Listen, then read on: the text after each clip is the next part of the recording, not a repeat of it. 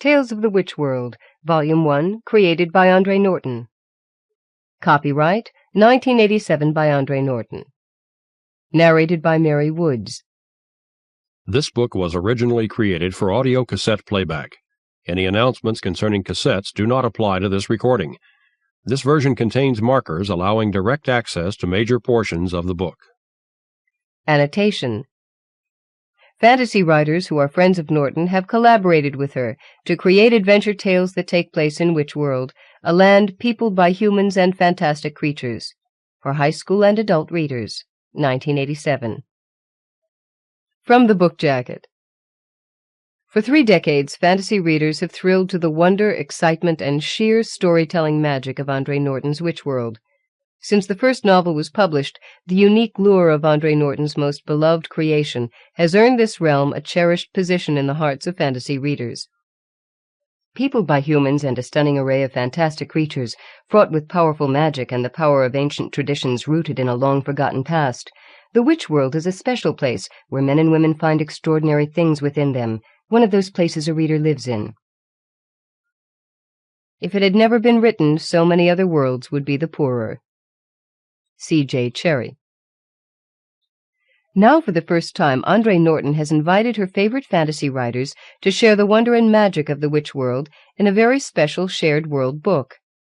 Robert Bloch, A.C. Crispin, Charles de Lint, Mercedes Lackey, Ardath Mayhar, Elizabeth Scarborough, Robert E. Vardeman, and 9 other fine writers have collaborated with Andre Norton herself to create heart-stopping adventure that sweeps from the peaks of high Hallack to the far reaches of Estcarp in the land of Andre Norton's imagination, known as Witch World.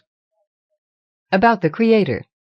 Andre Norton is the author of dozens of best-selling fantasy and science fiction novels, including Griffin's Eyrie, Tor, 1984. Her Witch World novels have sold over 10 million copies worldwide. Ms. Norton, a superb storyteller whose skill draws the reader completely into a fantastic other world, Chicago Sun-Times, lives in Winter Park, Florida.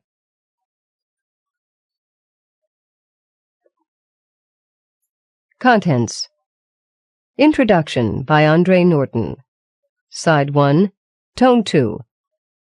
Of the Shaping of Ulm's Heir by Andre Norton. Side 1, Tone 3. Heir Apparent by Robert Bloch. Side 1, Tone 4. Fenneca by Wilanne Schneider Belden. Side 1, Tone 5.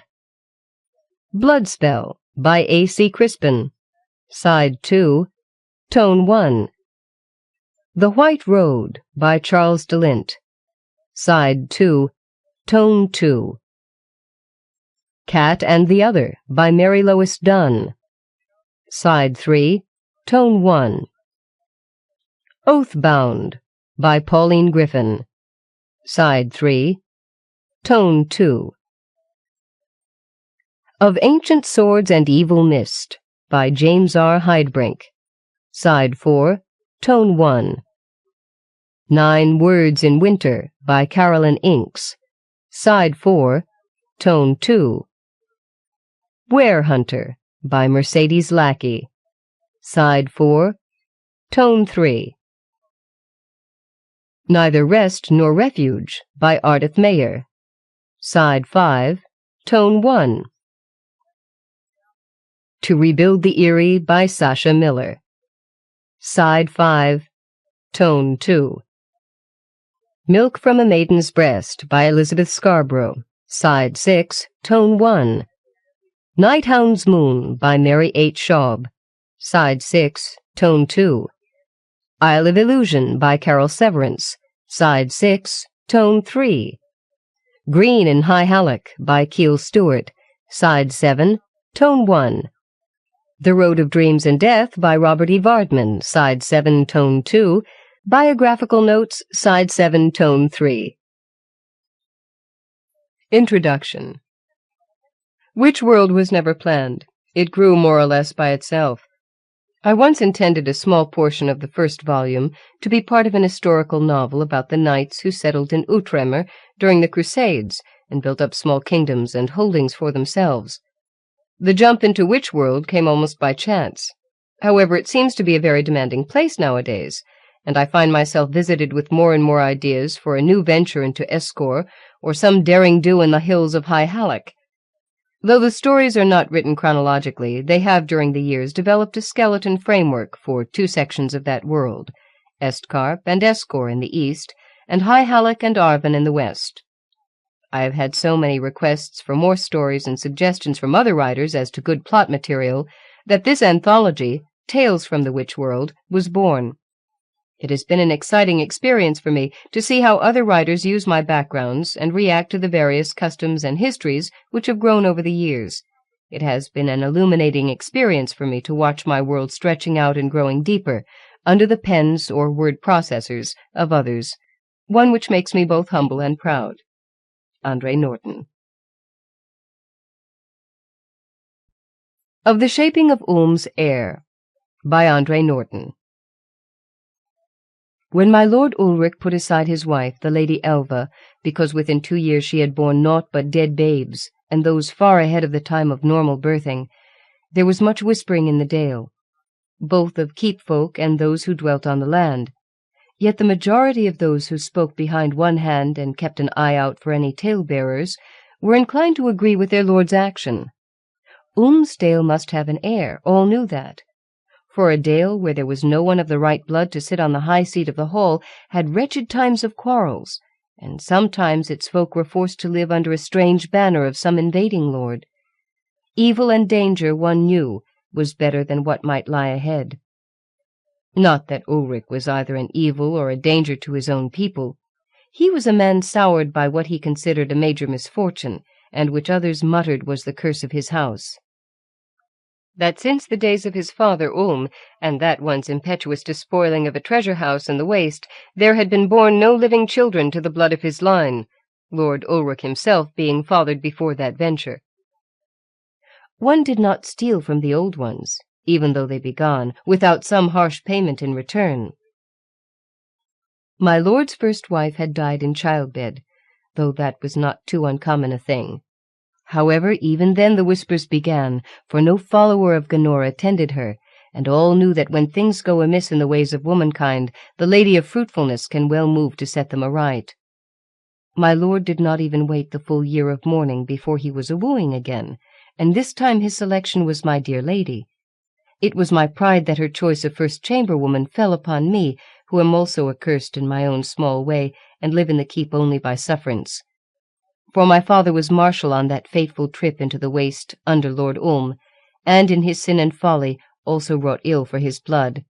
For I was born with a beast one's face, my upper lip split like that of the free-running hare, so that people ever turned from me in disgust, from the time I was able to understand my deformity. Only the Lady Elva never showed such aversion to me, instead spoke me fair, and praised my skill with my needle, and my soft touch when putting to order her long hair. Long and beautiful was that hair, lighter than any I have ever seen, closer to the sheen of gold, waving of itself when it was loosed from the formal loops of a matron's styling. Hidden now beneath a dark veil, yet she is content to have it so.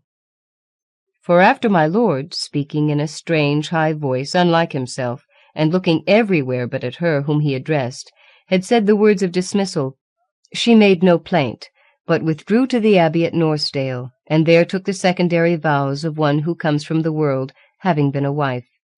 Though before her all such were widows, ready to find a safe refuge from the world. I begged her to let me go with her, and that was when I first learned that, though she was of pure Dale's blood, she had the seeing, or some portion of such power, for even as Lord Ulrich's eyes had turned from her as he had ordered her forth from his household, so now did she look beyond my shoulder, as if she saw no wall of stone but that which was alive. Alas, there is that ahead in time which will concern you and more than you. Here you must abide until that hour when what you shall do will be greater than you know, and will change much for others. Then she took from around her neck the chain which held an ancient carving, which she had worn ever under her robe, so that none save me had ever marked it. Worn by years and handling it was, still there was no mistaking its shape, for it was an amulet of the great Lady Gennora, who smiles on womankind. And this the Lady Elva put around my neck, and then laid her hand upon it, pressing it against me so that I felt its weight even through robe and under smock, and she said, "This will be shield to you, dear heart, when the time is here. Think often upon her whose sign this is, and when the evil creeps upon this dale, call to her." Thus she went from us, to be swallowed by the abbey walls, and no more have any touch with our world. Sore was that parting for me, very sore. Once more I was the outcast one. But I think that my lord might have had second thoughts concerning his act, though the need for an heir ruled him so straitly, for he gave me freely the four-tower top chamber, and said that I was no longer to be the butt of others' foul humours and laughter. Clever with my needle I remained, and thus I felt that I earned my bread, for I made clothing and worked upon hangings for the walls. My lord did not remain long without a lady. Save this time he needs must go far afield, since the whispers had run beyond the valley walls, and he was looked upon by the neighbours as a cursed man. His new wedding brought us the lady Tefana out of the north. She had no right to stand against any curse, for men said, or their wives whispered, that she too was from an uncanny house, and that her kin had had dealings with some of the remaining old ones of the waste, so that strange blood flowed even within her own body. As my own dear lady had been fair, so this one was dark with a pale skin, which seemed more of the moon's giving than any healthy sun-touched flesh. She was small and quick, but graceful in her movements, and she laughed much, though it seemed to me that good humour never touched her dark grey eyes. Though I was no longer chamberwoman, she sought me out, and gave into my hands various lengths of fine stuff which my lord had gifted her for her bridal, showing me with well-drawn pictures what she wanted made for her adorning.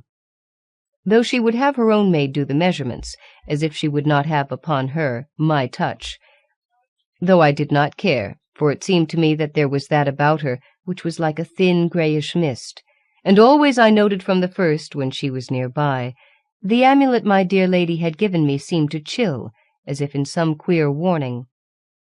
Her own chamberwoman she had brought with her from the north. She was a dour, sour-faced creature, much older than her mistress.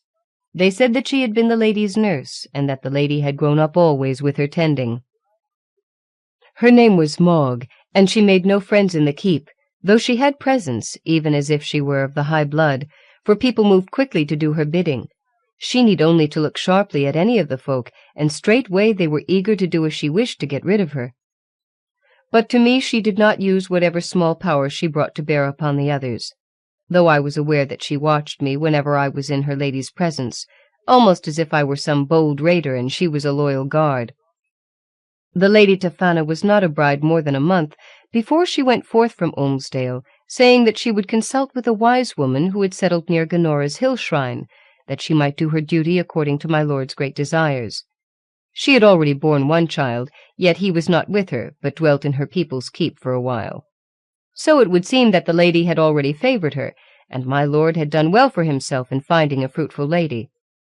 Still, when she rode forth with Maud and two of the guards, I noted from my tower window that she did not make the turn to the path which led to Ganora's shrine, but passed that by. Then curiosity moved in me, and I changed house robe for a shorter tunic, and put stout climbing boots on. Taking a shoulder bag with food for a double day's journey, I slipped out of the keep at twilight, and made my own way over the women's road. Why I thought thus to spy upon my new mistress, I could not even understand myself, save that the need for my going gnawed in me like a hunger, and would not be appeased. It was close to midsummer, and the moon was new. Thus I felt that I had naught to fear for myself. Still I took with me a stout staff of ash, over which I had rubbed my amulet along with the crushed leaves of Ilbane.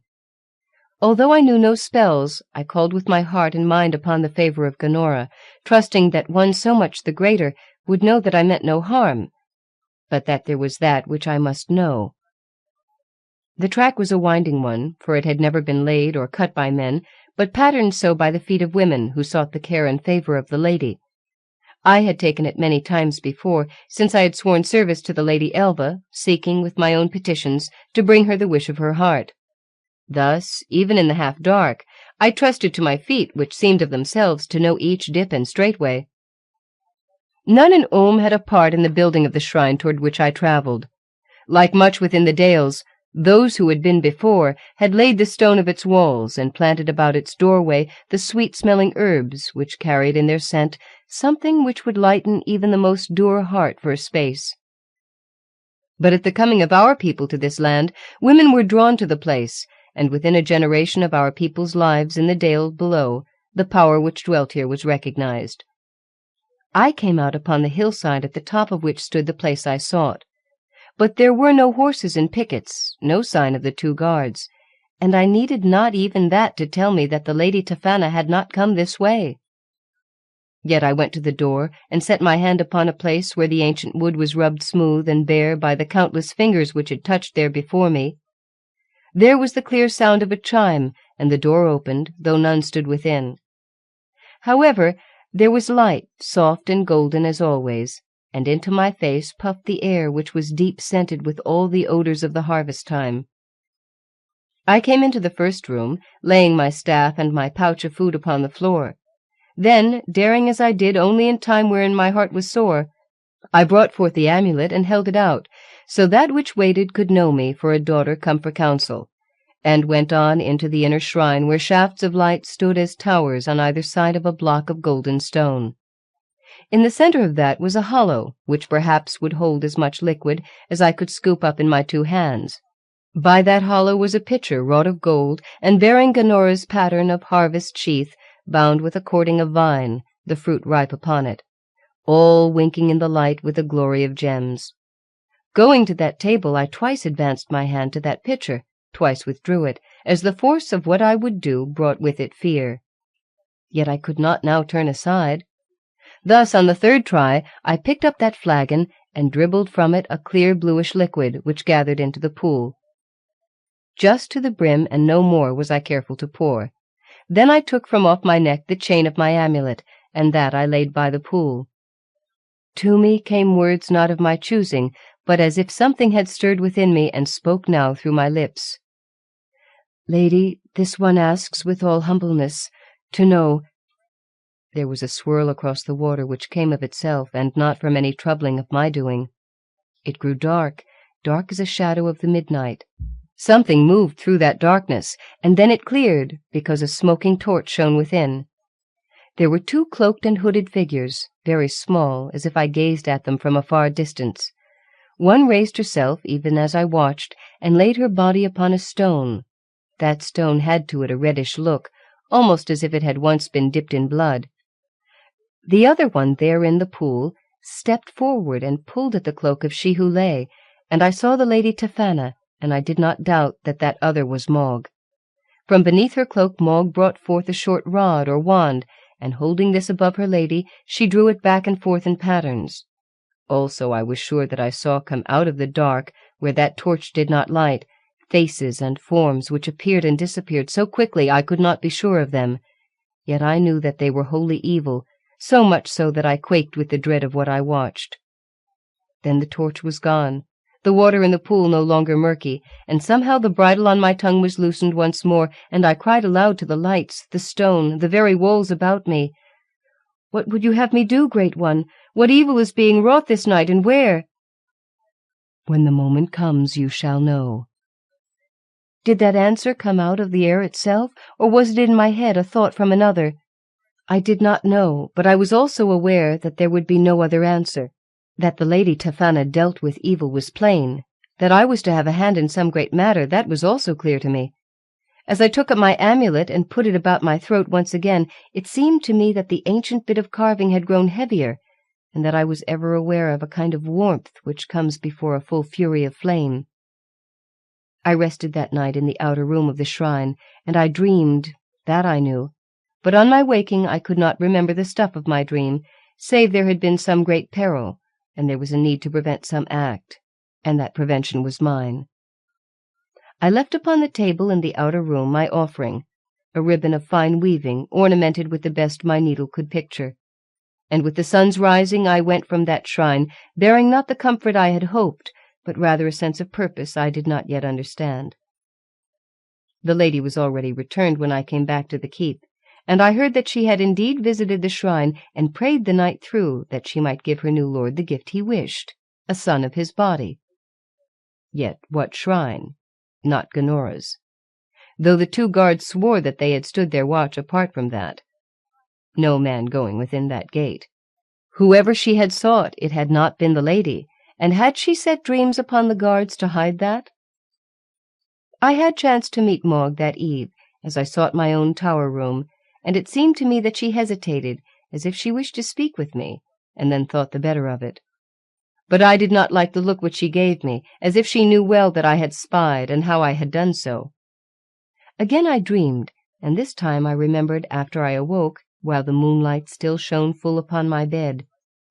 I had been somewhere else, and the feeling of that carried so fully with me that for more than a quick breath or two I looked about my tower room expecting fully to see that other place, a long hall with tall pillars, and in the distance a white light. A moon-silver one toward which I was drawn. There at the heart of that lay what I sought, a chest of crystal in which lay— But the light burst forth as I tried to see who or what was within. Yet I knew that it was needful that I should do this. I put forth my hand into the blazing light. It did not sear my skin as I thought it might. Rather my flesh prickled, and I felt that into it entered some power which it was needful that I retain, even though I was no wise woman, nor one of the old ones. Now as my dream released me, I looked down at my hand, and it appeared even in the full of the moonlight to have a broad band like unto a burnished ring encircling each of my fingers. Though even as I watched in wonder, those faded from sight, but not from touch, for I felt a constraint and weight on each as I moved them, curled and uncurled bone and flesh. As I lay back again upon my narrow bed, I rested that hand on my breast when it chanced to cup to my body the amulet of the lady. And that warmed from the power, sending through me now a strength such as I had never before known, while in my mind I shaped words and spun them into phrases, though they were strange to me, and it was as if I were repeating a ritual, which I did not understand, but which had been so drilled into my memory that I would never lose it again. Nor did I sleep the rest of the night, though I lay quietly, wrapped rather in the warmth of what was now within me, more than the covers I had pulled up against the chill of that stone-walled chamber. And I strove to remember each small portion of the dream, while I wondered at what had lain within the crystal chest, and why some great one had made use of such a one as I. It was a strange day which followed. I was uneasy and could not sit still at my stitchery for long at a time, but paced now and then my chamber. When I went down into the kitchen, I heard the snickering of the maids, and saw them watching from the corners of their eyes, now and then, a tall figure tending a brew-pot on the hearth. Maud, who seldom left her mistress's chamber, was there, and to that which bubbled before her she added now and then a pinch of this, a dried leaf of that, while the scent of it was rich but sickly, like unto the smell of meat which is near spoiled, and yet covered with spices to hide its nastiness. While she measured and tended, so she was humming, not any tune such as might be sung as one went about one's work, but rather a mumble of sound, which seemed to pierce into one's head and yet carry no meaning. And I saw that those gathered there made a wide circle about her, even the cook, all-powerful here, keeping a good distance. But not such a distance as I myself chose, for upon seeing her back, I thrust under the edge of my upper jerkin my strangely weighted hand, and ate bread and cheese awkwardly with my left. For that feeling of cold evil gathered about me, and dulled all the pleasure one could take in this homey place before. Also I hurried away from the kitchen as soon as I had choked down a few mouthfuls, and came again into my chamber. For now there settled upon me a feverish need to be about a certain piece of work over which I had dawdled earlier. This was a scarf of that same brave colour sun's setting left upon the sky. This was to be patterned with birds, the like of which I had never seen. However, Maud had brought to me 2 days earlier a picture of such, lined out on a thick shaving of wood. They shone bravely in shades of red, but where one might have set gold to give them majesty, the pattern had black lines, providing them with feet, bills, and crests of that murky hue. Nor did I like to work upon them, for I had a queer feeling now and then that when I finished a crested head it would turn a fraction, and the eye I had set therein fastened upon me. I had never had such fancies before, and I pushed these sternly out of mind. It also seemed, now that my hand was weighted by those rings I could not see, that the stitches I was setting precisely came very slowly into line. Yet also there was driving me this need to be done with the thing, and have it off and away, back to she who would wear it. So doggedly did I labor that the sun was still above the hill crest when I set the last stitch, shaking out the folds to inspect them carefully, making sure that I had not skimped the pattern in any place. Then I folded it over my arm, and took up also the pattern chip from which I had worked, and went forth to deliver my handiwork. Lady Tafana had been given the west tower for her own biding-place, and I hurried along the outer defence wall rather than take the longer way of descent to the courtyard and up again. There were no sentries about, since Olmsdale, to our knowledge, had no enemies to try our strength, and I saw a wink of light from a window ahead, where that portion of the keep was in the beginning of twilight. I raised a hand to knock, but instantly, as if she had foreseen my coming, Mogg opened the door and beckoned me within.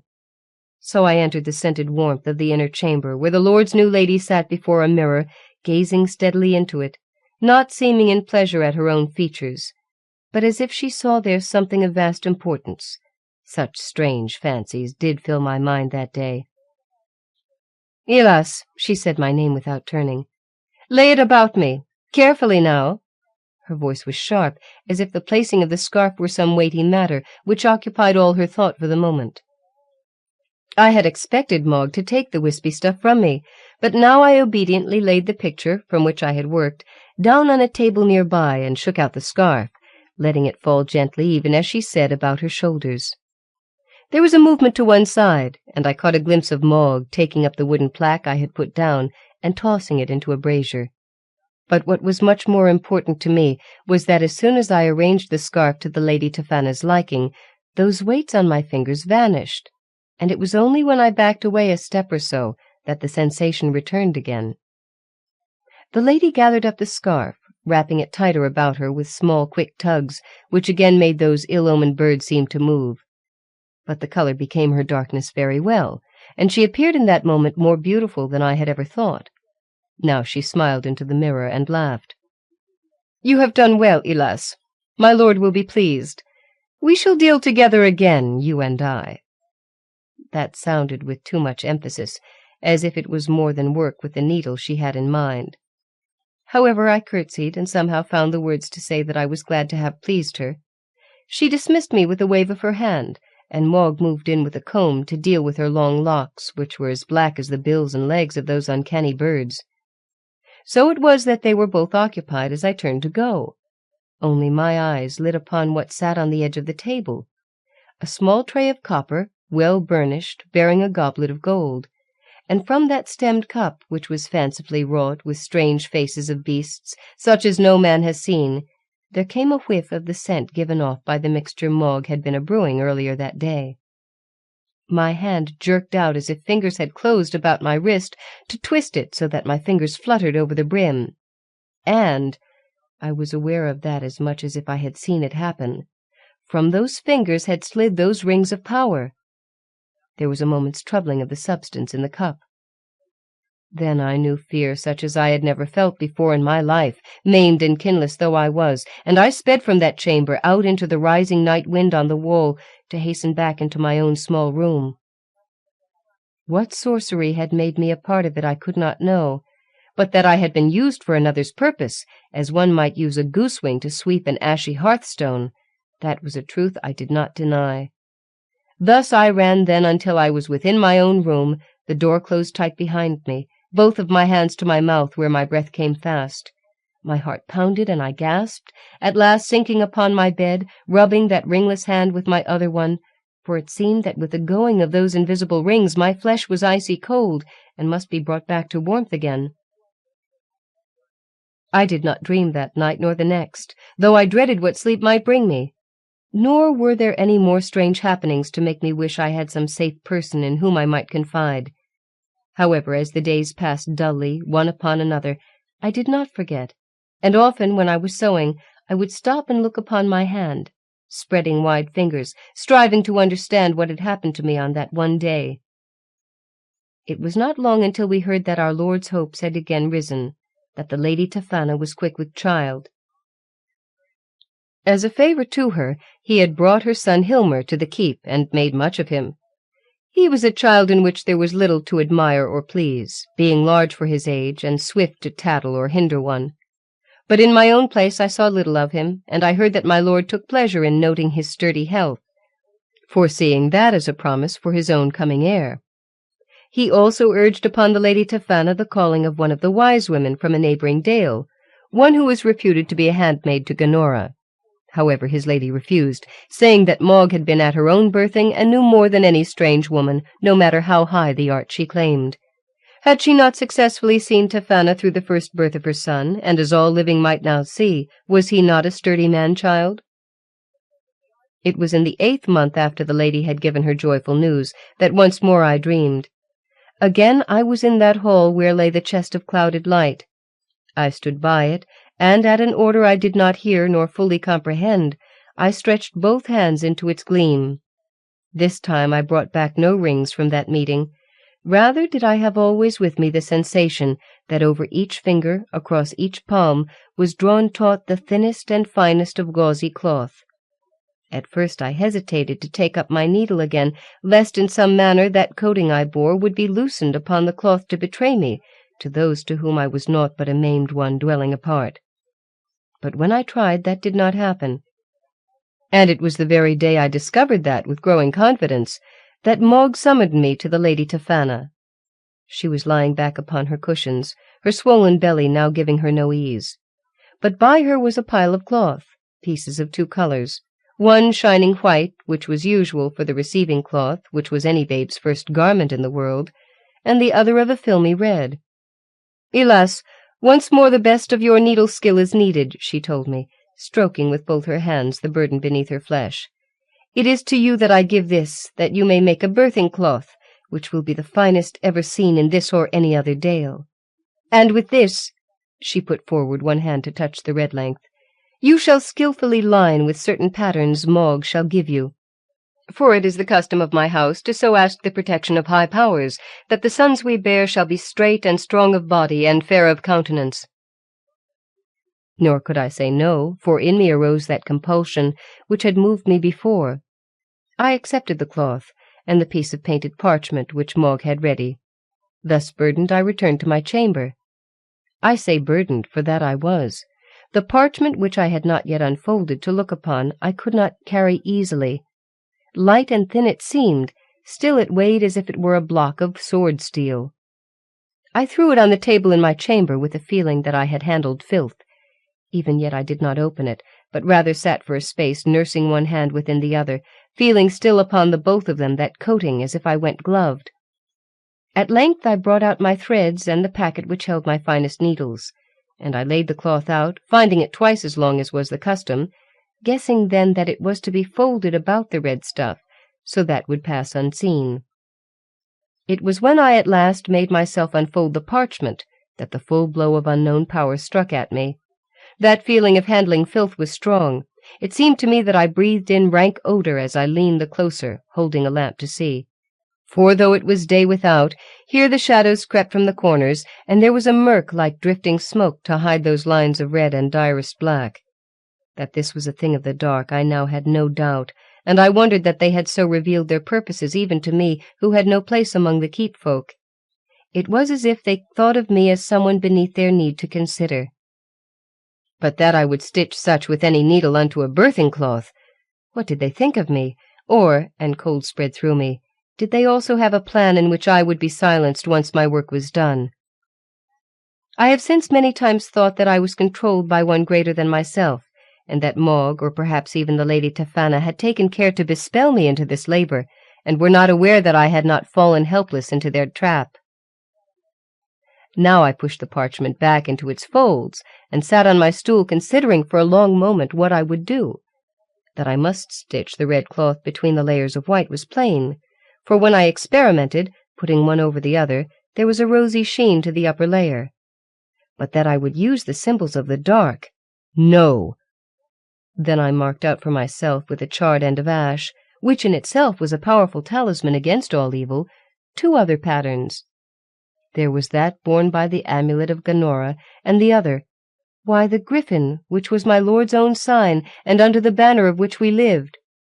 Looking upon these, I set about with my stitchery, and my needle flew with such speed and ease that it might have wrought of itself without my urging. The length had room only for 4 symbols, the 2 repeated, but they grew out of my best work, and I wrought them in silver thread, moonglow, such as is blessed by the lady in her own shrine. Then quickly I laid the cloth within the other, and sealed the sides with stitches so small that my eyes should have ached when I made them. Yet I suffered neither that nor any fatigue as I worked, upheld by an inner strength which was new to me. When I was done, I folded it with care, making sure that the rose shine was visible, but I wondered if those symbols I had not used might have been visible too. That was a risk I must take. I had worked the night through, still my head was clear. I had no aching of back, no redness and pain of eye. Not yet would I return it, I thought. Let them think that the task was such a labor that I was kept to my needle for hours yet. Opening my casement to the brightness of the morning, I drew a deep breath of the freshness of the air before I turned again to where my work lay, and performed one last task, that of passing above the folded cloth the amulet I wore. In my hands as I did so there was a pleasant warmth. Then all at once all the weariness I had earned came upon me, and I stumbled to my bed, not taking off my jerkin or skirt, and fell upon it, sleep already sealing my eyes. It was late afternoon that I awoke to another shaking, and saw above me Mog's lean, ill visage, and smelled that sourish, bitter odour which she carried always with her. "Fool! Where is the work?" She raised her hand as if to slap me, and then dropped it as one who would bide her time a little to deliver punishment. "There," I said, and pointed to the table. She turned swiftly, and snatched up first the parchment, tucking it into some pocket hidden within her fusty robe. Then her greyish-skinned fingers came to the folds of cloth. But she did not quite touch it. Instead she now shook forth another fold of material, and gestured for me to place my handiwork upon that and cover it well. With this she left me, but at the door she turned her head a little, and I saw in her face a smile which was more the grimace of one steeped in malice. Again I suspicioned that those 2 meant me no good. Yet that suspicion did not really trouble me. It was as if I were sure that I wore armour against the worst they could attempt, and I gave thanks to Gunora, for I truly believed that it was her amulet which had so hearted me. That and what still clung gloved tightly to my hands, and which tingled a little now. It was 3 days later that the news spread through the keep that the Lady Tefana, wishing to make sure that her lord not be disappointed again, would go for the birthing to the very shrine of Gunora, where she could be sure that the lady's favour would be hers. My lord was quick to give in to this plea of hers, but it was unexpected that she also asked for me to accompany them, her plea being that I was a devout follower of the lady, and was known to have her favour. Thus, though there were clouds hanging over the crown of the not-too-distant hills, we set out, the Lady Tefana in a horse-litter, the mares, it was slung between, being hand-led by my lord's men, Mog striding on foot by her side, while I rode behind with 2 of the castle maids, who were experienced somewhat in the mysteries of birthing. We went at a slow pace, in spite of the gathering of storm warnings, and I was not surprised that we did not turn aside at the hillside path leading to the shrine, for no horses, even the most sure-footed, could make that climb. Instead, we were to go around, to approach from the other side, taking the slight risk of travelling on one of the old one's roads, which for the most part the dalesmen avoided. Our snail's pace brought us but barely on that road when the threatening storm broke, and Lady Tefana cried out that she could not travel through its fury. The only shelter nearby was one of those half-ruins which the old ones had erected at places along their roads. Into this we reluctantly crowded. Luckily there were 2 half-chambers left, and having loosened the litter, the men bore Lady Tefana into the inner one, whereupon we who had been chosen to serve her crowded. It was then that she began to writhe on her resting-place, and cried out that the babe was coming too soon, and in an evil place, and she misdoubted that anything would be well. Mog held her hands and spoke to her softly, but still she uttered cries, and it was plain that her time was indeed upon her. Thus we made ready to do what we might for the babe, and I prayed to Gunora that it would come alive and well. For, though I believed its mother to be tainted by some shadow I could not understand, the small new one would come sinless into the world. Come it did, and it was a son squalling lustily. It was I who received him upon the birthing cloth, while Mog tended her mistress, and when I looked down at what I held I near dropped the child, for the well-formed small legs ended not in feet but in hooves, such as one sees upon a kid, and the eyes which opened wide when I rolled the cloth about him were as gold as the glint of that metal in the sun. Mog swung about as I uttered a cry of my own and reached for the babe. Only at that moment there was a sound which rose above the fury of the storm and the faint moans of the lady.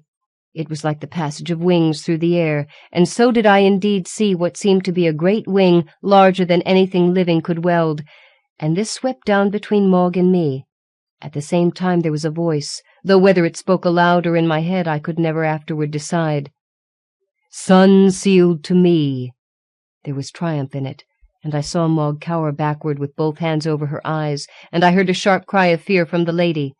But to me came peace, and I knew that this was well and good, and what I held was no demon's brat, but only one marked by nature with a brand even as the one I wore.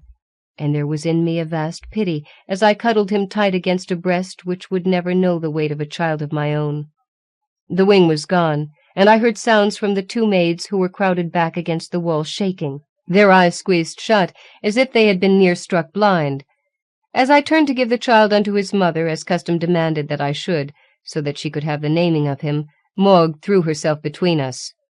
"Demons get," she mouthed, and would perhaps have struck the babe out of my hold, and the Lady Tofana screamed full voice and thrust also outward, warning me off. That was the way of it. They brought us back to Olmsdale, but the lady would not look upon the child, and those who had been with us were quick to blame it on both the curse of the house and the fact that he had been birthed in a place of the old ones. Since she would not feed it or even look upon him, the babe was mine for a measure of days, and I was forced to allow him to suck warm milk from my finger. Yet he throve, and despite his eyes and those hoofs, he was a good child to look upon, and I came to cherish him. But the Lord Ulrich was determined that, having gotten his heir, he was fain to raise him. So he called in a forester with whom he had himself been fostered for a space when he was a child, the two of them being his brothers. To him the babe Caralyn was given, and thus disappeared into the far reaches of the dale. It was quickly made known by the will of my lord that no one was to speak of his son's deformity, while the maids who had been present at the birthing were sent with him. As for me, I asked for speech with Lord Ulrich, and spoke of what had long been close to my heart, that I go unto Norsby and be with my lady there. He made me swear upon the mighty amulet which guarded the keep that I would not speak concerning Caralyn, and this I agreed to very willingly. There was only a small glimmering thereafter of all which had been my lot, for the tingling invisible gloves were gone from me when I gave the babe to his foster mother. I could not forget, but neither could I speak. And when I reached Norsby, I had much else to occupy my mind, for I found my lady ill of a deep cough, and saw well that death was not far away. Out of their kindness they allowed me to nurse her, and there was one summer night when the moon was full that she spoke to me alone, for the lady sister who helped her with potions had gone to get more of a cordial which stifled the cough. "Elas," I had to bend very close to hear her faintest of whispers, "the foreseeing, you have done what the powers would have of you. He, she sucked in air as if she could not get enough to hold her with us. He who was so born has his heritage. No demon as those two tried. No demon." And so saying, she crumpled back a little into the pillows about her, and I knew that she had gone. For me thereafter there was no more ensorcelment. I was given charge of the linens and the robes. Only in my dreams did I seek other places, which were always just a little beyond my reach. Yet never did I forget that great voice which greeted Caralyn at his birthing, and thereafter my own dear lady's words concerning his destiny. Heir Apparent by Robert Bloch. Truth is a weapon which cuts both ways, and its blade is often bent in the telling. Let not my words mislead you, for I am neither a swordsman nor any other kind of man. My name is Mog, and my station is that of first chamberwoman to the Lady Tofana. It is for her that I must tell the truth, lest others twist the tale. Hear me now, for this was the way of it. It is whispered that we of the North have long had dealings with the powers of the dark, and that we bear the taint of their blood. This I shall not deny. To live in a land where once demons held domain is difficult at best, for their power is still strong, and we have learned their ways in order to survive. We who wish to dwell in peace under their sufferance must bargain for it, and if at times that bargain entails the mingling of bloodlines, so be it. That my own mother entered into such an alliance has been hinted, but of this I cannot surely say, since she died at my birthing, without revealing my father's name.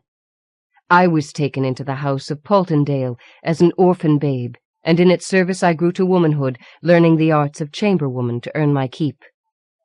I know also, and freely admit, that from childhood on I possessed certain powers greater than those of ordinary folk around me, and came easily to the study of spells and the distillation of potions employing the lore of the dark. While other maidens of my years yearned for love, my interest lay only in learning, and I knew naught of womanly wiles and ways. And when at last love came into my life, it was not the love of maid for man, but the maternal affection of a mother for her child. The child was she who became Lady Tafana, and I was not her true mother. She, like myself, was born into the house of Paultondale without living parents, both her noble sire and lady mother perishing of a plague which swept the land shortly after her birth. Some called it a curse brought down upon them for trafficking with dwellers from the dark. Again, I know nothing of this save rumor, and all I knew at the time was that a tiny infant lay helpless and unprotected, mewling for a mother's milk, and starved for the succor of a tender touch and caring caresses. Milk was secured through the services of a wet nurse, but it was I, assigned to duties in the nursery, who gave her loving care, and as the years went by, it was I who became not only nurse but teacher, I who protected her with charms to ward off harm, I who was privileged to be her preceptress and guide her emergence into womanhood. And woman she became, small in stature, but well endowed with beauty of face and form. Her hair was lustrous black, her eyes deep grey, her gestures graceful, her voice a caress. Small wonder, then, that she was sought as a bride by her cousin, the young heir to the house of Fortle. And when she wed, she chose me to serve as her first chamberwoman. Those were joyous times, and in memory I still hear the echo of her laughter. When the union was blessed with a son, Hilmer, it seemed her happiness was complete. But happiness is hard to come by, and harder to hold. It slipped from her grasp all too swiftly, with the sudden death of her lord in a hunting accident. Her grief was great, and I grieved for her. Lady Tafana's beauty was shrouded in the grey garb of widowhood, and her position as mistress of Fortle imperilled by her dead lord's brothers, who sought to take power. It was then that I came to her one dark and dreary day, in the tower chambers which had long since ceased to be warmed by sunlight or her smile. "Be of good cheer, my lady," I said, "for I bring glad tidings." "Indeed." Grey eyes met mine with no lustre in their glance. "What might those tidings be that they hold reason to dispel my sorrow?" "Your time of mourning is over, and your widowhood as well, for even as I speak, a suitor is on his way."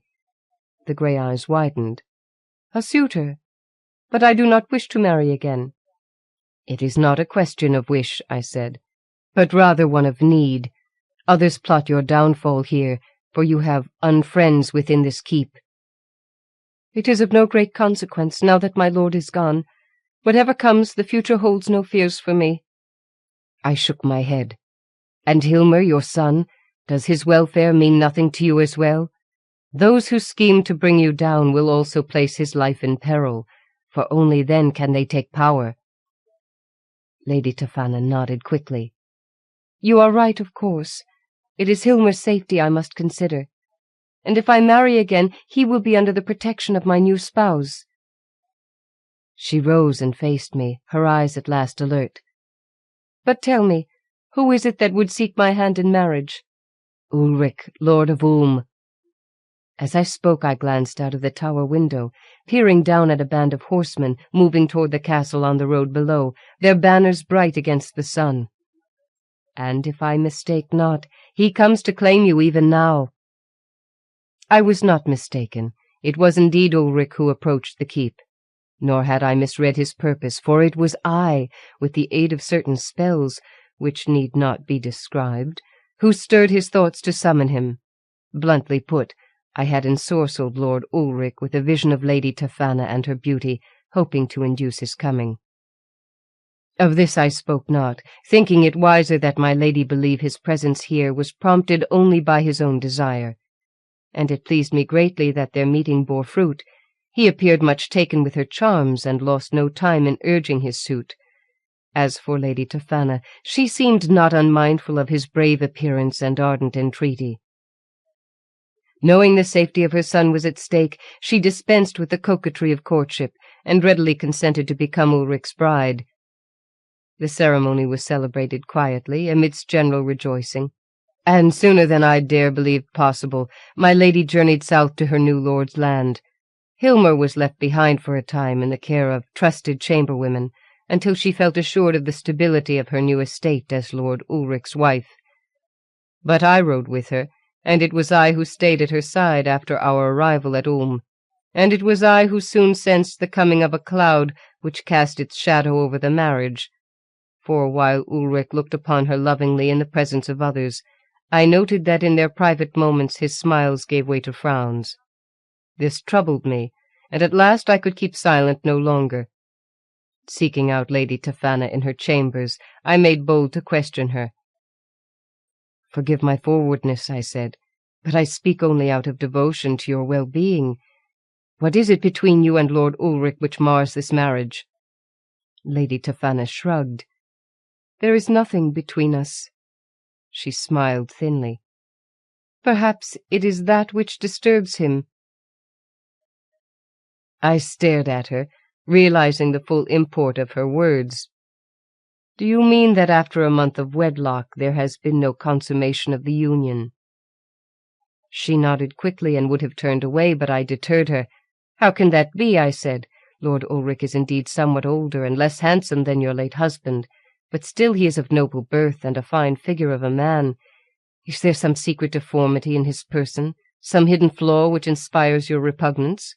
Surely it is not his indifference that prompts your rejection. Even I, who know little of the ways of love, can see how greatly he yearns to follow wedding with bedding." "Truly said." Lady Tafana faced me now, and I read anger in her eyes. "Ulrich does indeed burn with desire to possess me, but his longing has little to do with love or even lust. To him I am not a person, but merely a receptacle to be filled with seed. He does not truly look upon me as wife or woman. He married only to beget an heir." I nodded. "But this is natural. All men wish for offspring, and a lord needs sons to carry on the line."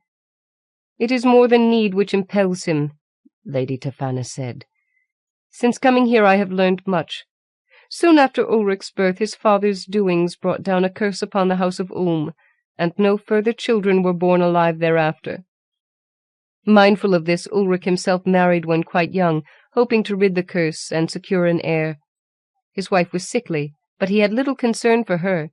He promptly got her with child, and when the poor lady died in the birthing, he mourned not at this. It was only the loss of the infant which sorrowed him. His second wife, the Lady Elva, was wedded in unseemly haste thereafter. It is said she captivated him with the beauty of her fair hair, the slim perfection of her body with its exquisite pear-shaped breasts. It is also said that he felt true affection for her, but this did not deter him from his purpose. He took her roughly and repeatedly until she too conceived, not once but several times, and always the offspring came before their time, so that none survived.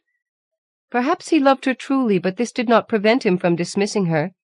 He craved a child, and that is why he came to wed me, only because he must father an heir for Ulmsdale. As he thinks of naught but his own position, so must I think of mine, and this I swear, I shall not become an instrument of his arrogance, a broodmare to serve his purpose. Proud he may be, but so am I. Mine is the pride of womanhood, and he shall not humble it." "Even at the cost of your son's life," I said softly. "I will protect Hilmer," she declared. "With what? A woman's wiles?" I frowned. "How long do you think you can fend Ulrich off with talk of headaches or being in your monthly courses? Sooner or later he will insist upon claiming his rights to your person, and if you resist he will surely banish you. Then Hilmer, like yourself, forfeits all protection. You too will wander the waste to your deaths." Lady Tefana, she who walked high in her grace, now stood with sagging shoulders, and the white purity of her complexion greyed to ashen pallor. "But what am I to do?" she cried. "The answer is simple," I said. "You must conceive." "Never!" A spark of anger flared from the ashes, reddening her cheeks and flaming from her eyes. "Come what may, Ulrich shall not use me thus." "Consider his position," I counselled. "Ulrich acts not out of malice, but only to protect Ulm." "His motives do not matter," Lady Tefana declared. "If I give him a son, the boy becomes his rightful heir, and Hilmer would still have no assurance of safety in the future." Her eyes flashed fire. "I tell you I will not bear Ulrich's child." "I speak only of conception," I murmured, "but the child need not be Ulrich's." Lady Tefana stared at me in puzzlement. "You would have me cuckold him with another man?" I smiled. "Suppose it was not a man?" My lady stared, taking my meaning. Then, "You would have me consort with evil?" she whispered. I shook my head. "Evil is an empty word. The cosmos itself exists only as the interplay of light and darkness, which are neither good nor evil, merely opposite aspects of the same power which men seek to control by means we call magic." "You have knowledge of such magic, then?" Lady Tefana said. "I do, and I would employ it so that you bear a babe which is not truly of Ulrich's blood." "But what purpose would that serve?" "Yours," I told her. "If the offspring is not Ulrich's, it will become your ally, not his. Thus it will grow to protect you and your child. Is that not what you desire?" Lady Tefana nodded. "More than life itself." She hesitated, grey eyes intent on mine. "But are you certain you can do this?" "Trust me," I said. And she did. So it was that she went to Lord Ulrich and cozened him, saying that she would no longer withhold her favours, for now her true desire was as his, to give him a man-child. But when he sought to take her, she implored that he wait only a few days longer. First she must make pilgrimage to the shrine of Gennora, Our Lady of Fruitfulness, and pray to her for the life and good health of Ulrich's issue. Convinced and content, he agreed to her going, wishing her well on the mission. Before departure, I took other steps to guard our safety. When Ulrich's former wife, Lady Elva, took refuge in Norrisdale Abbey, she left behind her own first chamberwoman. This was one Ilas, an ill-favoured creature with a hare lip, who was skilled in needlework. I was disturbed by her continued presence here, and wondered if she had been instructed to stay and spy upon Lady Tefana and her doings. To distract her from such purpose, I now sought her out with a smiling face, and asked her to weave a scarf for my lady, using fine fabric which I gave her, together with drawings of a pattern for her needle to follow. Thus employed, I felt she would be unmindful of our own comings and goings. And go we did next day, accompanied by 2 guards, though it was not Gennora's shrine we sought. The guards knew naught of this, for in their provisions was an ample supply of drink containing a potion I concocted to ensure sound sleep and direct their dreams. To them those dreams would seem reality, so that next morning, upon awakening, they would swear they had spent the night in sentry outside the portals of Gennora's shrine. But once their slumber was assured, Lady Tefana and I made our way farther into the bleak and barren land, where stood another edifice, erected by darker powers for a darker purpose. It was there in the crumbling ruins of what had not been razed by human hands that we came under the cloak of night, and it was there, in a chamber steeped with shadows, that Lady Tefana removed her cloak at my instruction, and laid herself upon a slab of stone, baring her body to reveal the richness of its charms. The slab was cold and the night chill, but it was with fear of the strange shadows that she shuddered and shivered until my words calmed her into repose. Eyes closed, she slumbered, unaware of what transpired in the midnight hours. As she lay in loveliness, I drew forth a short wand, fashioned from the spine of an unborn infant, and bathed in its blood to confer the power of charmed command. Power, too, took added strength from the sound of the words I muttered in a tongue forgotten by men, but well remembered by those who dwell in the darkness. The force surged forth to stir the shadows, imbuing them with a life of their own. Swirling into shifting shapes, the shadows took fearsome form as they drew closer to the slab, gathering to gaze on the bared body of my lady. Hands that were more like claws or talons swooped forth, seeking to touch, to grasp, to possess. But with wand and words I kept them back, whilst I sought the semblance of one summoned by name, the Dark Lord Gulker. And as my lady slept, he came, emerging from the striving shapes, to tower over the slab with more than a shadow substance. There was such hunger in his glowing gaze, such emanations of dark desire, as to set me a-tremble, so that the wand almost slipped from between my fingers. Hastily I tightened my grip, chanting aloud the ancient ritual which alone could hold the adept's powers of Dark Lord Gulker in thrall. Even so, he crept closer to my sleeping lady, closer than any of his shadowy company, tensing above her body as though to hurl himself upon it. "You want her," I whispered. "Then listen. Listen, Lord Gulker, and heed me well." Now, murmuring in the midnight, I proposed my pact, my lady's flesh in return for Gulker's favour, and when I at last concluded, the huge head nodded in eager assent. "Then it is agreed," I said. The shape made as if to advance upon its prey, but with my wand I waved it back. "Leave us now so that I can prepare the way. She shall be yours at moontide of tomorrow's eve." Shadows lack voices, but I fancied my words echoed by Gulker's deeper tones, and then his shape slithered back to merge and mingle with the other phantasmal forms, as they swirled away into the darkness, vanishing to leave me alone with Lady Tafana asleep on the stone, stained by other sacrifices. Now she too would be sacrificed to seal this pact with darkness, but mercifully she knew not of the bargain I had struck. As for me, I slept not, but waited the coming of dawn in silence. When Lady Tafana awoke and sought to question me, I told her merely that my efforts had met with success and all would be well. Seeking the guards before the portals of Ganora's shrine, I bid them bestir themselves. As I had foreseen, they were none the wiser for our absence during the night, and now together we made our way back to the keep. There, as Lady Tafana rested in her tower chamber, I sped to the kitchen below, for in accordance with my plan I needs must prepare a potion. With me I brought certain herbs and simples gathered from the weed-strung waste, and while cook and serving-maid stood apart, curious as to my intent, yet afraid to question me, I filled a brew-pot on the hearth, and began the rituals required.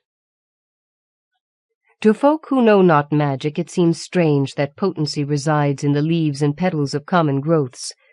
The secret, of course, lies not in the plants themselves, but in their proper mingling. It is much the case as with words. Used singly, they lack strength, but when grouped together in certain sentences, they can cajole, command, condemn, curse, inspire love or loathing, happiness or hatred. And plants possess similar powers when combined for intended usage. To compound the efficacy of my concoction, I hummed an age-old tune, for musical notes, again when properly assembled, convey a still other power of their own. All this is the essence of magic's meaning, the informed use of the commonplace to create a linkage with forces that surround us, and bend those forces to our bidding. In the midst of my task I spied the woman Elas creeping about the kitchen and stealthily observing my every movement. From the look of her she did not relish the odours arising from the bubbling pot before me. And there was an aura about her, as if she were not alone but accompanied by an intangible presence. An image came unbidden to me, that of an eagle-headed griffin, which is the guardian symbol of the house of Ulm. But what this had to do with the actual and visible Ilas I could not divine. Dismissing the vagrant fancy, I watched the woman leave after making pretense of eating bread and cheese. Puzzled, I sent my thoughts after her, informed with a purpose she must fulfill. My sending proved successful, for when I finished my workings and took a portion of my potion to Lady Tafana's tower, Ilas appeared bearing the scarf I had bid her weave. This she presented to the lady, who placed it about her shoulders and praised her work. But there was about this a matter for unease. Before Ilas arrived, I had poured my potion into a golden goblet, and now she recognized its scent. Peering down, she passed her fingers over the goblet's rim, then drew back quickly, and in the twilight of the tower window I saw her misshapen mouth go agape in fear as she turned to depart from the chamber. "What possesses her?" Lady Tafana exclaimed. "No matter," I replied. "At best she can but suspect rather than know. As for possession, that in itself is a matter we must now consider, for the night is nigh." Then and only then did I inform the lady of what lay ahead and of the part she was to play in it. Briefly put, the plan was this. With the coming of darkness, Lady Tafana would seek out Lord Ulrich and invite him to sup in her tower chambers. Here, with a sumptuous meal prepared, she must greet him with warm and wifely words of welcome, while arrayed in a rich robe woven but thinly to cover her charms, yet not conceal them. Together they would dine by the light of scented candles, the fragrance of which would mingle with the perfume my lady had applied to her person. And as they enjoyed their repast, she would employ the methods of a magic common to womankind, shy gestures, sidelong glances, stifled sighs, such sorceries as need not words to give them meaning. The wine Lord Ulrich took with his meal must aid in kindling desire, but nothing could inflame his senses like my lady's unspoken promise of passion to come. Inevitably he would seek to draw her to the bed, but before the moment of sweet surrender she must invite him to drink first from the golden goblet. Once the potion passed his lips, our aim was accomplished, for even as he drew the garment from her shapely shoulders, a strange sleep would steal over him, but a sleep in which he fancied himself still awake. Thus, though he held heaven in his arms and sought the portals of paradise, he would do so only in dream. Then, as the potion took full effect, Ulrich's mortal body would be usurped by the essence of one not completely mortal, as Dark Lord Golker took both his place and his pleasure. Lady Tafana listened, and her great grey eyes were haunted with misgiving. "But this is a dreadful thing we do," she whispered. "A needful thing," I told her. "If there is issue from this union, both it and your son Hilmer will enjoy the protection of Dark Lord Golker." My lady shuddered. "It is said this Golker is a creature neither animal nor human. How can I freely give myself to such a monster?" "There is a way," I told her. "When Lord Ulrich drinks from the goblet, you must signify your desire to drink in turn, not from the goblet, but from his lips, while his mouth still holds the liquid of the potion. This will please him, I know, for there can be no more precious a prelude to the act of love. You need but take a sip of the brew to bring the blessing of sleep. Within moments your senses will slumber, though you will appear to be awake. You shall not be aware of Golker's coming and caresses, nor will he discern that you thus deny him your participation in his pleasuring."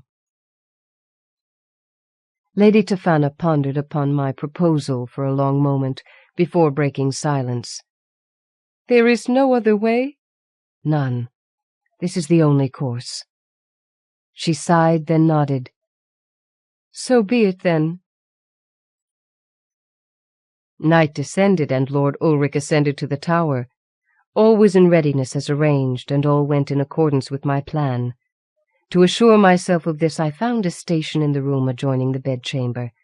Kneeling there in the darkness, I put my eye to the keyhole of the chamber door. It was not curiosity which prompted me, but after all my calculation and worrisome workings, and above all for the sake of my lady, I must be certain of the results obtained. So it was that I witnessed the meeting of Lord Ulrich and his bride, their meal together, her amorous enticement and its effect upon him. I saw too his draining of the golden goblet, and how Lady Tofana drank a portion drawn by a kiss with opened mouth, a kiss that ended only as the lovers sank down upon the bed together. Together, yet not for long. As the two entwined, there seemed a great stirring in the bedchamber, and the candlelight wavered, flames fluttering in a whirl of wind. Then shadows came, though I did not sense their source, filling the room with a swirl of seething sable which spiraled down upon the bed and merged into a single shape. The shape descended upon Lord Ulrich, seeming to absorb his body, so that now Lady Tofana lay beneath a shadow. This shadow was unlike any other, for it had eyes, great eyes, holding a lambent light as they feasted upon my lady's bared beauty, eyes that gloated as fingers of darkness fondled and fastened themselves upon her person. But as the black bulk descended, I saw, or seemed to see, a curious change in its contours. For a moment it melted, and in its place appeared the profiled semblance of a great beaked and horned bird-like head, borne by a body with widespread wings. But it was Gawker's loins below which thrust forward, and from them darted that which had the hideous likeness of a writhing serpent. At the sight of its writhing and the realization of its intent, I cried out in terror, then swooned away before the door. How long I lay in merciful unawareness I cannot say, but when at last I roused and steeled myself to again peer through the keyhole, I saw that Gawker's shadow had vanished, together with all other fearful forms.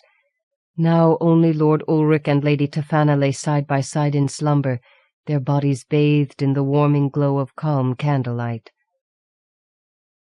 Of what transpired on that fateful evening I spoke not, nor did my lady venture to discuss, but it was apparent that Lord Ulrich was unaware of anything amiss, and now he looked fondly on his bride, the more so as he perceived the growing evidence of her condition, for it was increasingly obvious she was with child, and this pleased him greatly. So fulsome was his favour that Lady Tofana made bold to bring Hilmer to the keep. Ulrich welcomed him warmly, and I know he took his place with favour, though I saw him but seldom in the months to come. As for me, I remained haunted with a vexing uncertainty as to what I had actually witnessed before my fainting spell. Each time I encountered the needlewoman Elas, I wondered if by some mischance she too had wrought a magic of her own. It was a matter of grave concern, and when Lady Tofana entered the final weeks of her carrying, I determined upon a course that would ensnare Elas, however unwittingly, as a party to the outcome of my plans. Providing my lady with what was needful, I enlisted her to summon Elas to the bedchamber, where she lay awaiting the approaching hour of birthing. Here, in accordance with my instruction, she gave Elas 2 bolts of cloth, one red, the other white, together with a parchment I prepared bearing a design to be woven into a birth-cloth for the newborn infant. The design held symbols not usually employed, but I hoped Elas would feel sufficiently flattered by being entrusted with her task, and follow orders to weave the pattern as instructed. But when I sought her out to take possession of her finished handiwork, I perceived instantly that she had betrayed my wishes, for the birthing cloth bore other symbols, the twin traceries of Ganora's amulet of protection and the Griffin guardian of the House of Ulm. Of my displeasure I gave no sign, merely gathering the cloth and wrapping it in the folds of another.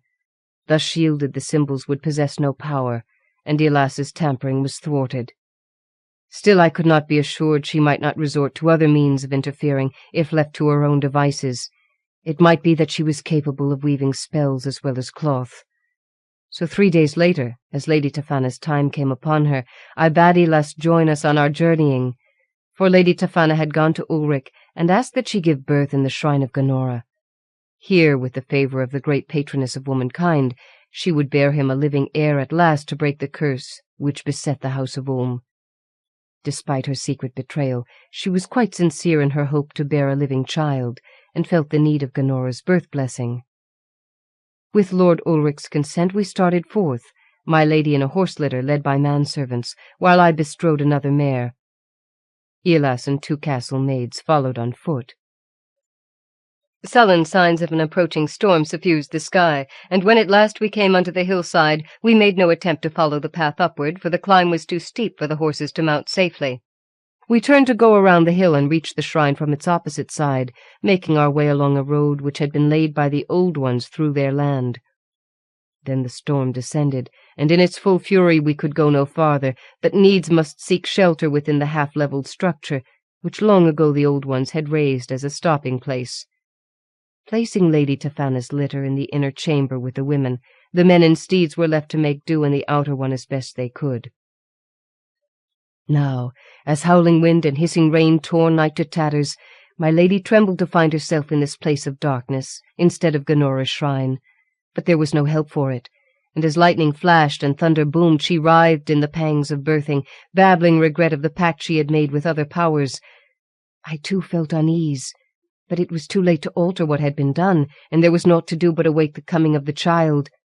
Thunder heralded its birth, and when the maids drew forth the babe it squirmed and squealed loudly, for it was indeed alive. As I ministered to my lady, Elas took the infant and placed it upon the birthing cloth. Then lightning flickered forth from cracks in the ruined walls, and in its glare I turned and beheld the child, beheld its manly human form, which terminated in hooves instead of feet, beheld also the human face whence forth peered two glowing yellow eyes. And as I stared stricken, a sound as of the beating of great wings rose above the tumult of the storm, as did the echo of a mighty voice raised triumphant over all. "Son sealed to me." The echo faded, but my fright remained, for it was then I knew that we had failed. Despite Golker's brand upon its body, and despite the cry of what I sensed to be the Griffin Lord, this was truly Lord Ulrich's son.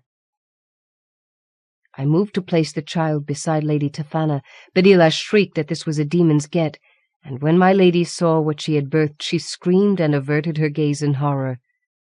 Nor would she ever look upon it or hold it in her arms, even when we returned to Ulmsdale, and Lord Ulrich accepted his heir without question or reproach. He gave the infant into the care of a trusted forester, who took him to raise in a place far distant from the keep, and I, who had risked and sacrificed so much for my mistress to safeguard her future, found myself without favour in her eyes. Banished from her presence, I now know naught but desolation and despair. Sometimes I ponder upon that of which I spoke, the nature of a cosmos in which good and evil are illusions, merely the interplay between light and darkness, which we seek to control by magic, so that we ourselves may gain power. And this I ask myself, what if our power is also an illusion? What if the forces of light and darkness are themselves but pawns in some vaster game which we cannot ever comprehend or hope to master? The answer to these questions I do not know. I know only that I am afraid. Afterward. I was introduced to Andre Norton and her business associate, Ingrid Zierhut, at a convention. The ladies then retired to their room, where Miss Norton promptly fell asleep, and Miss Zierhut read the ads in the program booklet, thus giving you some idea of the kind of impression I made on them. Still, something did result from our meeting, because when Miss Norton awoke, she announced, "I just had an idea," and Miss Zierhut responded, "So do I." Whereupon both said, in unison, "Why not ask Mr. Bloch to write a story for Tales of the Witch World?" It was a crazy idea, so of course I agreed. As we all know, somebody, either Shakespeare or Isaac Asimov, wrote, "There are two sides to every story," and "Imitation is the sincerest form of flattery." Actually, these quotations come from Diogenes Laertius and Charles Caleb Colton, respectively, and both are misquotations. Laertius' term was question instead of story, and Colton didn't qualify his wording with form of. Nevertheless, I was guided by the incorrect quotes, writing the other side of Andre Norton's story from the opposite viewpoint of another character, but deliberately imitating the Norton style, which, like the lady herself, I greatly admire. Making a mistake is not always an error, as somebody once said. I think it was me. Having read my story, it's up to you to decide if what I did was right or wrong. At any rate, consider Heir Apparent as a tribute to the talented tale-teller who inspired it. Robert Bloch.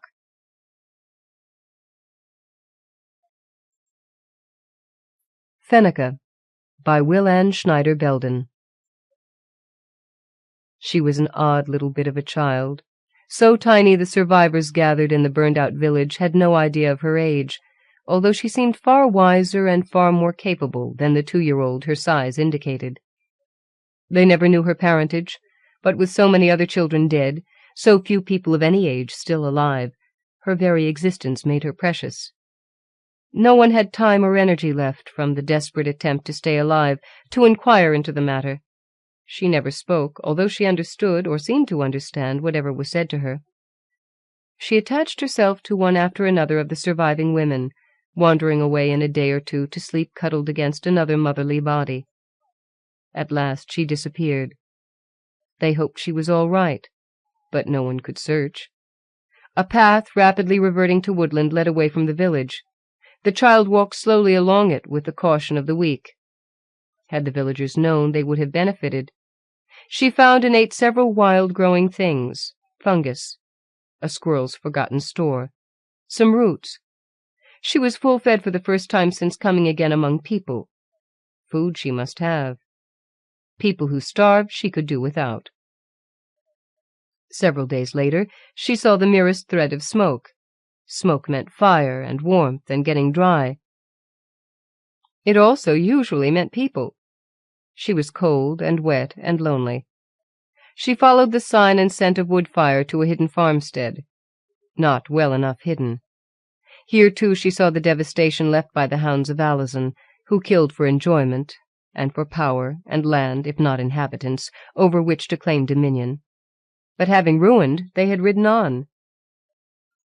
One room of the house looked lived in, and the beckoning smoke rose from the chimney. The child went in. Alone in the house, more than half starved, Janya lay on her cot unthinking, long past weeping and despair. When the tiny being entered, Janya believed it a hallucination, but the double handful of shelled nuts the child placed by the woman's hand were real. One half nut meat at a time, slowly, chewing and chewing, swallowing only a little at time, Janya ate. The tiny ragamuffin, clothed in someone's outworn smock, a strip of something around her waist to hold it close and shorten it, watched her solemnly.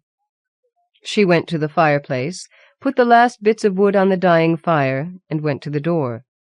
A signal with speaking hands told Janya she would return. Almost an hour passed. When she came back, she dragged after her a branch far too heavy and long for her seeming fragility to manage. Panting and half-crying with exhaustion, she wrestled it all into the room. She looked at Janya for help. Still unbelieving, Janya found the strength to tip over the now three-legged table. A part of the branch might break off. It did, and the child put it into the fire. Her third return, well after dark, shivering so hard she could hardly drag herself through the door, was with the most miraculous gift of all, a fat coney, its neck broken. She dropped the body by Janya's cot and sought the fire, now burning brightly, if small, on the hearth. She sank down, and Janya thought she cried.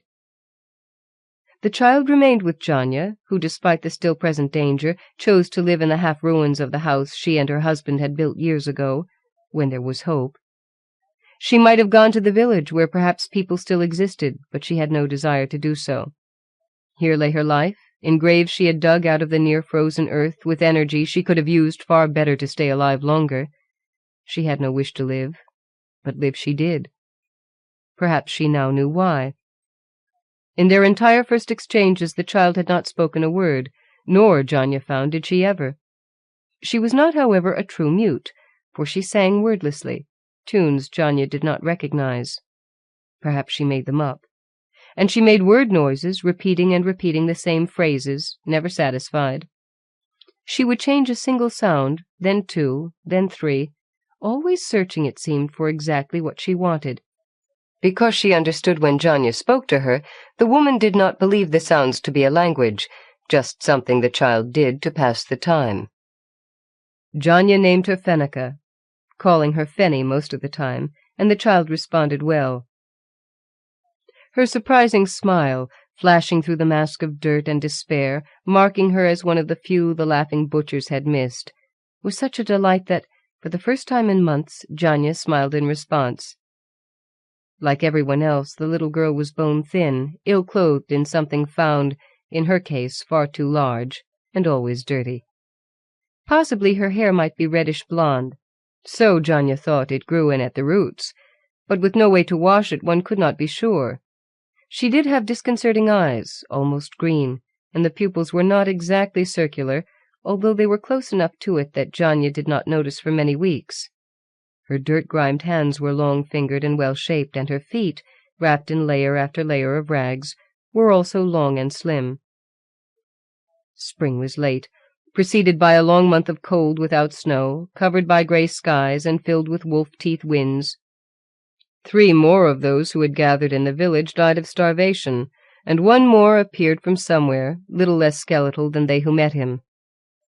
Seed-grain was long since eaten, and even the feral long-toothed rats found themselves hunted as determinedly as they themselves sought food. True spring came within a week of Fenny's arrival, and the child slid out of the one room into the pale sunshine as if released from a dark cave. She was gone most of the day every day, and came home with her mouth green, her hands full of strange things she insisted were food. Janya doubted, but as Fenny did not die, the woman chewed and swallowed her portion with grim determination, and lived. One morning Fenny returned with her ragged skirt, so filled with lumpy somethings that she could hardly stagger. She dropped her burden at Janya's feet. They had had no food the day before. Janya, foodless for several days, that the child might eat, was hardly able to move, hardly able to think. She reached out a trembling hand. Whatever it was could be eaten. Fenny held the hand away. She went to the hearth and held up a pot. She mimed water, cooking, then ran out to the stream to fill the pot. Janya dragged herself to the table and watched the little hands as they scrubbed the roots, cut out each indentation, leaving a fat cone of the root attached, chopped the rest, and put it into the pan. Fenny picked up a fork, mimed poking, waiting, poking again. Janya nodded. Yes, when they are soft.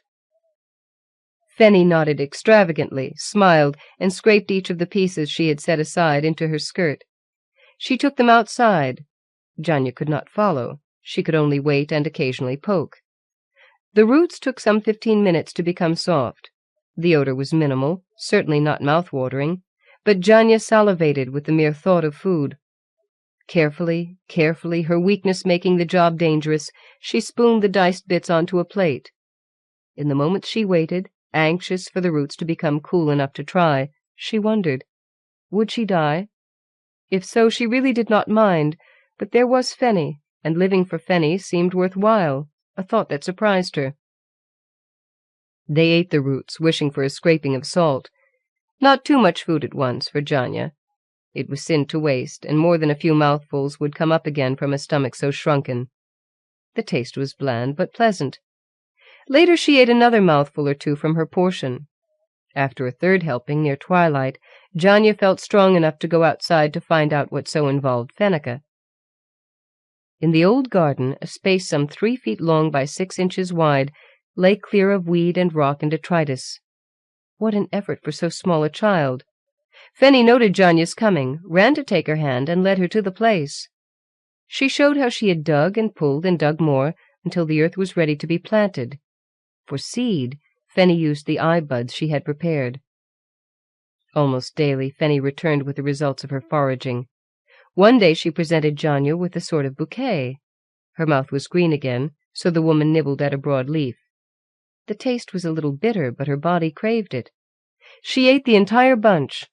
Fenny found 2 other roots, also to be boiled, and saved the top half-inch, with the leaves, to be planted in her expanding garden. One day, well after dark, Janya was nearly out of her mind with worry. The child returned with a freshly dead ground fowl and a smeared, teary face. She was not hurt, she mimed, just sorry for what she had had to do. They feasted that night, and Janya made the meat go far. Having food and hope, Janya prepared the soil, making ready for when the next food crops from the wilds would appear. Fenny brought little plants, each taken carefully with soil around the roots. Janya expected them to die, but they struggled valiantly, drooped and spread, then began to flourish. They ate wild salads until they nearly burst. Their sores healed, and Janya's gums tightened around her teeth. Fenny's increased rows of the root crop burgeoned. Below the ground, future meals lay growing. Another fowl, then a rabbit. Tears always in Fenny's eyes, but she brought the meat. The next time the fowl was a hen and alive. Janya restrained herself from wringing its neck by clutching one hand with the other. Yes, let it live. They could have eggs. Perhaps Fenny might bring more hens. If they did not eat the first eggs, the hens might raise broods. By saving the strongest cockerel, they could start a flock. She did cut off the wing-tips, Fenny cried, so the bird could not fly. In a month they had 5 hens, and the first 2 were brooding. Stunned rabbits, which Janya penned, made another source of meat. Still there were days when they went without, but they could now afford to do so. No longer were they in danger of starving, and to eat their crops and breeders would mean death when winter set in. As she seemed so well able to do it, Janya let Fenny handle the matter of food. She set to work rebuilding another part of the house, cannibalizing the rest of it for unburned, unbroken pieces of board, whittling pegs to hold them together, and digging again through the rubble for anything usable. She went farther afield, searching other lonely houses. Under a hearthstone in one she found such treasure as she could hardly believe. A whole leather bag of grain seed, a new axe-head, weapons, a small knife she could give to Fenny. She bore them home in triumph. They planted the seed the next day, hoping that it would grow, that the summer would prove long enough for it to come into seed and ripen. Every other day Janya went into the edges of the woods for branches to build a huge wood pile. More and more it seemed that they would live. None of the other survivors came to their out-of-the-way homestead. It was several miles from the remains of the village in which they huddled, and few had more energy than enough to keep alive. All did not have that.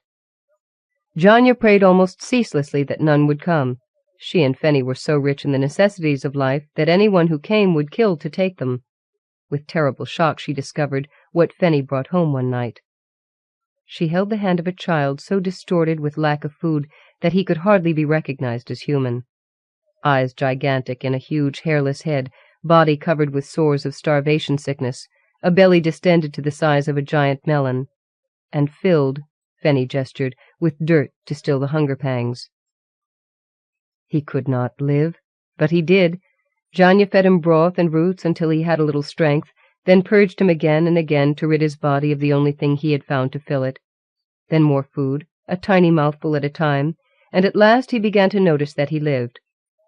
Having brought him, Fenny paid him little attention, as if the bringing was her only responsibility. Janya wondered, but she accepted the new burden. Fenny brought more food, early berries, old honey. She had stings, but she just cried and went on. Nothing she brought failed to nourish. The boy filled out, his belly flattened. He even began to grow hair, and his head no longer appeared too large for the rest of him. Once he had begun to look and act human, Janya revelled in conversation. He spoke seldom while he was so weak and ill, but made up for it almost at once. They talked and talked. His accent indicated his birth to be in one of the great houses, but something had happened to his memory. He remembered only his name, Labram, and having had parents, though he did not seem to feel their loss greatly. Labram's recovery triggered a new need in Janya. She saved every bit of fat, and one windy day, using lye from wood ashes, Janya made soap. She spent the next week washing things. The first 3, of course, were the people. She had rather expected Labram to wash up well, and he did, with his hair cut off short. It was of course impossible to do anything else, so filthy and matted was it. His skin scrubbed with lye soap and sand, his nails trimmed as neatly as they could manage with Fenny's little knife, and clean clothes. Janya had proof of his birth. He had a striking resemblance to a man she had seen only once, but remembered. He and his men had tried to repel the invaders. Dead now, no doubt, but his son lived. It gave her another reason to live. Labram must not be buried away here. Somewhere were people who could educate him, train him, give him a new life, perhaps a new purpose. In a year or 2, when they were ready, she would have to find those people. The change in Fenny astounded Janya. With adequate food, she had grown nearly 6 inches, and her age now seemed to be about 8. Little less than that of Labram, who thought he was 10. Clean and shorn, she was beautiful in a way that sent strange shudders up Janya's back. All this time she should have known. A child of no other heritage could have done what, and as, Fenny had done. An old rhyme, 2/3 forgotten, tried to emerge from her welter of earliest memories, something about which got, which born. She could not resurrect the rest. She hoped she showed none of her uneasiness. Fenny was hers now, and whatever her people had or were, this beautiful little one had proved beyond doubt that only good could come from such. Janya loved both the children. She finally admitted to herself, as much, if differently, as she had loved her own two. Nothing evil that she could prevent would happen to Fenny, regardless of who, what had got and borne her. Cleanliness delighted Fenny. When the soap ran out, she came home with armloads of soap roots, some of which she planted along the edges of the nearby stream where they got their water. With cleanliness came a different lifestyle. They were a family, and Janya, once an immaculate farm wife, returned to her normal ways. The children reacted to the change as if they had expected it. They washed up before entering the house. By fall, Labram was outdoors most of the days with Fenny, who accepted his presences as, Janya was sure, she would never have accepted any adults. When they came back, he told of learning and teaching, learning to creep so quietly that no woodland creature knew he was there, hiding from the few men with strength enough to hunt, and so well that they passed within a foot and never knew. Searching for growing things to take to Fenny, who knew if they were food. He taught Fenny to hand-catch fish and to spear frogs. The children brought back wild onion and garlic, 6 fruits, late berries, many different plant parts, and latest of all, backload after backload of nuts. They dug the root crops, delighted to discover how much larger were these they had cared for than were the wild-grown originals. Backload after backload of ripe grasses were spread on the roof, dried, then stored away for winter food for the fowl and rabbits. All summer long they saved the seed of the best plants. Next year they would not have a hungry day. Even this winter, with the fowl and the rabbits, the smoked fish, they should make it through.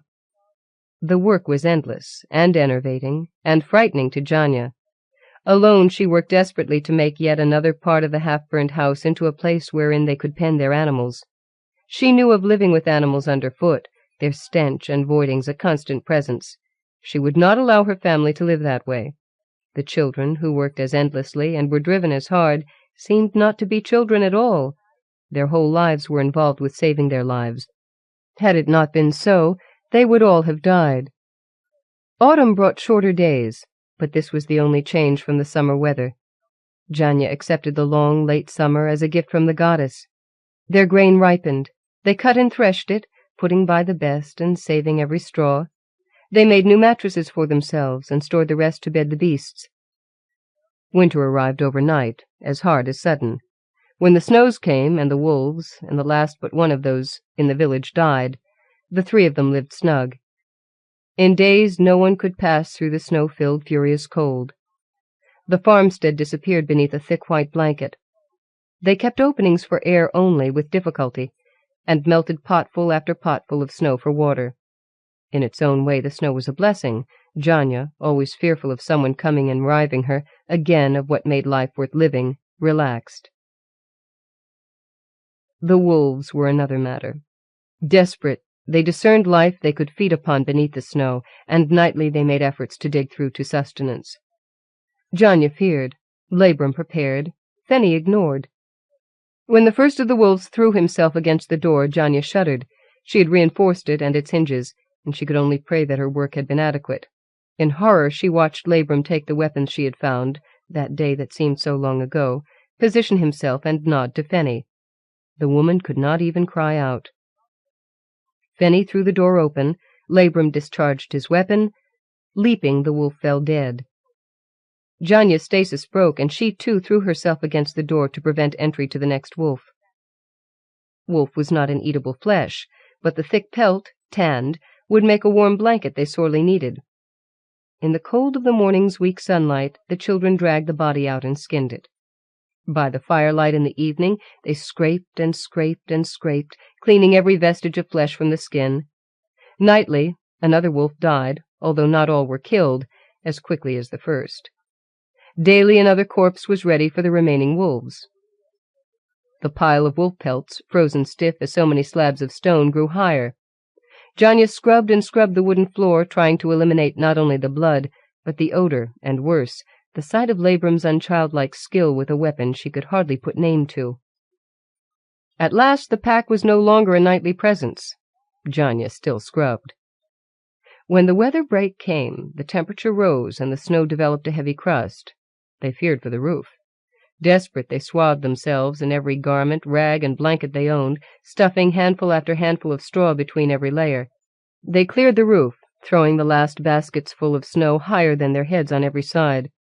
For the first time, Janya realized that they might not make it through the winter.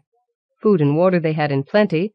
The blanketing snow actually kept them warmer than they would have been without it, and the tremendous woodpile did not disappear into smoke too rapidly. But the snow itself, heavy, turning to ice wherever the warmth inside allowed it to melt during the day, to freeze solid during the terrible cold of the nights, might defeat them. Fenneca's verbalizations, which had never bothered Janya in the least, became constant. The sounds made an undertone to their lives, never absent, never realized. No longer did these not-speeches seem purposeless, and they had never been random, but the child progressed through impatience to concern, to worry, to what seemed the first evidence of fear she had ever shown. Janya could offer no comfort, and became increasingly disturbed. One night, long after Fenneca should have been asleep, the sound continued. Gritting her teeth, Janya endured. Witch, witch, witch, pounded through her head. If only the child would be silent. What was she trying to do? Why? As if in answer, the old rhyme flooded full into her mind. When it poured out of her mouth, however, she knew she spoke the original words, those that frightened, envious people had changed into the parody she had learned. Even in her terror, Janya understood why, if not how, she knew the true words of the call. Need required them of her. Which born from which get, which she is the pattern set. She spoke more, much more, but she knew she would never remember the words. Fenneca sat up. Her verbalizations suddenly changed. They flowed, a fully realized rhythmic rhymed chant, into the darkness, into the still, windless, starlit night outside, and it seemed to the listening woman, on to the ends of the earth. The triumph behind, beneath the call siren so clear that Janya shuddered. The child lay back, her need at last fulfilled. She remained utterly still, breathing but unconscious for 3 days. The silence following Fenneca's constant trials at finding the words of call she needed should have been a relief to Janya. Instead, she would have called them back, could she? What would follow? She was unsurprised when, with the last of the light, the man beat against their door. Janya let him in. He spoke in what Janya now realized was a language she could never hope to understand, to the still body of the child. She sat up smiling. That smile still penetrated Janya's innermost being. Now it was directed at the gaunt skeleton of a man who summoned her. "Father," she said, and held out her arms. He collapsed into them. Fenneca began to hum, then to sing. Janya, desperate, looked at Labram. His face held an expression the woman could not read, his whole being one she did not know. He went to his pallet and lay upon it. He turned to the wall. Janya, too, sought her bed. Like Labram, she turned toward the wall, shut her eyes against the knowledge that, in the air, there hung a turquoise mist. She pulled her rabbit-skin pillow over her head. She lay awake long, long, hearing the ragged breathing of the man, who, unconscious, sprawled across Fenny's bed. Fenny's voice, penetrating through all with which Janya could barrier her ears, was singing again, singing those little melodies Janya had thought only the wandering tunes of a creative musical child. She knew the man heard them, wherever his spirit had flown, and that they would bring him back from the place where spirits go when they should die. Her own spirit warred. She could not wish him dead. Not one more life should be given to those who had so treated this land. She could only wish him absent, never to have found his child. Her child. Would he take Fenny? Of course he would, and she could do nothing to stop him. Fenny was his. No, Fenny was hers. She would find a way. And with this, to her own surprise, she was satisfied. She slept. In the wind-screaming, snow-blowing, sun-deserted morning, Janya woke before the others. She rose, performed her morning activities, as if this were any other day, holding to the simple things, the warmth of the water in which she washed, the pleasure of the animals she fed and whose quarters she cleaned. Labram's job, but he too remained so alertly asleep that she knew he dreamed dreams the man sent. She refused to allow that thought to do more than pass through her mind. With what did she have to fight? She smiled. Going to the hearth, Janya pulled the crane holding her always-filled pot of hearty broth. She removed the cover. The man made an inarticulate sound. Janya did not turn. She smiled. At his awakening, the children roused too. Janya ignored him. "Up, slug-a-bed," she called. "Wash and dress. Breakfast is nearly ready." She crumbled rough bread into 4 wooden bowls, added a measure of broth, and set them on the table. When the children came to the table, the man still sat, utterly quiet, utterly spent, upon Fenny's pallet. "Come, stranger," Janya said. "Break your fast with us. Sit here." She pointed to a stool. The man could not rise.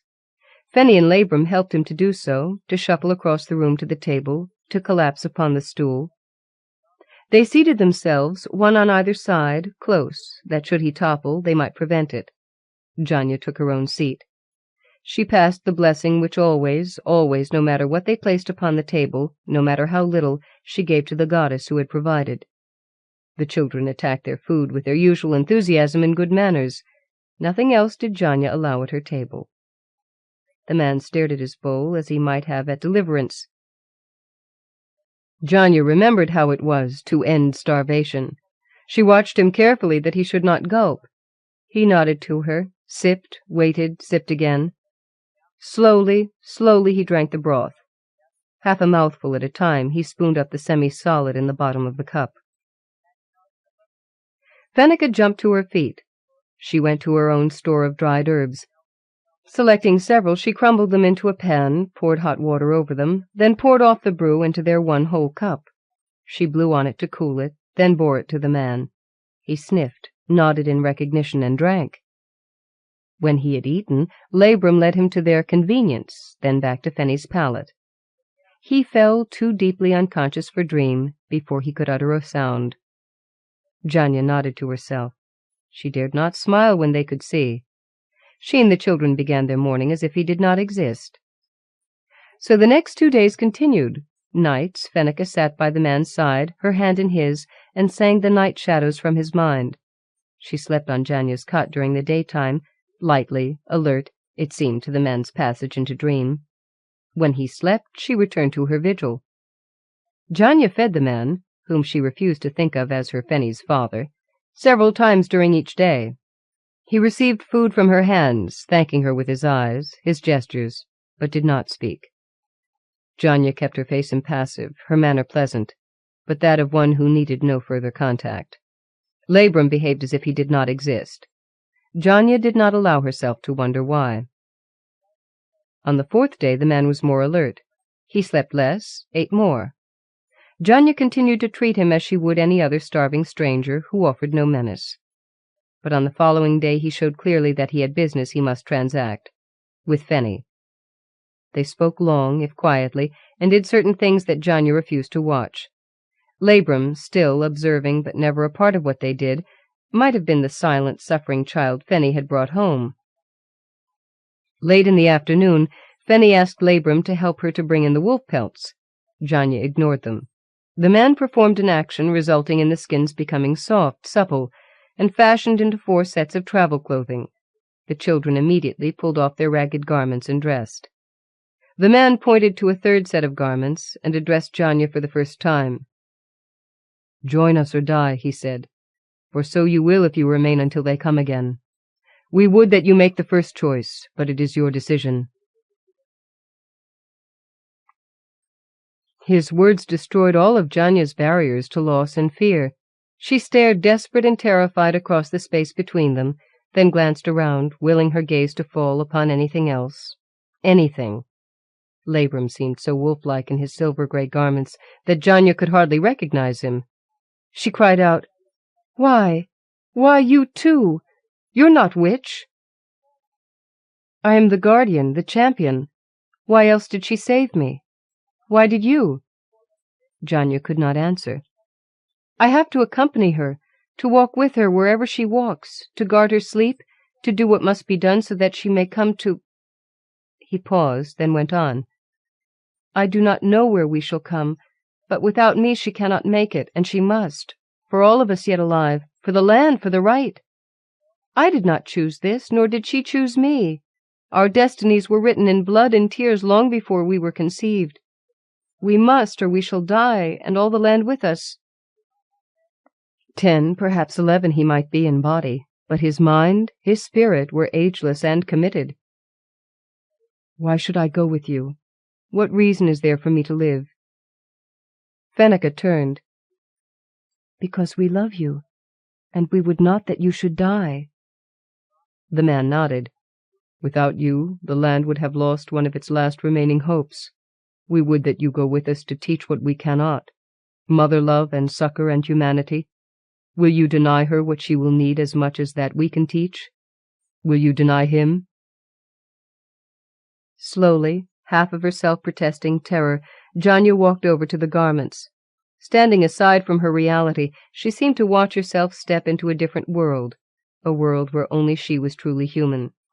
She bent down and stroked the warm, light, protective clothing. She observed it, then the boy for whom she had planned. Labrum, too, was full human.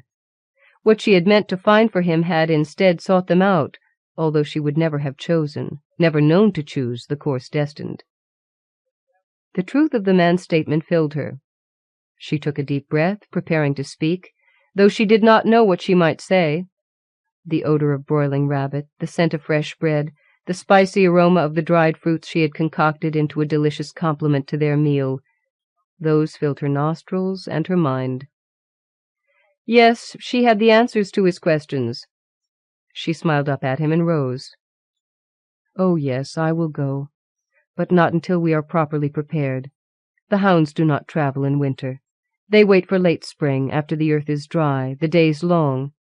So long, we are safe here. The man looked as if he would speak, but Janya overrode whatever he might have upon his lips. You may believe your power will enable you to reach wherever it is we go. I know better. We go when all are strong and rested.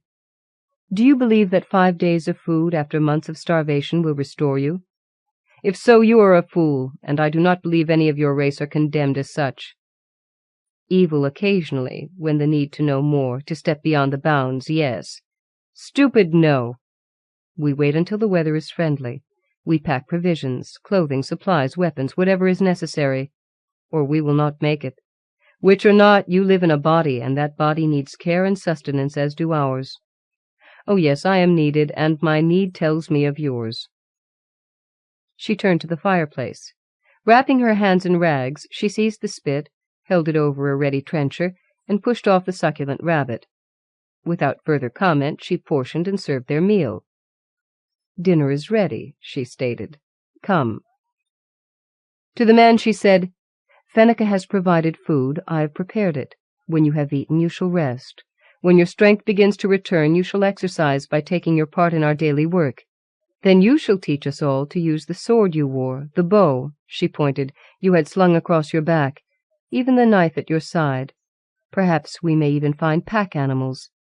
I do not doubt your skill at locating whatever we may need that is not already at hand. The man stared at her. He crossed the room slowly. Janya watched him, a knowing expression on her face. What he had done with his power, Janya accepted that he had it, despite her lifelong belief that only women were witches, had exhausted him again, made him awkward. He slumped onto the stool. His voice, formerly so strong, was a mere whisper.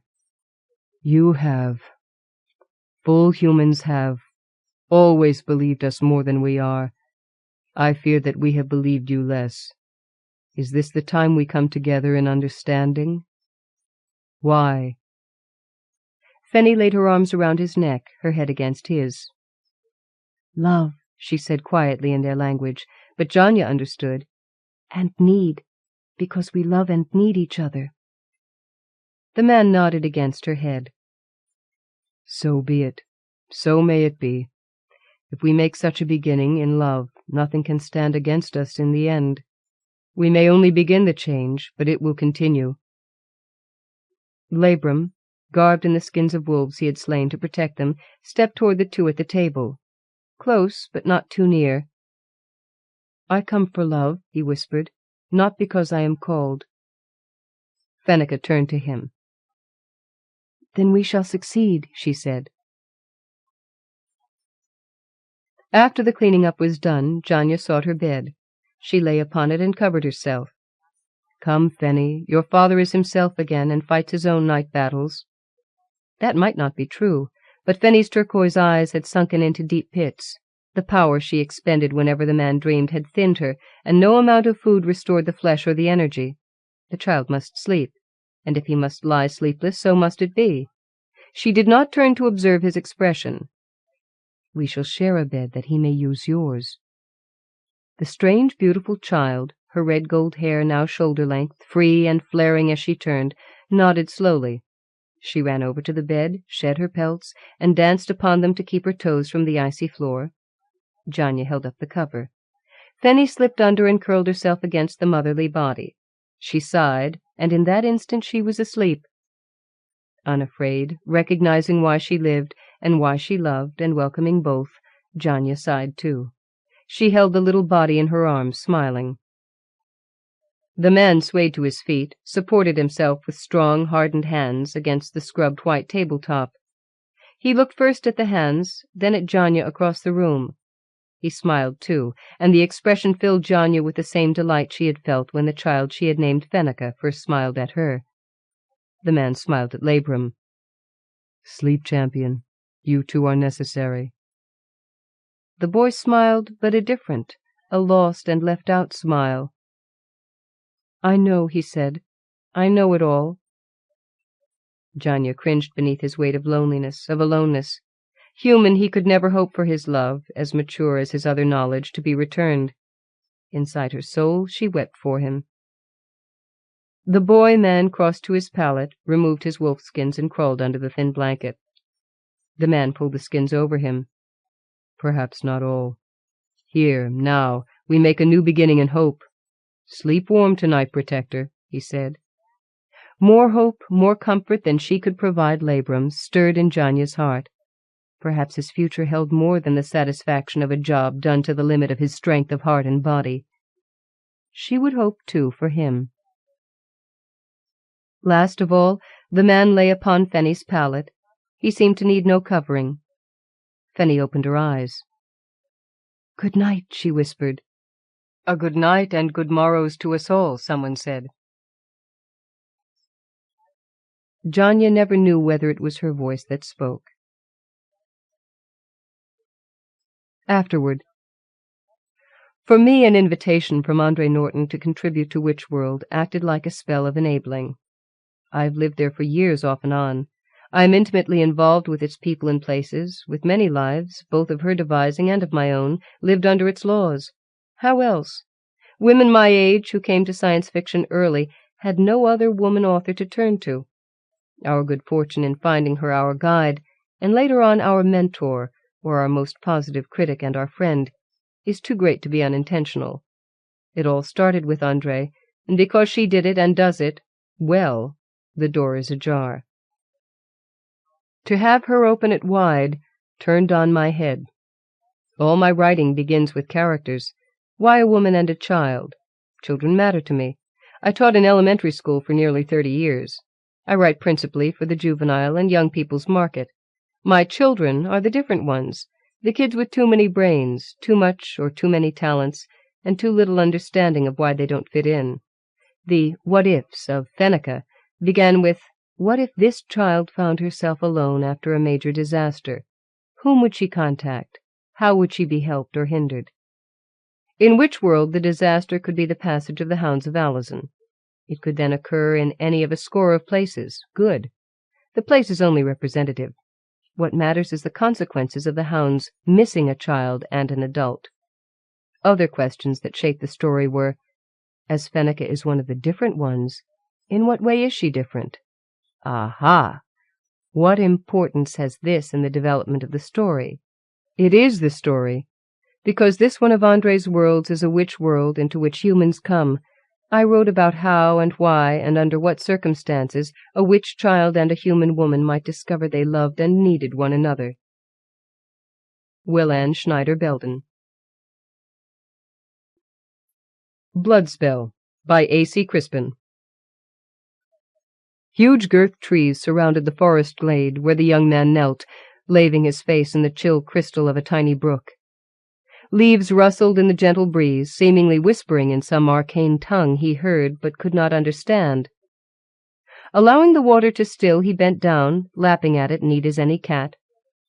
Even after his thirst was gone, he continued gazing at the shining surface, watching his own features form in the ripples, frowning. There was nothing readily apparent about his countenance to elicit such displeasure. Black hair growing into a peak on his forehead topped an oval face, pointed of chin, the jaw strong and determined. Eyebrows angled upward above level eyes, the color of the new spring leaves surrounding him.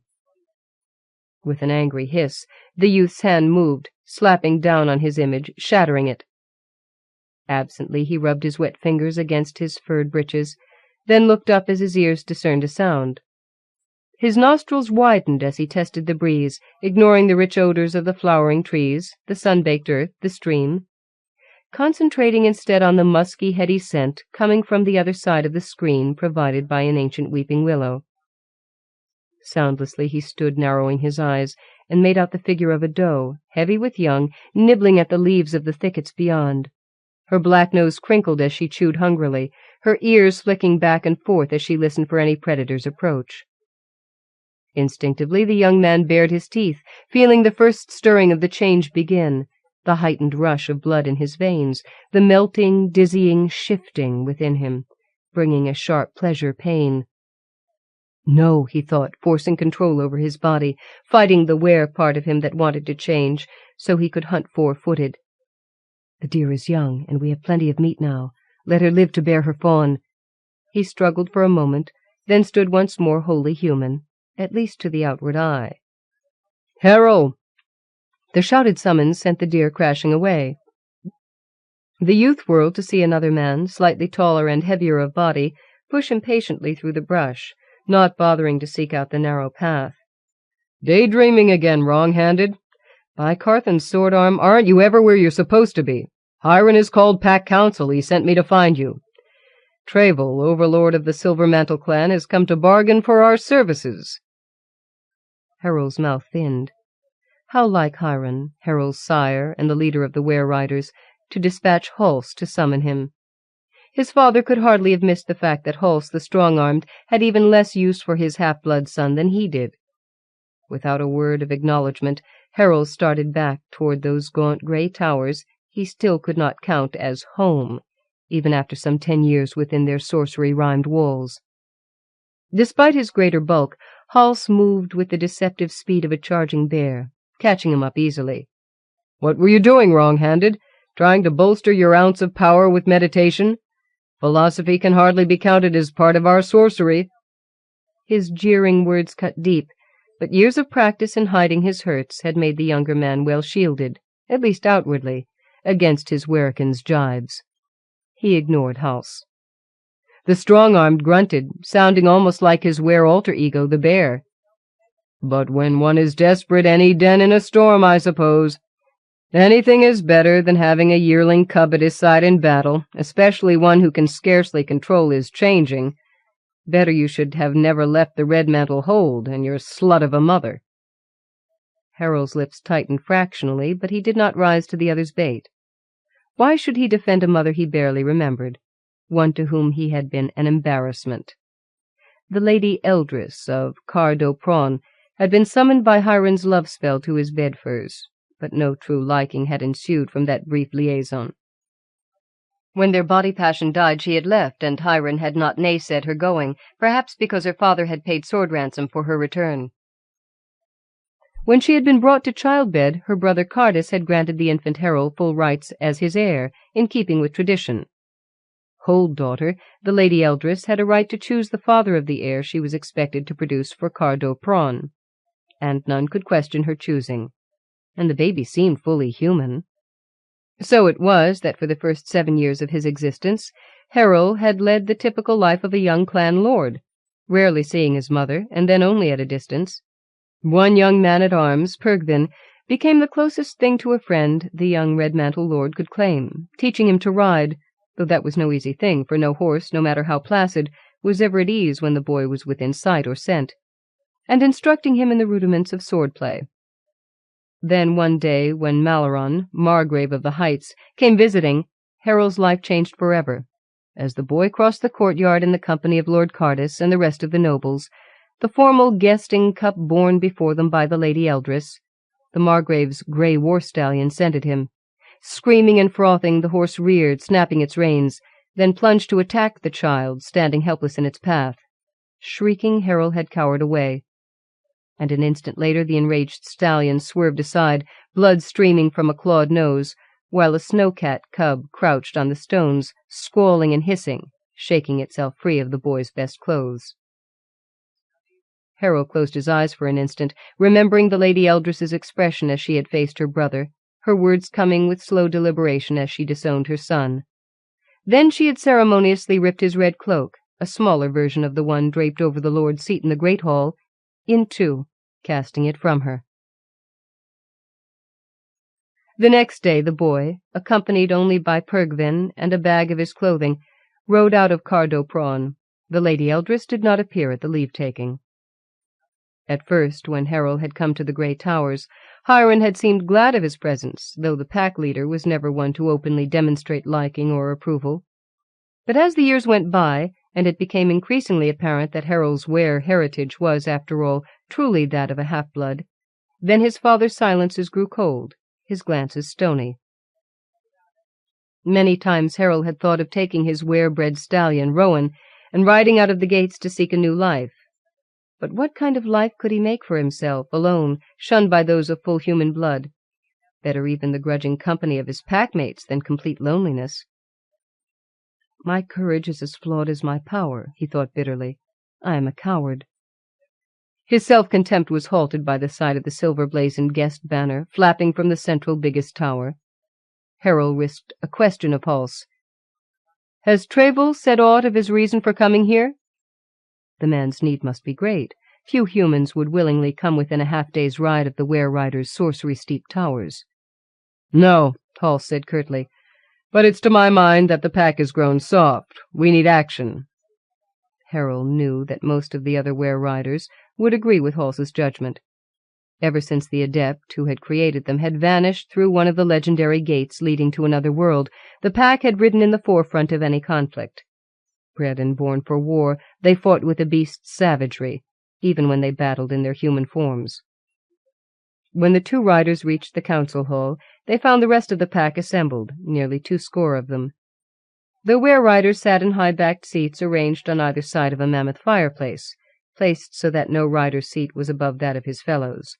The massive hall itself was stone-walled, hung with tapestries depicting hunting scenes, though if one studied those hangings closely, one realized that it was inevitably the beasts who were hunting the men.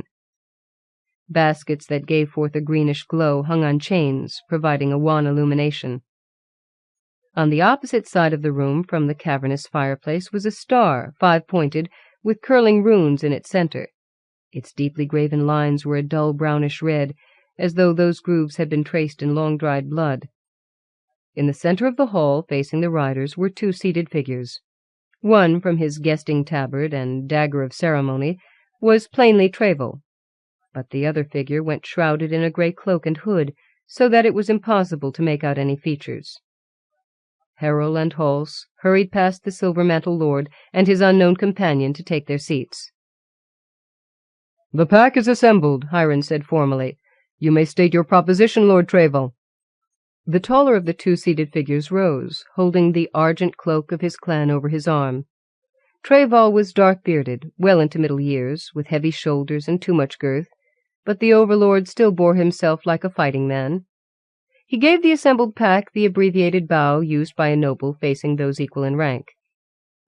"My lords, I come here on a matter of gravest urgency to my clan. Penmeyer of Goldmantle has annexed the village of Farmarch, which lies on the western border of my lands. He has done so freely with the consent of the village council and the folk of Farmarch, and Goldmantle men-at-arms now patrol there to prevent my forces from taking back what is rightfully mine." The clan-lord's voice was calm enough, but Harold did not miss the steady tightening of his fingers upon the silver mantle he held. "And what do you wish of us?" Hiram asked. That you retake the village, defeat Goldmantle's forces, and teach those far-marched traitors that Treval is not one to overlook insult. For this I will pay in gold, or you may have your pick of our harvest supplies for your next winter's keeping." "Do you wish the far-march council captured and brought to you?" "That is not necessary, as long as they pay with their lives. Let a few villagers live so they may spread the tale and prevent such insurrection from happening again." "I see," Hiram said. "Very well, then, we must confer. Withdraw to the guesting chambers, and we will inform you of our decision." The Silver-Mantled Lord bowed, then headed for the entrance, accompanied by that cloaked other. Something about the way that shrouded body moved made Harold's eyes widen. A woman? Why would Treval bring a woman here? Is she his leman? Or his daughter? As the two passed the end of the row where Harold sat, the woman turned her head slightly, and her eyes met the young rider's. A physical shock raced through him at the force of that dark gaze. He could see nothing of her face, but somehow he knew she possessed beauty beyond any that he had ever seen before. He watched her walk out the door, discerning within the grey folds of cloak a graceful form that was unmistakably female, and the awareness of her sex was as a new-laid fire within him. The riders had little to do with women. Occasionally one would leave the ware-holding, driven by the demands of his flesh, to lurk outside a village or keep, casting a love spell that would summon some willing partner to share his bedfurs. Such liaisons were short-lived, and until Hiram's encounter with the Lady Eldress, fruitless. Even Harold had left once on such an errand, but here, as in so many other things, his power proved flawed. His love spell had faltered, lacking in strength and conviction. This failure, though he did not realize it, was chiefly due to his innate distaste for the idea of so using another for his own gratification.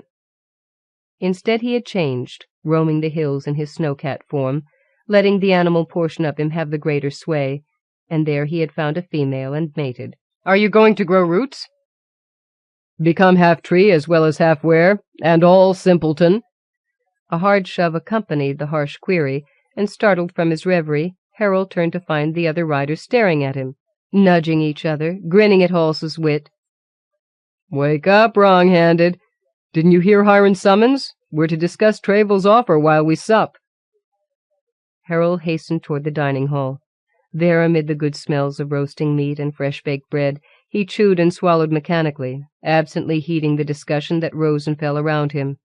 He could not forget the woman's dark eyes, and wondered, with a shiver, if she were a sorceress who had cast a spell over him. "What are your thoughts on the matter, Harold?" Hiram demanded, after all the other riders had commented upon the Silver-Mantled Lord's proposal. "By pack right, each must have a chance to speak before we vote." Harold swallowed hastily, his thoughts racing. Many of the riders had supported the idea of taking service with Treval against Farmarch, but not all. He hesitated, half tempted to agree, just to avoid the ridicule he would undoubtedly receive from Hals, who was pushing for pack acceptance of Treval's position. But a sudden sharp memory of the little market town outside the Red-Mantle Overlord's keep decided him.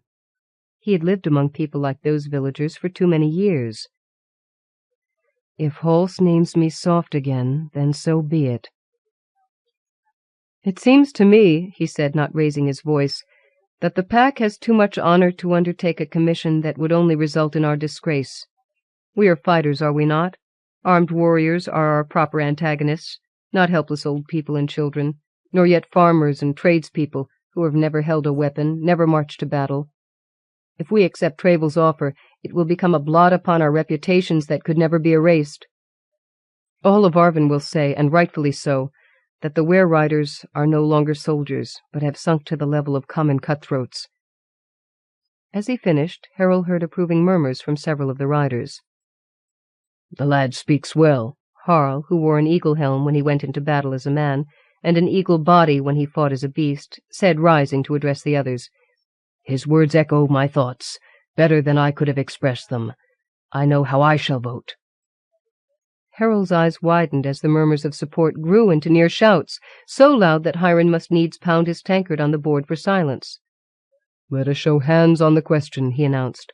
"Hals, to you the count of ayes." "Harold, the nays," First, the eyes." Hands went up, but not nearly as many as Harold had expected. Then Hiram called for the nay vote, and the young rider was busy counting. "That settles it, then," Hiram said. 31 opposed, 7 in favor. I will tell Travel of our refusal in the morn." Despite the softness of his bed furs, sleep eluded Harold that night. He lay staring into the darkness, familiar questions scuttling across his mind, questions that had no answers. Why am I here? How is it that I came to be? The pack was created to be the perfect weapon, a fighting force to defend the adept who once held this stronghold. He brought Hiram and the others into being by his sorcerous melding of loyal armsmen with wild creatures of this land. That is why we are tied to Arvin, attuned to it. But why me? The only spawn of a race never meant to breed true, I am naught but a flawed weapon, as much as any broken sword or warped bow, full possessing neither power nor courage.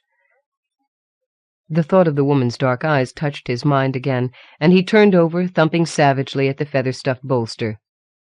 She's here, in this building. The guesting quarters are not far away. Does she lie awake, too? His mouth twisted. Of course not, wrong-handed. She sleeps and knows nothing of your wakefulness. She sleeps. No, whispered a voice from the doorway of his chamber.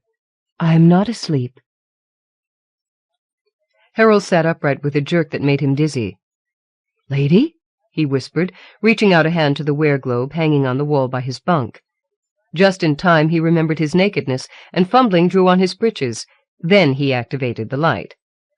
She stepped into the room and drew the door closed behind her, soundlessly. She was wearing naught but a silken night-robe, and her hair, palest platinum in the wear-light, tumbled unbound down her back. Lady? He whispered again, hardly able to believe she was here.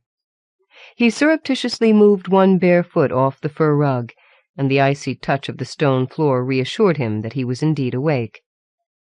I would apologize for waking you. Her voice was sweet and clear, with an undertone of breathless laughter. Except that I know that you were not asleep. I am Gwenfar, Treval's niece. I am Harold, he said. What can I do for you, Lady Gwenfar? Is aught wrong? Nothing, save that I'm cold, she said with a sudden shiver. He saw the tiny points of her breasts beneath the thin silk. And I hoped here might be a place where I would find warmth and welcome. Stunned, Harold sat unmoving as she approached him, placing her small hands on his bare shoulders. She can't mean what she seems to mean, he thought wildly. But his thoughts broke and scattered like chaff before an autumn wind, as she leaned down to place her mouth full on his. Her hair fell around them like a curtain, shutting off the world.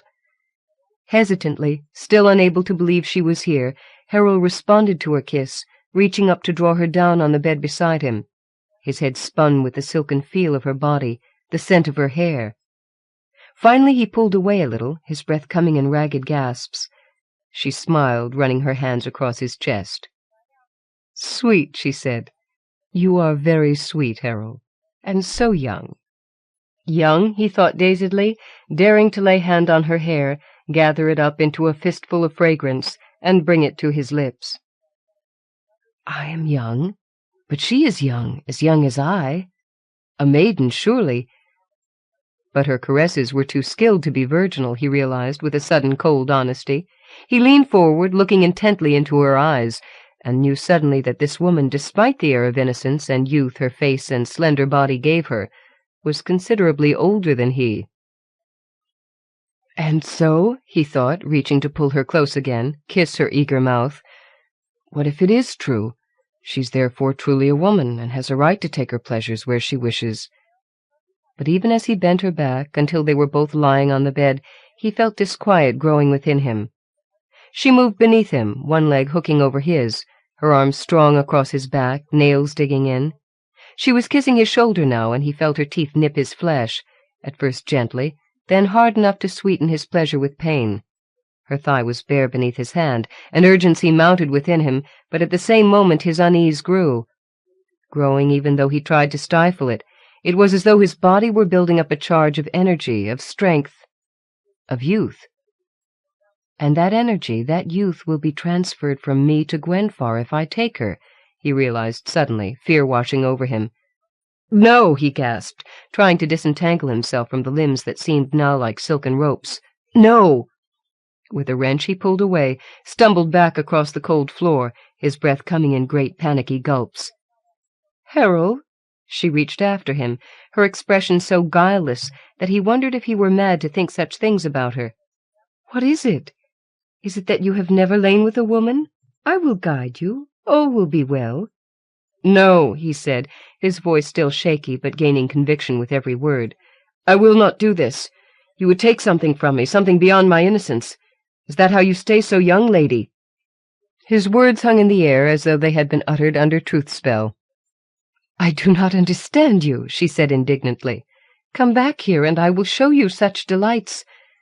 "Dark delights, perhaps," Harold spat, rage beginning to replace the desire and fear he had felt. "Just as you deal in dark sorcery from the left-hand path." "What right have you to insult me?" She was angry now, too, her voice like honey poured over honed steel. "If you do not want me, say so, and I will leave.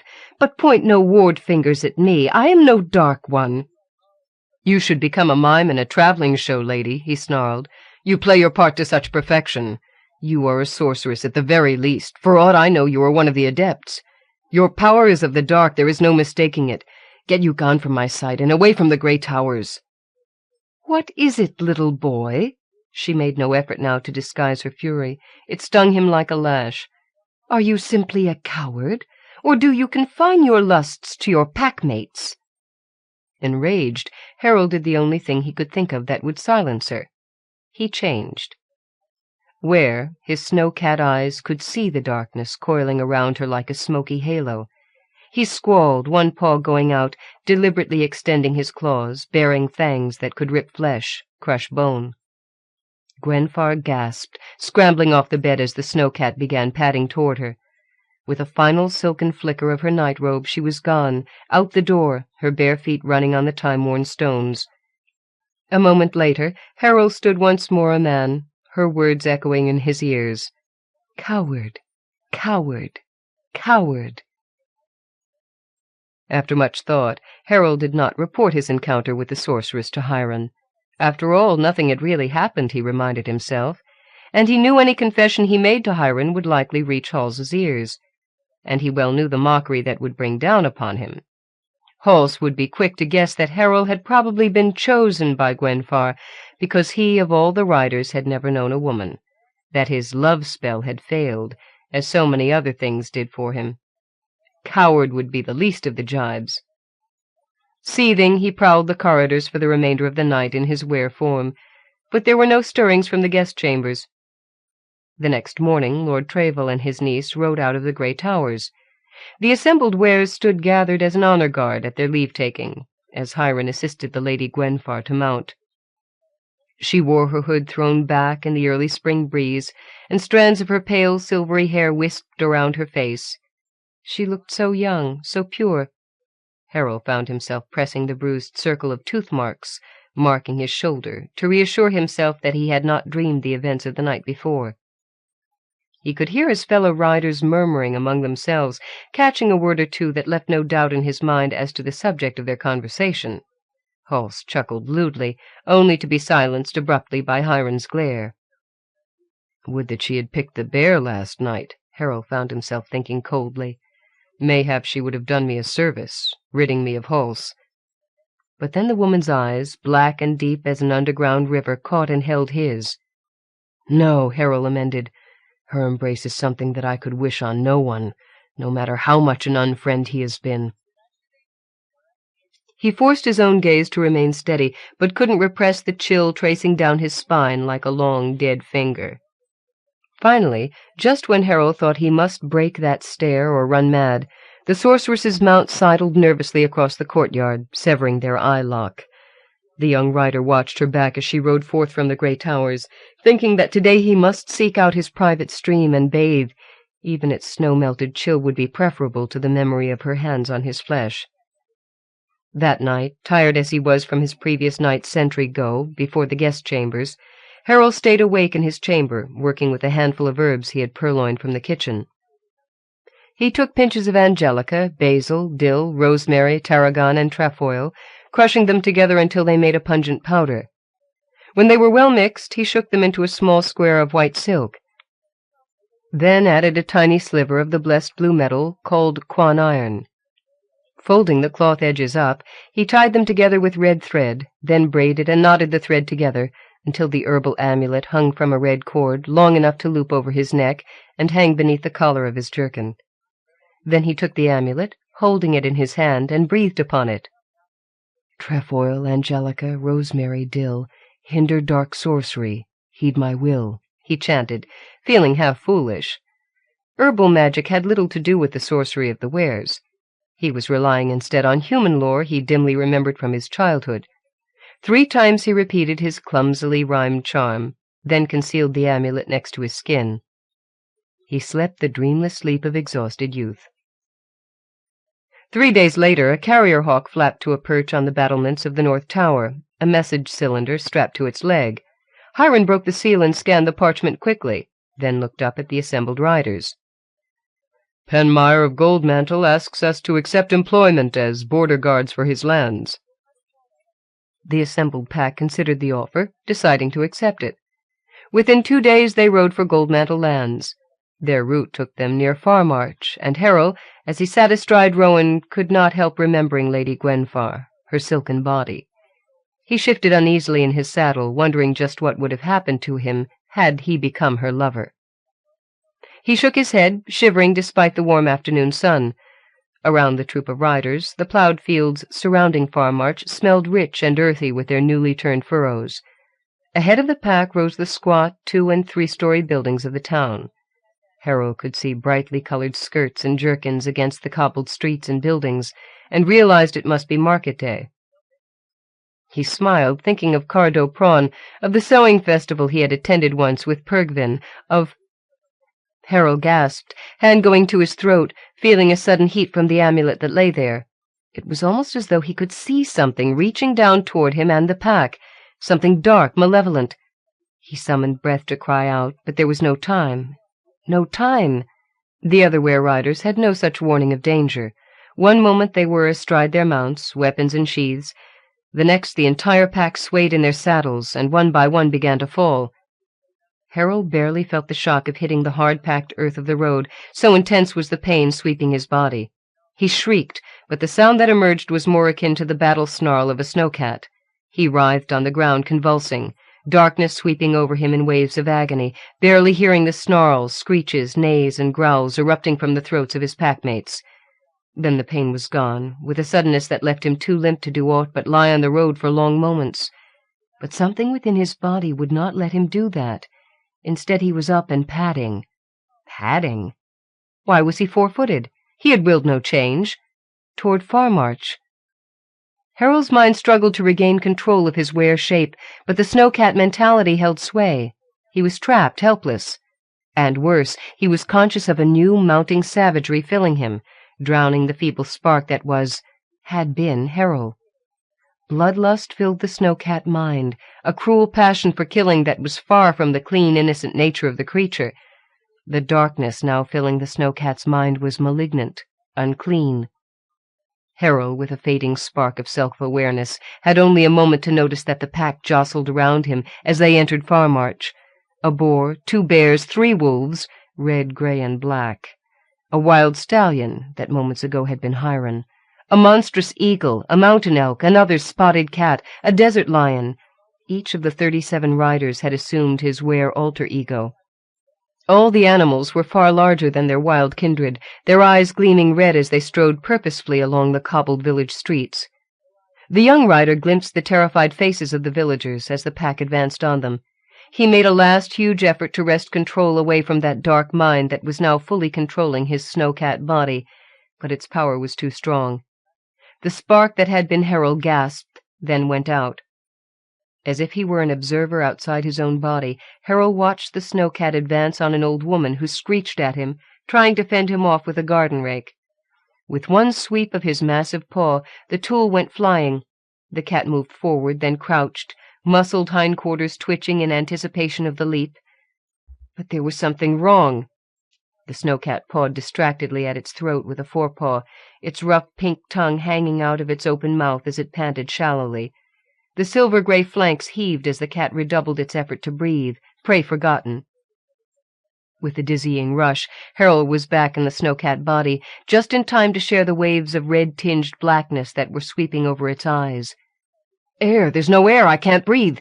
he gasped spasmodically, realizing that something around his neck was strangling him, was still tightening. "Air! Can't breathe!" With a final convulsive gasp, the blackness became complete, sending Harold sliding down into it. He awoke, he never knew how much later, still in his were form, but fully himself again. The amulet around his throat was no longer chokingly tight, but instead gave off waves of comforting strength and warmth. He lay quiet for a moment, eyes closed, hearing the shrieks of the townspeople and the battle cries of the wares filling Farmarch. The hot smells of blood and death filled his nostrils. Bracing himself, Harold opened his eyes. The old woman lay sprawled beside him, her body ripped from neck to belly. His fur was clotted with splashed blood, jumbled entrails, sticky dark, steamed in the breeze. The huge grey wolf, who was his packmate, Hewler, raised a stained muzzle from the corpse to glare at him from crimson bestial eyes. Harold crawled backward on his belly, trying to make Hewler see that the snowcat represented no rival for his meat. The wolf snarled, gobbets of flesh hanging from his jaws, but did not leap. When he had put several lengths between them, the young rider dared to bound away. He reached the inn and leaped up onto the driver's seat of a farm wagon standing in front of it, a dead ox collapsed in its yoke. The extra height allowed him to see most of the street. The carnage that met his eyes made the snowcat whimper sickly. If Harold had been in his human form, he knew he would have vomited. Torn, bloody bodies of Penmire's men-at-arms and villagers sprawled at intervals along the street, some still twitching in death agony. Harold saw the lion dragging a wailing infant from the limp arms of its dead mother. Even as he watched, it too was killed. "I'm too late," he thought wretchedly, feeling as though his only escape from the scene before him lay in letting himself sink into forgetfulness, into madness. "It's my fault. Gwenfar did this, I know it. I can almost smell her brand of darkness. If I had told Hiron about her, this might not have happened." Consumed by guilt, he nearly bounded away, tempted to let the snowcat nature take over, become naught but an animal for the rest of his days. But then he saw a small knot of survivors huddled across the town square. A few of them had had time to grab weapons. The outermost circle of 5 humans, men and women both, were armed with swords or bows. One woman brandished a pitchfork. Crowded into the center of the group milled a knot of old people and children, many with babies in their arms. The villagers were backing slowly toward the biggest of the Farmarch buildings, stone with massive double doors, doors that were shut. Advancing on them were Hulse, the red bear, Hiron the stallion, his forefeet spattered with crimson nearly to the knee, and Hessel the boar, his tusks dripping with blood not his own. Harl the eagle circled above them, shrieking his battle cry. The black wolf, Helder, lay sprawled on the cobbles, throat pierced by an arrow. "If those doors are locked, they'll all be pulled down," Harold thought. "I have to open them." His snowcat muscles bunched, then strained to the utmost as he flung himself upward onto the roof of the inn. His front claws scrabbled frantically at the slate shingles. Then he was able to pull himself up and over the rain gutter. Snowcats are also known as mountain cats, with good reason. Harold bounded from roof to roof as quickly as he would have traveled the rocky heights of the Arvin border. When he reached the building that was the survivor's destination, he leaped down where the roof was lowest, the shock of the drop nearly knocking his breath out. He could not help the townspeople in his were form, that was obvious. He'd only earn himself an arrow to match the one that had killed Helder. Harold changed. Human, he leaped for the doors, finding to his relief that they were not locked. He flung them open, then took one quick glance inside to assure himself that none of the pack had flanked the villagers and were waiting. But the place was empty. High, narrow windows lined the walls. "In here!" he shouted, turning back to the villagers, using the common tongue of Arvin. "Hurry!" The townspeople glanced back to see him gesturing then, snatching up the smaller children. The unarmed ones raced toward him, leaving their outer circle to spread out, guarding their retreat. They piled into each other, pushing and shoving to get through. Once they were all in, Harold slammed and barred the doors. When he turned back to face them, the villagers were staring at him in amazement. Naked, bloody, matted with dirt from the road, his hands bare of any blade. "Who are you?" one old man asked, stepping forward. "Never mind that now," Harold said. "Close the shutters behind me fast. They'll be in the windows. Somebody stand by the door to let the others in." Turning, he raced over to the nearest window and changed. Behind him he could hear shrieks of horror, where, again, it was but a moment's work to jump and scrabble his way out the high, narrow window. He landed in an alley, changed again, then ran around the side of the building toward the beleaguered rear guard. 2 more of the pack had joined Heir and the others, the grey wolf, Hewler, and the gigantic elk stag, Hathor. His antlers gleamed scarlet, as though some madman had wrapped them with festival ribbons. The archer, Harold saw, had been at work again. Hannon the black bear now lay sprawled beside the wolf. But the defenders had taken a loss too. One of them, a sword-wielding woman, had been pulled down and dragged some distance away. The pack, except for the stallion and the stag, were distracted for the moment while they ripped at the body. "Get inside, all of you," Harold snapped, grabbing at the battered sword held clumsily in the hands of a ploughman. "You, give me that knife." Such was the authority in his tone that the 2 men he addressed obeyed. "Now go!" They scuttled away, leaving 2 of their number to stand with the young rider. "You 2 go also," he ordered. "Barricade the doors behind you." "We can't leave you," the wiry woman on his right protested, holding her pitchfork at the ready. "As soon as they're finished—" She gulped, then steadied her voice.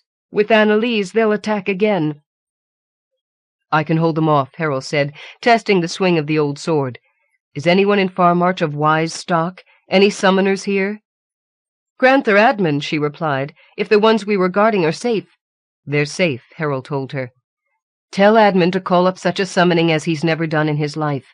Only one of the voices could overmatch the ensorcelment the pack is under." "How do you know?" the bowman on his left challenged. "How could you know what spell is at work here?" "Because I was under it too," Harold said, conscious of a grim humor at their reaction when they really looked at him. "I'm one of them, so get you back and leave me to face them. You'll not be abandoning one of your own kind." He caught the undisguised glance of hatred the archer turned on him. Then the man went, dragging the pitchfork woman with him over her protests. Harold grasped the old sword firmly, his thoughts racing. Behind him he could hear the thunk as the villagers slid the oaken bar into place across the door. The sounds of dragging chairs and tables followed. What should he do now? If I could just break the ensorcelment for a moment, some of them might recover their minds as I did, he thought. For the first time he remembered the amulet that had saved him. Jerking frantically at its cord, he managed to drag it over his head. It was warm in his hand. But could its protection extend to the other members of the pack? How could its power be strengthened? Harold thought hard, while part of his mind noticed that the boar, the bear, and the wolf had finished their grim repast, and were turning back toward him. Hiram snorted, pawing the ground with a sharp hoof, his eyes gleaming maniacally, no recognition in their depths. "Strengthen the spell," Harold thought frantically. "No power comes without price." That was one of the foremost reeds of sorcery for both the right and the left-hand path. No power without price. But I have nothing, only these weapons and the amulet. And himself. His body, his blood. Blood was a means of strengthening a spell. Not my hands, I need them to hold my weapons. Not my legs, I have to be able to move fast. What then? I have it. Bracing himself, Harold drew the blade of the dagger across his belly. The taut flesh parted almost without pain. Then blood welled into the opening and began dripping. He looked back to find the pack advancing on him. The urge to change, to bound away free, was nearly overwhelming. Instead, he pressed the amulet against his wound, letting warmth trickle over his fingers, steeling himself, concentrating all of his will, every vestige of his power. But I am the wrong-handed, the coward, the failure, some treacherous part of him protested. Against the whole pack I can never— "Stop!" he shouted, more to himself than to the were-riders. His voice boomed so loud it startled him in the silence. "Concentrate. You can do this. You must believe to make it so." "Brothers we are," he called, seeing every muzzle pointing in his direction. "Brothers in blood, bloodkin. Look upon me, and fight the darkness that is making of you worse than beasts. By the light, by the cold steel, by the rowan, by the candles of the weirs, stand as men once more." He flung his arm aloft, the crimson-dyed amulet dangling from his fingers. "I conjure you by the blood we share, by the blood I have shed, stand as men once more." A green mist swirled between them, doubly bright in the westering rays of sunset. When it cleared, the pack stood two-legged. Each of them swayed, looking dazedly around. Harold heard mutters of disbelief, then groans of unwilling comprehension as they took in the carnage. Harl collapsed onto hands and knees and was thoroughly sick. Harold himself was feeling lightheaded from the strain of holding his will focused at the amulet. "Can I stop now? Is the spell gone?" He blinked, sweat stinging his eyes, thinking that soon he would have to halt, or he would collapse right here onto the cobbles. "You may cease your efforts, young rider," echoed a voice inside his head. "We have removed the ensorcelment." Startled, Harold swung around to see two men step out of the now-open doorway behind him. Though they wore different jerkins and breeches, their faces seemed to have been cast in one mold. One wore his hair cropped short, and it was a strange mixture of black, grey, and brown, like unto the pelt of some exotic animal. The other's hair was black and sleek, clipped into a short tail at the nape of his neck. "Who—" Harold began, then realized the identity of the strangers. He had never imagined that the voices, those greatest of adepts, might wear such an ordinary guise. "My lords," he bent knee stiffly, staggering a little as he got up. The earth seemed none too steady. "Careful, young Harold," the brindled one on his left said, putting out a hand to catch his arm. "Now is not the time for ceremony. I am Never, and this is my brother in spirit, Ibycus. Admin summoned us. It seems Farmarch owes you a debt." Harold shook his head. "Not so, my lord. I am to blame for this, for keeping silent when I should have spoken. If I had, the trick to lure us to Farmarch might have been uncovered, and this slaughter prevented." His voice broke a little on the last words. The enormity of what had been done this day washed over him, and for a moment he could not speak at all. "We know," Ibycus said, coming over to put his hand beneath Harold's other arm. "We sought the Lady Gwenfar first, but she is gone from Arvin. There has been a troubling in the fabric of this world, and it seems likely she has departed through some gate. We shall seek Travel and summon him to an accounting." "But this was mostly Gwenfar's doing," Harold whispered bitterly. "She deserves death for what she did. If she were still here, I would hunt her down." "But she is not here," Never reminded him. "Come, we must see to your wound." Gently, he and his brother laced their fingers together, then laid them over the slash. Harold felt a sudden warmth and strength filling him, and when they drew their hands away, there was naught but a thin, seemingly long-healed scar. Later, clad in a pair of hastily borrowed breeches, a cloak pulled round his bare shoulders, Harold with the other riders gathered in the town hall to hear the judgment of the voices. The townspeople were not there, though the riders could hear them outside in the darkness, hunting by torch and lantern light for their dead. The soft, keening wails of the women made Harold want to stop his ears with his fingers, but he forced himself to listen. At least he did not have the memories the others did. Even Hals sat still, his shoulders slumped, staring down at his hands. "Ware riders," Never said. "Since your creation you have been a thorn in the flesh of Arvin. Your willingness to fight under different banners for hire has enabled those who would not otherwise risk themselves in honest combat to war upon their neighbors. We live in a shadowed land, and the dark has many faces. Now that you have been touched by it, you may well fall under its power more easily next time. This we cannot allow." When his brother paused, Ibycus continued, as though they were both halves of the same being. "The penalty for what you have done today by rights is death, but knowing that you did not consciously slaughter, but were merely a tool in the hands of another, we extend you mercy, partly for the sake of the young rider Harold, without whom there would have been even more killing." Hulse roused from his stupor enough to cast Heir a glance of undisguised hatred. "We therefore enjoin you," said Never, "to leave Arvin. Now, tonight. We exile you, that you may learn during the time of separation that those who are willing tools for death have no place here." Hiram raised his head. "How long, my lords? We are blood-tied to Arvin. Exile for us may be even crueler than clean death." "For answer you must follow us," Ibycus said. Silently the were-riders filed after the adepts, out into the night. "Look up," Never instructed them. Harold stared, seeing the familiar star patterns of the plough, the hunter, the lady, the bull. Suddenly they shifted, moved before his eyes, making him sway dizzily. Then they steadied, realigning themselves into different shapes. Harold blinked, but even with his eyes closed, those sparkling pinpoints seemed etched in his mind. He knew he would never forget them. When he opened his eyes again, the stars were back in their proper positions.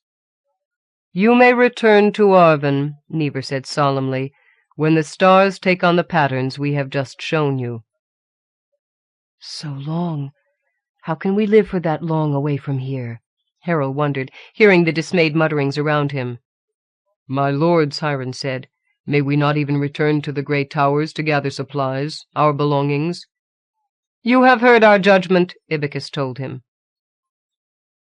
"But you know that all that has happened here tonight is the witch's fault. She should be the one to suffer. We offered her guest greeting and she betrayed us. To live for all those years away, with this on our consciences," the were-leader half protested. We cannot bear it." "We grant you one boon," Never said. "Your memories of the events of this day, and of Arvin, shall be dulled when you ride out of this land, to help you endure your punishment. Now get you to your mounts and ride. We shall guide you." Harold turned away from the voices with the others, only to have Ibycus touch his arm. "Wait, Harold." "Yes, my lords?" "Since your hands alone of your fellows are unstained with innocent blood, you may remain in Arvin, if such is your choice." Harold stood for a long moment, thinking of this land that he loved, of his secret glade by the brook, of the mountains he had roamed 4-footed, of Arvin, his home, the only real home he could claim. Finally he sighed, shaking his head. "The fault for today is still partly mine," he said. "That I did not take part in the killing does not change that, and though they often remind me that I am naught but half-blood, still they are the only kin I have. I will ride with them, my lords." "You have courage, young rider," Never said. "It is your decision." "Courage," Harold echoed bitterly, following after the knot of riders once more alone. "Me?" "You," Never said firmly, falling into step on his right. "You weigh yourself too lightly, Harold. You are more than you know. Some day you will learn the truth of what I say, just as you will learn to value yourself." "Perhaps," Harold said hesitantly. "I was not a coward today, but—" He shrugged. "It has gained me nothing in the sight of the pack. I am still alone. I will always be alone." "Always is a long time," Ibycus said, sounding faintly amused. "Especially when one is young. Are you then a voice to foretell the future?" "No, my lords," Harold said, discomfited. "I did not mean to contradict you. But have you seen my future? Do you know if I—" "Have done, Harold," Never said. "You know we cannot reveal what we may have seen. Simply speaking aloud the course of a life path may cause it to change, and such direct meddling is forbidden even to us." Harold nodded, accepting it, feeling his momentary eagerness drain away, the old loneliness rise to replace it. Ibycus cleared his throat. "I will tell you, though, Harold, that I foresee for you a time when there will be one you can turn to, trust, one who will company with you, even unto a place lying beyond the bounds of death." He paused for a moment. "But it will not be soon."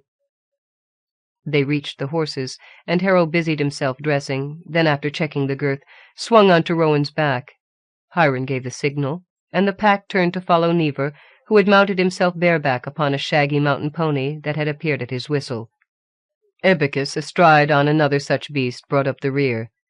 Harold touched Rowan with his heel, and the stallion moved out willingly, rested after his long wait. "Ibycus," Harold said suddenly, urgently, his voice pitched low in the darkness, "I would ask one boon of you, if I may." "Ask," the voice said. "When you draw the veil over our memories, can you leave the one of your foretelling? It would help me during the times when—" He hesitated. "It would help," he repeated. "Very well," Ibycus said. The long column of silent horsemen rode steadily onward, heading east toward the mountains and whatever future lay beyond their rugged peaks. Afterward. Bloodspell was a story I wrote to satisfy my own curiosity. Andre first introduced the Were-Riders in Year of the Unicorn, which told the story of how Harold and his fellow riders were finally allowed to return to Arvin, after spending thousands of years exiled to the waste near High Hallack. Nearly 2 decades after first reading Year, I had the honor of meeting Andre, when she graciously asked me to collaborate with her in the witch world. We co-wrote one book, Griffin's Eyrie, Tor, and are currently working on another, Songsmith, also Tor. During a break in one of our recent plotting sessions, I confessed to Andre that, next to Caralyn, our hero in the Griffin's Eyrie, Harold had always been my favorite witch world hero.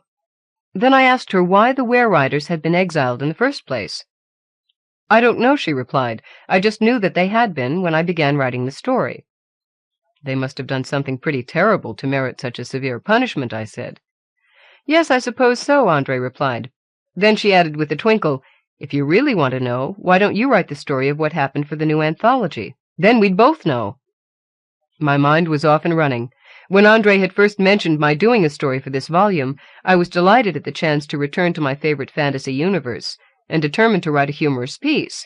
But from its inception, Bloodspell was obviously not going to be in that vein. Sorry about that. Massacres of innocents have occurred throughout history. Mayhar was highly publicized, but hardly unique.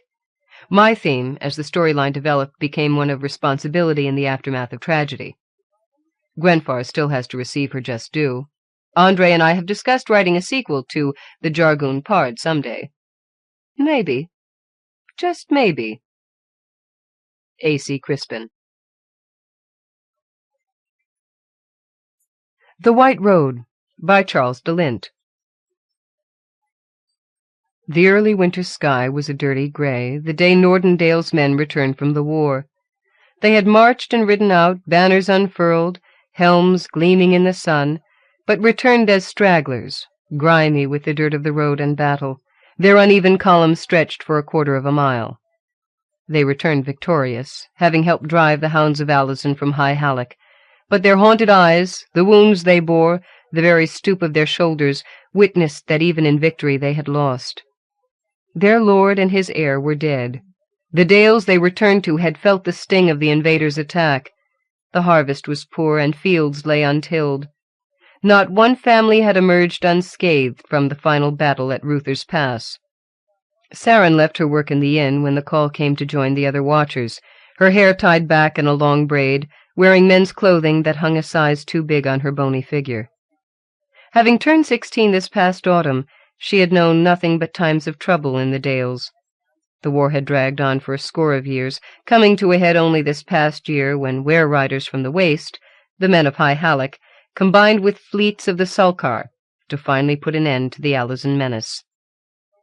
As she watched Gully with his arm in a sling, avoiding her gaze, the Hayrite capper was carried on a stretcher, for he had lost both legs. Big Ran Jenner passed, reduced to a frame as skinny as her own.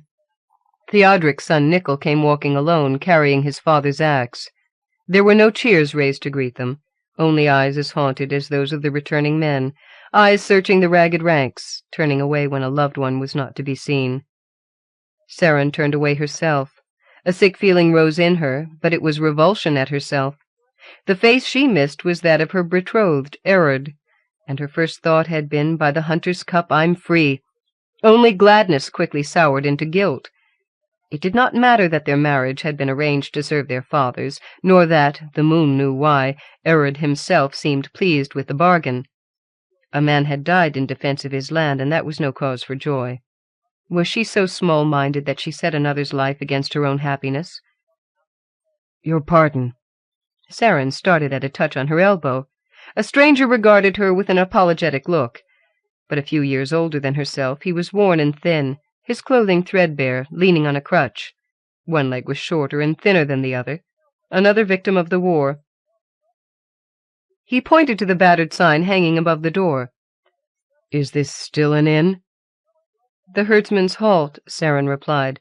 "Finest in the dale. The only one in the dale, actually." A brief smile touched the stranger's lips. "Can I get a meal? And a room for the night?" Saren nodded. "You've picked a poor time of year for traveling," she said, stepping aside to allow him entrance.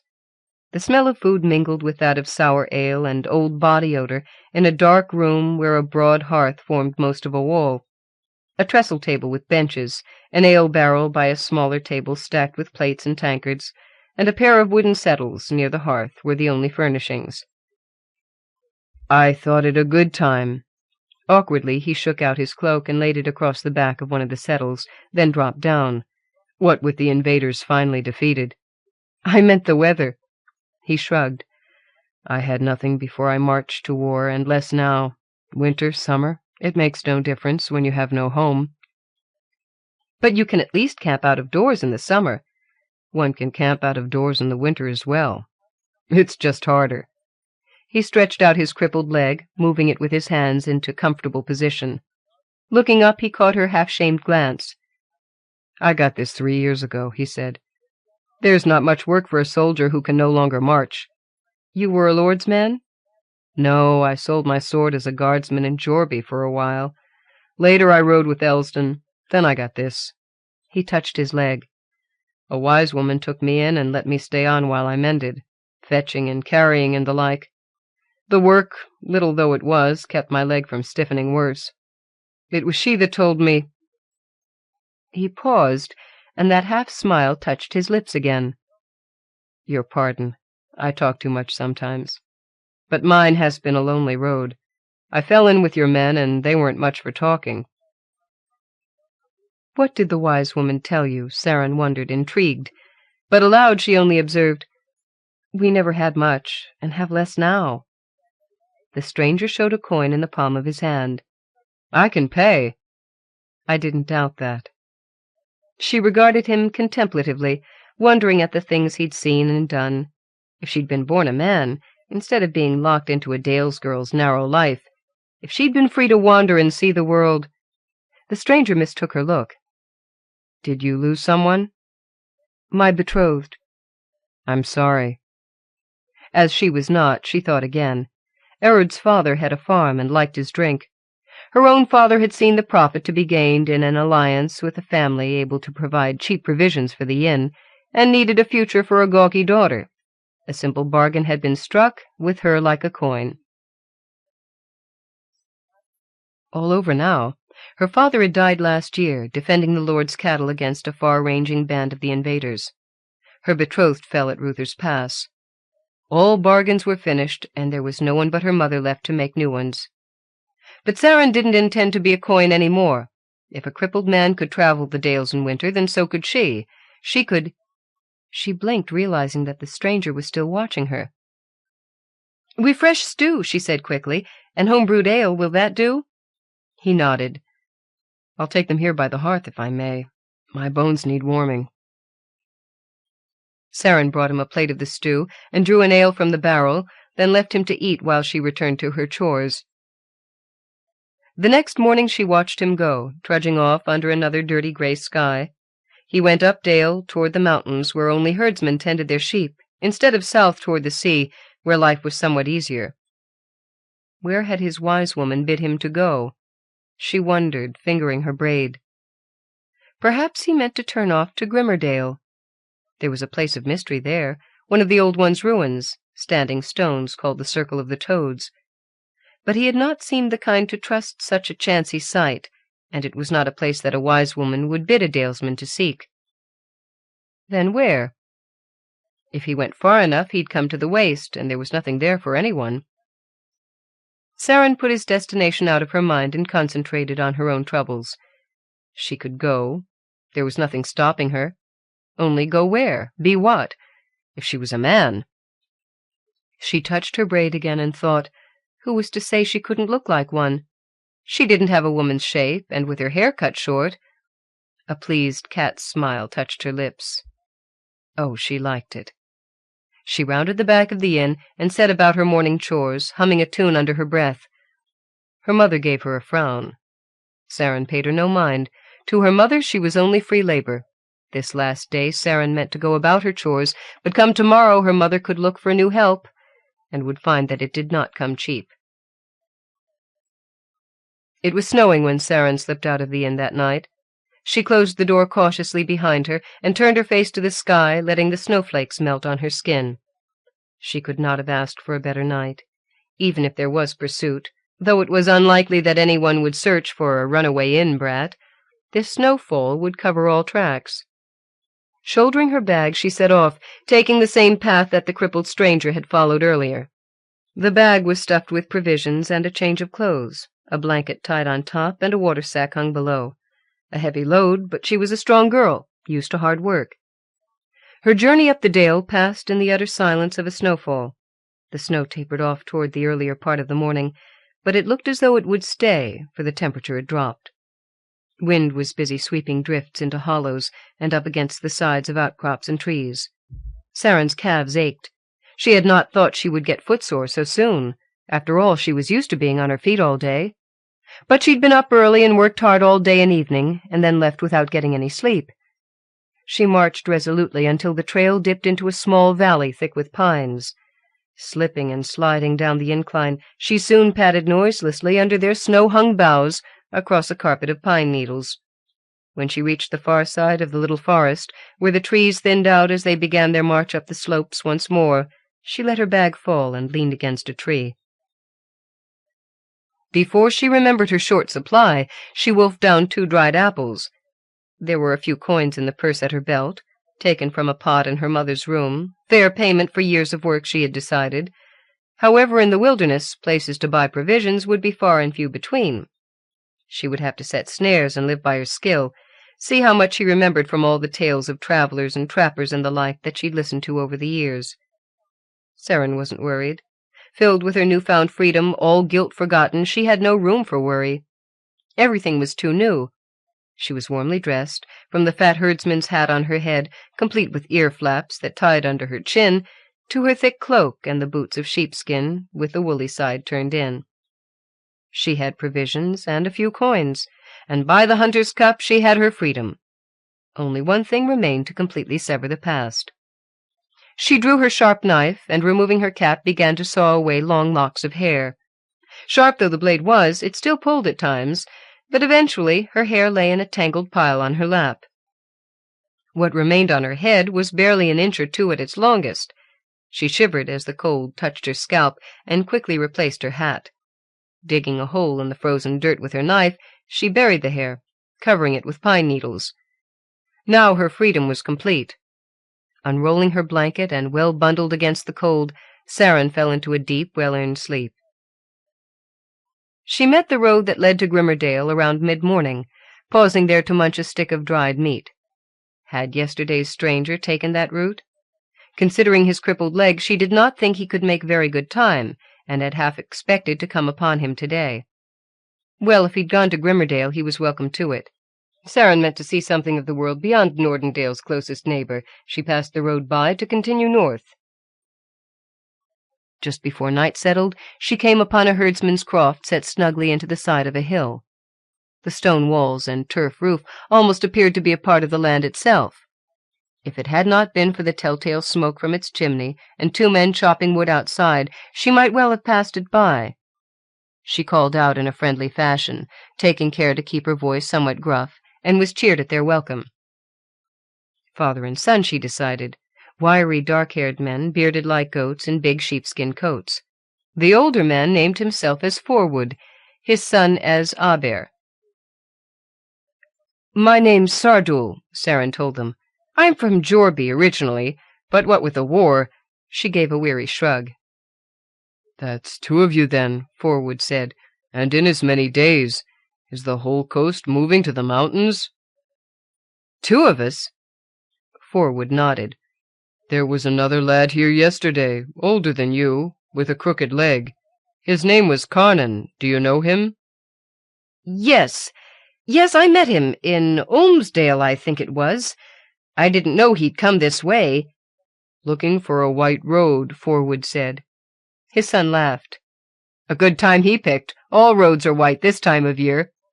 Saren laughed with them, but she wondered, how had the stranger, Carnan, she corrected herself, managed to come so far so fast?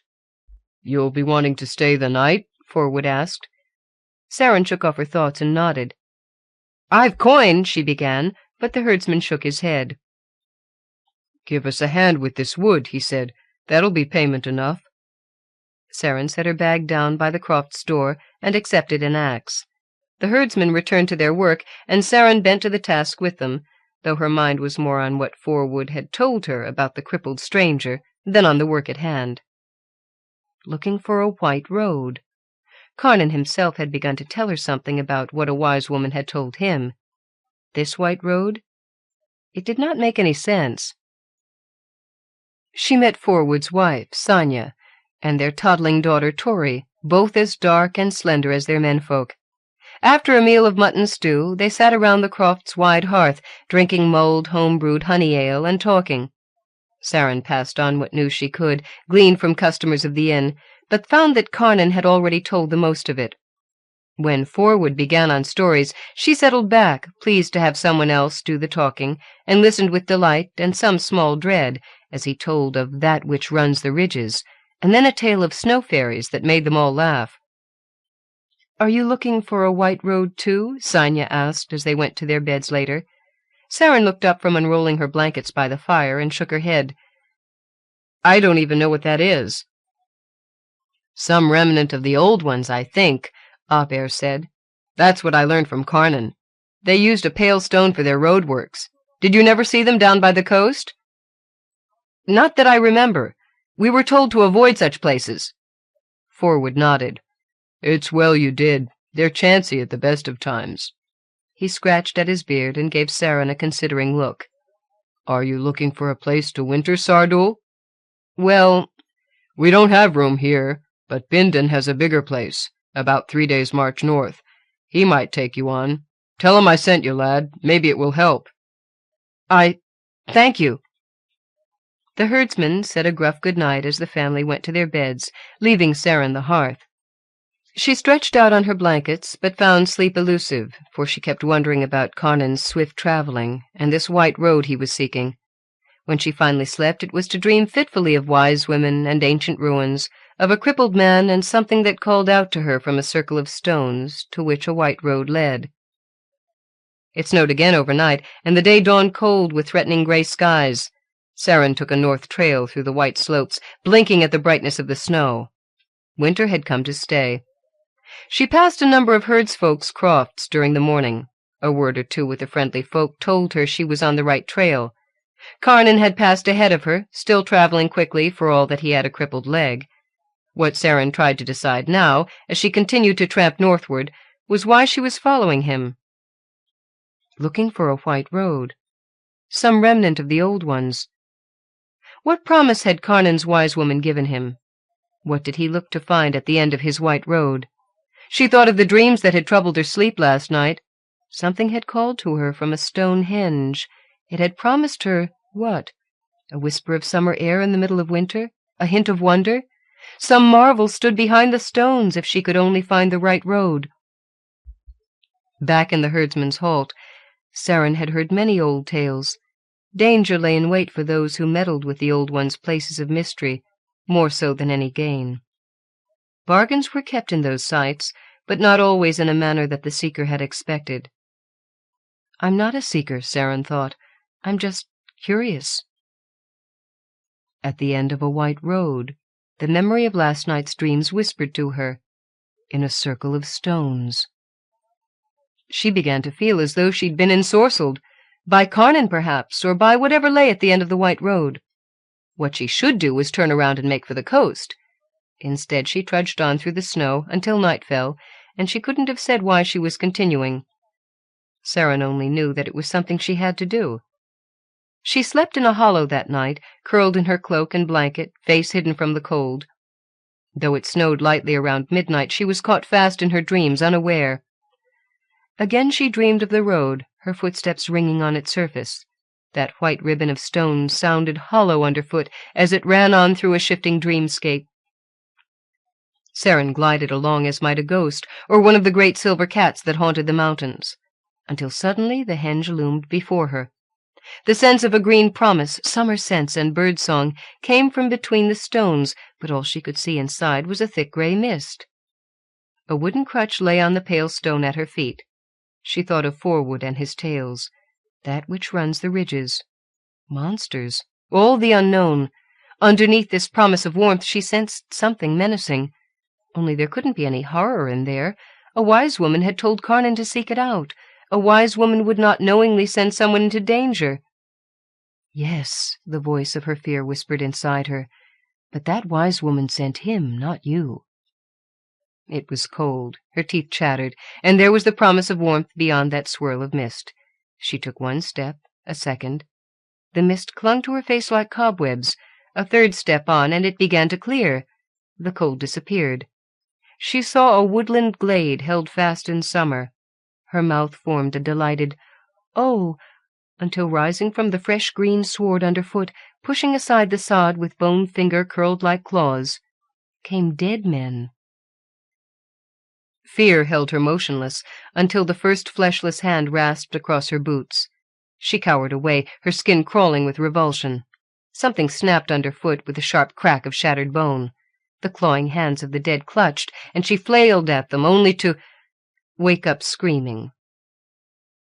The echo of her scream rang in the still mountain air as she sat up, hugging herself.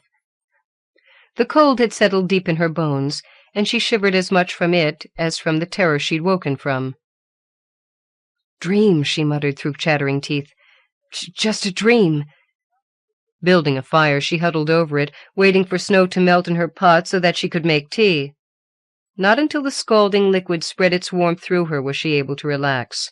Sweet Gonora, the dream had been vivid. She was not used to nightmares. This had seemed a warning. She knew as well, without knowing how she knew, that the place she had dreamed of was real, and that she would find it. What she did not understand was why. It was close to dawn now, so rather than trying to sleep longer, she rolled up her blanket, doused the fire with handfuls of snow, and was on her way when the sun came creeping up above the horizon. She learned that Carnan was still ahead of her from a family of herdsfolk she met later in the morning, but Carnan himself and his white road continued to elude her until she stopped at yet another croft late in the day. "Bindon's Holding is a day and a half's journey from here," the father of the household told her, "but there's nothing in between, just—" He hesitated. "Just what?" Saren asked. The herdsman looked uncomfortable. "A road," he said, "left over from the time of the old ones." "Where does it lead?" Saren asked. The man shook his head. "No one knows. No one's been fool enough to follow it." "All the same," Saren said, "I have to go on." "There's a storm brewing," the herdsman warned. "I'll be careful." "It's not care that's needed to survive a storm in these mountains," he told her. "It's shelter and warmth. Blind luck won't get you through." Saren thought of Carnan, who was still ahead of her, and of the dreams that held both threat and promise. "I'll have to trust to luck," she said. "It's all I've got." The herdsman shrugged. "Well, luck go with you, then. With the both of you. I warned your friend as well, but he wouldn't listen either. With a crippled leg, he won't make Bindon's keep by nightfall, that's for sure." "Thank you for the tea," Saren said. Before the herdsman could continue with his warnings, she set off, leaving him standing and shaking his head as he watched her go. She found the road of the old ones before midnight. The storm still gathered in the night skies above her, clouding the stars. Wind flung sharp pellets of snow against her skin, so that she wore a strip of cloth torn from her blanket as a protecting scarf. Drifts filled hollows, making for deceptive footing. But she found the road. Weary, she sighted down its length, scuffing the toe of one boot against the snow until she'd cleared a slab of the flat rock that formed the road's length. Easy to find, she thought. If it was so easy to find, what made it special? Anyone could seek it out, even a crippled man in the first storms of winter. But that didn't gainsay the threat that might lie at its end, for how many would follow it? Only the brave or fools sought out the places of the old ones, or those with hidden knowledge. Carnan might have such, gleaned from his wise woman. What did she herself have? A dream? Half promise, half warning? Sighing, Saren set off. The way was easy to follow, even when the storm blustered about her. Thick flakes drove in swirling gusts all around, but something about the road kept Saren from straying. The cold wasn't as easy to deal with. Her limbs went numb, as much from the bitter chill as weariness. She shuffled forward, bemused, half asleep. When the snow let up, the cold crept through the layers of her clothes. She unwrapped her blanket with stiff fingers and wore it as a second cloak. It was hard to see with the cloud cover hiding the stars, and all around the wind-driven snow. When the wind finally died down, the girl stopped. The mountains were gone. Instead, she was on a vast plain, an empty white expanse stretching out as far as the eye could see. She scuffed at the snow, clearing a spot. The road was still underfoot. The sky had cleared. Stars speckled the night sky, but the constellations they formed didn't seem familiar. Carnan's white road. It had taken her elsewhere. She shivered with the cold and the strangeness, then sighed, shuffling on. The past was gone, Nordendale, her mother, the inn, the crofts of the herdsfolk and the mountains. What lay ahead she didn't know, but it had to be something, perhaps better, perhaps worse than she'd known, but with the past gone she had no choice but to go on. Her mind drifted to the memory of the men of Nordendale returning home from the war, and she felt a kinship with them now. Soldiers were coins spent on a battlefield. Her own life had been a kind of dying as well. A coin, its value lying in what it could be bartered for, not for what it was itself. This kind of thinking made her head ache, and Carnan, she wondered, was he some wise woman's coin? She paused again, slowly lifting her head. The wind blasted her face with a sharp sting of snow, and a headache made it hard to concentrate. She blinked, eyelids moving so slowly she was sure they were almost frozen, rimmed with frost. The henge stood in front of her, tall and brooding. The stones were darker than she dreamed them, more foreboding. A summery scent came to her from between the stones, where a mist crept to the breath of a different wind than the one that tugged at her clothes. She looked down at her feet and saw Carnan's crutch lying there. She bent down and picked it up. Was he inside now? A wise woman's coin spent? Another whiff of summer escaped the space between the stones, apple blossoms, a faint smell of roses, the scent of grass and wildflowers and green growing things, strawberries and lilacs. She stepped forward, determined to see. The mists clung to her as she stepped between the stones. She shivered, anticipating the touch of bones. Once inside, she had a momentary glimpse of the summer glade shown to her in her dream. Apple trees were in blossom, yet the trees bore fruit at the same time. Rose bushes bore both bud and flower on their thorny branches. She heard a bird song, sweet and clear. At her feet, yellow and red and pale blue flowers grew in a circular scatter amongst the grass. She took another step forward, then everything flickered. A rushing sound filled her head, scent and sight vanished. She gave a guttural cry as weariness came over her in a rush. She tried to use Carnan's crutch to keep to her feet, but it slipped from under her when she put her weight on it, and she pitched forward into the darkness. When Saren woke, it was to find herself in a long dark hall, a gloomy light entering windows set high in its walls. A hearth stood at its far end, cold ash inside. 2 carved chairs on the dais were both empty. 3 trestle tables ran the length of the room, with rough benches along either side. Mouldering tapestries hung from the walls, too time-dimmed to show patterns. Saren pushed herself up from the stone floor to sit on her haunches. A winter chill still lapped her round, and she trembled despite herself. Where was she now? In some ruined keep of the old ones? Dreaming? Dead? The hall's one door creaked open. Saren scrambled to her feet, backing away. She tripped against the dais and fell backward, quickly pulling her legs under her. Crouching there, biting at her lower lip, her gaze centered on the slowly opening door. It had not been foolishness that brought her here, she thought, watching that door. It had been utter madness. True, Carnan had preceded her, but she didn't doubt that his wise woman had let him know what to expect. There would be formalities to observe, certain approaches that the seeker after the old ones must take, secret knowledge, none of which she had. where Carnan must have had some idea as to what he faced. By the Hunter's Cup, he'd know why he was on the road in the first place, and what he sought at its end. She was only muddling along, toying with disaster, and now... Her worst fears were realized as the door opened wide enough for the Hall's inhabitants to enter. Raw fear clawed through her. She knew now where she was, in a hall of the dead. Corpses like those of her dream shuffled in to take seats at the tables. Some were newly dead, their wounds still inflamed. Others were white-fleshed and swollen, corpses that had lain a week or so in their graves. The worst were those whose flesh was so mouldered that the white bones showed through tattered skin. Bone-white figures with skull faces. "Sweet Gonora," she moaned, "I never meant—" "Meant what?" one of the dead demanded. It stepped close to the dais and bent down until its ravaged features were only inches from her own. A maggot hung from the corner of its mouth, wriggling into the flesh. "Never meant to wish me dead?" Bile rose in Saren's throat as she recognized the creature for her betrothed, Errod. Behind it another figure approached, and this one she recognized not so much from its features, for there was little recognizable in that skull face with the tatters of flesh and scalp still hanging from it, as from the clothing she'd last seen it wear when it was alive. Her father. "Is this how you repay the years of love I gave you?" the dead thing demanded. "To come here in your flesh and mock me?" You never loved me." "Small wonder. What father was ever cursed with such a poor excuse of a daughter, one that would steal coins from her own mother?" Fear and sickness warred inside Saren, but she shook her head slowly. "I was the coin," she said. "Hard times," Errod said. "War makes for hard times.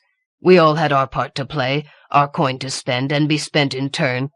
"No," Saren cried. "It wasn't for love of Nordendale that I was to be spent, but for my father's greed and whatever use you meant to make of me." "Witch blood," Errod said. "A wise woman told me you had witch blood, and that if our lines joined I would prosper. Yet you denied me, Saren. You let the war take me and spend my life in battle with your ill-wishing." "I never ill-wished you. I never loved you, but I never wished you harm." "You never sprang from my loins," her father said. "A bard spilled his seed in your mother, but I wed her all the same.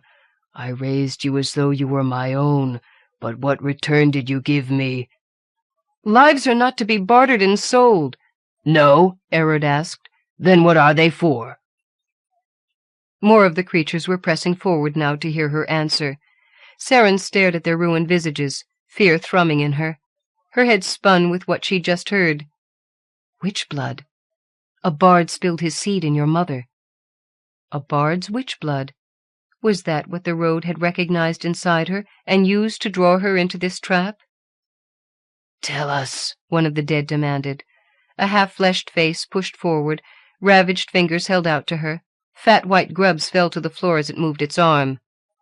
"What are lives for?" another asked. "Coins to spend. What else?" a third cried. The voices came hard and fast, in jeering demand that made her press her hands against her ears. She wept, and her tears froze on her cheeks. The stink of rotting flesh and the proximity of the dead made her empty stomach lurch and boil with acid. Thin fingers plucked at her. She screamed when the dead flesh and bone touched her face. The corpses began to pull her into their midst, and she huddled into herself more. Dead hands grabbed at her arms, jerking them from her ears. She flailed at the creatures. Where she struck them, bones shattered, arms were tugged from shoulder sockets to fall to the floor. "What is life?" her father demanded. "We had life," another of the dead told her, "but our coin was spent, and we have nothing now." "If not coin, what is it?" Errod shouted at her. "A gift," Saren wailed. "A gift, do you understand? Not coin to be spent, not something to be bartered for profit, but a gift freely given." The grip of the creatures loosened, and she was able to pull free and stumble to her feet. She staggered back a pace or two and stared at them. Mist roiled about their feet. The rotten smell of open graves was thick in the air. "Nothing is freely given," one of the corpses said. "There is always a payment needed, or else why are we here? Why do we die? What sent us here?" Saren shook her head, trying to clear it. How could she be here discussing such concerns with the dead? By the Hunter's Cup she had gone mad, but she thought on what the corpse had asked her, and an answer came slowly all the same. Right or wrong she did not know, but it was all she had. "Did you never give a bouquet of flowers to a loved one?" she asked. Here and there gruesome heads nodded. "And when the flowers withered, did that make less the moment of giving? A life is like that gift of flowers. While we bloom we make the best of the promise in it. When we die, it's not a gift taken back, but a natural part of all." "Words," her father spat. "In this place." "You're in this place because you can't see the gift," Saren broke in. "Because life is just coin for you and nothing more. That is what you made of the gift's promise, so you must abide by it." The creatures began to advance on her again, muttering and waving their stick-thin arms at her. She backed away against the wall and could go no farther. There sounded a rushing sound, as though a great wind blew. Dizziness swept over her, corpses and halls spinning in her sight. She lowered herself until she was sitting on her ankles, back against the wall. She tried to stay erect, but she couldn't. The dead creatures came boiling up over the lip of the dais, but Saren fell over on her side, great clouds of darkness swimming in her sight, and taking her away once more. But just before she was gone, before the dark took her or the dead touched her, she saw a woman's face in her mind's eye. It was a broad, serene face, blue-eyed and framed by a spill of corn-yellow hair. There was a hint of a green dress on a rounded shoulder, a breath of summer fields that cut across the grave stench in the hall. "Oh, well-spoken, daughter," the woman said. Then the darkness swept up and took Saren away. When Saren's eyes fluttered open, she found herself warming by a friendly fire, blazing merrily away in front of her. The hall was gone, and she was inside the henge, stone under her blankets. The tall pillars didn't seem so foreboding in the flickering light. Sitting beside her was the crippled stranger that she'd followed from the herdsman's halt, always a day or so out of step with him. Seeing him, she felt a sudden calm. She sat up, held out her hands to the fire, and studied her companion. He was sitting in a way that made her think that perhaps the crutch she'd found hadn't been dropped so much as thrown away, because it wasn't needed any longer. "Hello, Carnan," she said. "And you're the girl from the inn," he replied. "I didn't recognize you when I first found you here. What brought you?" "Your white road." "But I said nothing of it to you." Saren shrugged. "You told the herdsfolk, and they told me." She pointed at his leg. "You seem to be in better shape than when I first met you." "It was a charm of Adnor's," he explained. "The wise woman I told you of. Each step I took on my search helped to ease it, the charm being completed if I reached the end." "So that's why you made such good time. Your leg kept getting better." He nodded. "And you? Was it your witch blood that brought you?" Saren lifted a hand to touch her cheek, then let it drop to her lap. She told him of her experience following the road. "But I don't feel as though I have witch blood." "I saw it in you when I first met you. A small trace, but there nevertheless. Without it, you wouldn't have survived the White Road." The henge they were in, Saren realized, was not the one the road had led her to. This one stood in the mountains, high on a ridge. The night skies were clear above them, dotted with familiar stars. The slopes were white with snow, but the henge itself was clear. Was it all a dream, she asked? The plain, the other henge, She shivered. The Hall of the Dead? Carnan shook his head. "The stoneworks of the old ones are connected. It is possible to step from one to the other in the blink of an eye. The road tests us, you see. That's what Adnor told me. I went to my own Hall of the Dead, though it was different from yours." "And the woman in green, the one that called me daughter?"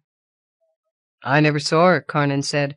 "I saw a man with stag antlers springing from his brow. He never spoke at all."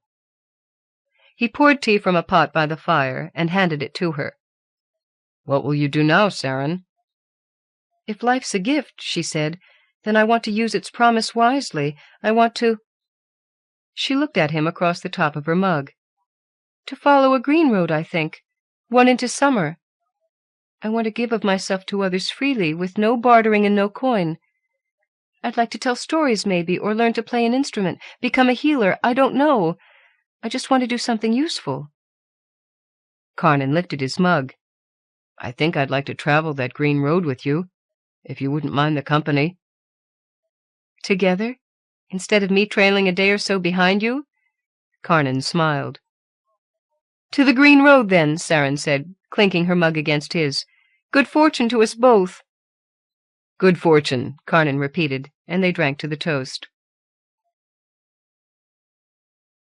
In a green wood, in a place Saren might have called elsewhere, a corn-haired woman sat back from a pool that held an image on its surface, an image of a henge and two well-worn travelers toasting each other. She looked at her companion, a tall, broad-shouldered man with stag's antlers sprouting from his brow. "There's one for each of us now," she said. The antlered man nodded. "And there will be more. The dark has had its time, holding the land in the thrall of war. I think its coin is spent." "For a while at least." "And our coin?" The woman in green put a finger against his mouth and shook her head. "We have no coin. Only gifts," she said. "And a gift can only prosper." "Is that a promise?" the antlered man asked. "A hope," she replied. "Nothing more." Looking at the two figures still reflected in the pool, the long stones rearing above them, the light of their fire flickering against the grey stone, she sighed. "I pray it will be enough," she added. Afterward. The White Road is set in the dales of High Hallack, soon after the end of the Colder War, but it isn't a direct sequel to any existing Witchworld novel or story. Instead, I was trying to capture the flavor of André's coming-of-age stories as a tribute to all the years of pleasure I've had from her writing. I discovered her work at that perfect time, my early teens, and retain a fond memory of her books to this day, particularly those that fit into the Witchworld series. Being asked by André to contribute a story of my own to that mythos, and getting to work with her in the editing stages of the story, has easily been one of the high points of my professional writing career. I just hope that in The White Road I've managed to capture some measure of the wonder that I found in her writing as a small repayment for all that she's given me. Charles de Lint.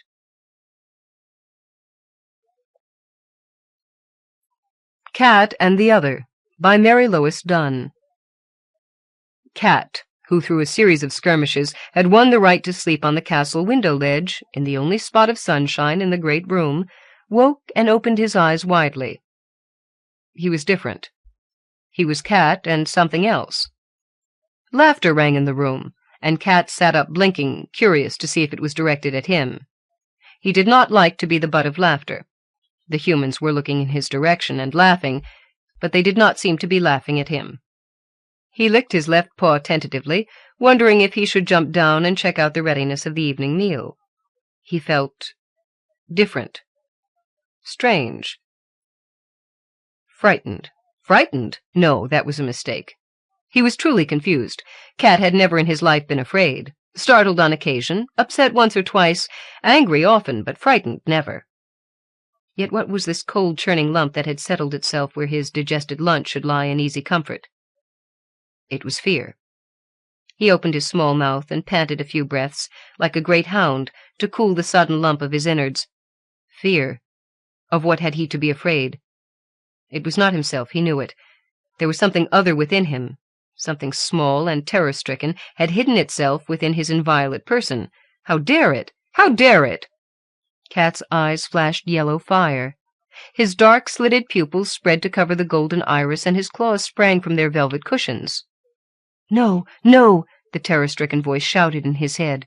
"Show nothing. Be Cat. Do not let anyone notice a difference in you." "Who are you? What are you? How come you are inside my being?" Cat demanded. Interested in this other inside himself, he blinked his eyes, drew in his claws, and stretched out again in the sun, folding his paws under his chest. Cat faced inward, watching the goings-on in the room through slitted eyes. "Look there on the hearth. See the youth who lies there seeming lifeless?" Cat flicked one ear. "Is he dead?" "Not dead," the other said. "The witch-woman has drawn out the spirit. She speaks of it now. Do you understand her?" Cat laid back both ears and shifted his hindquarters in impatience. "Of course I understand." He focused his attention on the witch-woman, she who had been laughing. "Don't you see," she was saying to the lord of the keep, "the lad's spirit is flown." "I see not how this benefits us. The lad is the beloved of his father. Would you have us in a war over his death?" "Would you have his affection for the maid to become a choosing? She is a witch-to-be. Already she feels a bond to the lad, Caris. Another month would have found her tainted, her gift gone." "You suppose this only?" She smiled at him. "Am I ever wrong?" The lord bent over the seeming lifeless body. "He breathes. Can he waken?" "Only if his spirit returns to his body before one of the hawks catches it." "Hawks? I do not understand." "When I drew forth his spirit, I loosed it and cast it through yonder window.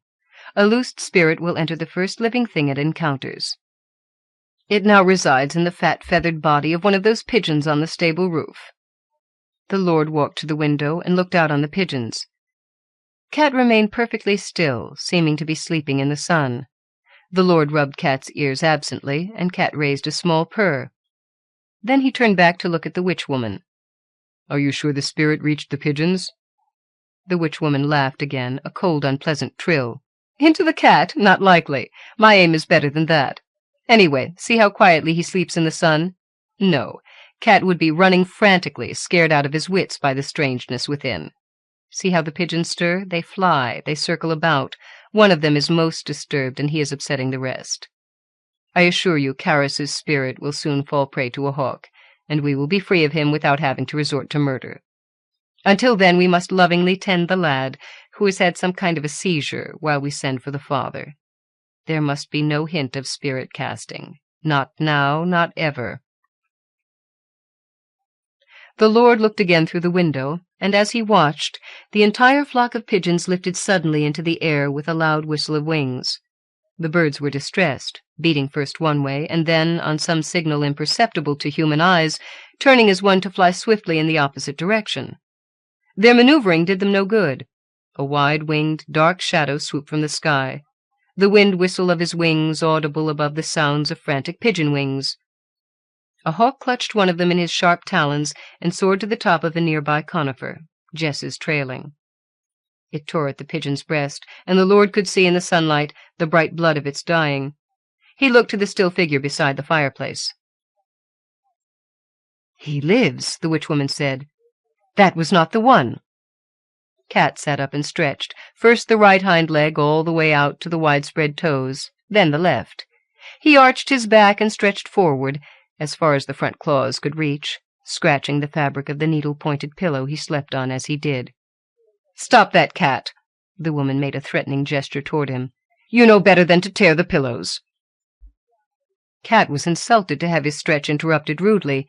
He leaped down and made his way slowly toward the kitchen, tail haughtily erect. "Who does she think she is?" he grumbled. "I won the pillow fairly in battle. It's mine to rip if I want to." "Do you dare defy her?" the other asked. "Look what happened to me. Aren't you afraid of what she will do if she finds out where I am?" "Who will tell her?" Cat said. "A feline who keeps his wits about him has little to fear here or anywhere else." "You don't seem upset that I share your body." "Are you going to cause me a lot of grief? Are you going to be afraid all the time, or try to make me do something foolish against my will?" "Well, actually, I was afraid at first, but you seem to be well in control of the situation. If you don't mind my presence, I'll abide until we can devise some way to get me back into my own body. I won't be any trouble to you, I promise." "Very well. I am rather enjoying having someone I can communicate with directly. It is a great burden to live your life in pantomime amongst such dullards." "Is it just this household that is full of dullards, or is it the same everywhere?" "I haven't been everywhere. From what I hear from other cats and from those stupid slavering hounds, it is the same everywhere. Humans have lost the capacity to communicate with superior beings." "I've heard the falconers know what their birds are thinking." "Nonsense! Birds don't think. They act and react, definitely a subspecies. And what is this about we getting you back into your own body? I am not a volunteer in this project. I make you welcome because it seems the sensible course, but I have not joined up for any machinations against the witch-woman. She rules here. I know which way the fur is stroked."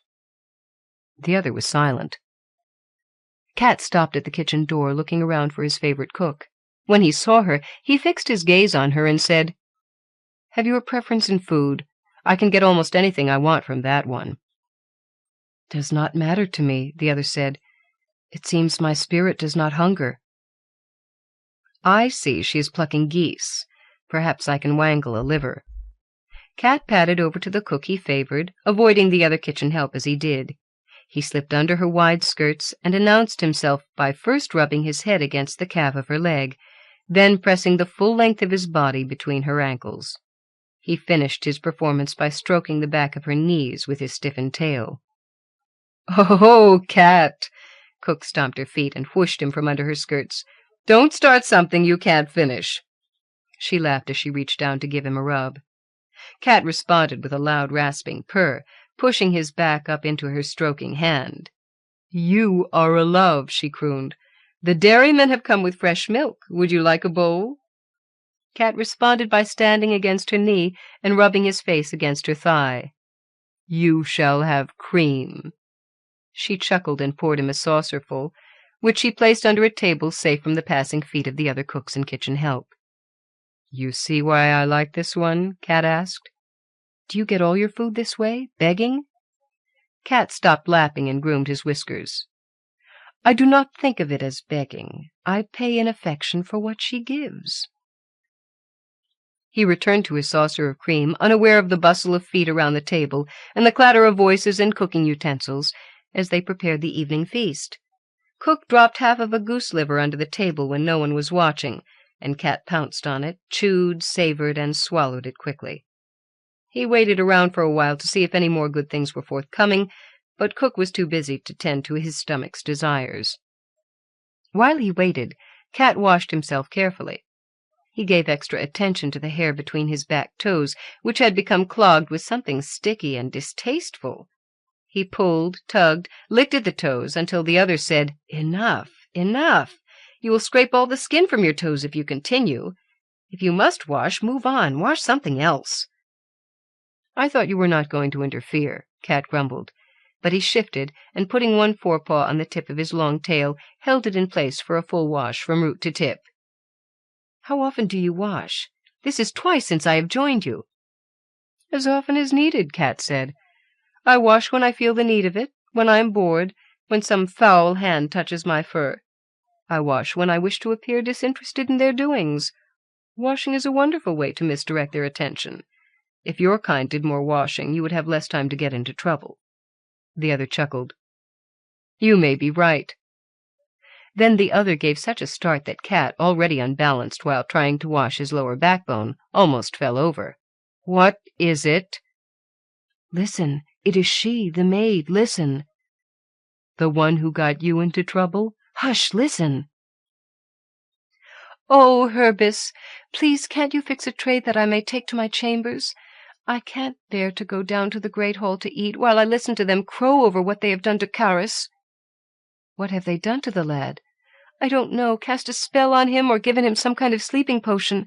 They won't tell me. I know he lies in his chamber senseless and still. It is as if he were dead, yet he breathes. He is still warm, but I don't know for how long. Perhaps it is a spell that will last only until you are safely initiated into the way." "I would gladly give over the calling if it would save Carus's life. I would not have him die over me." "You care for him?" "I don't know. I like him. He is a warm and friendly lad, and I like to talk with him. He is the only one in this hall who treats me like a person instead of a witch-to-be, except you, of course." "Tush, child. I've seen others of your kind come here before. They are all treated the same. If you do not learn to separate yourself from folk, you will not ever be witch-woman. It is in the separation that the magic comes." "But that is such a lonely way to live." "True, and now is the time to decide if you want it or not. If you want husband and family, leave this place at once. Join yourself to a young man. Carus will do.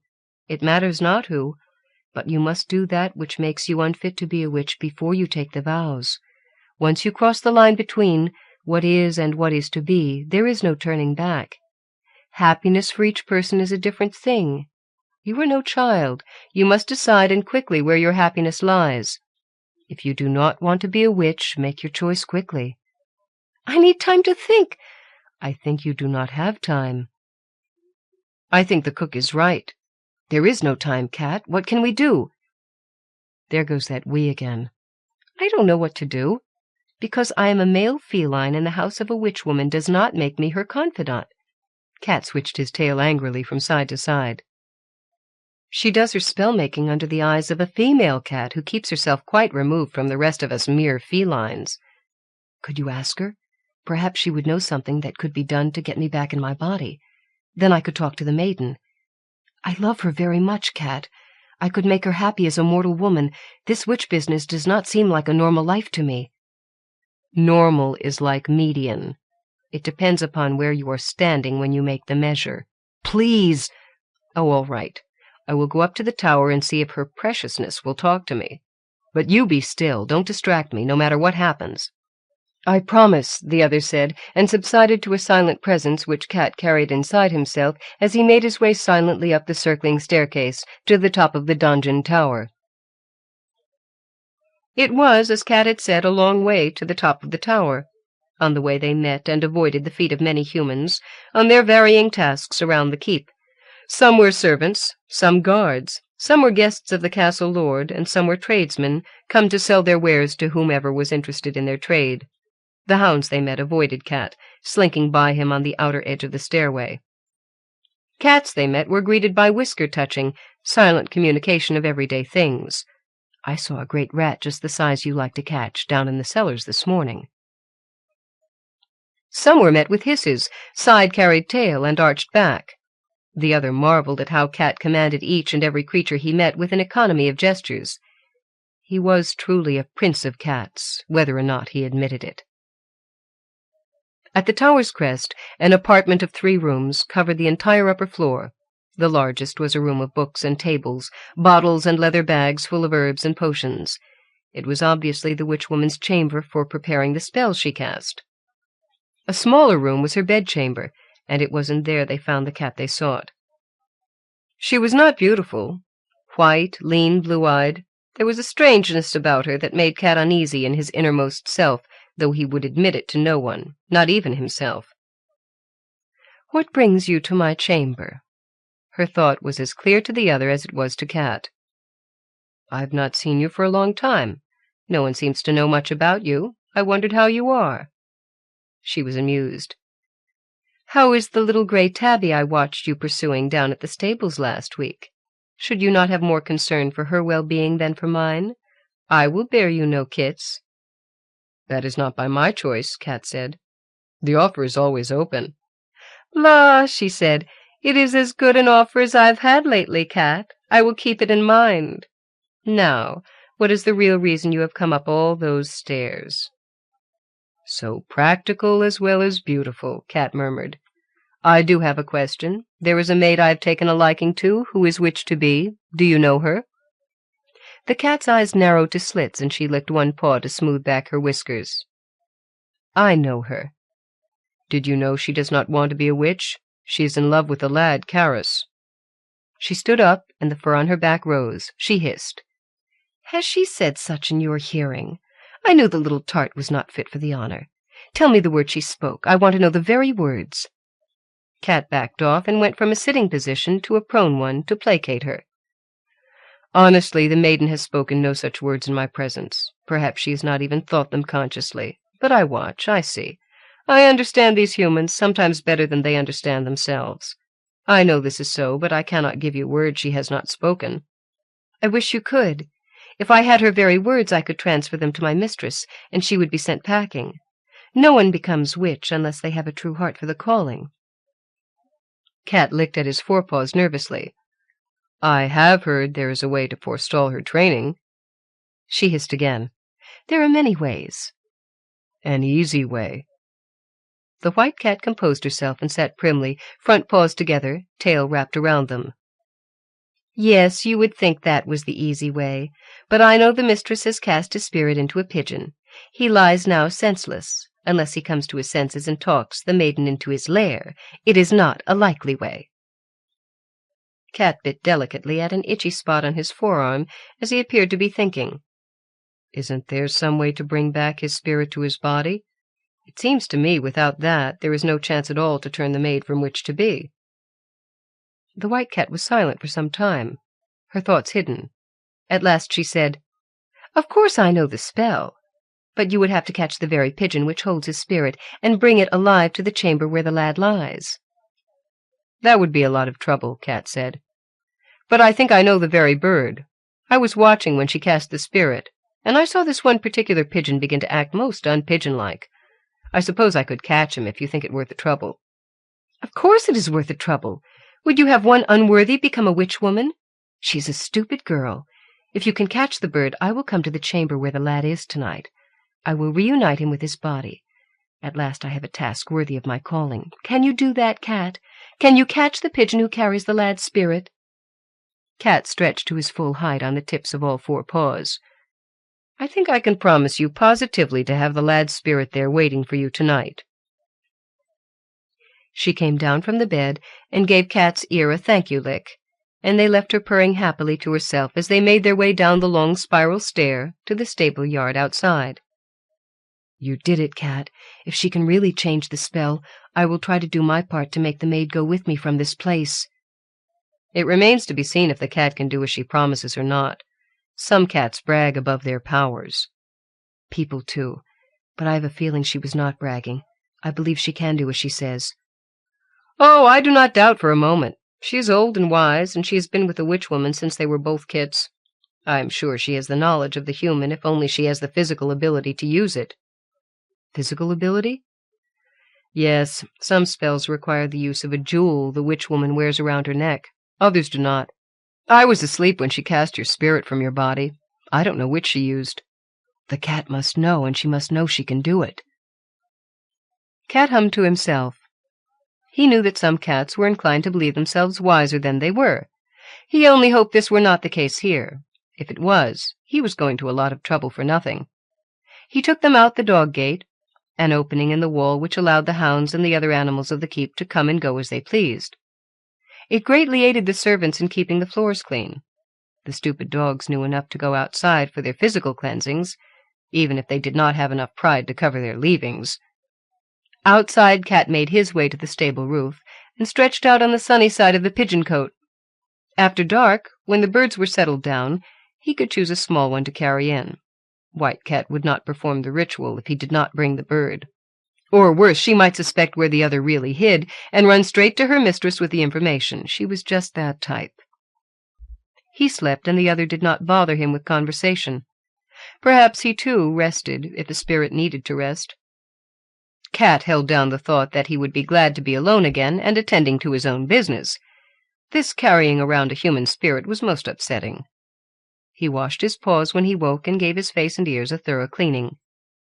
The pigeons were quiet in their cote, making the cooing sounds of pigeons and shuffling as they pushed each other for better position on the roosts. They sat on the roof until the sounds of the evening feast ceased in the great hall, and the last lamps were carried upstairs to the bedrooms. Only the evening torches were lit, flickering in the windows. "Let us go," Cat said at last. "It is time." "I have long been ready. I wanted to let you rest as much as you could. This will be difficult for you, I know." "Not so difficult. I have caught many a pigeon in my day." "And carried it struggling and cooing into the great hall?" "Not the great hall, thank the powers. We go to the lad's bedchamber, for which we should be grateful." I am. Is there anything I can do to help you?" "Be still and be quiet. Don't distract me. Hunting is not the easiest profession." "As you say, I will be quiet. Good luck, Cat." "Luck has nothing to do with it," Cat grumbled to himself as he crawled forward on his belly around to the open door of the pigeon-cote. His coming did not disturb the birds, who were already sleeping. He lay quietly assessing his prey and deciding which one would be the easiest to catch. When he decided, his leap from the ground was so quick and silent that only the birds nearest the victim were disturbed, and they did not murmur for long. Instead, they shuffled around, glad of the room on the perch, and went back to sleep. Cat lay on the bottom of the cote, the startled pigeon grasped in jaw and claw. Because it was dark, the bird struggled very little, and gradually Cat shifted his grip until he had the bird by the back of the neck. Pulling its skin tight had the effect of partly choking it, so its few struggles ceased after a short time. It lay as one unconscious in Cat's grip. He stood then, shuddering when he thought of the cleaning he would have to do to his coat when this was done, threw his head back so the weight of the pigeon was on his shoulders, and made his way carefully down from the roof to the fence, to the woodpile, across the stable-yard, and into the dog-gate. The castle was quiet. Most of the people were gone to bed, and what servants crept about were attending to their own business, paying no attention to the animals within the walls. The hound smelled the pigeon when Cat brought it in, and one of them came over to see why the bird was in the castle. Cat, whose teeth were otherwise occupied, glared a baleful yellow-eyed glare at the dog, and stood on toes which showed their weapons. The hound went back to the fireplace and lay down to chew on his tasteless bone, with nothing more than a sniff. He was smart enough to know Cat could defend himself and his pigeon if he wanted to. Cat made his way up the stairs slowly. The bird was awkward and somewhat heavy to carry. Dead, it would have been no problem. He could have dragged it up the stairs without ceremony, but he could not kill this one until the white cat cast her spell.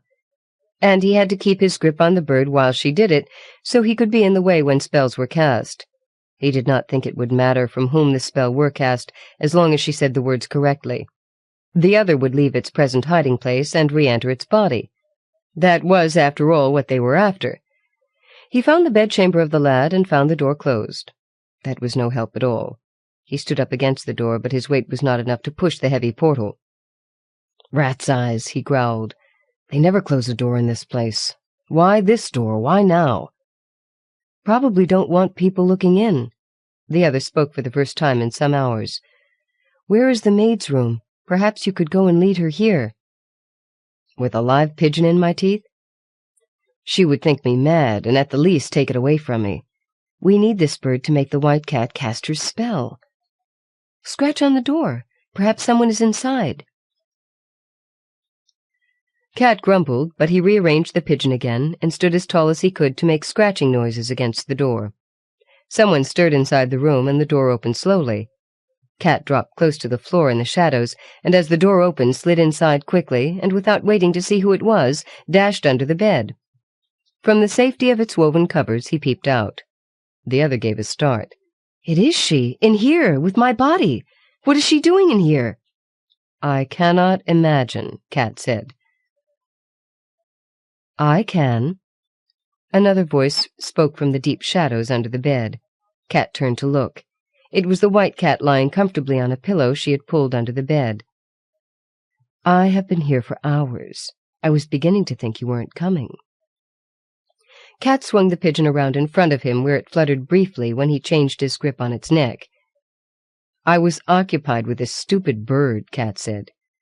"Oh, I thought you would charm him into flying into the room on his own.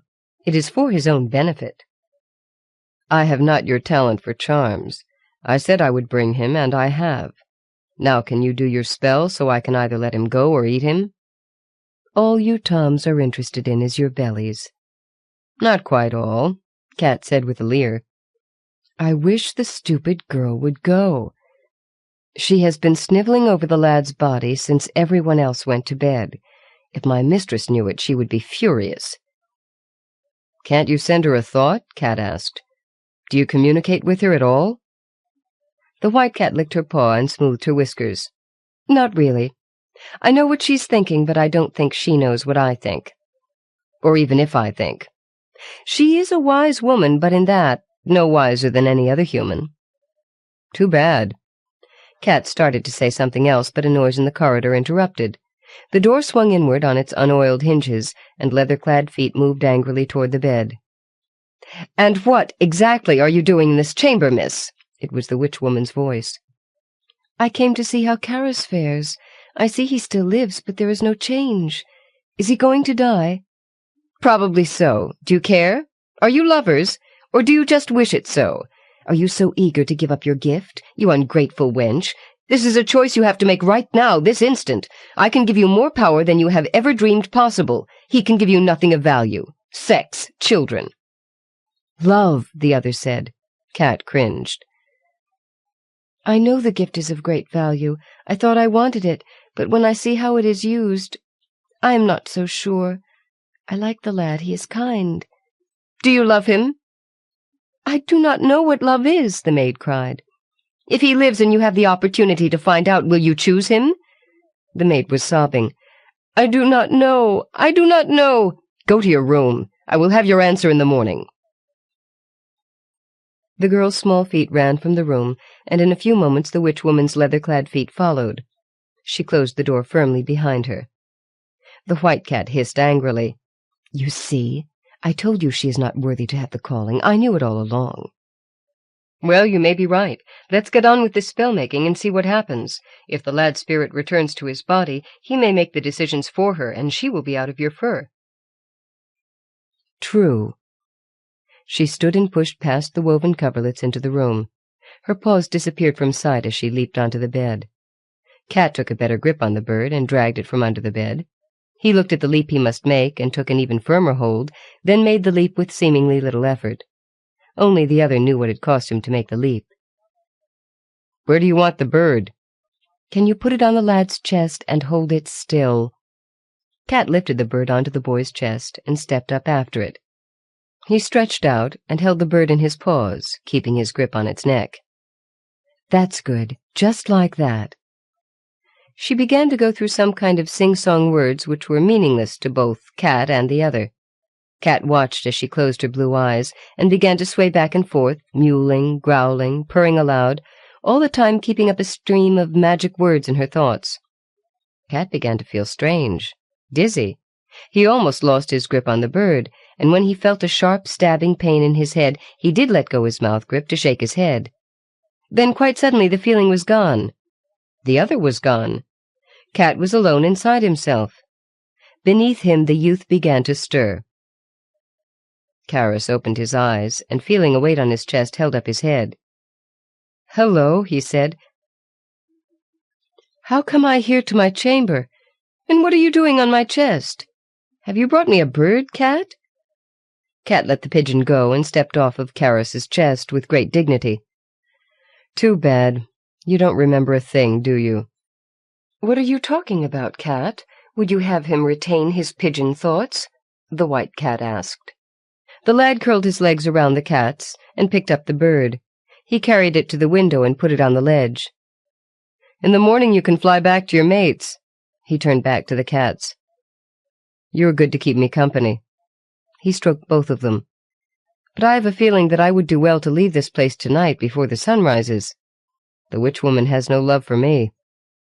"You have that right," the white cat said.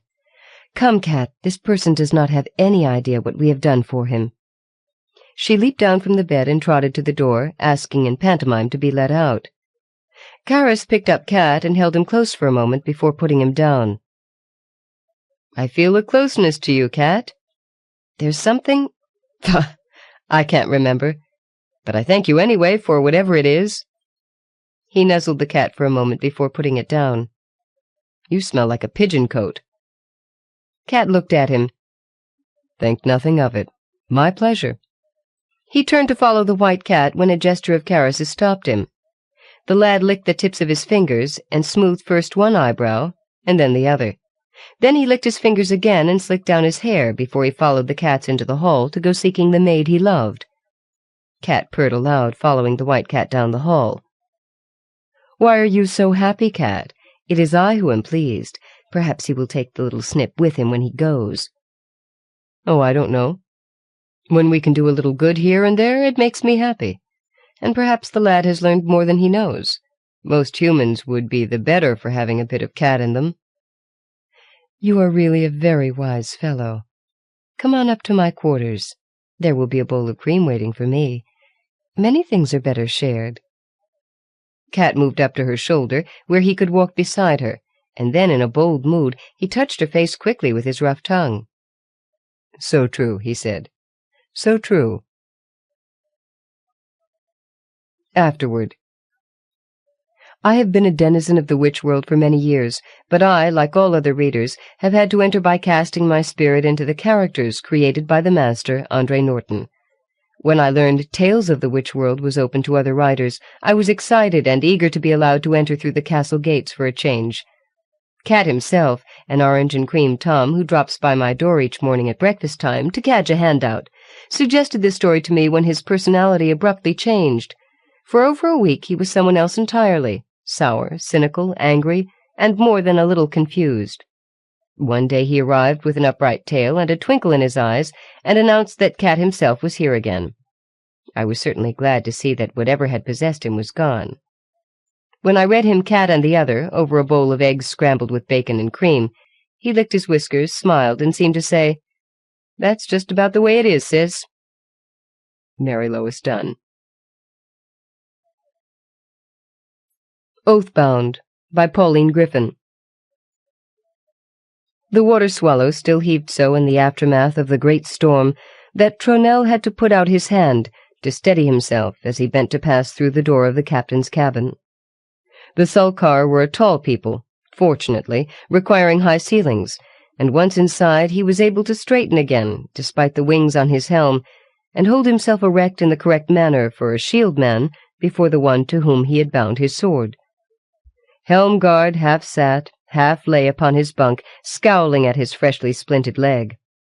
He glanced up in the next instant. "Sit, bird warrior. I would ask of you, not command, and I dislike straining my neck to see those with whom I speak." The falconer complied. "What would you have of me, Captain?" Helmguard said nothing for a moment, as if he must gather his thoughts or brace himself for a hard duty. "The water-swallow sailed these southern waters before, making landfall on the large, hitherto unknown island which is our current destination. My eldest son did not return with the others we set to exploring it. They reported he had become separated from them, and they had found him again only as he vanished into a strange circle of stone trees, which they were unable to penetrate themselves." "I did." He stared straight forward, not seeing for a moment the man whom he addressed.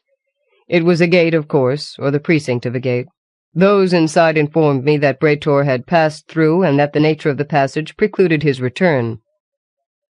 As weregild, I was granted command over one of them for a period of 7 years, the Lady Kiel, who has served me since as my bondswoman.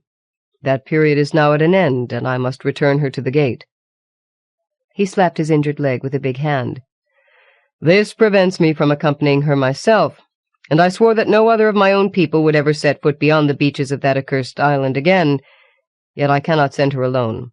The journey will take the better part of 2 days, and although it was safe enough in the past, I understand from her that this may no longer be the case." "So, you would have me escort her?" His face was unreadable beneath the masking helm, his voice cold. Helmguard nodded. "I ask you to serve so in my stead. Your people's feeling against womankind is well known, and I do not demand what I know would be distasteful to you at the very least. If you do refuse, then I must be forsworn to my folk, since I cannot fail in my duty to her." Slow yellow fires burned in his screened eyes, but Tronel answered as the other knew full well he must. The spar which had put the sulkerman on that bunk would have struck him instead had Helmguard not cast him out of its way. "It falls within the bounds of my oath. Falconers serve thus when we ride escort to some lord's retinue. When?" "The storm worked with us in this," he replied. "We should sight land with the dawn and be ready to set ye ashore by noon." The morning was still very young when Tronel came on deck. The ill-famed island lay on the horizon, filling most of it. Distance and the still heavy shadows aided the heavy cover of vegetation, characteristic of most southern lands, in softening it, so that from here it looked almost as if it were covered with feathers or fur. No matter. Helmguard's directions would bring them to the gate, and Stormlord was aloft, and should already be soaring over the island, scanning it with his sharp eyes. Once the falcon returned, he should have more than enough knowledge for his purpose. Mercenaries were not accustomed to the luxury of fighting on ground of which they had intimate knowledge. His lips tightened a fraction. This was to be escort duty only, insurance against trouble, but not an anticipation of it. In truth, he had no will at all to face down any witchery issuing out of a gate. He stiffened and instinctively stepped back into the deep shadow cast by the bridge superstructure. Another was approaching this normally secluded part of the deck, and he was not minded for company, not even that of his own comrades. To his surprise, the intruder was his unwelcome charge. Tronel's first thought was to withdraw at once, but he forced himself to remain where he was and study her. Falconers hated women, and feared them for the terrible danger they represented to his kind. But over the long years since their migration north, contempt had risen up as well, and that was in itself a threat. It had so blinded them that neither he nor any of his companions had even suspected the eldritch history of this female, despite her patent strangeness. That weakness must be altered, now and in the future. Kiel was human, or seemingly human, right enough, but her delicately wrought features had a cast to them that told they were not likely to have originated here, save possibly in Escor. Her complexion was pale, fairer even than that of the old race, and her hair was of a rich honey color. The eyes were large, nearly too large in the small face, heavily lashed and piercingly black, the most obviously alien feature about her. He frowned slightly. What purpose had this creature of the gate served, apart from satisfying the need for vengeance for the captain's loss? She did not work the ship alongside the sulker men and women. Helmgard might have used her for his pleasure, of course, but he imagined that she had more likely performed some other, more significant function. Kiel stopped some 5 feet from him and stood by the rail, asking no support from it, while she fixed her eyes on the distant island. Her coming here now was no cause for amazement, at least. If that were indeed her homeland, or an entrance to it, she would naturally be eager for a sight of it after an absence of 7 years. Whatever her feelings might be, her expression at first remained absolutely impassive. Then suddenly her head snapped skyward, and such joy and exultation and splendor filled her that his lips parted a little in wonder. She gave a low, infinitely glad cry of welcome, and lifted her arms as if to embrace one much loved. A black speck showed there, still high against the sun, but descending so rapidly that it soon took discernible form. His heart seemed to stop. The white V on the breast was visible now. Stormlord, and he was coming not to his battle-brother, but to this female. Tronel watched, frozen with dread, and the feeling of betrayal as the falcon came to rest on Kiel's arm, his sharp talons closing so gently that they scarcely rumpled the material of her sleeve. She drew him to her until he caressed her pale cheek with his head. The man waited to see no more. "Release him, witch!" She stepped back with a startled cry, but before he could reach her, the bird was between them, calling in the language they shared that she had done him no ill. The woman fled. He did not try to follow. The water-swallow was not so large that he would not be able to locate her quickly if he needed to do so. For the moment all his concern rested with Stormlord. Man and bird knew one another well. They had been paired since the then newly fledged falcon had chosen to ride his arm and no others, and it was not long before Tronel was able to assure himself that no bond or block or change seemed to be set on him. His feathered brother had but responded to the heart-cry and gladness of the woman. The falconer's interest in viewing the island was temporarily spent, however, and he hastened below to the cramped bow section allotted to the mercenaries. Noon came soon, too soon for Tronel. The water-swallow was anchored in the center of a small bay, as close as she dared come to the shore, and he was in his place in the prow of the boat that would shortly ferry him and his charge to land. He glanced somberly at the pink-white sand glistening under the bright sun, and the vivid green wall of vegetation behind it. It would not be long before they disappeared into those trees, perhaps permanently. He quelled that thought. He did not fear the island, not any more seriously than was prudent for a warrior approaching unfamiliar territory. What he dreaded was the one even now settling herself opposite him in the stern. This was not a man's plaything, not merely a body formed for the production of fighters, but an entity come out of a place of power, and proven possessed of the ability to draw to her a being he had believed responsive to himself alone. What other gifts were hers to wield, he wondered, and how would she choose to use them now that her period of bondage was ended? If she would exact vengeance for that servitude, there might be very little a sword or knife or muscle could do against her. Kiel, for her part, sat absolutely still, giving no backward glance at the ship, and seeming to look right through him. Tronel saw one slender hand dip over the side and thought she frowned slightly. He ran his own fingers through the water. At first he was puzzled, then he drew a quick breath. The sea was cold. This was more like the water on Estkarp's coast than a shallow, sun-warmed bay so far south. The breeze was cool, too, enough so, he realized suddenly, that he was comfortable in his mail. Before this he had found the noon and afternoon temperatures nearly as debilitating as a wound. He fixed his attention on Kiel. Her features were frozen into their mask again, her body quiet, but the eyes were alive, darting from sea to sky to the fast-nearing land. So, no immediate danger, but she sensed enough of its shadow or enough strangeness to be very much on the alert. It behooved him to hold his own guard as well. They made land without mishap. Tronel sprang lightly to the sand and stood back while the nearer of the Sulcar men handed the woman out. Her head lowered once to acknowledge the service, then she walked swiftly toward the trees, moving so quickly that he found he had to press himself to overtake her. Kiel came to a halt just beyond the first of the screening trunks. She stood with eyes closed, her head tilted slightly back. She drew in a great lungful of air and slowly released it again. Free. Her eyes opened and fixed on him, the question in them so clear that he responded as if she had spoken it. "I am but your escort, lady. What lay between you and the Sulcar is none of my concern or interest." She nodded, even as she had to the oarsman, but then looked somberly upon him once more.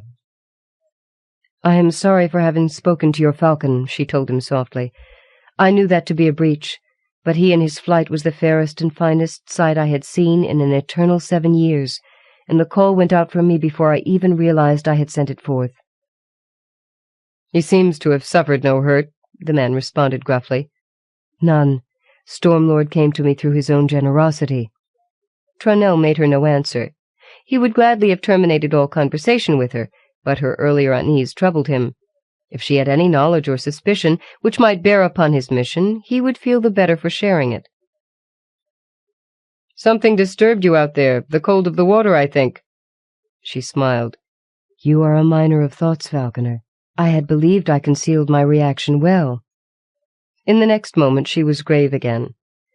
"It troubles me because it is unnatural to this place." The great eyes raised, and he felt them lock with his despite the screening of his helm. "I fear that no part of all this world is as safe as it was when I came into it. Wars have been fought and are being fought. Balances have been altered. Gates, old and new, have been wrenched open." A shudder passed through her, of which she seemed unaware. "I say to you, bird warrior, that if the peoples of your realm knew what powers, knew the lords of the inner dark, lurking just beyond, groping for any entrance by which they might come against light and life, you would no more battle human against human, equal against equal, but would rather embrace one another as brothers and sisters in arms, against the horror that might at any moment come upon ye." "You believe this chilling is of the dark? That dark?" he asked sharply. She shook her head. "I do not know, but it is wrong for here, and anything in violation of nature must be watched carefully, until it has firmly been proven beneficial or harmless." "You know so well what is right for this world, this island."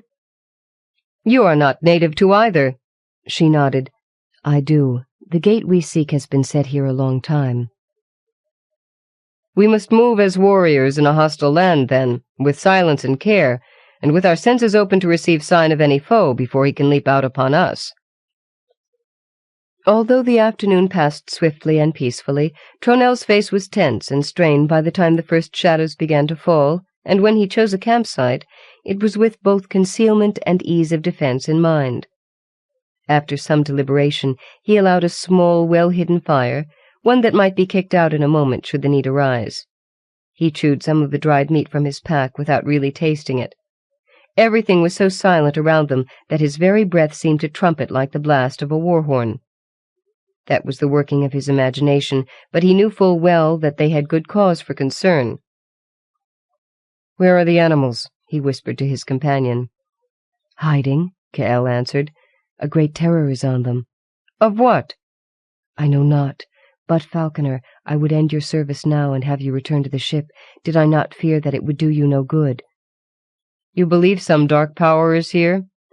This has the feel of the dark. He saw one hand lift to press against her eyes. My realm has bred many of the like, and no gate is so mightily guarded that its defences are not occasionally breached. She straightened as if girding herself for a struggle.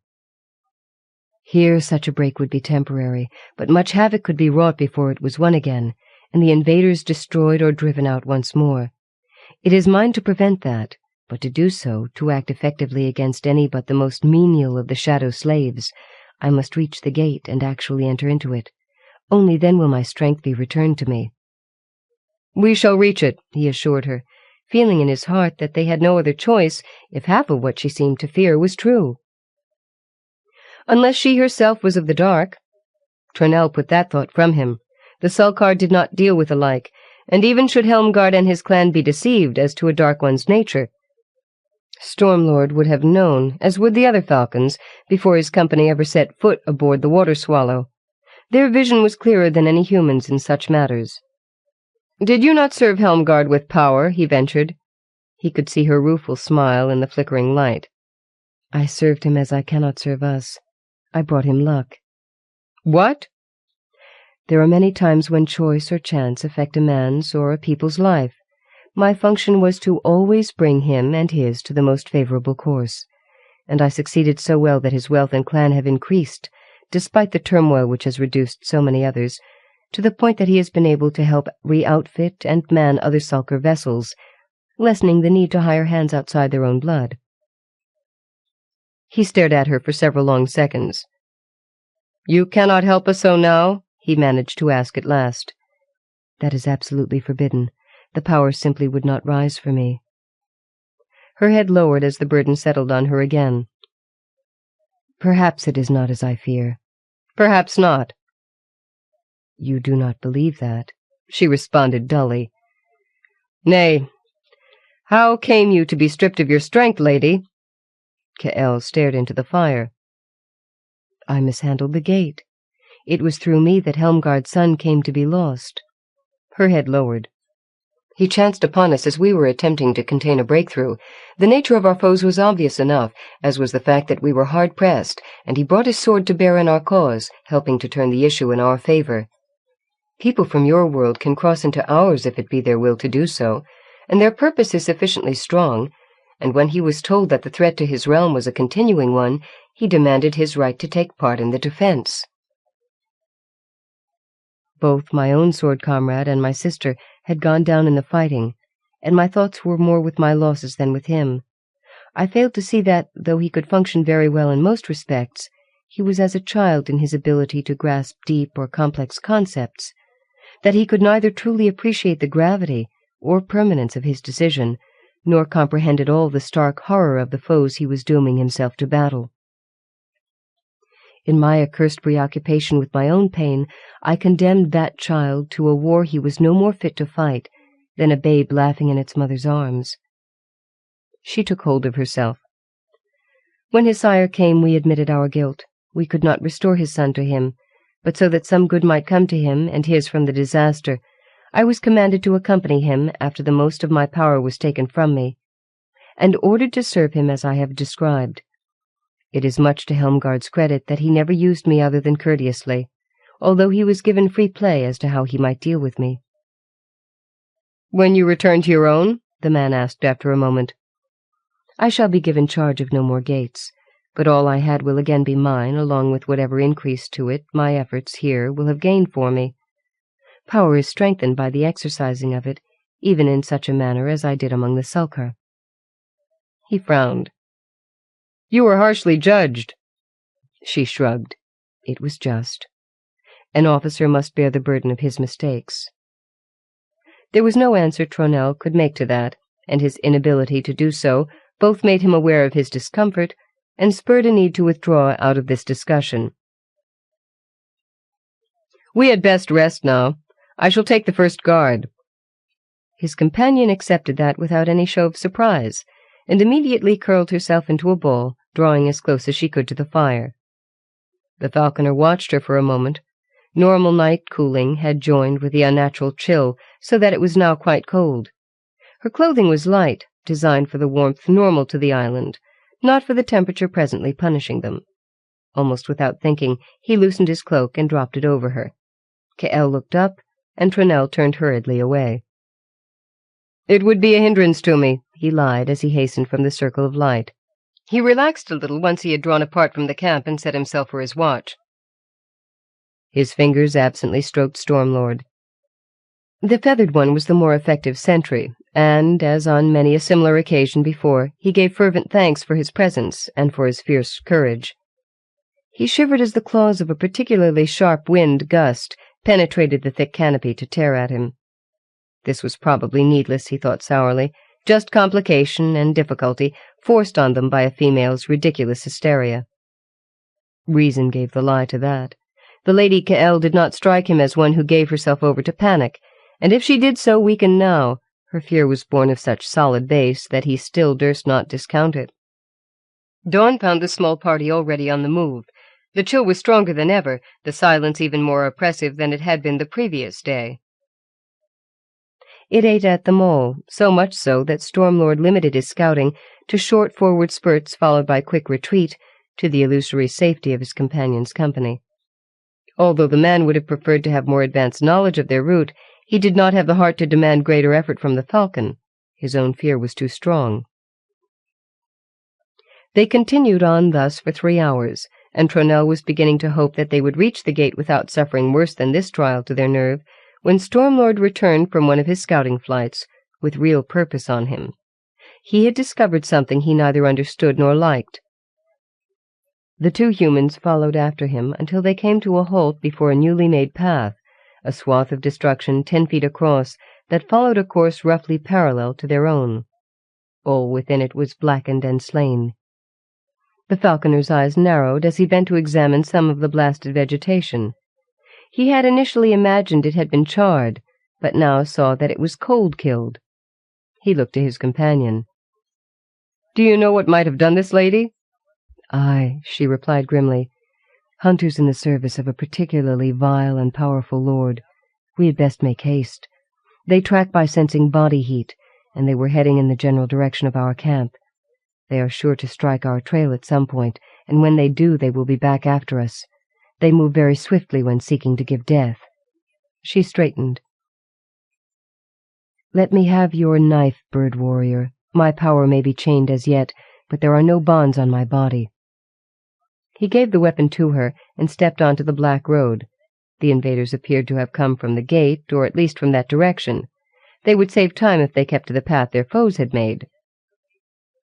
Half an hour passed, and 10 minutes longer, then he became aware of sounds behind them.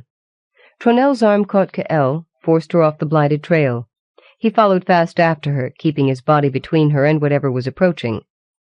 He saw them, 2 creatures, biped in form and slightly taller than a big man, but without any great breadth of shoulder or muscular development. Their uncovered skin, or what passed for skin, was a stark white. The heads were long and lacking in what humans called features. A slit existed about where eyes might be, and another shorter one was positioned an inch beneath it. But that was all. Their arms ended in gaping circular holes, where hands or other appendages might be expected to begin. Those last were weapons. Even as he watched, the nearest hunter pointed toward a clump of tall ferns. A cloud issued from the arm, and the plants shriveled. They were aware of the humans. That much was certain from the way they moved, and the falconer braced himself to meet their assault. He raised his eyes to peer into the dead blackness lying beyond the slits in the helmet-like heads. Helmet? He wondered if what he saw before him was actually the creature or merely some artificial covering akin to his own mail. Kiel confirmed that wild surmise in the next instant. "Break their cases. The light will soon finish them." After that, there was no more time for speech. Both sprang aside and apart as the dark hunters sprayed with their icy mist the place where they had lain. Tronel saw the woman cast her dagger, saw it penetrate the foremost being's cheek, but his own opponent gave him no opportunity to observe the result. A greater distance lay between him and his target. Kiel's blow had shown that the thing's armor could be pierced, but the surprise of their counterattack was over, and the hunter's reactions were quick. It loosed its deadly weapon even as he dove for it. The man leaped to avoid it, did escape it himself, but he could not lower his sword in time. It met the stream, only its point, but such a surge of cold ran up its length that his arm dropped, useless by his side. His left hand caught the weapon as it fell. He swung with it, and struck home only to see the now brittle metal shatter into gleaming splinters. The creature's arm raised again. Trunell tried to bring up what remained of his sword, but knew his blow must come too late. "The face! Tear the mask!" His eyes raised to it, but he had no hope of reaching it. A black missile tore through the air above him. Incredibly fast, fierce, almost an embodiment of battle fury in this moment of his master's peril, the falcon threw himself at the dark hunter. His powerful talons, his beak, seized the narrow strip separating the two slits, wrenched at it until it tore out, and stood at a right angle to the face. For one moment there was an outpouring of murky shadow and piercing cold. Then that vanished, and the emptied shell toppled. It struck the man, knocking him, but there was little real weight to it, and his own armor prevented him from taking injury from the blow. Trunell came to his feet in the next instant, still gripping the remnant of his sword, but he saw the other invader was down as well, and Kiel was standing beside it. Stormlord's concerned call told him the falcon, too, had come through the encounter unscathed. Working his fingers to ease the throbbing of returning circulation, he sheathed his weapon and joined the woman. "We still go for the gate?" he asked. "Aye, though what we shall find there." Her shoulders squared. "We shall never know until we make the test. A few more minutes will give us the answer." They crept forward, every sense alert, so that it seemed an eternity before they found themselves facing the place Helmgard had described. It was indeed strange, and to Trunell fearsome because of that strangeness. 20 great stones had been set in a circle, or had grown thus, for their form was that of trees, and bright living leaves sprouted from the branches. In their center stood a plain arch fashioned of the same grey rock. At first he relaxed, for all seemed well, but then he detected a faint shadow, a sooty mist flecked with red, hovering around the arch. "Too late," Kiel whispered, despair plain on her. "Our guards must be slain." "The Dark Lord?" "Nay, a servant awaiting his coming, but it is not one which can be fought without power." He watched the shadow thing. It seemed to grow ever more substantial as his eyes became accustomed to fixing on it. "Is it like to those hunters?" "Nay, it is quite mindless, but a perfect choice of guardian here. It will sweep down on us if we try to approach the gate." "We cannot fight through it?" She shook her head. "There is no hope of that, not with the weapons we possess." "What will happen?" "Its master, and probably others will come, to the great grief of this world." The falconer was silent a while. "You say it will sweep down upon an intruder, lady. If I were to move against it first and draw it to me, would it be possible for you to slip in and gain the gate?" She studied him closely, then the guardian at the arch. "Perhaps if you could hold it for even a few seconds. The chance is slight, and there would be very little hope of your survival." He merely shrugged. "Warriors have made that choice before now." He drew his broken weapon. "The edge is still sound. We shall soon see if it will bite upon mist." Trunell hesitated. "If you win through, send Stormlord back to my people aboard the Water Swallow. There is no point in sacrificing him as well, and he will answer to you." Her head bowed. "So let it be." The falconer made his charge. He crossed the ground separating him from the stone trees quickly, passed between the nearest of them. A great red-shot darkness loomed up before him. What had seemed mist at a distance proved something more cohesive at closer range, a thin ooze that was, in a terrible, mindless sense, somehow alive, obscenely alive. It flowed toward him. He braced himself to meet it, not daring to hesitate or even to think lest his fear break him and he flee. If once that happened, hope was indeed dead.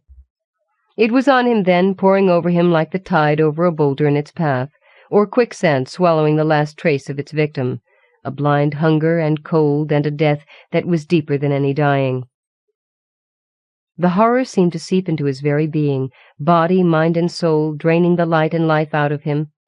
He could not struggle, could do nothing at all as the warmth was leached out of him, but fix his mind on the memory of a bright sun and a falcon soaring high against it. He remembered the joy lighting a woman's face at the sight of that falcon. It was nearly over. He imagined he saw a new light, a vibrant green that tore into the black and red, but he was too spent for even delirium to hold him, and he retreated into full night. Trunell became aware of heat, of a gentle touch that sent warmth pouring into his body. His eyes opened to find Kiel bent over him. He started to draw back, but memory returned, and he compelled himself to lay still. Her eyes closed a moment, as if in relief, and her hand lifted in a gesture of greeting. "It is good to have you back in this realm, bird warrior. For a time there I feared not even the green fire would be sufficient to warm you again." He frowned at that. Green fire? In that first moment of awareness he had thought her surrounded by emerald flame, as if it emanated from her. His vision was clear now, and she was but a woman. "It is victory, then?" "Victory. That dark one will not come again, nor will many of the retinue he planned to bring with him." Her expression shadowed for a moment. "They were a bad lot, worse even than I had feared." The man's strength was returning rapidly. He sat up after one failed effort and tried to take stock of himself. Kiel read his desire easily enough. "Both you and Stormlord are sound. You still have your dagger, though your sword can but serve as a reminder of this day." She held it up, or rather the hilt of it. Only a small sliver of the blade now remained. "You managed to get in a few strokes, no mean feat, and they did tell. As for the rest, your mail is nigh unto useless, I fear, but your helm somehow escaped damage, save for a bent wing, which can readily be set to rights." She handed it to him. He took it from her, but rose to his feet and stood looking at it without attempting to set it on his head. "You will rejoin your people now?" he asked. "Aye." He took a deep breath. "I would make this war mine." "Do you know what you say? There is no withdrawing or release from such service." His eyes met hers. "I am no mind-damaged boy, lady. Having seen this enemy and fought it, I cannot again go back to slaughtering my own kind, those who should be brothers in arms with me, as you yourself named them." The lady was silent for many long seconds. "You have shown yourself to be all we could wish in an ally, yet there are difficulties, maybe insurmountable ones, for you. You overcame your distrust of me and your lesser feelings to work with me in this need, and you overcame your indifference for compassion's sake, which is perhaps an even greater measure of you. But just now you had to will yourself not to recoil when you wakened to find me beside you. The war we wage is harsh. Our enemies are awesomely powerful, and we have learned it is necessary, essential, to pair our warriors, male with female, so that each is balanced by the gifts of the other, and both are strengthened thereby. The penalties of failing to effect that partnership are inescapable, and, bird warrior, they are heavy. Could you bind yourself to serve with a woman, even as you do now with Stormlord?" It was his turn to fall silent. "If I must," he said in the end. "The decision of a moment is not enough. Are you willing to battle with yourself, with your own past? It will come to that, month after weary month." "If I must," Trunell replied again. He hesitated then, knowing himself well enough to realize that in such a war rout might come more frequently than advance. "If my partner realizes that I am battling." Kiel regarded him more closely, seemingly with greater respect. "Very well, Falconer," she said, speaking slowly, thoughtfully. "Wait 1 year. Think well and use the time well. Spend some of it at Lormt, the repository of ancient knowledge, if you can, following whatever trails catch your fancy. If at the end of that period you are still firm in your resolve, then we shall welcome you gladly, you and your feathered brother both." She smiled, silencing the question he had been about to raise. "Do not fear for the gate. There are others besides this one. The way will be open for you. You are content?" He nodded, concealing the keenness of his disappointment. "I must make myself content." "Well answered. Good journey, comrade, until we join forces again." The Lady Kiel stepped back, toward the arch. He watched her, knowing she went to face enemies like those they had challenged this day. His hand raised in the salute of his race. May you soar high on fortune's wings, lady."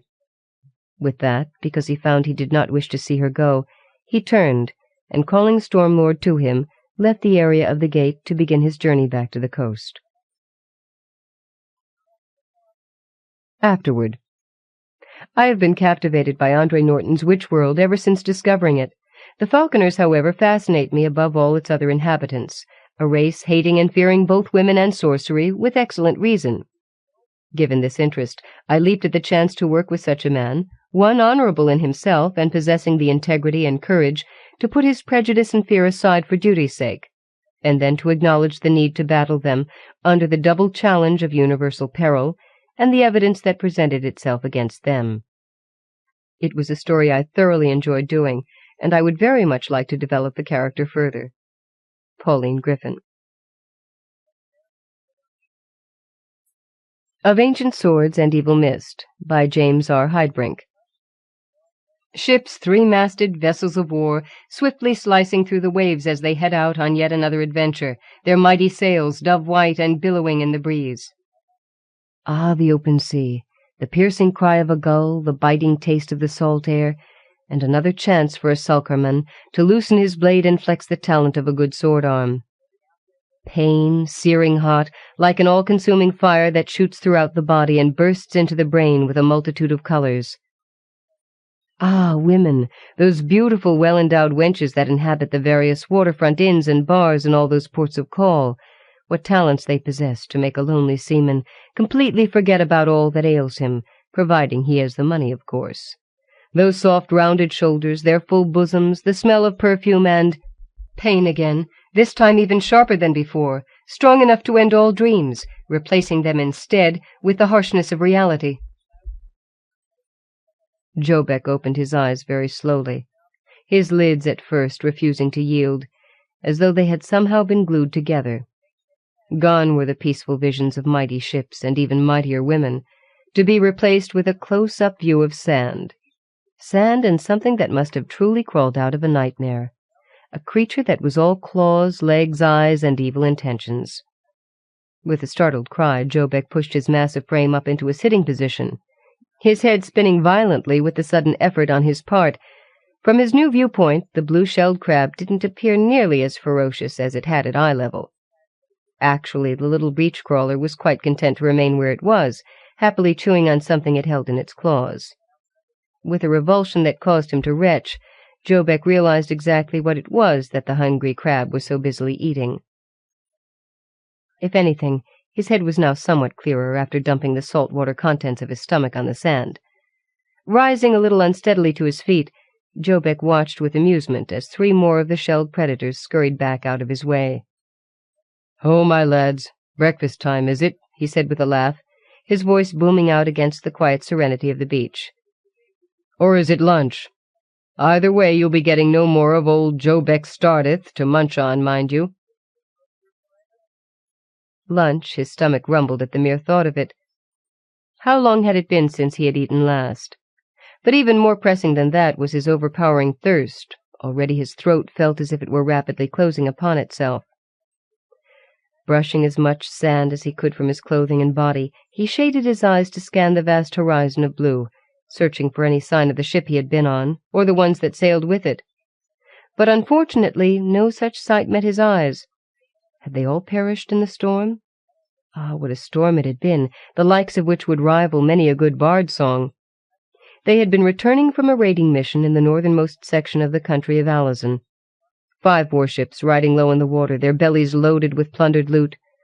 Jobeck was the captain of the Red Dawn, and under him was a rough-and-tumble crew of sulkermen, along with a few falconers who had hired on as marines. It was a loyal and fierce crew, one that would make any captain of the sea proud. Ordinarily, the families of the sulkermen would have ridden on board, turning each of the ships into a floating village, but this time the men had decided it best to leave their loved ones behind, since they would be raiding too far to the north for it to be safe. A good thing that they had, too, for the devils of Alazan had almost crept up on them by surprise. It was only through superior naval and fighting skills that they had managed to crush the enemy assault, turning it instead into a victory for the sulker ships. That victory hadn't come easily.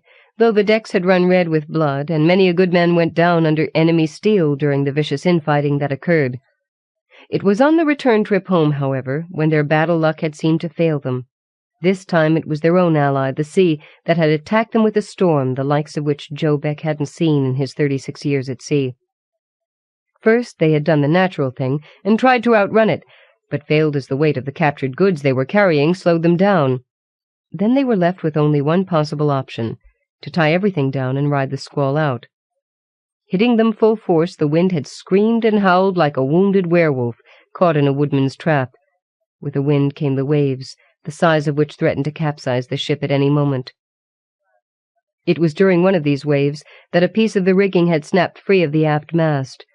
Swinging down, it had caught Joe Beck between the shoulder blades, tearing him from where he clung to the stern of the ship.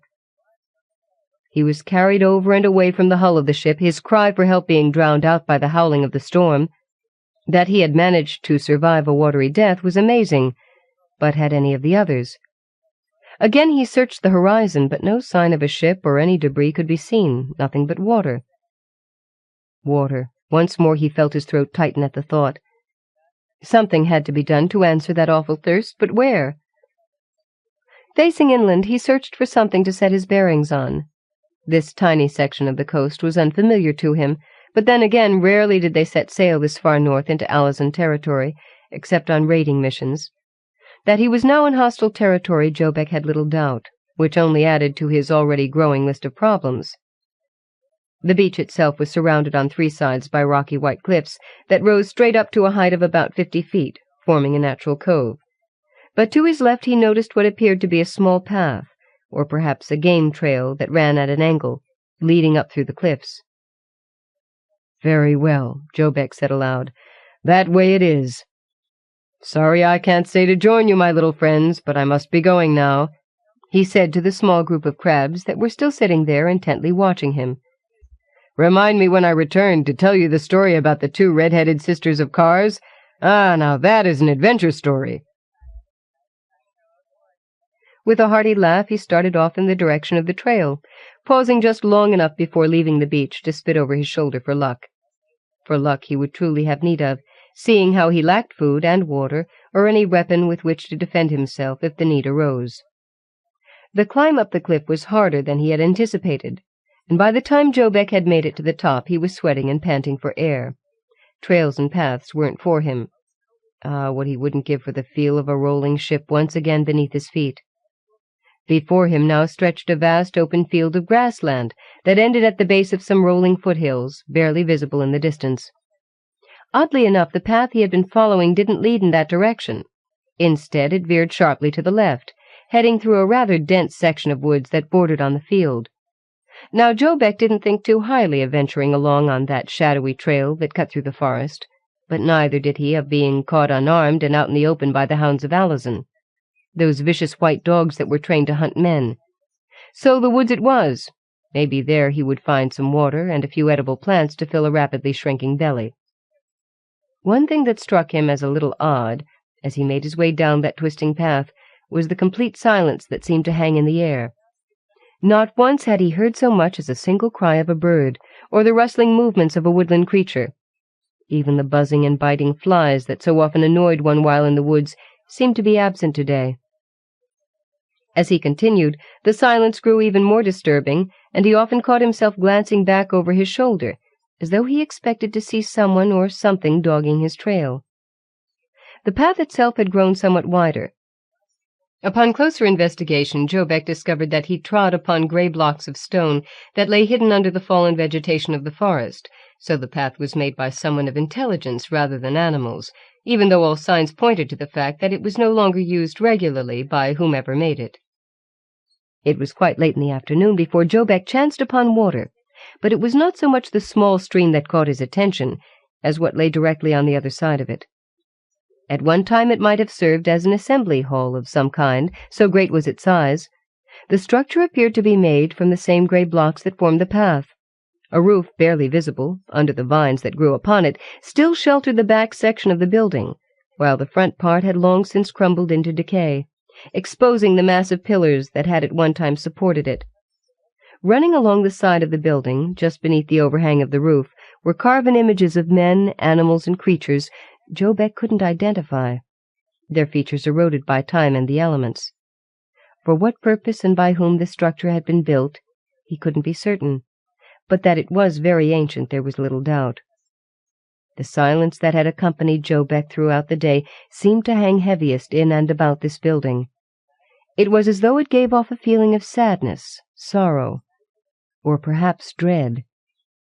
Joe Beck's thirst had been quenched by the cold running waters of the stream, but his hunger still remained, growing stronger with every passing moment.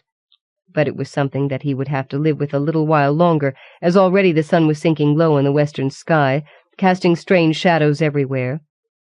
It would be best to seek shelter for the night, as it was common knowledge that the darkness belonged to the predators who hunted the woods. But what he wouldn't give for so much as a single piece of tasteless journey bread. His stomach rumbled at the thought. Crossing the stream, he headed up the last of the path, which ended at the front of the building. With a little extra caution, he climbed the 3 steps that were there, walking past the first row of the massive pillars. Joe Beck paused briefly to try to read the runes that were carved on the pillars, but their meaning and origin were unknown to him. The feeling of dread he felt was so strong now that it was almost a physical blow. Moving carefully amidst the rubble, he proceeded toward the still erect section in the back, his eyes gradually adjusting to the gloom. It was there, much to his horror, that he discovered what might have been part of the reason for the feeling that he picked out of the air. Before him sat 8 massive tables, each apparently carved from a single block of grayish-blue stone. They were arranged end to end, 4 tables to a row. Scattered on, beside, and beneath the tables were numerous skeletons of fighting men, still wearing the now rusting armor and chainmail they had died in. At one time, comrades in arms had toasted cups in this hall, as was evident by the numerous goblets and drinking vessels scattered about. But a battle had interrupted that celebration, and many had been killed. "Earth, take that which is of earth, water accept that of water, and that which is now freed, let it be free to follow the high path," Joe Beck said aloud, following the burial oath that is custom to many a fighting man. He doubted seriously that the words had ever been said before over those that lay here. Moving among the dead, Joe Beck began to realize that there was something very wrong with his original theory about what had happened in this place. Although all those in the building had been armed fighting men, nowhere could he see any evidence that a fight had taken place. Not one skull had been cleaved or any weapon drawn. It was as though the enemy had been able to descend upon these poor souls completely by surprise. What kind of enemy had it been, to come so upon this dwelling and take all those inside totally unaware? At least 50 armed men had perished here. If only the dead could speak, then maybe he might know an answer to the riddle that lay before him. Joe Beck failed to recognize any of the crests on the rusting shields and helmets as any he had ever seen or heard legend of. So ancient must this race have been. It was during his investigation that he chanced upon a sword partially hidden upon one of the tables, covered over with eons and eons of dust. The weapon was smaller and much lighter than those carried by the sulkermen, the blade being forged from an unknown bluish metal, with a handle that appeared to be somehow made from a solid piece of precious red stone, polished smooth. Although the scabbard had long since crumbled with rot, nowhere were there any nicks, pits, or other signs of age upon the sword itself. Catching the dim light in the room, the handle and blade seemed to glisten with fire. This indeed was a fine weapon for a sulker captain. Grasping the handle tightly, Joe Beck bowed to the skeleton that lay next to it, raising the sword in salute. "I thank you, noble sir, for such a fine weapon. You may rest assured that it shall only be used bravely and with honor." Having now obtained water, and that with which to arm himself, that left only food. But that was a problem that he would have to live with until the morning. In the back of the building, Joe Beck discovered a wooden ladder, still sturdy, that led up to a small open attic. Possibly at one time it had been used as a storeroom for supplies, but for now it would serve nicely as a place to rest. He hadn't exactly relished the thought of sleeping on the first floor with the dead. Sitting back against a far wall, he watched as the shadows in the room below lengthened and grew dark. It was more of a mental warning than any actual sound that awoke Joe Beck from a sound sleep. Remaining perfectly still, He listened intently as his eyes grew accustomed to the darkness about him. Sweat ran down his bearded face as his heart began to beat faster. With what? Fear, yes, that was it. The very air around him carried a feeling of it. Straining his eyes to cut through the darkness, he could see nothing wrong. Or could he? It wasn't anything definite, but didn't the shadows appear to be moving and growing somewhat darker? No, not shadows. Shadow. It had just moved into the front of the room on the first floor, spreading out gradually as it did. This was not the shadow of a man, animal of prey, or for that matter any living creature he knew of. As a fog it appeared, but one that blocked out the background as it moved slowly among the dead. Fear, again a warning so strong now that it was like a scream. Jobek clutched the hilt of the sword even tighter, his knuckles turning white. To face a man in battle was one thing, but this— "You cannot defeat it, brave warrior." Words, spoken words that he heard, but not with his ears, with his mind. Startled, he looked about, but there was no one to be seen. Then before him an area of the attic began to lighten noticeably. Within the light a form was beginning to appear, to take on shape. Whatever was appearing there in that glow meant him no harm, he was certain of that, although he was unsure exactly how he knew that. "You have nothing to fear from me, fighting man." Once again the words danced in his head. Before him now stood a woman, small of frame, long hair the color of a spider's web tumbled down about her shoulders. She was clothed in a glistening tunic of silver and blue, closely fitting her body, leaving bare her arms and legs. About a delicate neck hung a string of blue jewels that matched those in the bracelets she wore. She was thin of face, with a pointed chin and slanting eyes that appeared to shine in the darkness much as would those of a cat. "Who are you?" Jobek asked slowly, forming the words in his mind. "I am not one of your world, Jobek Ardath," the reply came. "You know my name?" he asked, surprised. "This and other things can I pick from your thoughts." "Then the advantage is all yours, my dear lady, unless you would be so kind as to tell me your name." "In my time I was called Saleth." "Your time?" "One that has long since passed." "I don't understand," Jobek protested, shaking his blond head slowly. "I can see you. You are here now." "Only an image, I assure you." "But if this is indeed true, why then do you come?" "To deliver a warning to someone who is good of heart." "A warning?" he asked, his eyebrows raising. "Can you not feel it, O man of the sea? Your very presence in this forbidden place has upset the balance of age-old powers. It has awakened things which have long since slept, things that should not have been awakened." Jobek turned, looking out across the room below. That growing mist was coming closer now, darker, blocking out the view of the room behind it. "Hurry!" Her voice was sharp in his mind. "There is not much time left. You must flee now while you can." "Flee?" Jobek thought, amused.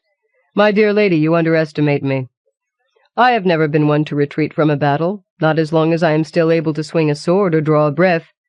"A battle, yes," she said, "but it is not merely armed men that you face here tonight. Rather it is something that is very ancient and very evil, something that was accidentally released by those who dabbled in magical powers they knew not how to control. Think you that you can stop something that all those who lay below could not? Look, warrior," she cried, pointing to the darkness below. Jobek did, and what he saw there made his skin crawl. Before him he still saw a room where the shadows deepened, but superimposed over that he also saw an image of a room as it once had been, a room well lit with flickering torches, and alive with the bodies and voices of hardy fighting men. Then something out of the very blackness of evil itself had entered that room to descend upon those brave men and suck away the life force in each of them. This shapeless mass of foulness had fed on the very souls of that wretched company, cursing them to an everlasting eternity of suffering and unrest. Jobek's vision blurred, and once again he found himself looking at a darkened room, long since devoid of any life. "Dear lady," he thought, his fear racing to overcome him, "is this then the very thing that comes tonight?" "Not tonight. Now, this minute, and for you." "Why for me?" "Because your life is what draws it, much as the scent of blood does a hunting beast." "And there is no way to fight this thing?" "None that you know of, Jobek Ardath. Your only chance is to escape while you still can." "But surely it will give chase." "It cannot. This building is a place of power. of evil power in which the thing is trapped. It cannot go outside these walls, she said. The shadow had now reached the base of the ladder, and was slowly making its way up toward them. Joe Beck could feel the hairs on the back of his neck begin to rise in terror. "Come," she cried. "There is no more time." He was on his feet instantly, springing across the small room after the fleeing figure of the girl. Already the shadow had reached the top of the ladder and was pouring into the attic. At the other end of the room, Saleth knelt by what appeared to be nothing more than a bare wall. "There was once a window here, though it has been covered over with rocks. Use your strength to open it, warrior."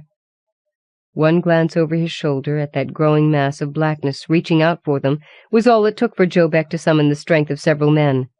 With a mighty swing, he sent the sword crashing against the spot she had pointed to. Sparks flew as steel and stone met, but still the barrier remained. "Soul!" he shouted, yelling the battle cry of the Sulkermen, as the blade once more arced through the air to crash against the wall, scattering rocks out into the night. The opening now lay clear, but there was no time to waste. They must act quickly. Already he could feel that evil mist closing its grip about them. A sickly sweet smell of death and decay filled the air. "Climb down and hurry," Saleth cried, pointing to a thick vine that hung just to the outside of the opening. "You first," Joe Beck argued. "This is not the time nor the place for gallantry, man of the sea. You face things here you do not understand," she said.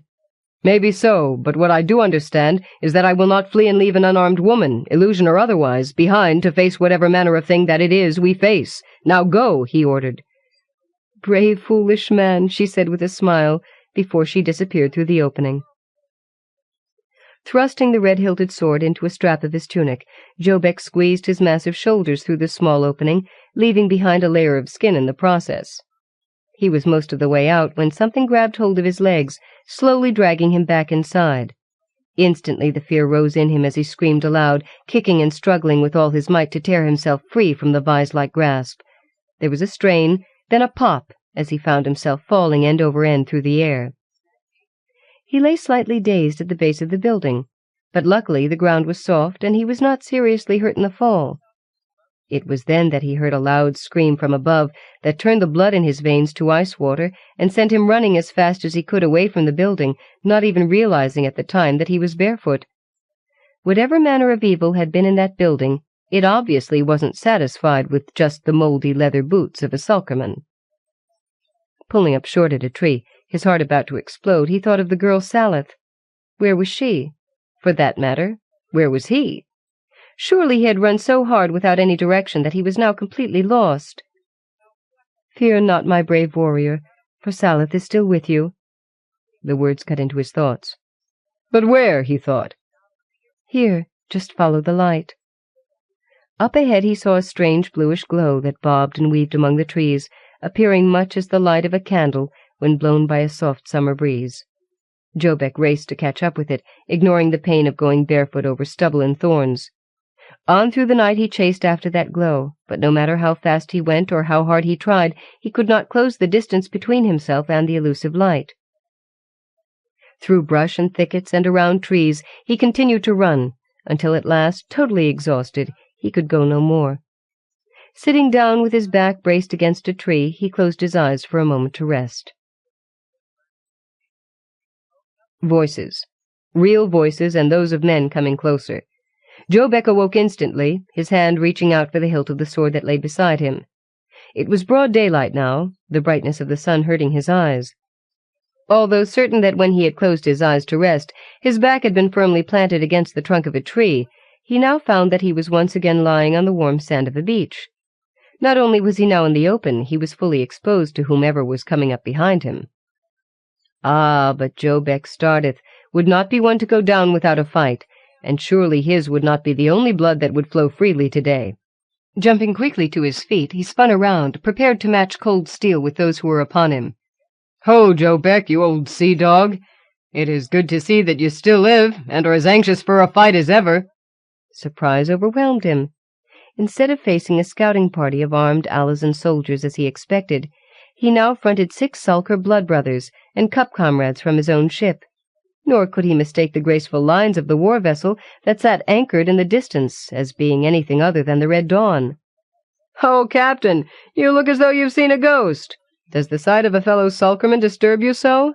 the tall, muscular man leading the party of 6 asked. "Disturb? No, Haler, that it doesn't. But puzzle it does. I thought surely that the ship and all those on board had been lost," Jobeck replied. "Nay, it will take more than just a little wind and rain to defeat the crew of the Red Dawn. If only I could say as much of her captain." His remark had been said in humor and good spirit, with no ill feelings meant, as well Jobeck knew, for he and Haler had been blood brothers since the time they were both old enough to use a sword.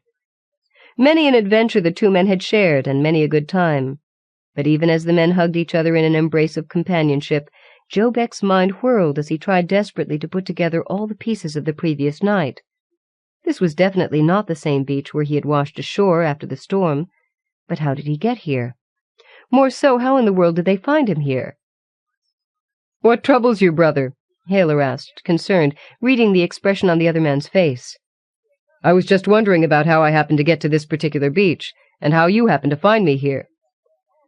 "As for how you got here, I wouldn't know," Haler answered. "But the finding of you took some doing. We were about to call off the search and give you up for dead, when we happened to spot your signal fire." "Fire? But I didn't light any fire." "Maybe not, but somebody did," Haler said, pointing. He was right. There on the beach, a little over 40 feet away, were signs of where a fire had burned, though it was not much more than a smoldering pit of ashes now. The sand around the fire was still wet, and in it Jobeck could see numerous bare footprints. They were small and slim, like those made by a child, or perhaps a woman of small frame. Lying just beyond the fire was a scarf made of a shimmery silver and blue material. Jobeck stooped down to carefully pick it up. "It appears that our captain has had an adventure of his own since the other night," Haler said with a grin, his gaze going from the scarf to the red-handled sword in Jobeck's tunic, and finally resting on the captain's bootless, cut and bruised feet. "That I have had, brother Haler." "Maybe then there shall be a tale that will be told." "Aye, and it is such a tale as you have never heard before," Jobeck replied. "Better, then, than the tale of yours about the 2 red-headed sisters from Kars?" "Much better, my friend," Jobeck said with a laugh. "This tale I must hear." "And that you shall, provided that I will only have to tell it to you over a hearty meal and a good bottle of wine." "Ho, Jobeck, you have just made yourself a deal." As both men walked back down the beach to join the others, who already awaited them in the skiff, Jobeck paused to face back toward the woods. "Saleth," he whispered aloud, forming the words clearly in his mind, but no answer came. Could it be, then, that she was indeed nothing more than an illusion, as she had claimed? Maybe so, but surely illusions don't leave footprints in the sand, and wasn't the piece of material that he now held in his hand real enough? Jobeck carefully tucked the scarf inside his tunic as he turned and walked toward the water. Yes, it would be good to regain once again the ship and the life he loved at sea, but he knew that he would one day soon return to this deserted little section of the coastline, to once more walk that shadowy trail that led through the woods. For there were still certain questions that had been left unanswered, and a thank you that had been left unsaid. Afterward. Through the gifted writing of Andre Norton, I've spent so much time in Witchworld that I often feel a little guilty about not having to pay taxes or file for official residency there. It was during one of my more recent trips that Jobeck the Sulkerman, captain of the Red Dawn, told me the tale that you have just read. At first I doubted the authenticity of the story, thinking that it had come from all the mugs of ale we drank that night. But when Jobeck showed me the red-hilted sword and the scarf of shimmering silver and blue material, I no longer had any doubts to the truth of it. The last I heard, he had set sail with the intention of returning to that mysterious stretch of woods, with its winding path and dark secrets. I truly hope that he finds what he is looking for. Somehow I think he will. James R. Heidbrink.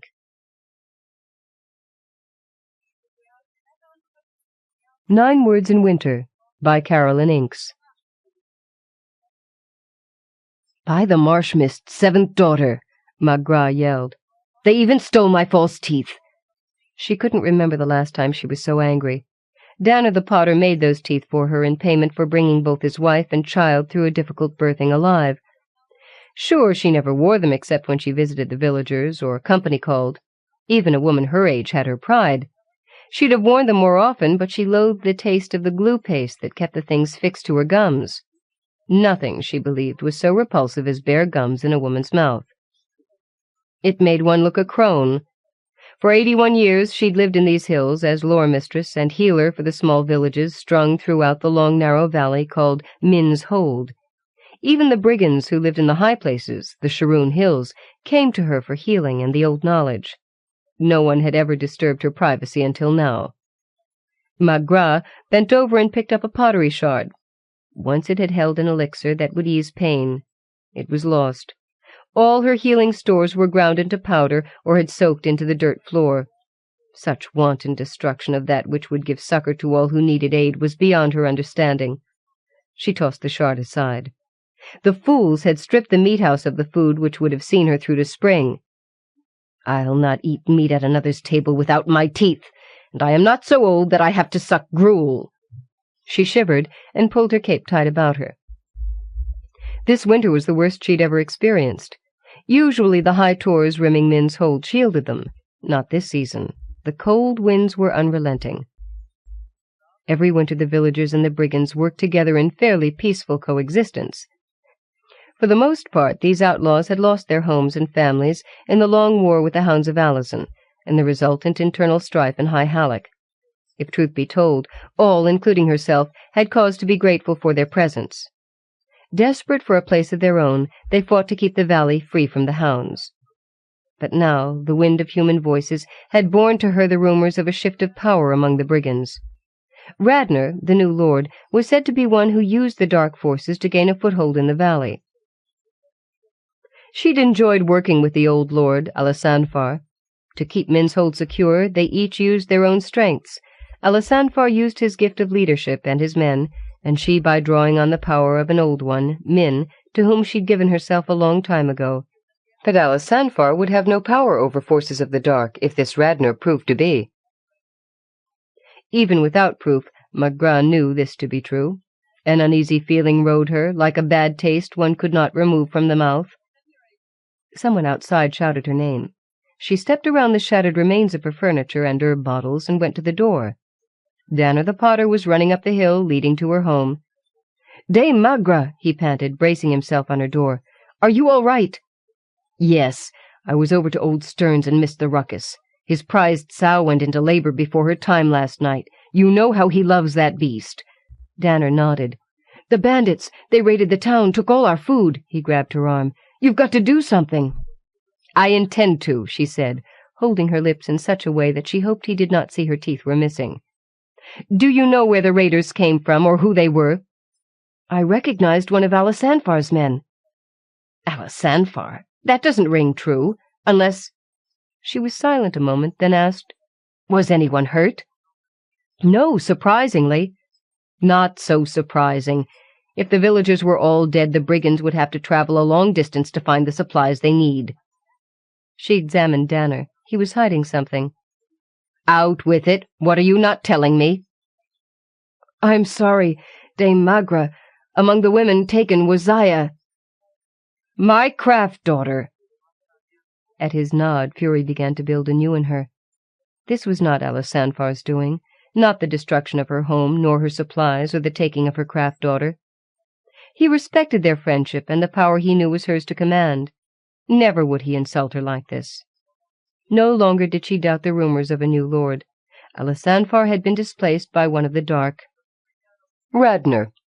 And in his power was her craft daughter. Zaya was 14 years old.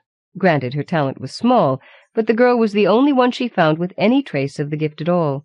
She must pass on her knowledge. No fool, Magras knew time was running out.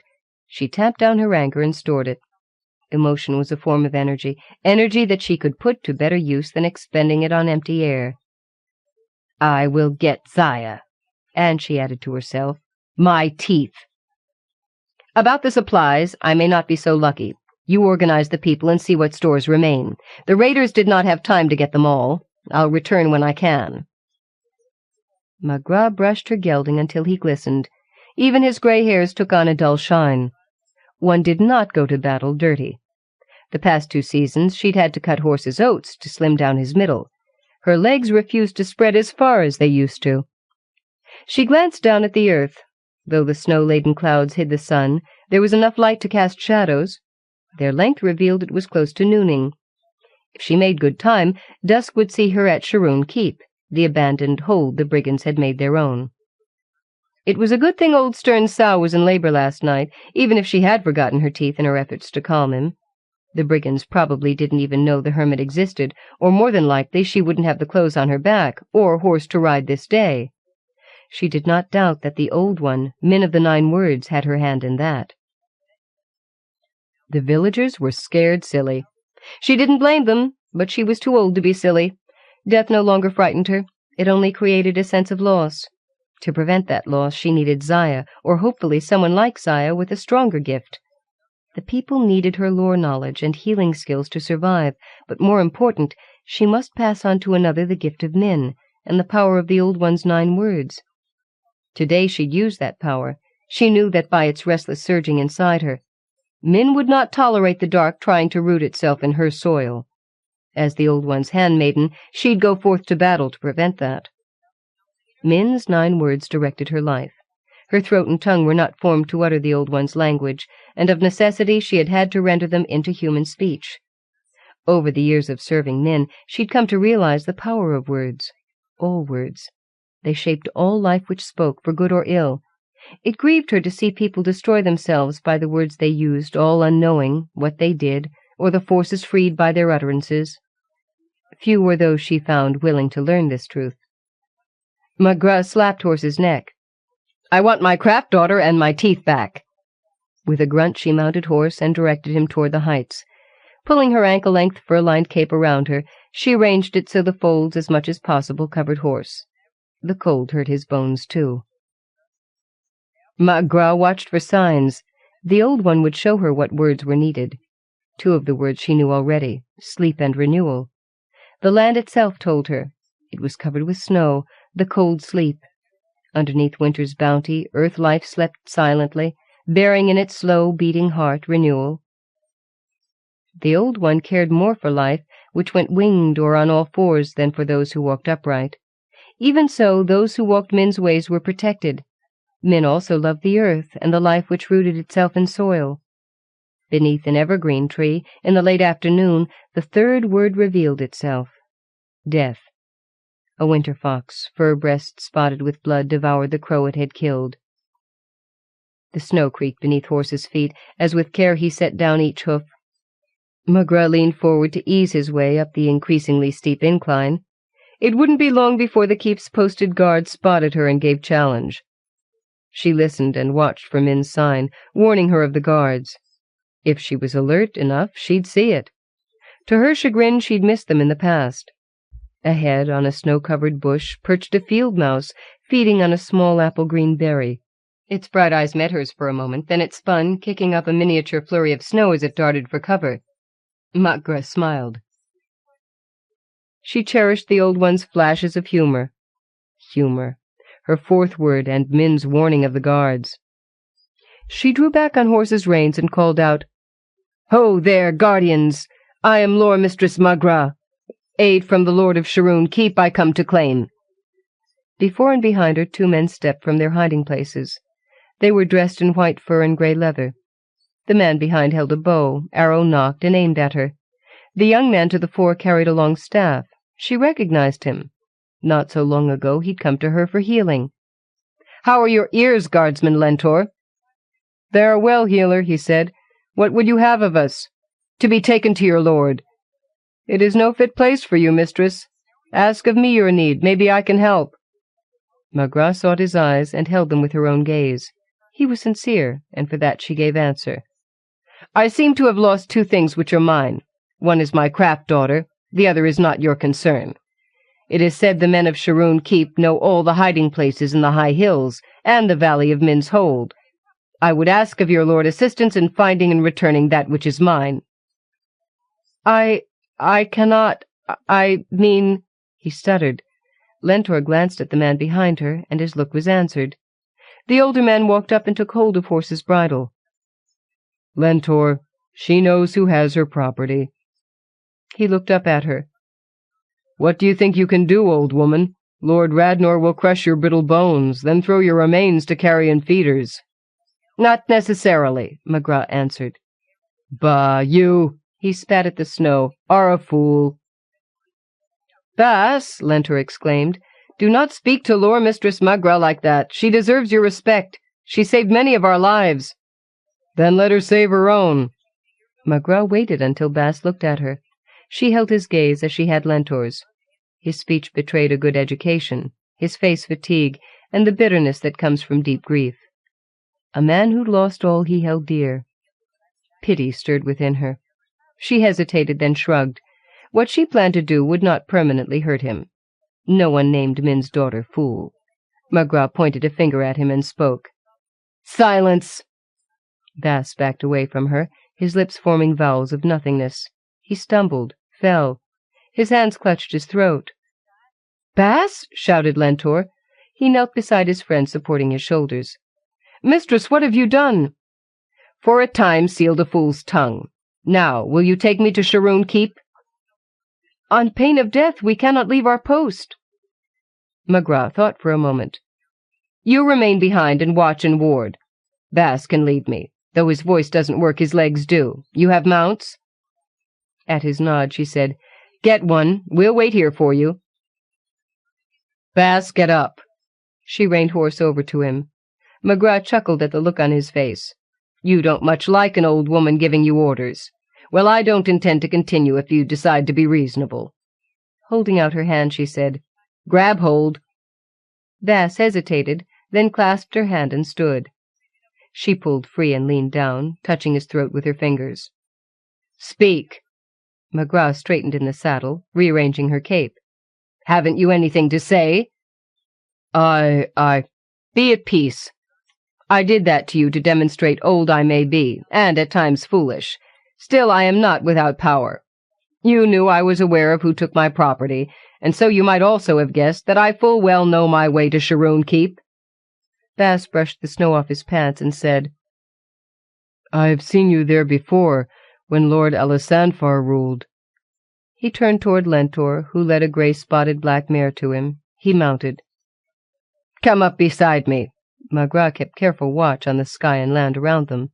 She needed 5 more words. 9 words in winter must be spoken for the power she intended to evoke to come full circle. If not completed, it would turn wild, possibly even seeking the dark in its need to be complete. "The old lord, Alisanfar, was a good man. How are his children taking his death?" "He's not—" McGraw reined in horse. "You mean he lives?" "No, yes." "How can you say a man is dead and alive?" Bass had not halted his mount's progress. She urged horse to once again match paces with him. When he did not answer, she asked, "His son and daughter?" Several moments went by, and still he did not reply. She reached out and touched him. "I mean them no harm, only good." "Many children were killed when Radnor took the keep. Alisanfar's son was one of these. Felda, his 7-year-old daughter, lives, though she is hidden among the servants. Radnor believes she is also dead." "Good." Leaving the question of Alisanfar for a moment, she asked, "Have you seen Radnor practice sorcery?" Bass shook his head. "I have not, but—" "Go on, do not hesitate to speak. I have heard rumors." "I have led men in my time, mistress, and followed many more. Radnor's disciplines are harsh. What he wants he takes. That is not so different from other men. Even his dark pleasure in the power he holds over us is like many men I've served under. But never have I seen a man strip and destroy another's will." "How does he do this?" She watched Bass's face grow still, then whiten. "His eyes. Radnor's eyes." He shuddered and looked fearfully at her. "I took not your mind, but your voice for a time," she reminded him. "True." Bass sighed, turned, and looked full at her. "You intend to fight Radnor?" At her nod, he said, "Alisanfar is tied to the crossbeams in the great hall. Radnor is starving him to death. Most of the men have no idea how he continues to exist." "But you do." "One night, just before cockcrow, I saw his daughter crawling across the beams, bringing him food and water, which she fed him." McGraw shut her eyes and sighed. Another word. courage. "Tell me, how is it that Radnor hasn't taken your will from you? I sense no touch of the dark on you, except the blackness of grief." "I obey every order that's given me." "If Radnor tells you to kill me?" "I will do it." McGraw nodded in satisfaction. "To save your true lord and Felda, you will do anything?" "I would." Loyalty. The seventh word was now hers. Ahead, McGraw saw the open gates of Sharoon Keep. "What have you there, Bass?" one of the men called out as they entered the inner ward of the keep. "A spy?"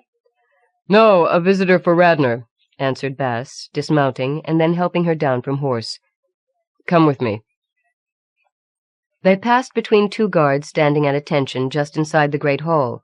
McGraw was surprised to see how immaculate it was, more so than during Alisandra's time. The rushes covering the stone floor were clean, the tables were stacked neatly against one wall, fires burned in relatively ash-free hearths at the far ends of the oblong room. The only sound in the room came from the rustling of the rushes they walked on. She preferred the noisy activity and the homey clutter of before. The discordant notes in the hall came from the emaciated, naked body, arms outstretched and lashed to an oak girder, hanging in the middle of the crossbeam above them, and from the man sitting in the Lord's chair on the dais. Radnor was clean-shaven and dressed in a yellow, fur-trimmed robe. The light from the twin fires reflected off his dark hair and set the white streaks in it aglow. McGraw focused her gaze on Radnor's nose, not ready to test her powers against his. She'd caught just a glimpse of his eyes when she stepped into the room. Yet even that was enough. For a moment she had almost faltered. His eyes were as yellow as his robes, completely yellow. Where white-rimmed irises and dark pupils should be was an abnormal, nearly complete blankness. Across the expanse of his saffron orbs swirled moving ribbons of red.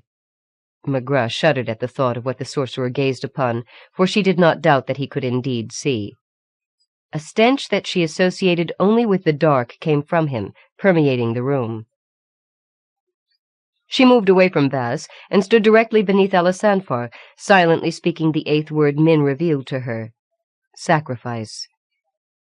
When Radnor began to speak, the sound of his voice not only echoed throughout the room, but his words set up a pounding wave of power inside her that sought out her own. McGraw let his seeking words meet one of Min's. Silence. And his words were swallowed up. "Radnor, I am Lore Mistress McGraw, and I come seeking aid from you and yours." "Aid?" he asked. "Yes. Early this morning our village was raided by brigands. 2 of the things taken belong to me. I want them back."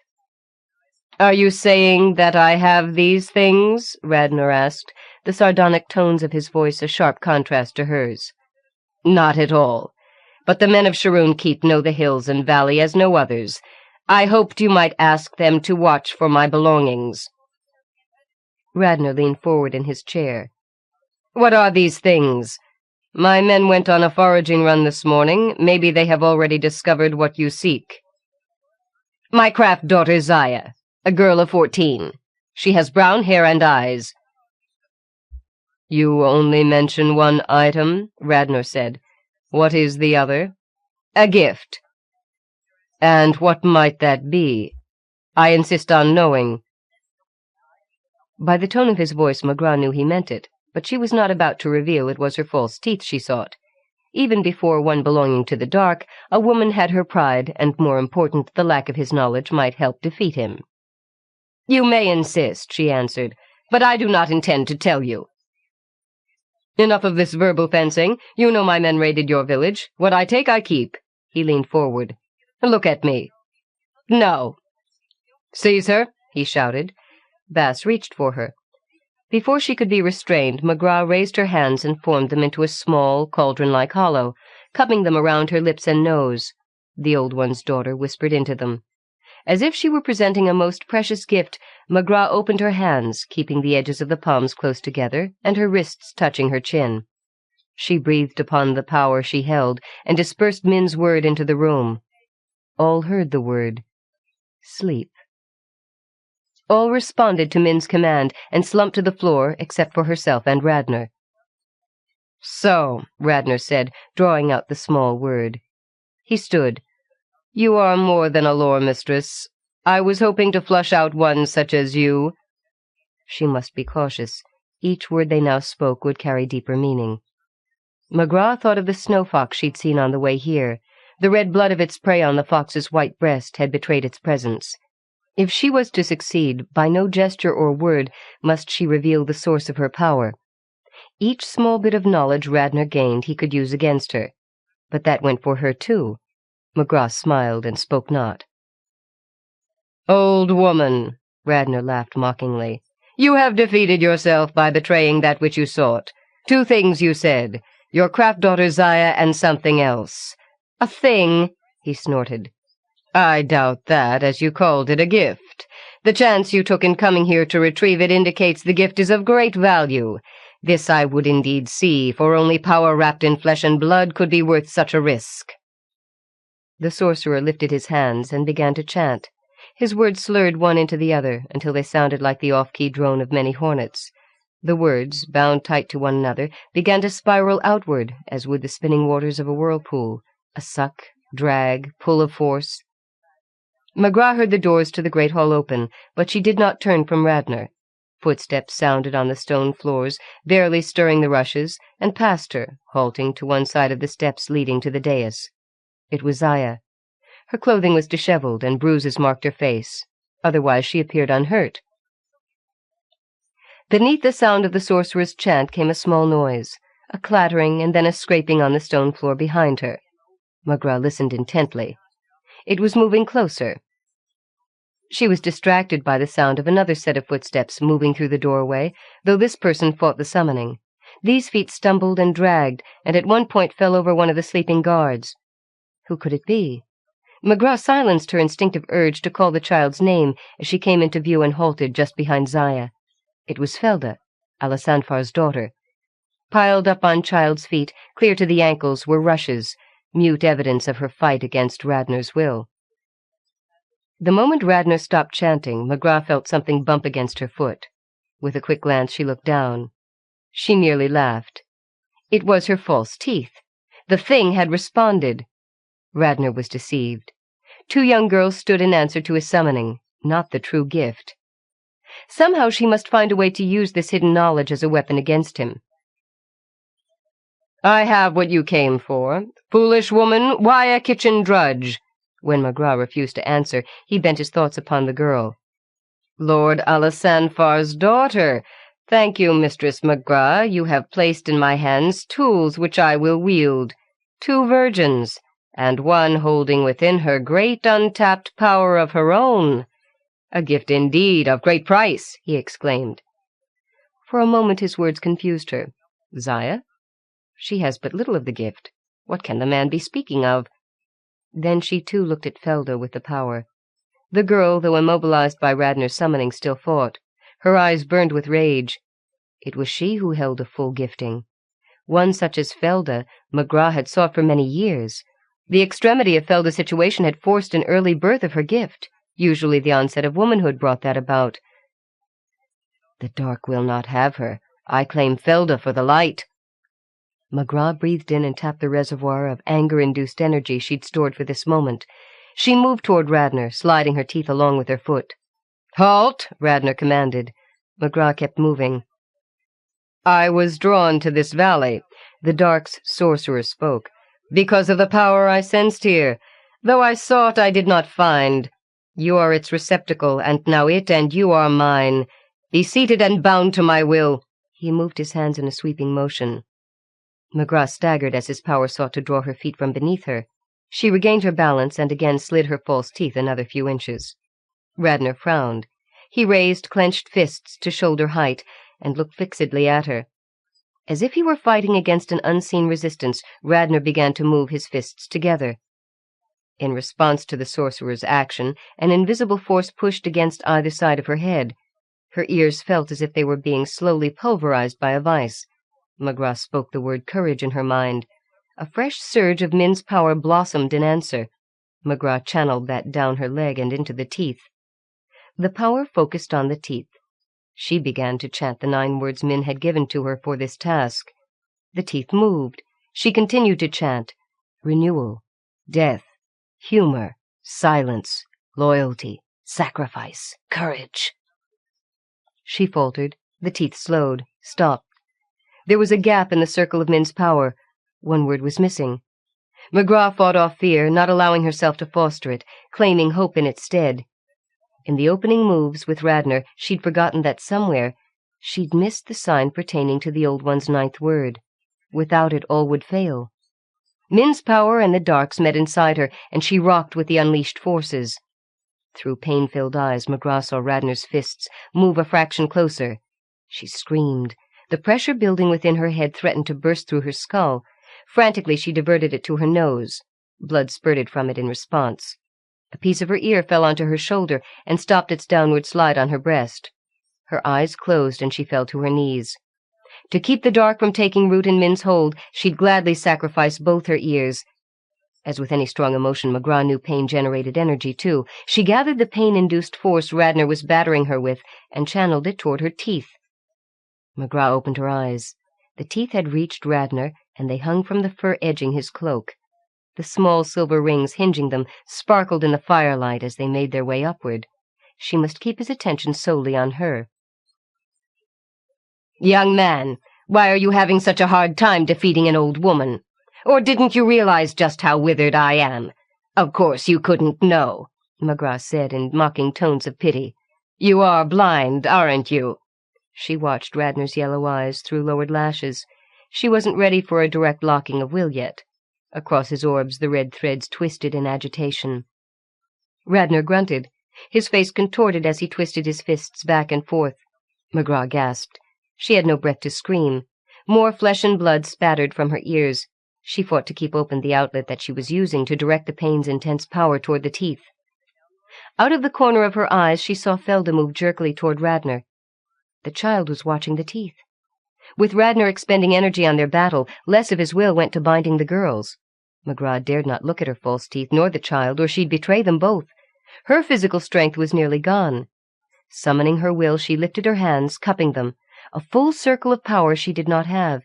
Even so, she must act. "Min," she mouthed desperately.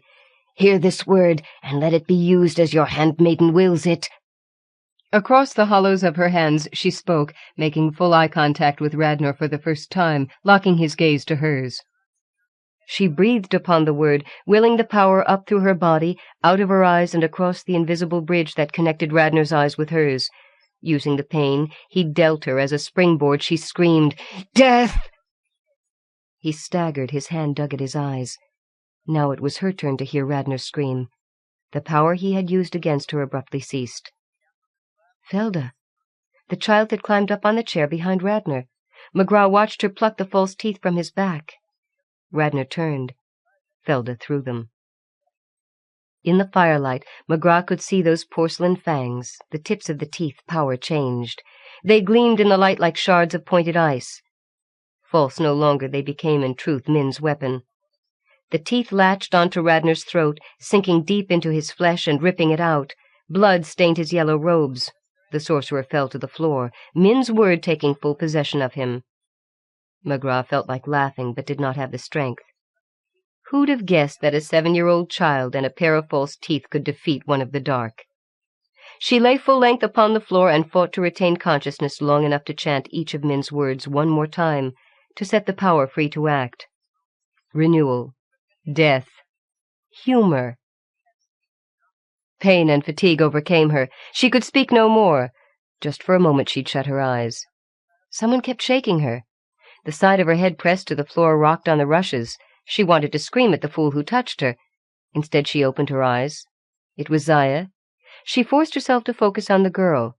Her cheeks were wet from tears, and her eyes revealed fear and confusion. As always, Zaya needed direction, something to do to keep her busy. Action shaped her life. Inactivity made her feel uncertain. What can I give her to do? Ah, Zaya, find Danner and tell him I need a new pair of teeth. At the look on her face, McGraw chuckled. Above Zaya, she saw Felda walking the beams to her father. Maybe Alisanfar would allow Felda to become her craft child, too. But for now, that could wait.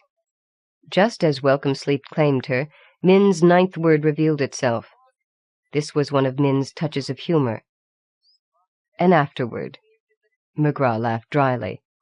Humor could be painful at times, but she was the old one's handmaiden, and across the years she'd come to appreciate these wry moments. McGraw smiled, and as she whispered the last word, felt the old one's healing touch upon her ears. Triumph. Afterward. The title, 9 Words in Winter, came first, and the tale emerged from it. It was a story that told itself. Historically, the setting is near the time of Uli the Piper. Min's Hold is not too far from Cumfrome. I grew up on the fruit of Andre's imagination, and her witch world tales stimulated mine. In that special place of What Happens Next, I yearned to continue her stories. I feel privileged to have had the opportunity of doing just that. Caralyn inks. Werehunter by Mercedes Lackey. It had been raining all day, cold and dismal. Glenda trudged through it, sneakers soaked. Beneath her cheap plastic raincoat, her jeans were soggy to the knees. It was hours past sunset now, and still raining, and the city streets were deserted by all but the most hardy, the most desperate, and the faded few with nothing to lose. Glenda was numbered among those last. This morning she'd spent her last change getting a bus to the welfare office, only to be told that she hadn't been a resident long enough to qualify for aid. The supercilious clerk had taken in her age and inexperience at a glance. If he had begun processing her, he'd have been late for lunch. He guessed she wouldn't know enough to contradict him, and he'd been right. And years of her aunt's browbeating, "Isn't one no good enough for you?" had drummed into her the lesson that there were no second chances. This afternoon she'd eaten ketchup and crackers. There was nothing left in her larder that even resembled food. There were 3 days left in the month, 3 days of shelter, then she'd be kicked out of her shoddy efficiency and into the street. When her Social Security orphans' benefits had run out, when she turned 18, her aunt had suggested she find a job and support herself elsewhere. The suggestion had come in the form of finding her belongings in boxes on the front porch, with a letter to that effect on top of them. So she'd tried, moving to this place near the university, a marginal neighborhood surrounded by bad blocks on 3 sides. There were no jobs if you had no experience, but how did you get experience without a job? Her aunt had never let her apply for a job. Her meager savings, meant at one time to pay for college tuition, were soon gone. She rubbed the ring on her left hand unthinkingly. That ring was all she had of the mother her aunt would never discuss. It was silver and heavy, made in the shape of a crouching cat with tiny glints of topaz for eyes. Much as she treasured it, she would gladly have sold it, but she couldn't get it off her finger. She'd worn it for so long. She splashed through the puddles, peering listlessly out from under the hood of her raincoat. Her lank mouse-brown hair straggled into her eyes as she squinted against the glare of headlights on rain-glazed pavement. Despair had driven her into the street. Despair kept her here. She could see no way out of this trap, except maybe by killing herself. But then a chill of fear trickled down her backbone like a drop of icy rain, driving all thoughts of suicide from her, as behind her she recognized the sounds of footsteps. She didn't have to turn around to know she was being followed, and by more than one. On a night like tonight, there was no one on the street but the fools and the hunters. One thing in her favor, she knew this neighborhood intimately. Curiosity had kept her poking into every corner when job leads ran out. That curiosity had paid off in material things. As the old people who lived around here died off or were sent to nursing homes, their belongings often ended up piled in the alleys. Glenda had made more than one windfall find in those dusty old cartons. These scavenging hunts had also given her a mental map of every possible bolt-hole for use in an emergency. There was only one such attainable at this hour. Hiding in the backyard of the witch-house wasn't appealing, but the alternative of facing those who dogged her heels now was less so. The rain would help. She quickened her pace, not running, as that would only set them off, but moving just a tiny bit faster than they were. She dodged around a corner, taking a few steps at a run, then resuming her fast walk. The rain lashed her face. She stumbled but kept moving. Around another corner, dart across the street just under the headlights of a car. Squealing brakes and a string of obscenities marked that her pursuers were delayed just a few more seconds. She glanced back. There were 5 of them, wearing dark jackets with gang symbols painted on them. She ducked around another corner. The mouth of the alley she sought was just ahead. It wasn't much of an alley. They might not know it was there. Even if they did, they couldn't know what lay at the end of it. She dodged inside, feeling her way, until one of the two buildings gave way to a 7-foot privacy fence. She came to the dead end, the high board fence on the left. She listened, straining her ears for sounds behind her, taut with fear. Nothing.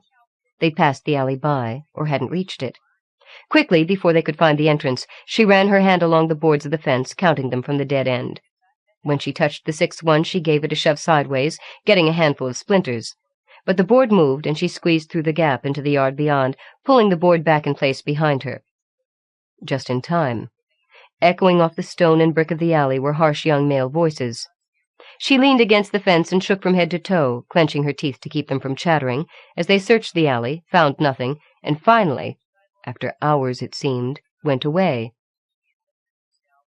"Well, you've got yourself in a fine mess," she said dully. "Now what? You don't dare leave, not yet. They might have left someone in the street watching. So now you get to spend the rest of the night in the backyard of a spook house. You just better hope the spook isn't home." She peered through the dark at the shapeless bulk of the tri-story townhouse, relic of a previous century, hoping not to see any signs of life. The place had an uncanny reputation. Even the gangs left it alone. People had vanished here. But the police had been over the house and grounds more than once and never found anything. No bodies were buried in the backyard. The ground was as hard as cement under the inch-deep layer of soft sand that covered it. There was nothing at all but the sand and the rocks. The crazy woman that lived here told the police it was a Zen garden. But it didn't look like any Zen garden she had ever read about. The sand wasn't groomed into wave patterns, and the rocks looked more like something out of Stonehenge. There were 4 of those rocks, 1 like a garden bench, 3 that formed a primitive arch. Glenda felt her way toward them in the dark, trusting to memory to find them. She barked her shin painfully on the bench rock, and her legs gave out so that she sprawled ungracefully over it. She sat huddled on the top of it in the dark, trying to judge what time it was. Dawn couldn't be too far off. When dawn came and there were more people in the street, she could probably get safely back to her apartment, for all the good it would do her. Her stomach cramped with hunger, and despair clamped down on her again. She shouldn't have run. She was only delaying the inevitable. In 2 days she'd be out on the street, and this time with nowhere to hide. Easy prey. "So wouldn't you like to escape altogether?" The soft voice out of the darkness nearly caused Glenda's heart to stop. Then the voice laughed, and oddly enough the laughter seemed to make her fright wash out of her. There was nothing malicious about it. It was kind-sounding, gentle, not crazy. "Oh, I like to make people think I'm crazy. They leave me alone that way." The speaker was a dim shadow. "I am the keeper of this place. Not the first, certainly not the last. So there is nothing in this city, in this world, to hold you here any more?" "How did you know that?" Glenda tried to see the speaker in the dim light reflected off the clouds, but could make out no details, just a human-shaped outline. Her eyes blurred. Reaction to her narrow escape, the cold, hunger, all 3 were conspiring to make her lightheaded. "The only ones who come to me are those who have no place here, yet still have the will to live. If another world opened before you, would you walk into it, not knowing what it held?"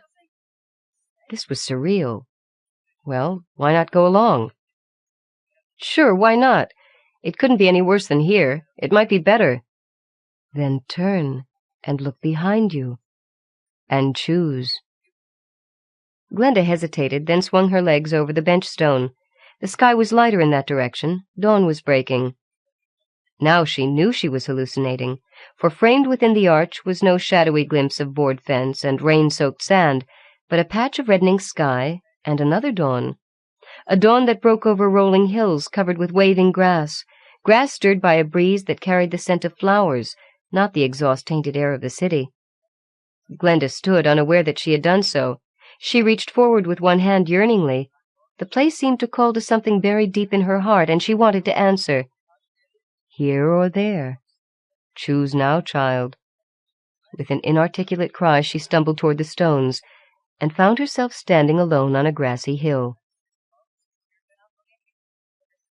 After several hours of walking in wet, soggy tennis shoes, growing more spacey by the minute from hunger, she was beginning to think she'd made a mistake. Somewhere back behind her she'd lost her raincoat. She couldn't remember when she'd taken it off. The situation was frustrating, maddening. There was food all around her, on 4 feet, on wings. Surely even some of the plants were edible. But it was totally inaccessible to a city-bred girl who'd never gotten food from anywhere but a grocery or restaurant. She might just as well be on the moon. Just as she thought that, she topped another rise to find herself looking at a strange, weather-beaten man standing beside a rough, pounded dirt road. She blinked in dumb amazement. He looked like something out of a King Arthur epic. He was stocky, blonde-haired. He wore a shabby brown tunic and patched, shapeless trousers tucked into equally patched boots. He was also holding a strung bow, with an arrow knocked to it, and frowning, a most unfriendly expression. He gabbled something at her. She blinked again. She knew a little Spanish. She'd taken German and French in high school. This didn't sound like any of those. He repeated himself, a distinct edge to his voice. To emphasize his words, he jerked the point of the arrow off back the way she had come. It was pretty obvious he was telling her to be on her way. "No, wait, please." She stepped toward him, her hands outstretched pleadingly. The only reaction she got was that he raised the arrow to point at her chest and drew it back. "Look, I haven't got any weapons. I'm lost. I'm hungry." He drew the arrow a bit farther. Suddenly it was all too much. She'd spent all her life being pushed and pushed. This was the last time anybody was going to back her into a corner. This time she was going to fight. "Damn you!" She was so angry she could hardly think. "You stupid clod! I need help!" Red flashes interfered with her vision, her ears began to buzz, and her hands crooked into involuntary claws. "Damn you and everybody that looks like you!" He backed up a pace, his blue eyes wide with surprise. She was filled with fury that grew past controlling. She couldn't see, couldn't think. Suddenly she gasped as pain lanced from the top of her head to her toes like a bolt of lightning. Her vision blacked out. She fell to her hands and knees on the grass, her legs unable to hold her, convulsing with surges of pain in her arms and legs. Her feet, her hands, felt as if she'd shoved them in a fire. Her face felt as if someone were stretching it out of shape. And the ring finger of her left hand, it burned with more agony than both hands and feet put together. She shook her head. It spun around in dizzying circles. Her ears rang. There was a sound of cloth tearing. Her sight cleared, distorted. She looked up at the man who had dropped his bow and was backing away from her slowly, his face white with terror. She started to say something to him, and it came out a snarl. With that, the man screeched, turned, and ran. And she caught sight of her hand. It wasn't a hand any more. It was a paw, a leopard's paw. Scattered around her were the ragged scraps of cloth that had once been her clothing. Glenda lay in the sun on top of a rock, warm and drowsy with full-bellied contentment. Idly she washed one paw with her tongue, cleaning the last taint of blood from it. Before she'd had a chance to panic or go crazy back there, when she'd realized what had happened to her, a rabbit-like creature had broken cover practically beneath her nose. Semi-starvation and confusion had kept her dazed long enough for leopard instincts to take over. She'd caught and killed the thing, and had half-eaten it before the reality of what she'd done and become broke through to her. But raw rabbit thing tasted fine to leopard Glenda. When she realized that, she relaxed and finished it. Now, for the first time in weeks, she was warm and content, and for the first time in years, she was something to be afraid of. She gazed about her, taking in the grassy hills and breathing in the warm, hay-scented air with a growing contentment. Becoming a leopard might not be a bad transformation.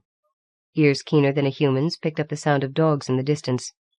It might be that the man she'd frightened went back home for help. They just could be hunting her. Time to go. She leaped down from her rock, her sense of smell so heightened now that it might have been a new sense altogether, had picked up the cool of running water off this way, and running water was a good way to break a trail. She'd read that. Reveling in the power of the muscles beneath her sleek coat, she ran lightly over the slopes, moving through the grass that had been such a waist-high tangle to girl Glenda, with no impediment whatsoever. In almost no time at all, it seemed, she was pacing the side of the stream that she had scented. It was quite wide, 20 feet or so, and seemed fairly deep in the middle. She waded into it up to her stomach, hissing a little at the cold and the feel of the water on her fur, trotting upstream until she found a place where the course had narrowed a little. It was still over her head, but she found she could swim it. The stream wound between the grassy hills, but there was rarely any more cover along them than a few scattered bushes. Something told her that she would be no match for the endurance of the hunting pack if she tried to escape across the grasslands. She stayed in the watercourse until she came to a wide valley. There were trees here. She waded onward until she found one leaning well over the stream bed. Gathering herself and eyeing one broad branch, she leaped for it, landing awkwardly, having to scrabble with her claws fully extended to keep her balance. She sprawled over it for a moment, panting, hearing the dogs nearing. Time to move again. She climbed the tree, up into the higher branches, finding a wide perch at least 50 or 60 feet off the ground.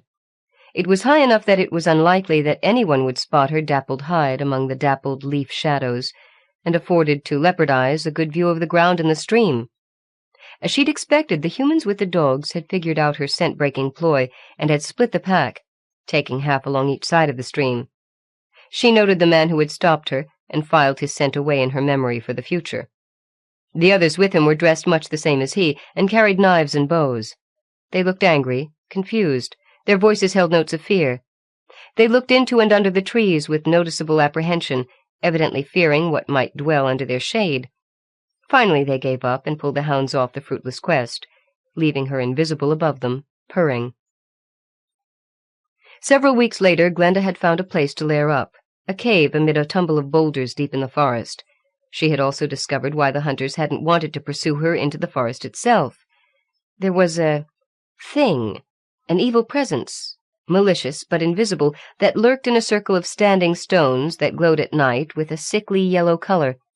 Fortunately, it seemed unable to go beyond the bounds of the stones themselves. Glenda had been chasing a half-grown deer beast that had run straight into the middle of the circle. She had nearly been caught there herself, and only the thing's preoccupation with the first prey had saved her. That had frightened her for a day. Other than that peril, easily avoided, the forest seemed safe enough. She'd found the village the man had come from by following the dirt road. She'd spent long hours, when she wasn't hunting, lurking within range of sight and hearing of the place. Aided by some new sense she wasn't sure that she understood, she was beginning to make some sense of their language. She understood at least 2/3 of what was being said now, and could usually guess the rest. These people seemed to be stuck at some kind of feudal level, had been overrun by invaders the generation before, and were only now recovering from that. The hereditary rulers had mostly been killed in that war, and the population decimated. The man who'd stopped her had been on guard duty, and had mistrusted her appearance out of what they called the waste, and her strange clothing. When she'd transformed in front of his eyes, he must have decided she was some kind of witch. Glenda had soon hunted the more easily caught game out. Now, when hunger drove her, she supplemented her diet with raids on the villagers' livestock. She was getting better at hunting, but she still was far from being an expert, and letting leopard instincts take over involved surrendering herself to those instincts. She had the uneasy feeling that every time she did this she lost a little more of her humanity. Life as leopard Glenda was much easier than as girl Glenda, but it might be getting to be time to think about trying to regain her former shape before she was lost to the leopard entirely. She'd never been one for horror or fantasy stories, so her only guide was vague recollections of fairy tales and late-night werewolf movies. But maybe the light of the full moon would help. She waited until full dark before setting off for her goal, a still pond in the far edge of the forest, well away from the stone circle, in a clearing that never seemed to become overgrown. It held a stone, too, a single pillar of some kind of bluish rock.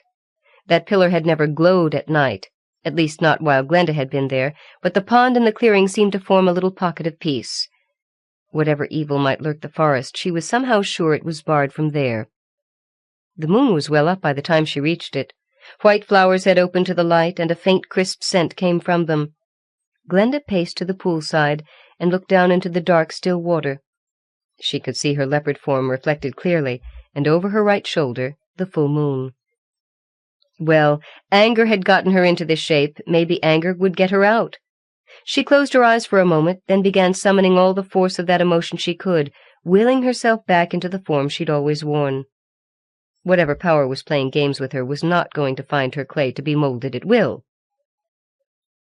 As nothing happened, her frustration mounted. Soon she was at the boiling point. Damn everything. She would not be played with. The same incoherent fury that had seized her when she first changed washed over her a second time, and the same agonizing pain sent blackness in front of her eyes and flung her to lie twitching helplessly beside the pool. Her left forepaw felt like it was afire. Then it was over, and she found herself sprawling beside the pond, shivering with cold and reaction, and totally naked. Naked, that is, except for the silver cat ring, whose topaz eyes glowed hotly at her for a long moment before the light left them. The second time she transformed to leopard was much easier, except for the pain. She decided against staying human. After finding herself in a perilously vulnerable and helpless form, Leopard Glenda seemed a much more viable alternative. But the ability to switch back and forth proved to be very handy. The villagers had taken note of her raids on their stock.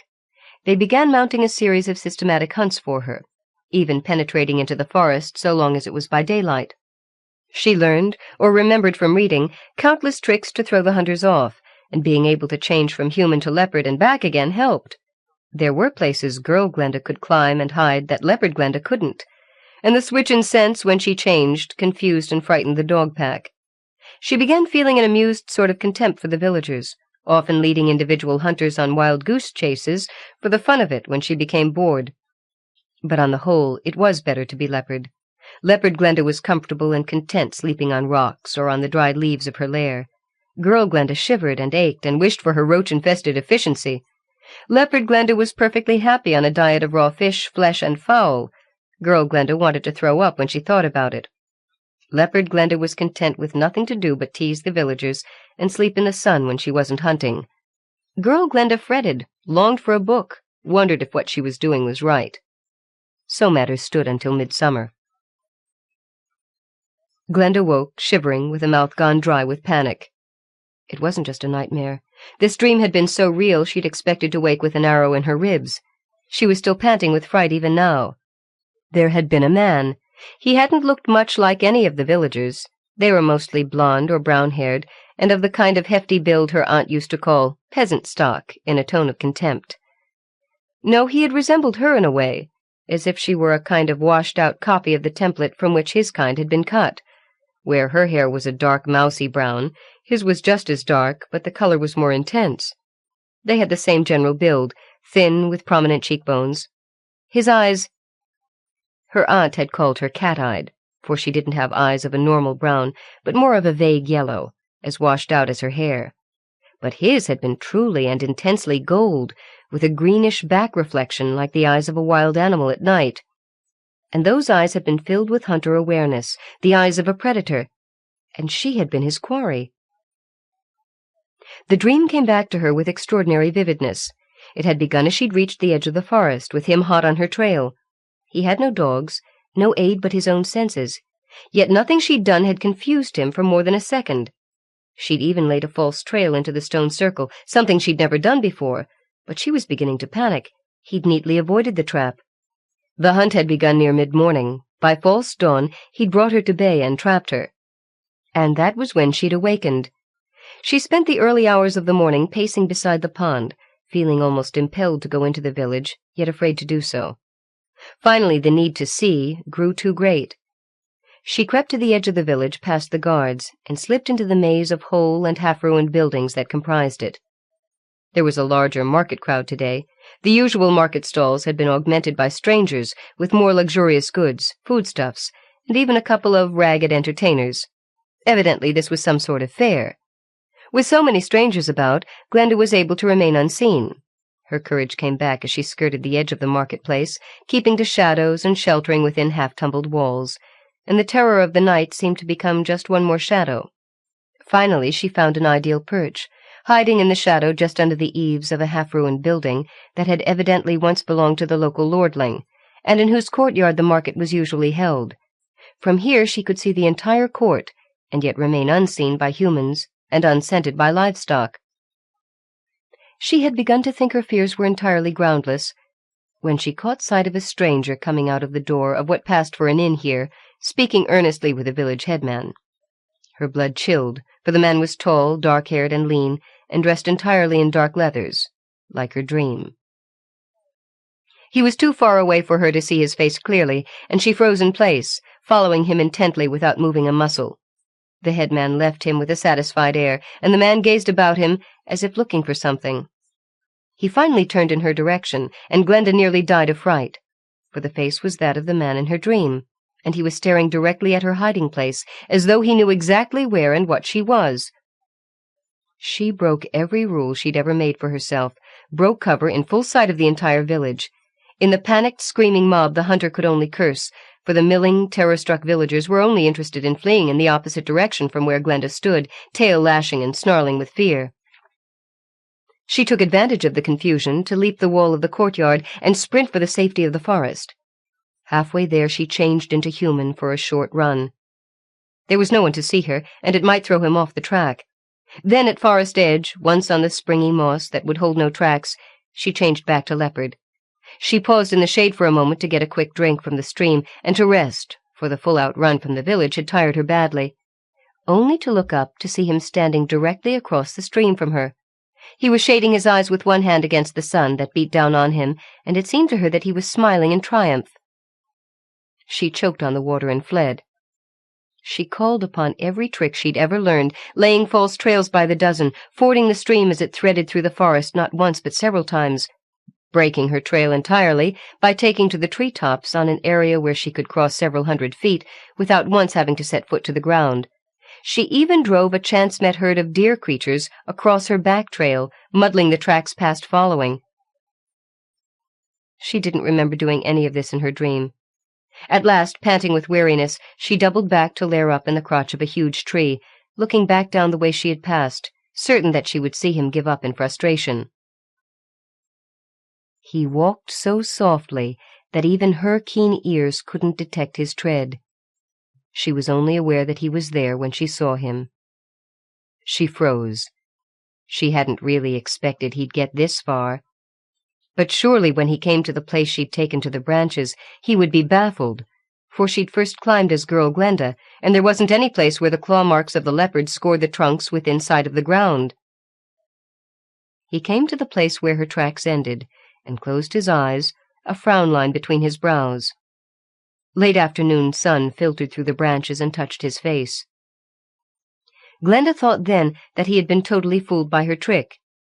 He carried a strung bow, black as his clothing and highly polished, and wore a sword which none of the villagers ever did.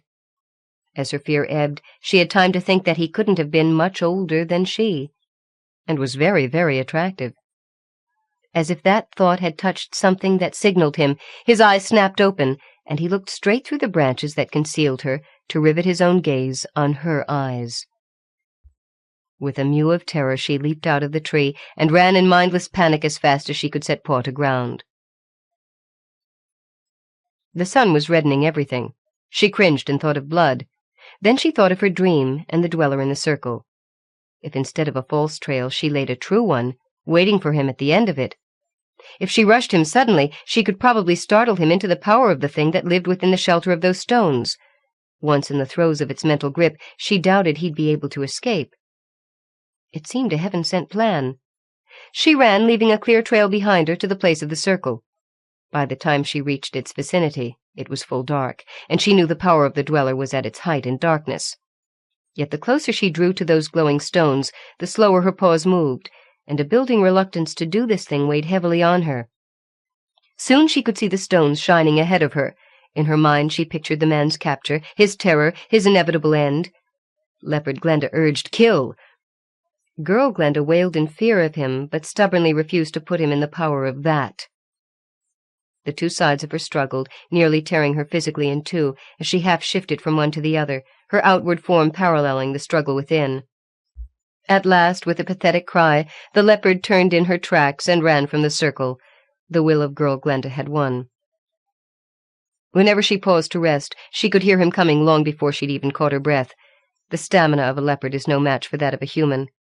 They are built for the short chase, not the long, and she was exhausted. He had driven her through the moonlit clearings of the forest she knew, out beyond the territory she had ranged before. This forest must extend deep into the waste, and this was the direction he had driven her. Now she stumbled as she ran, no longer capable of clever tricks. Her eyes were glazed, her mind numb with terror, her sides heaved as she panted, and her mouth was dry, her thirst a raging fire inside her. It seemed as if her foe knew this section of the wilderness as well or better than she knew her own territory. She could not rid herself of the feeling that she was being driven to some goal only he knew. Suddenly, as Rockcliffe loomed before her, she realized that her worst fears were correct. He had herded her into a dead-end ravine, and there was no escape for the leopard. The rock before her was sheer. To either side it slanted inward. The stone itself was brittle shale, almost unclimbable, yet she began shifting into her human form to make that attempt. Then a sound from behind her told her that it was too late. She whirled at bay, half human, half leopard, flanks heaving as she sucked in pain-filled gasps of air. He blocked the way out, dark and grim on the path, drawn bow in hand. She thought she saw his eyes shine with fierce joy, even in the darkness of the ravine. She had no doubts that he could see her as easily as she saw him. There was nowhere to hide on either side of her. Again, leopard instinct urged, "Kill!"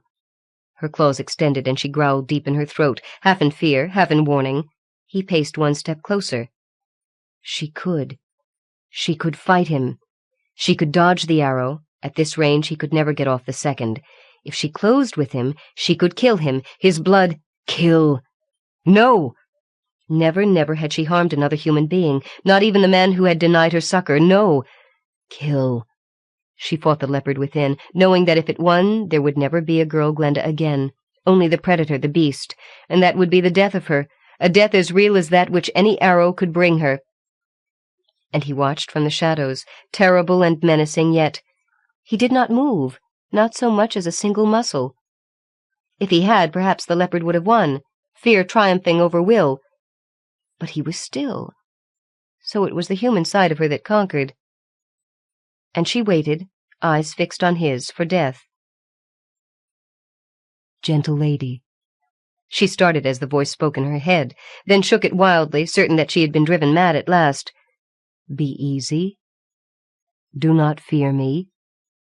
Again that voice! She stared at him wild-eyed. Was he some kind of magician to speak in her very thoughts? And as if that were not startlement enough, she watched, dumbfounded, as he knelt slowly, eased the arrow off the string of his bow, and laid both to one side. He held out hands, now empty, his face fully in the moonlight, and smiled, and rose, and... At first she thought it was the moonlight that made him seem to writhe and blur.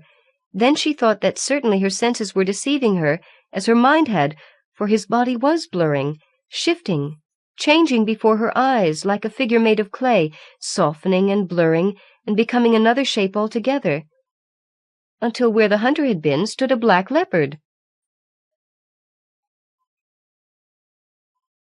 Glenda stared into the flames of the campfire, sipping at the warm wine, wrapped in a fur cloak, weary and drowsy.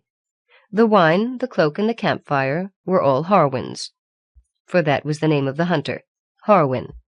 He had coaxed her into her following him, then, once his camp had been reached, into human form again. He had given her no time to be shamed by her nakedness, for he had shrouded her in the cloak almost before the transformation was complete.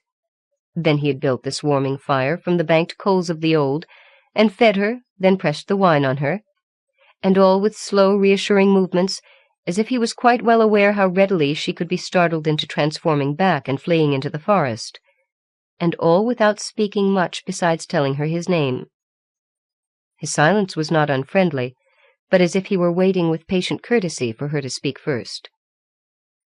She cleared her throat, and tentatively spoke her first words in this alien tongue, her own voice strange in her ears. "Who are you? What are you?" He cocked his head to one side, his eyes narrowing in concentration as he listened to her halting words. "You speak the speech of the Dales as one who knows it only indifferently, lady," he replied, his words measured, slow, and pronounced with care, as if he guessed she needed slow speech to understand. "Yet you do not have the accent of Arvin, and I do not think you are one of the old ones. If I tell you who and what I am, will you do me like courtesy?" My name is Glenda. I couldn't do this at home. Wherever home is. I'm not sure what I am, or where." "Then your home is not of this world?" "There was—" It all seemed so vague, like a dream now. "A city. I lived there, but not well. I was hunted. I found a place. A woman. I thought she was crazy, but she said she knew an escape, and I saw this place. And I had to come. A gate, I think. And a gatekeeper. He nodded as if to himself. That explains much. So you found yourself here? In the waste. I walked. I met a man. I was tired, starving, and he tried to drive me away. I got mad. The rest I know, he said, for Elvath himself told me of how you went where before his eyes. Poor lady, how bewildered you must have been with no one to tell you what was happening to you. And then? Haltingly, with much encouragement, she told him of her life in the forest, her learning to control her changes, and her side of the night's hunt. And the woman won over the beast, he finished, and well for you that it did. His gold eyes were very somber, and he spoke with emphasis, heavy in his words. Had you turned on me, I doubt that you would ever have been able to become human again. She shuddered. What am I? She asked at last, her eyes fixed pleadingly on his. And where am I? And why has all this been happening to me? I cannot answer the last for you, save only that I think you are here because your spirit never fit truly in that strange world from which you came. As for where, you are in the dale lands of High Hallack, on the edge of the waste, which tells you nothing, I know, and what you are, like me, you are plainly of some far-off strain of were-blood. Well, perhaps not quite like me. Among my kind the females are not known for being able to shape-change, and I myself am of half-blood only. My mother is Kildas of the Dales, my father Harl of the Were-Riders, and I am Harwin. He smiled ruefully. Of no place in particular. Why did you hunt me? She asked. Why did they want you to hunt me? Because they had no notion of my were-blood, he replied frankly. They only know of my reputation as a hunter. Shall I begin at the beginning? Perhaps it will give you some understanding of this world you have fallen into. She nodded eagerly. Well, you may have learned that in my father's time the Dales were overrun by the Hounds of Alazan. At her nod he continued. They had strange weapons at their disposal, and came very close to destroying all who opposed them. At that time my father and his brotherkin lived in the waste, exiled for certain actions in the past from the land of Arven, which lies to the north of the waste. They, as I, as you, have the power of shape-change, and other powers as well. It came to the defenders of the Dales that one must battle strangeness with strangeness, and power with power. They made a pact with the Were-Riders. In exchange for aid, they would send to them at the end of the war in the year of the unicorn 12 brides and one. You see, if all went well, the Were-Riders' exile was to end then. But if all was not well, they would have remained in exile, and they did not wish their kind to die away. The war ended, the brides came, the exile ended. But one of the bridegrooms was, like me, of half-blood, and one of the brides was a maiden of power. There was much trouble for them. When the trouble was at an end, they left Arven together. Now we come to my part of the tale. My mother, Kildas, has gifted my father with 3 children, of which 2 are a pleasure to his heart, and of like mind with him. But I— You're the misfit, the rebel, she guessed. If by that you mean the one who seems destined always to anger his kin with all he says and does, aye. We cannot agree, my father and I. One day in his anger he swore that I was another such as Heir. Well, that was the first time that I had ever heard of one of were-blood who was like-minded with me. I plagued my mother and father both until they gave me the tale of Heir half-blood and his witch bride, and from that moment I had no peace until I set out to find them. For surely, I thought, I would find true kin-feeling with them. And did you find them? Not yet, he admitted. At my mother's request I came here first, to give word to her kin that she was well and happy and greatly honored by her lord, which is the entire truth. My father loves her dearly, grants her every wish before she has a chance to voice it. I could wish to find a lady with whom— Well, That was one of the reasons that I sought Harold and his lady."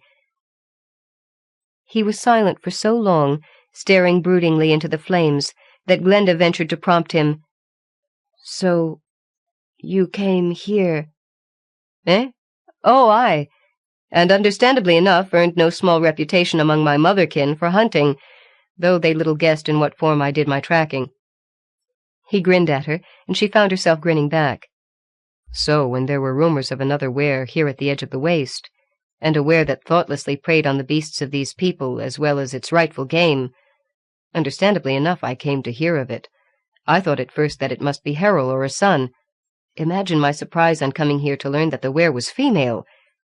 My reputation preceded me. The headman begged me to help." He spread his hands wide.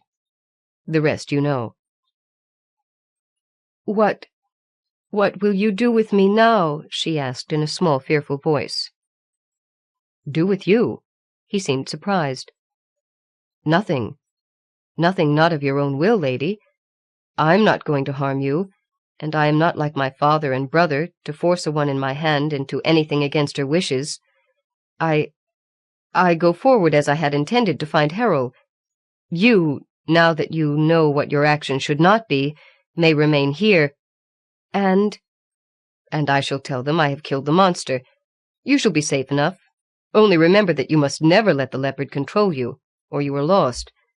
Truly, you should have someone to guide and teach you, though—" "I know that now," she replied, very much aware of how attractive he was, gold eyes fixed on the fire, a lock of dark hair falling over his forehead. But no man had ever found her to be company, to be sought after. There was no reason to think that he might be hinting. No reason, that is, until he looked full into her eyes, and she saw the wistful loneliness there, and a touch of pleading.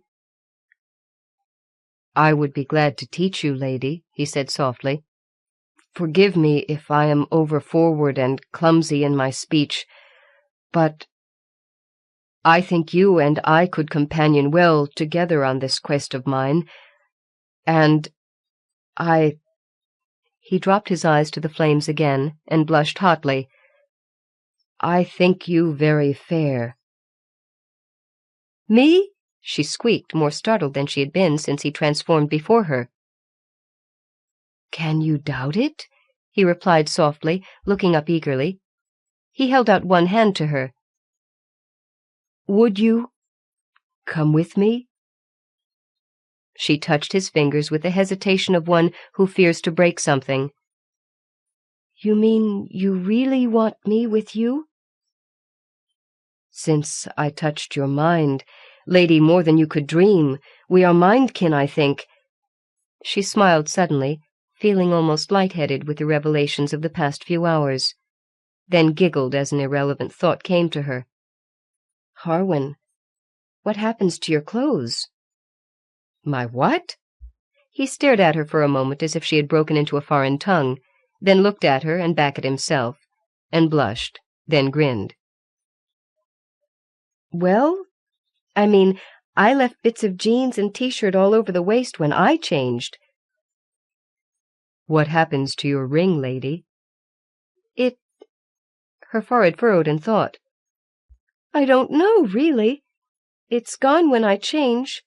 It's back when I change back." She regarded the tiny beast thoughtfully, and it seemed as if one of its topaz eyes closed in a slow wink. "Wear magic, lady, and magic I think I shall let you avail yourself of, seeing as I can hardly let you go sky-clad if you are to accompany me." He rummaged briefly in his pack and came up with a shirt and breeches, both far too large for her, but that was soon remedied with a belt and much rolling of sleeves and cuffs. She dressed quickly under the shelter of his cloak. "They'll really change with me?" She looked down at herself doubtfully. "Why not try them?" He stood and held out his hand, then blurred in that disconcerting way. The black leopard looked across the fire at her with eyes that glowed with warmth and approval. "The night still has time to run, Glenda, my lady. Will you not run with it and me?" The eyes of the cat ring glowed with equal warmth, and Glenda found herself filled with a feeling of joy and freedom, and of belonging, that she tossed back her head and laughed aloud as she had never in her life done before. She stretched her own arms to the stars and called on the power within her for the first time with joy instead of anger. And there was no pain, only peace, as she transformed into a slim, lithe she-leopard whose eyes met that of the he with a happiness that was heart-filling. "Oh yes, Harwin, my lord, let us run the night to dawn." Afterward. This used to be a song, one now called Golden Eyes, although the original name was the same as the stories. Then came the invitation from Andre to come play in her world. Well, this was literally a dream come true, for ever since I had first set eyes on Witchworld, as a lonely misfit adolescent, I had longed to go there. Failing that, I longed to be able to write something set there, something Andre might see, and dare I hope, like. It occurred to me immediately that since there was far more going on in the original song that I had written, this would be a perfect plot, especially since of all the peoples and creatures of Witchworld, I felt most drawn to the were-riders. But there was a problem. The females of that group do not share the shape-changing powers of the males. But then again, Estcarp males do not share witch powers. And there was my answer. As with Simon Tregarth, my heroine would have to come from outside, our world. I checked with Andre, who told me that although the gates were set to drop travelers in one particular spot, so Simon's gate was out, she was certain there were several connecting here and there. And for my hero, who better than an offspring of one of the other 13 brides from the year of the unicorn? I chose Harl and Kildas because they were the most sympathetic of the couples to Heryl and Gillen, and perhaps the most likely to have birthed another were-misfit. So there you have it, misfit from our world, misfit from theirs, finding that together they aren't such misfits after all, and a fantasy dream held for 20 years come true. Thanks, Andre. Mercedes Lackey. Neither Rest Nor Refuge by Ardath Mayhar. I lay beside one of the small streams that feed into the wide, lazy rivers of Kars. The damp of the black soil was seeping into my clothing, and more than one crawling creature was finding refuge in my boots or my loose shirt. But I didn't move. Concealed by a thick screen of greenery, I watched a line of Duke Evian's mercenaries as they rode along the road toward Gartholm. I had no personal quarrel with the Duke, to be sure, but when one is a refugee from one's own people, one tends to be wary of everyone. Lying there, hearing the thud of the horses' hooves and the distant mutter of voices, the clink of weapons, I thought of the last day of my life in Estcarp. I had hidden, even there in my homeland. It had been easy to conceal my unusual talents from the witches. Our stead was a remote one on the edge of the southern mountains. My mother was of the old race, and knew how to deal with those who came to examine her daughters for the talent they nurtured so jealously. Not one of them ever thought of testing my mother's son. Such things did not occur. Males did not harbor that gift, though even we had heard rumors of an outlander who had some sort of power that made the witches squirm with discomfort. My sisters had not desired to go to the training required of those with such gifts. Both had managed to find lovers at incredibly early ages, and so disqualify themselves. Their husbands now helped my father with the work of the stead, and my mother was pleased with the turn of events. Perhaps she had even advised and abetted my sisters in their method of escape. My own betrayal came by no one's fault. I had been sent to a neighboring stead across a wooded steep, after the seeds for which we traded each year. I had taken a shortcut, far above the road that had been cut into the hill, because 2 of the witches were traveling along it. As I approached a steep bluff that had been undercut by the winter's rains, I saw the soil begin to shift. A landslide in those hills was always a thing to fear, and I knew that the women riding along the road would be buried alive if I did not act. My years of secret practice, my covert lessoning at my mother's knee, were the only possible sources of help. I braced myself against a tree trunk, well clear of the loosened spot, and strained to stabilize the creeping earth before it could become an avalanche. The boulders that were loosed in their places were diverted to strike big trees farther down the slope, so coming to a stop before they could do any damage. I should have known that no use of such power could escape the notice of those on the road. The use of gifts, even without the utilization of the jewels they wore, could only bring them seeking the source of the disturbance they sensed. I knew that whatever their reaction, it could only be terrible for me and for my mother. When I heard them climbing the slope, I fled. Without goodbye to my family, without any supplies other than those I carried for the short journey to our neighbour's stead, I left Estcarp and went up into the mountains. The falconers watched me, I knew, as I crossed along their trails. Perhaps I might even have joined them, but I disliked the mountains. Driven to flight, I found myself strangely delighted with the notion of seeing strange places, and meeting people different from those I knew. The line of men was out of sight. I heaved a sigh of relief and crawled along the side of the stream until I came to a path. It was well worn, probably being the one used by some neighbouring village for reaching the water.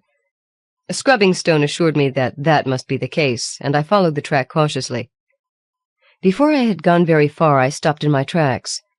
There was a village ahead. I could smell the distinctive odour that gathers where human beings group themselves. But there was another stench. Fire. Burnt meat.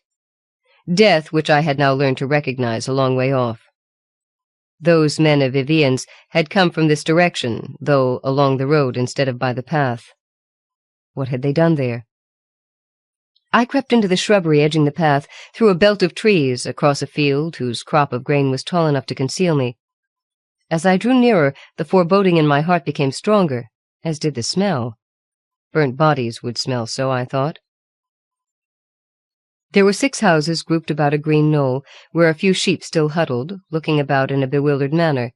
2 of the houses were burning fiercely, and from the other 4 there came no sign of life. I lay again behind a screen of greenery, trying to think why Evian should be attacking his own people. It was not a thing that anyone with a brain would do, so far as I could see. There were sprawled shapes lying about the area between the houses and the knoll. Not one moved as one of the houses collapsed with a roar, its thatch roof sinking into its fiery interior. I crawled from my concealment and stood, looking about.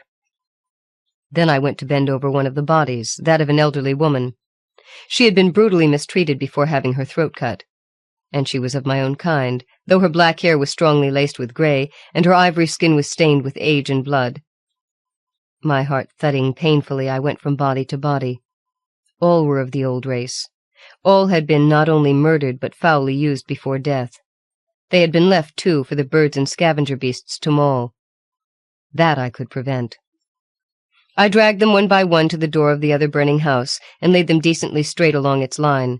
Then I brought armloads of the stacked wood left from the winter store and piled it over them. When that roof collapsed, it would fire the pyre, and take their pitiful bodies with it. As I worked, I found that I was crying. Until now, even though my danger had been real, it had seemed remote. Here I had found that to be of my kind was sufficient grounds for being condemned to death. That is a bitter lesson, and I, Joram, at the age of 19, learned it with pain and passion. Gulping back a sob, I set the last load of wood over the last pitiful body, a child. When I straightened my back, I stood for a moment in the blazing heat so near the burning building, and I cursed long and bitterly, using terms that I had heard but never used before. I thought for a moment that I had gone mad. Another voice was echoing my curses. It came from a pile of cattle fodder stacked along a stone wall. Even as I stood away from the burning house and started toward it, the hay began to stir. From beneath the pile came a slight figure that began sneezing and shaking itself free of straw and dust. I hesitated to help, though many times I had assisted my sisters in such difficulties. She had probably been terrified. Now she could not know that I was to be trusted, so I stood back and let her tidy herself as well as she could. Even as I waited, others of the houses began to show signs of smoke. The fire must have been cast into less hospitable spots there, I thought. The girl stopped her efforts and turned to watch the next roof burst into flames. "My father's house," she moaned. "Mother?" She turned frantic eyes toward me. I had to shake my head. "I saw no one living as I put them to rest. There were 6 women, 4 men, 5 children. If your mother is there, I will try to find her, but it will be a perilous business." She shook her head in turn. "There were only 6 women here, 4 men, 6 children. I am the only one left, and I am no longer to be considered a child. But what will become of me? Everyone, everything, all is gone." Something in the air seemed to be trying to warn me. I could not know of what. I reached for her hand. "This is no place to stay and ask questions. Someone is coming. We must hide ourselves, unless we want to join your people, and there will be nobody left to burn our bodies. Come." I led her quickly into the field from which I had crawled, and we dropped to hands and knees and made our way to the wood-plot beyond. There we crouched behind a fallen log, risking peeps from our shadowy retreat. 6 horsemen rode into the blazing village. Their mounts shied and snorted at the smoke and the smell of death, but their riders pulled them up and sat staring about. One, seemingly the leader by his fine mail shirt and ornate helm, gestured about. "He has seen that someone survived. The body's in the fire. He wants to know who. The Duke evidently wants all of us dead." The girl's voice was quiet, but its edge was steely. I didn't wait to ask her why or how. I slid backward toward the stream, and we went into the water and slipped downstream beneath the cover of the ferny banks until we were far below the path that had led to that dead village. When we came out we were sodden, chilled, and the sun was down. "We must have a fire," I said. "We will catch our deaths if we stay wet all night." She put out a warning hand, barely visible in the tenuous twilight. "We of the old race were thrice horned. Everyone will hunt us. We cannot risk it." "Horned? Why?" I was stunned, though I should have suspected that something of the kind had happened. "They read a proclamation. There was something about a raid out of Estcarp. Nonsense, and all of us knew it, but it changed nothing. The mercenaries attacked at once. I had just time to dive into the hay and burrow deep. I didn't watch." I reached to take her hand. "What is your name?" I asked, simply to change the direction of her thoughts. "Thelia, daughter of—" She choked quiet. "I too have lost my people. Not through death, but it seems to be just as final as that might be." I looked down at her in the dim light. "And what will be final is our deaths, if we don't have fire. Come with me." I went into a thick wood, filled with deadfall and tangles of vine. It was evident that no one had come here, even to gather fuel, in generations. The thick crown of treetops above would surely hide our smoke. There was no problem in finding enough dried stuff to make fire. Quick work with flint and steel set a spark, which grew into a tiny blaze. I left Thelia to nurse it along as I cleared a wide space around the area to keep the flame from spreading. Then I went blundering into the darkness and brought back armloads of branches broken from fallen trees. "Dry wood makes little smoke. The light cannot be seen. This wood is too thick to let any light through. We can dry ourselves, then if we feel the need, we can move away from this spot before daylight." She stared up at me, her triangular face ivory pale, smudged with smoke and tears and dust. Even our journey in the stream hadn't succeeded in cleaning away the traces of her experience. But her gaze was now steady and fearless. Something in her look made me wonder how any rider of Duke Evian's would fare if he encountered her armed and ready. I shrugged out of my loose shirt, spread the things out of my small pack to dry beside the blaze. The warmth was grateful against my skin, and I turned about, hearing the cloth of my nether garments begin to steam. Thelia watched for a moment. Then she slipped off her overtunic and spread it beside my own things. She stood beside me, back to the fire. I could hear her sigh of relief when the clammy cloth began to warm. I tried not to stare, but the wet material of her undergarment outlined her slender body with great fidelity. She was, as she had said, no child, no matter how lacking she might be in inches. Her pale face was beginning to flush with the warmth. She was no beauty, but there was something about her that tugged at me. She was not unlike one of my sisters, yet what I was beginning to feel I had never felt toward a sister. It embarrassed me, and I turned about to warm my other side.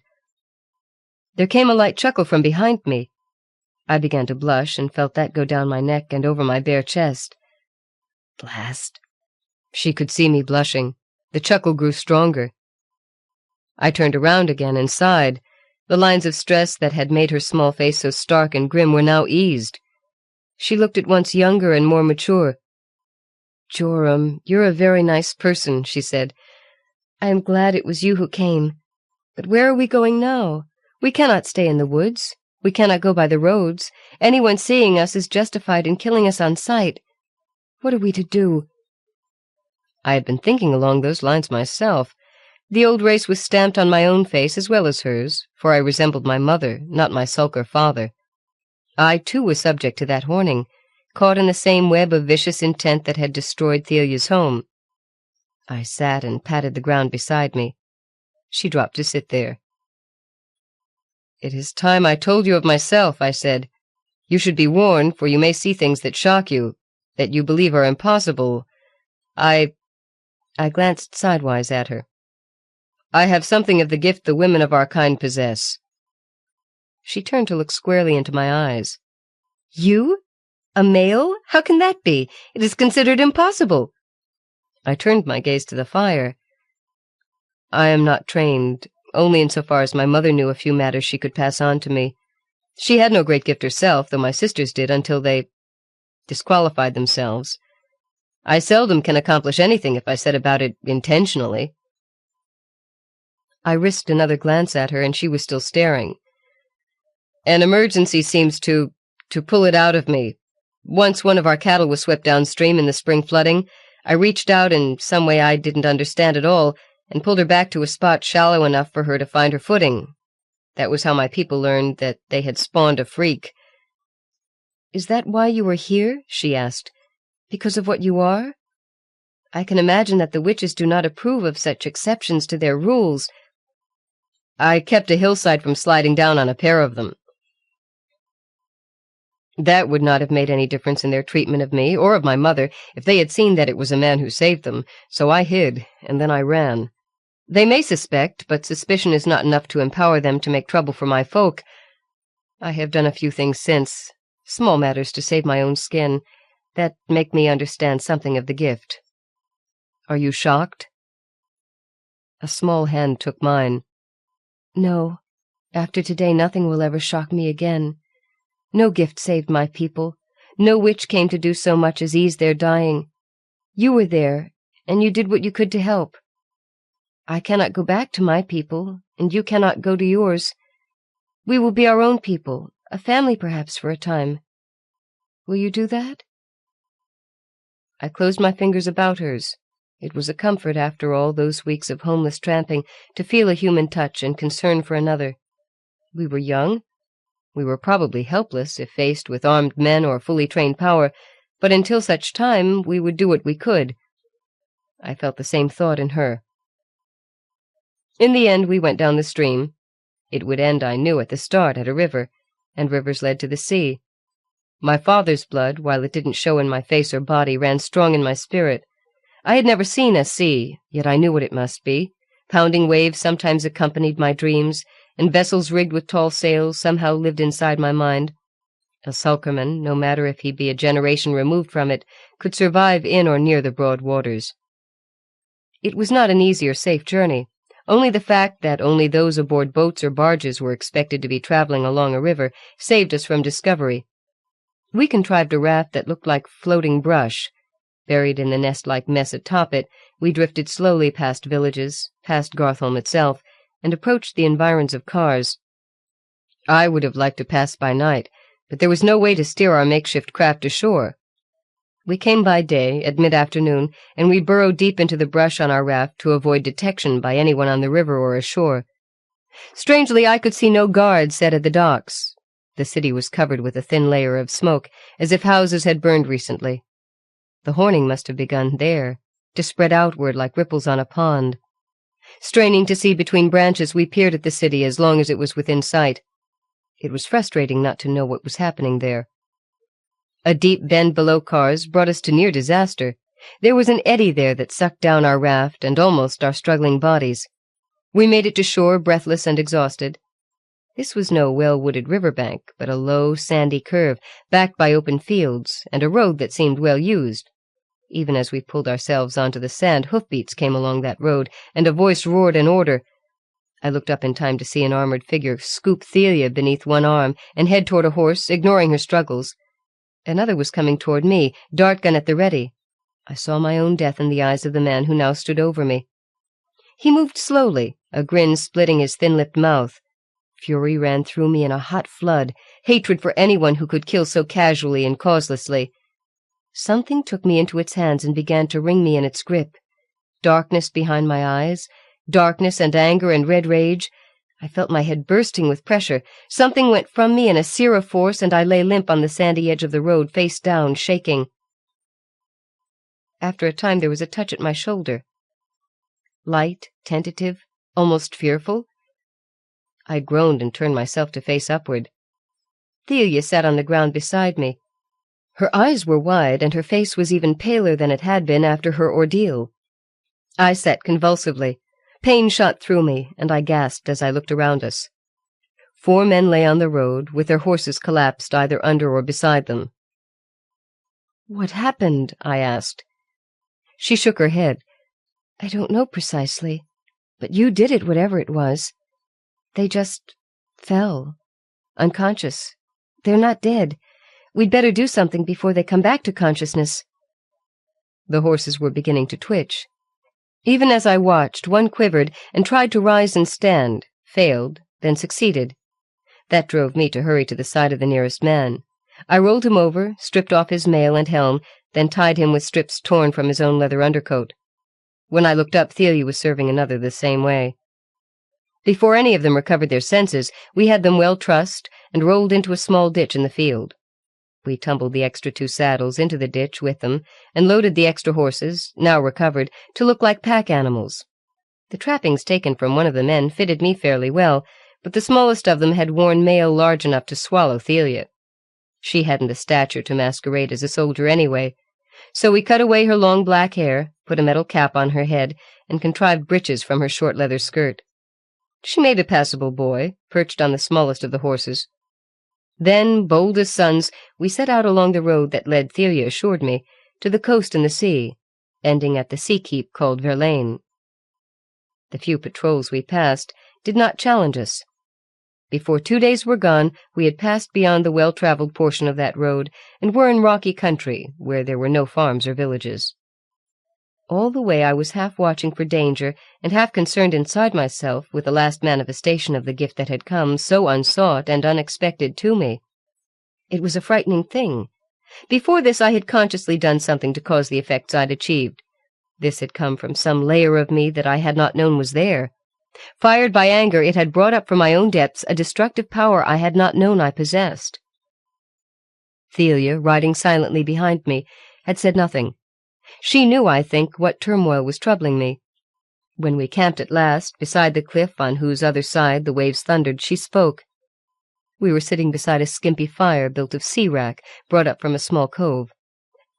The horses had grazed a bit on the salt grass, and returned to the fire, standing about with eyes sparking reflections of the firelight.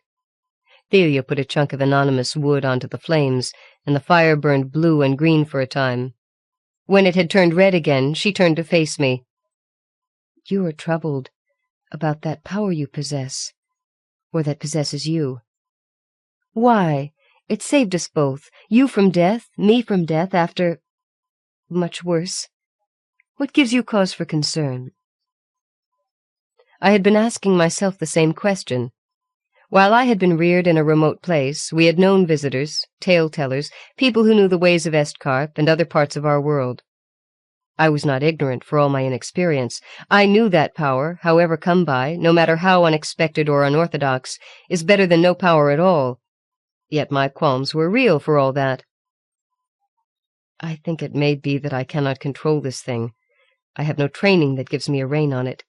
It takes over, as you have seen, and does things that I only know about afterward. It is frightening.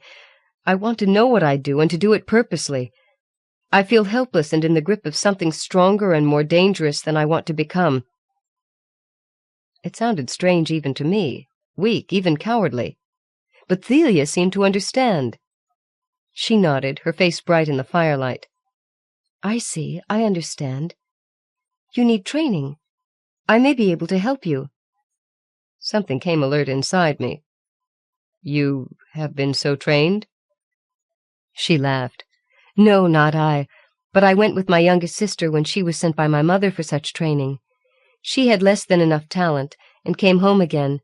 But I know the woman who can teach such skills. I can find her, I believe." "Few can. She does not advertise herself to the world."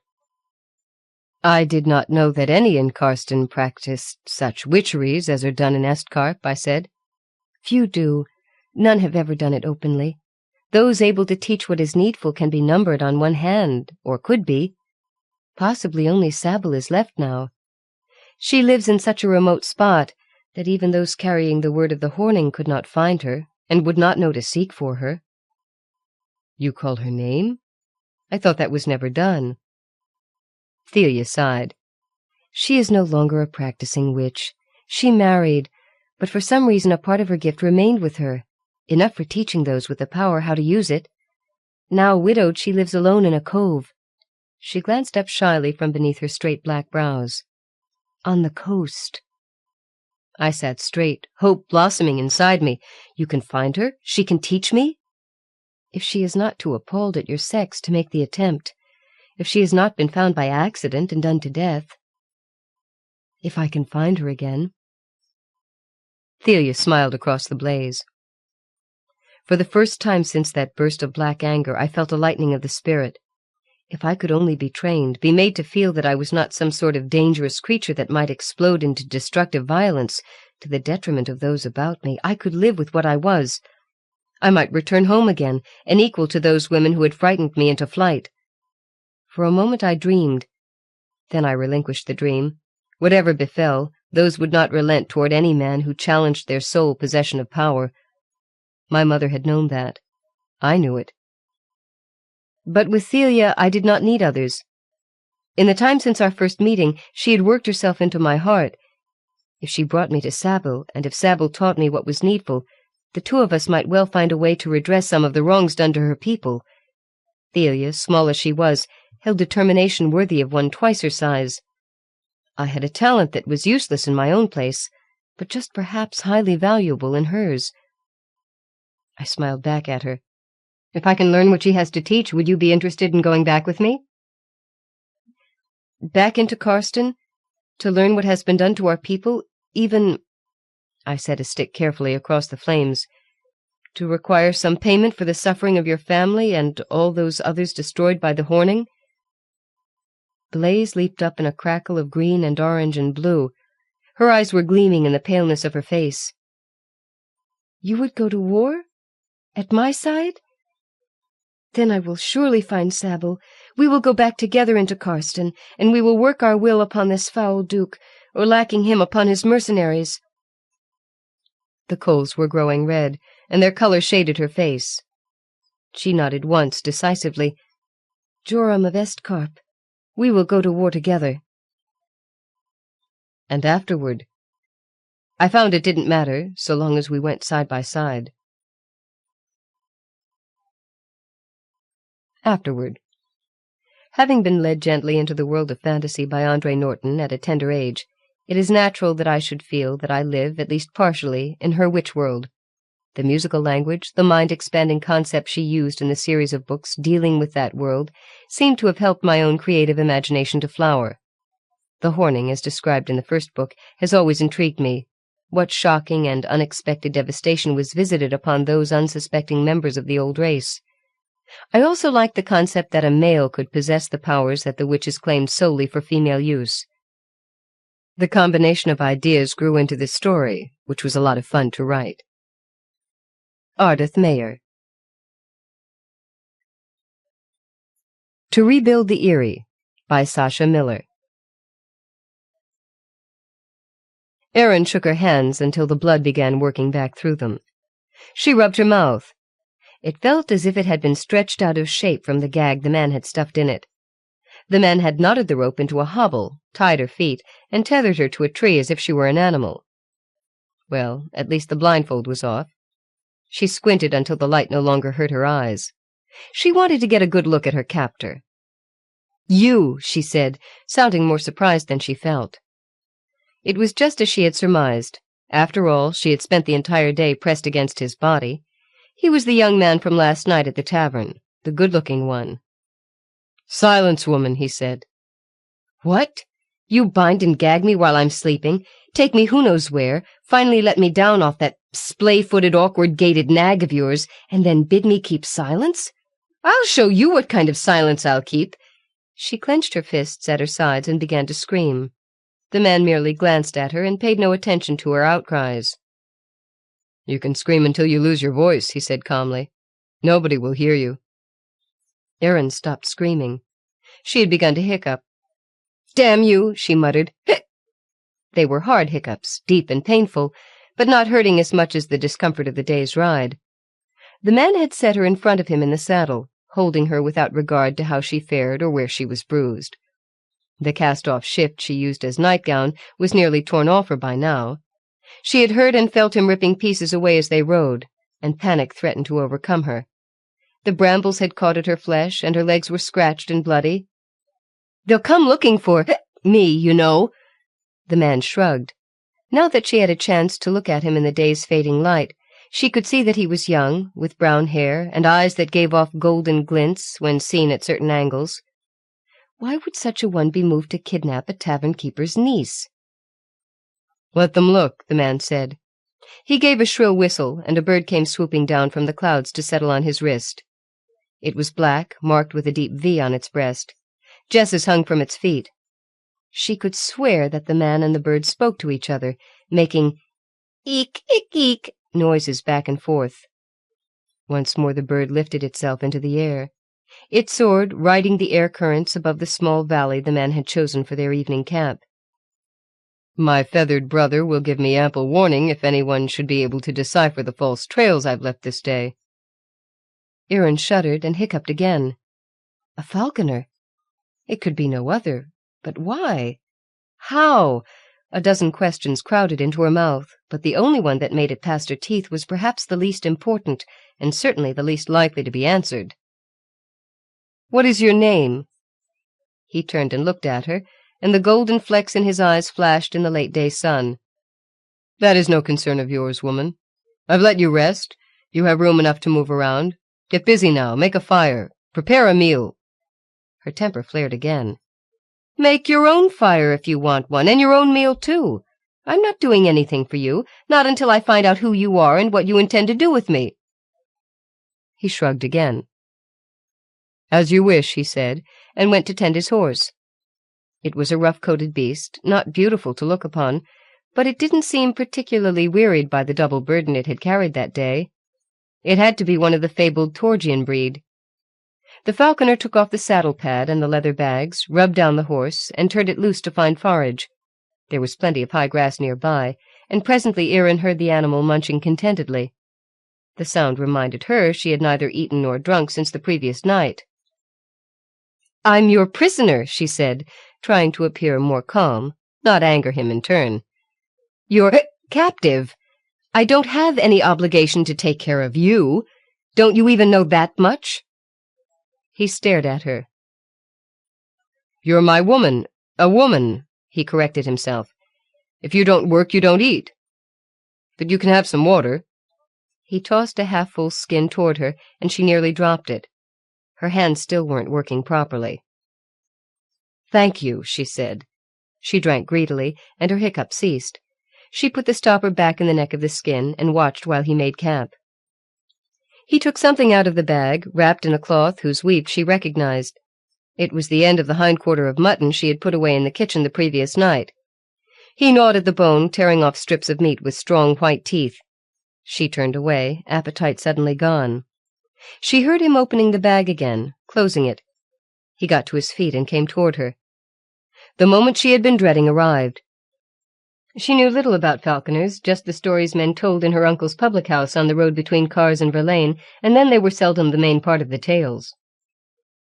Falconers were supposed to be woman-haters, but she could think of no other reason for any man to steal a woman from her bed in the night save one.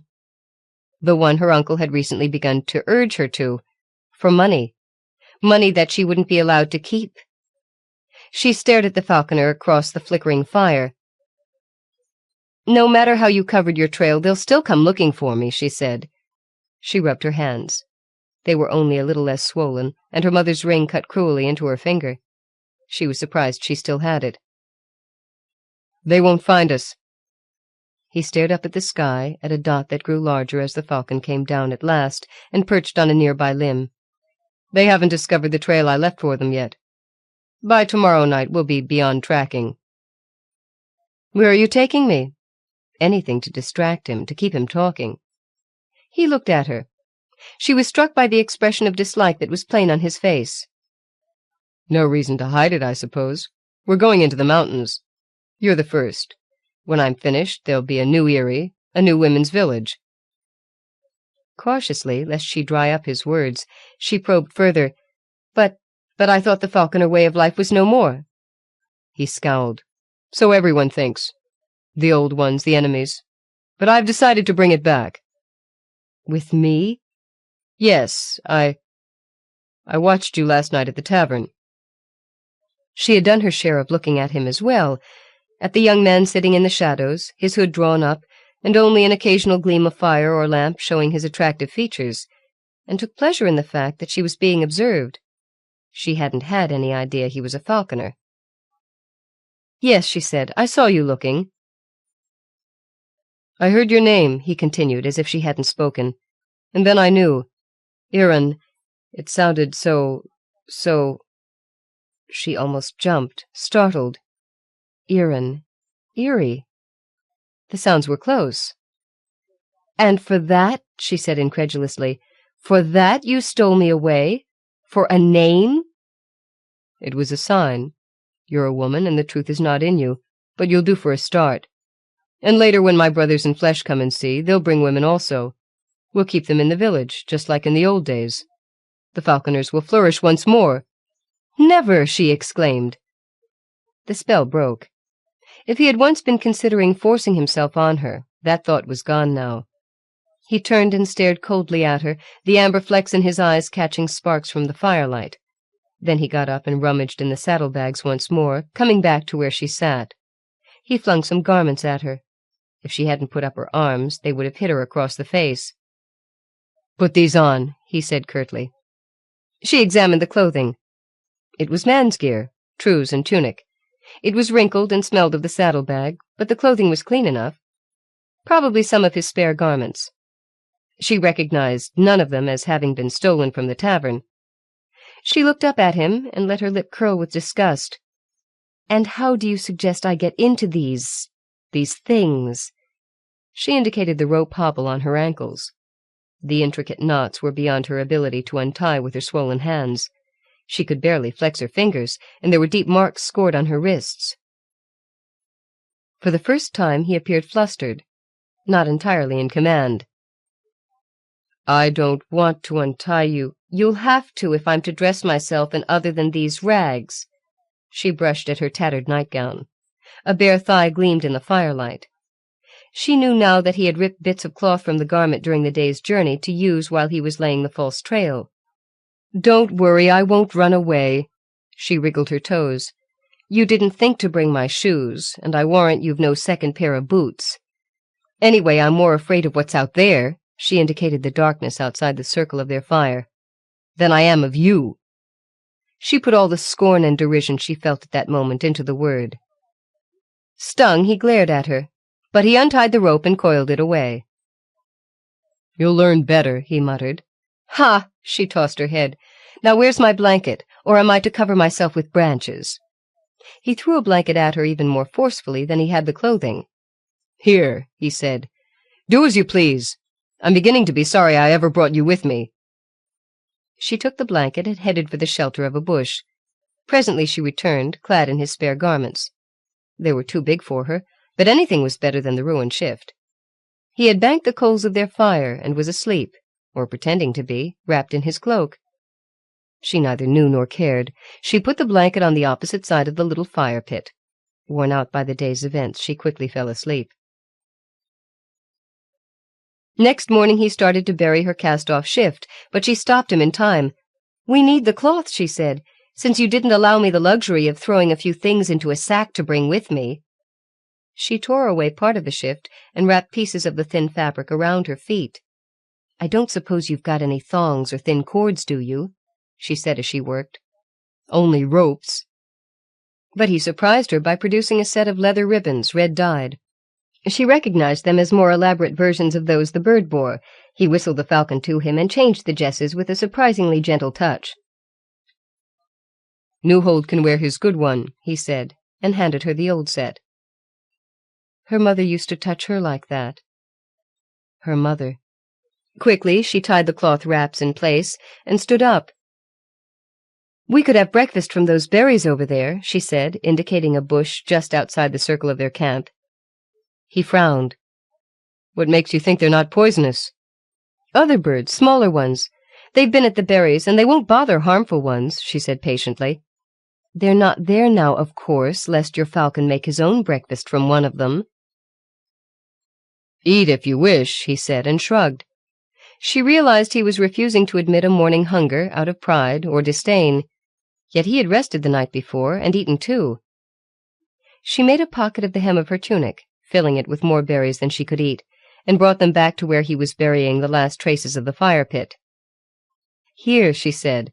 Almost as if he had no interest in the food, he reached out a hand and sampled one.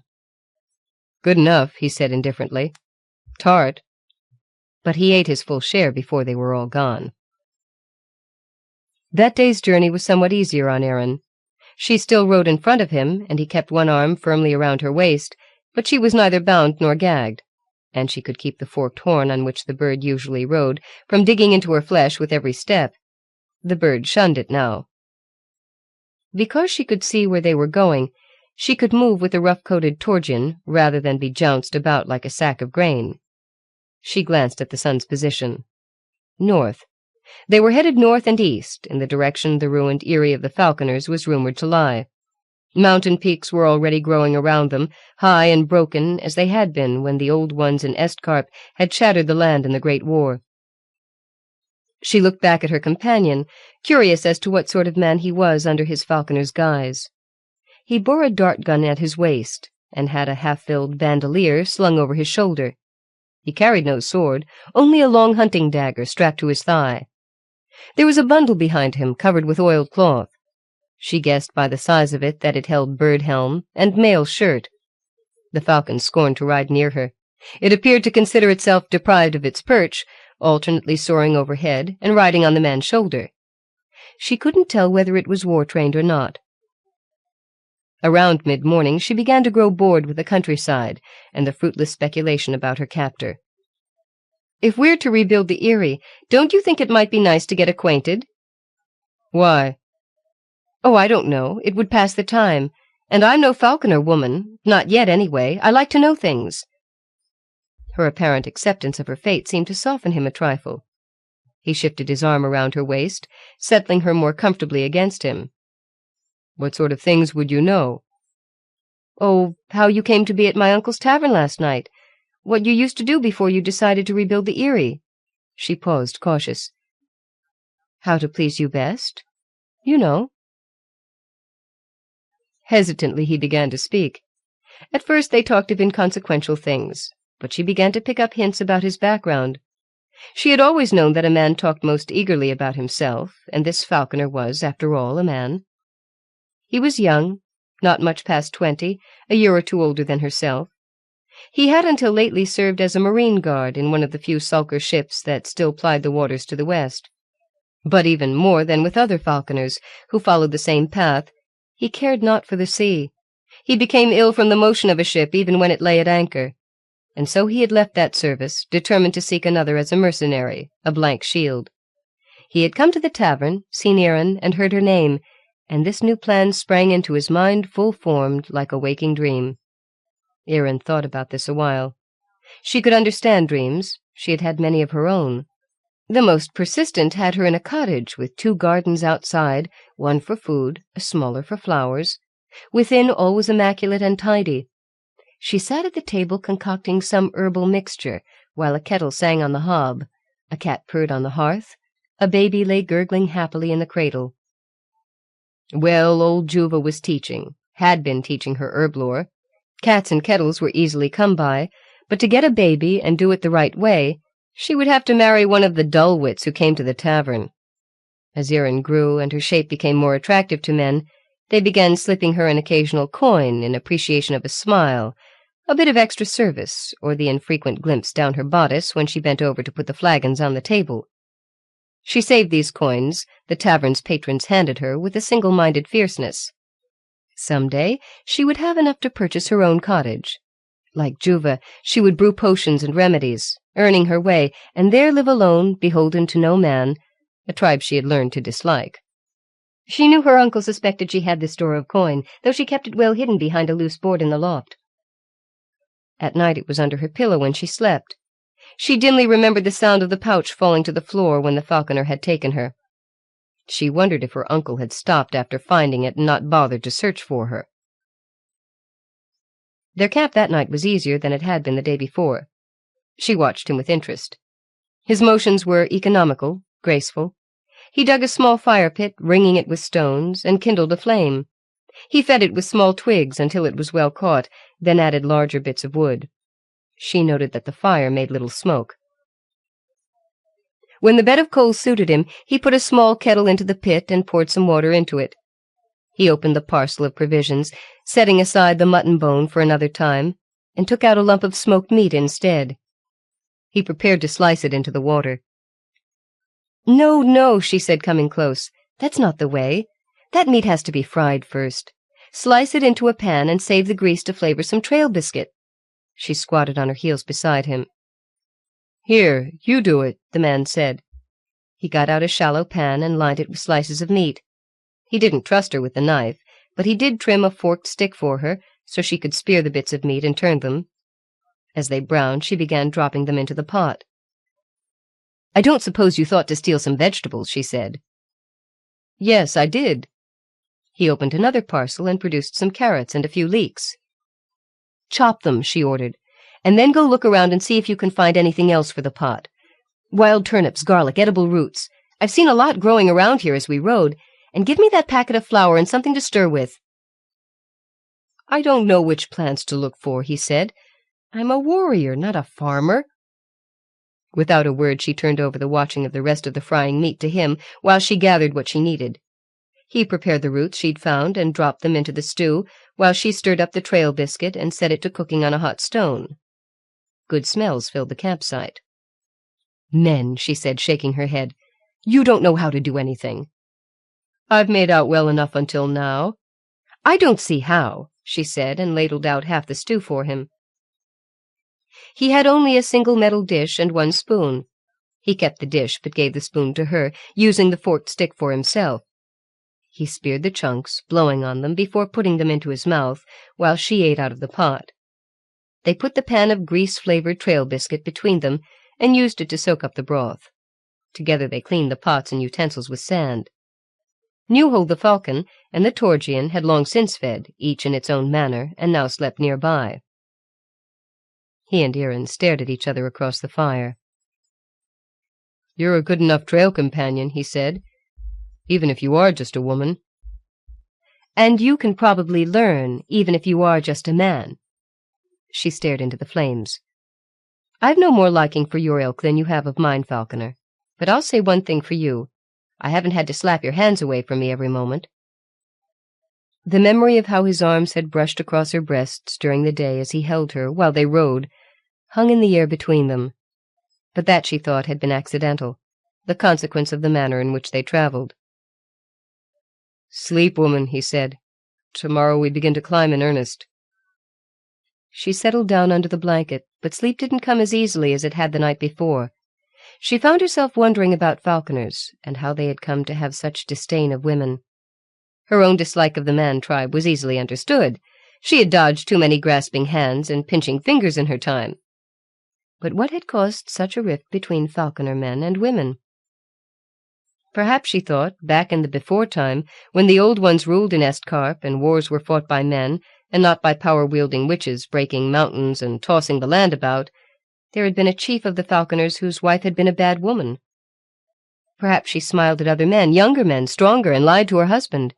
And later, when he discovered this, as husbands are bound to do with their wives, or wives with their husbands, perhaps he moved her to a house in a faraway fold of the mountains, where her lovers couldn't visit her without being missed in the warren of caves and cliffs that comprised the mountain fortress that was the Eyrie.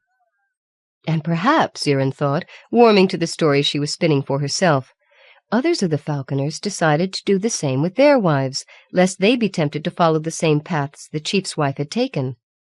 Both sides were proud, unyielding, turning their natural yearnings for each other into disdain and indifference, men for women and women for men, and with the passing of the years, both sides had come to regard the arrangement as the only proper one to have.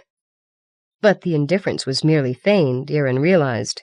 She had long ago learned that that which a man most loudly professes to despise was that which he longed for the greatest. If there had been true indifference between the men and women of the falconers, their entire tribe would have died out long since. Somehow that thought troubled her more than anything else that had happened to her the last 2 days. Her dreams were uneasy that night. The next day dawned grey and full of clouds, and Newhold was reluctant to fly in the heavy air. But the falconer urged the bird aloft anyway. "Rumors have it that strange beasts live in these mountains since the Great War," he said. "We must be alert." When the rain began, he spread his cloak over the horse's rump and drew Eyrie close against him, sheltering all as best he could against the cold drizzle. The Torgian trudged on, finding it slow going over the mud and stone. And then Newhold came swooping down from the sky, screaming a warning. The bird was nearly too late. The dark, misshapen beast was on them almost before the falconer could draw his dart-gun. Eyrie found herself in the mud as he threw her to one side. She screamed in pain as her shoulder struck a rock. He cursed and fired, and Eirie's scream was drowned in the roar of outrage from the beast as the dart struck home. Newhold screeched and stooped, utterly fearless in the defense of the falconer. The horse fought also, rearing and striking out with its hooves, and where they hit the sound was dark and solid. She heard more snarls and screams, a sound of underbrush being trampled as something crashed through it, and then the falconer was kneeling beside her where she lay. Is it dead?" she asked fearfully. "I don't think so," he said, "but we drove it off, Newhold and Rangen and me. How do you fare?" "I don't know," she said. With his help she tried to sit up, and she groaned in pain and clutched her shoulder. "We'll take shelter," the falconer said. "We've come close to the Karsten Gap, the place we once called the Keyhole. Even though the Keyhole is no more and the mountains are shivered and rent, there must still be a cave someplace nearby." "Maybe it's taken already by that monstrosity," she said, and shuddered. "I'll make certain it's a place with a narrow entrance where the beast cannot go," he said. "If I help you, can you ride?" "Yes, I think so." He put her on Rangen's back, putting his hand on the halter and leading the way slowly through the worsening rain. To her relief, they found a shelter almost at once, a narrow cleft in the broken mountain. She dismounted, but the horse had to be unsaddled before it could squeeze through the opening. She found comfort in this fact. Newhold was already perched on an outcropping of stone just overhead. "I've got a lamp somewhere," the falconer said, "and a flask of oil. We can have a light, even if we can't hope for a fire. But Rangen gives off a lot of heat." He struck steel to flint, and presently they were able to see the interior of the cave. The room they were in wasn't a large one, nor was the floor even. It had once been sand-covered, but the upheaval of the Great War had pushed underlying stones through the sand, and all but hid it from view. Eyrie sat down on one of the larger stones, while the falconer shoved others to one side, hastily making a rough barricade between them and the entrance to the cave. "When the rain stops, I'll go search for firewood," he said. "In the meantime, let's have a look at your shoulder." She would have loosened the fastening at the throat of the tunic and pulled the garment down on one side, but he would have none of that. Brusquely he pulled it off her, over her uninjured arm, and down the one that was hurt.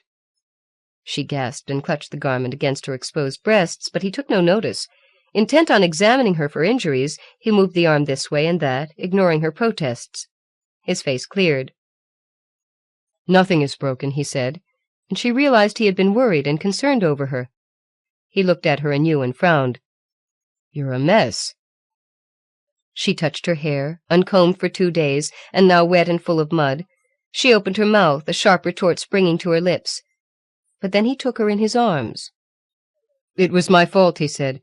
"You are in my care. It's a miracle you weren't killed or seriously injured. But you're alive. We're both still alive." He stroked her face. He was rain-wet and his hands muddy. He must be leaving smears on her cheeks. "You are beautiful, you know. So very beautiful." He held her against him for a long moment, while her heart raced at the unexpected pleasure of this contact, so different from the way they had pressed together while they rode. Then she thought dimly, it had been from necessity, but now the thumping of his own heart, reaching her ear where it was pressed against his chest, told her he held her because he wanted to, because he wanted her as much, she realized, as she wanted him. They sank down together onto the sandy floor of the little cave. Later he cradled her head on his shoulder. "It was your first time, wasn't it?" he said quietly. "Yes." "I didn't dare dream." He closed his lips on the thought. "It was my first time also." "Ah." She reached a hand up to stroke his face and winced. She had forgotten her bruised shoulder. I don't know what to call you." "We don't give our true names lightly. But you... This is different. I'm known as Yareth." "Yareth," she repeated, liking the sound of it. Then she flung herself against him again, heart leaping, but this time in terror. Something snuffled and howled outside. She heard the sound of claws against stone, felt the ground shake when the beast tore away a piece of the mountain and let it drop. Newhold baited and screeched, eager to attack. Knowing it would be the bird's doom, Yareth sat up at once, uttering a shrill whistle, and holding out his arm for a perch. The falcon reluctantly obeyed. Its talons dug in and drew blood from Yareth's unprotected skin before he could transfer the bird to the saddle fork and secure the leash. Behind them, Rangen stamped angrily. A misshapen limb, ending in a four-clawed thing like a hand, groped into the cavern mouth. The hand encountered a stone, one of the ones Yareth had moved there. The beast grasped the stone, pulled it outside. There was a yowl of rage and frustration. Then the area above the opening shivered, and a shower of rubble tumbled down from where the beast had smashed the stone against the mountain face. "And you fought that?" Eyrie whispered, appalled.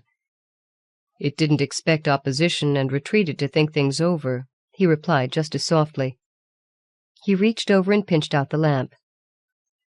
"What do we do now?" she said. The darkness pressed in on her, and she was grateful when he moved close. "We wait. If I'm correct, this is a something that likes not the light. If we had been traveling on a sunny day, we would surely have met it while we slept." She shuddered. Following his example, she groped for her clothing and put it on again. "Will the mountain hold it off?" she said fearfully. "I don't know. We'll just have to wait and see. But never fear." A movement told her he had his dart gun in one hand and had drawn the hunting knife with the other. "If it gets in, it won't find us alive. Any of us." They huddled together, the four of them, all through the rest of the day and night. The man and woman scarcely dared utter a word, though they found as time passed that they knew each other's minds and thoughts better than if they spoke. She began to hiccup again from fear, and automatically he handed her the water-skin. When he whistled softly to the falcon or stroked the Torgian's rough coat and then touched her breast, it meant, "I would have you in my arms, but dare not." And when she touched his face, it meant in return, "I desire you as well, and we will embrace again if only in death." Sometime during the night he handed her the knife, and she pressed his hand. "I'll do what needs to be done," her touch said, "if it comes to that." Now and then the beast left the cave mouth for a short time. They could only surmise that it went away to feed, for when it returned, its onslaughts against the opening were even fiercer than before. She began to understand that the beast wanted them not so much for food, but because of some hatred it carried in its bones, that only the feel of their flesh under its claws could slake. Toward morning they began to strain their eyes, searching for a dawn without clouds, for the sun to return. And little by little the light came. Eyrie thought it was her imagination, but then she could see Yareth's face in the gloom. Outside, the beast uttered a last howl of frustrated rage, and shuffled off to find its lair before the sun came up fully. Yareth got up, shaking the stiffness out of his limbs. "We have to get out of here now while we can," he said. "Yes. I'll tend those talon cuts on your arm later." They gathered their few belongings and ventured out of the cave. Eyrie sucked in her breath. The face of the mountain was deeply scored, and slivers of stone lay everywhere, marking the ferocity of the beast's assaults against it. They had to clear a path through the rubble before they dared lead even the sure-footed Torgian through it. Once outside, Yareth saddled Rangen quickly, and pulled Eyrie up before him.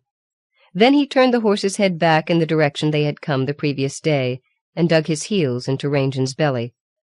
The Torgian grew high-rumped with the steepness of the path it found, going down much more quickly than it had come up. "Aren't we going on? Searching for where the falconer's Eyrie used to be?" she said, startled. "No. If beasts like that now walk the mountains in the dark, there might be worse ones who go in light," he said. "It's true. The falconer's way of life as we knew it is no more." He shrugged. "Everything ends. Perhaps it's better so." She turned in his embrace, looking up at him, but he refused to meet her gaze. He stared off into the distance, frowning.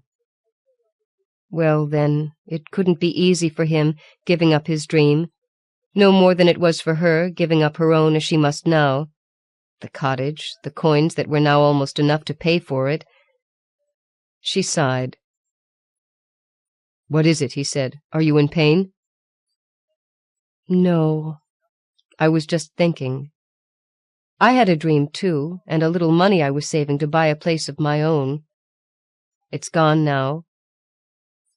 This time he turned her in his arms. For the first time he smiled, and looking at him she realized she loved him. "Your money is here, in the bottom of one of the saddlebags," he said. "I brought it with us so you could use it and buy things to comfort yourself with later. I almost had to tear your fingers from the pouch when I tied your hands together, you know." She began to laugh.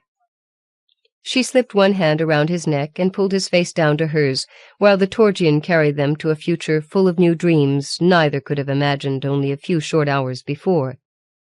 The falcon, new hold, swooped down and took its accustomed perch on the saddle fork.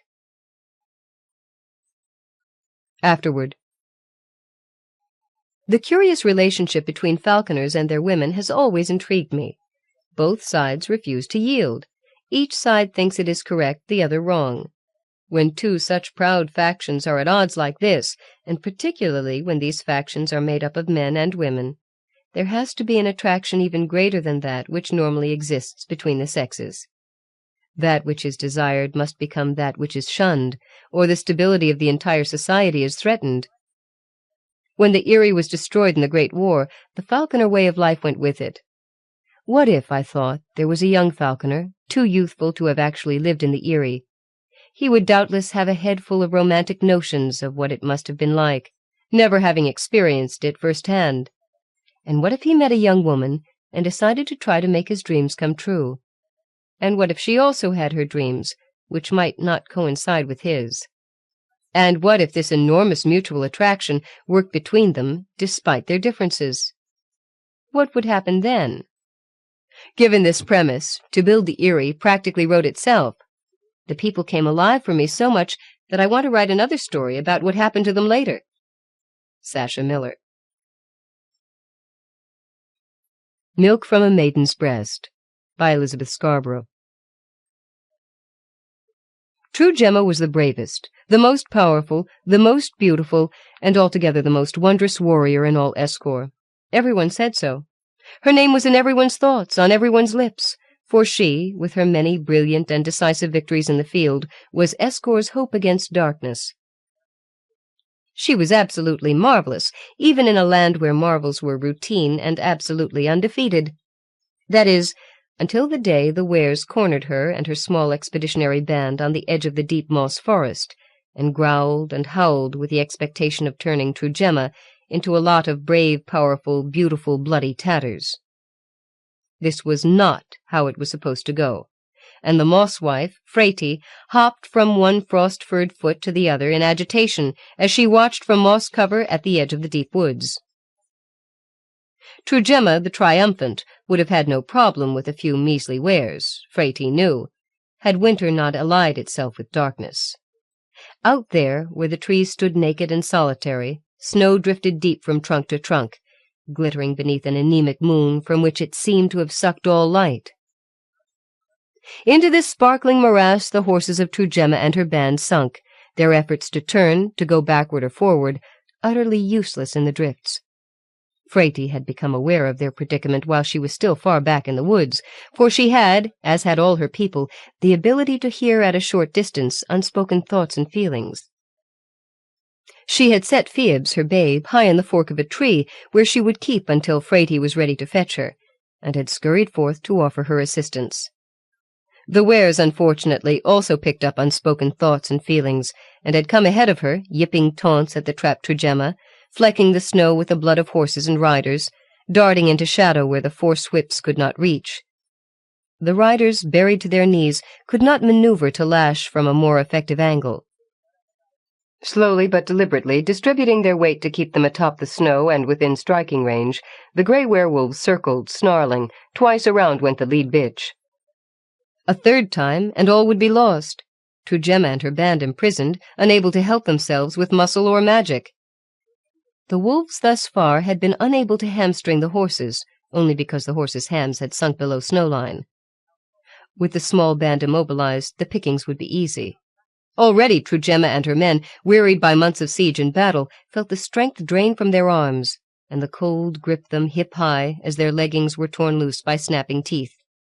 Frati fretted to think that the small detour she had perhaps subliminally encouraged her heroine to take had resulted in this.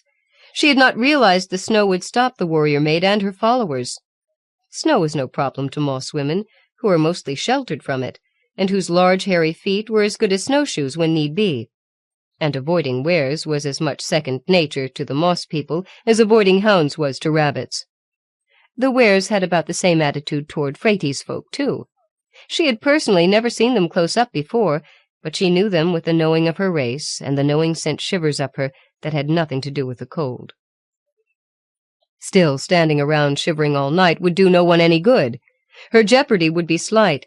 She knew the deep woods and the moss walls and the limbs for fast climbing, as well as she knew her own gnarled hands or the long gray hairs that fell in front of her face. Sprinting forth over the snow, she shoved her hair behind her shoulders, her thumbs between her teeth, and whistled sharply. "Ho, Wolfie, come play with me!" she shouted at the pack, and turned back toward her woods, knowing her heroine would cover her back and make short work of the pursuing pack, while Frati found her saving tree limb. But when she turned for the woods, she saw the moss curtain away and part, and knew she was lost. Phoebs had found her way down from her perch and toddled toward the edge of the snow.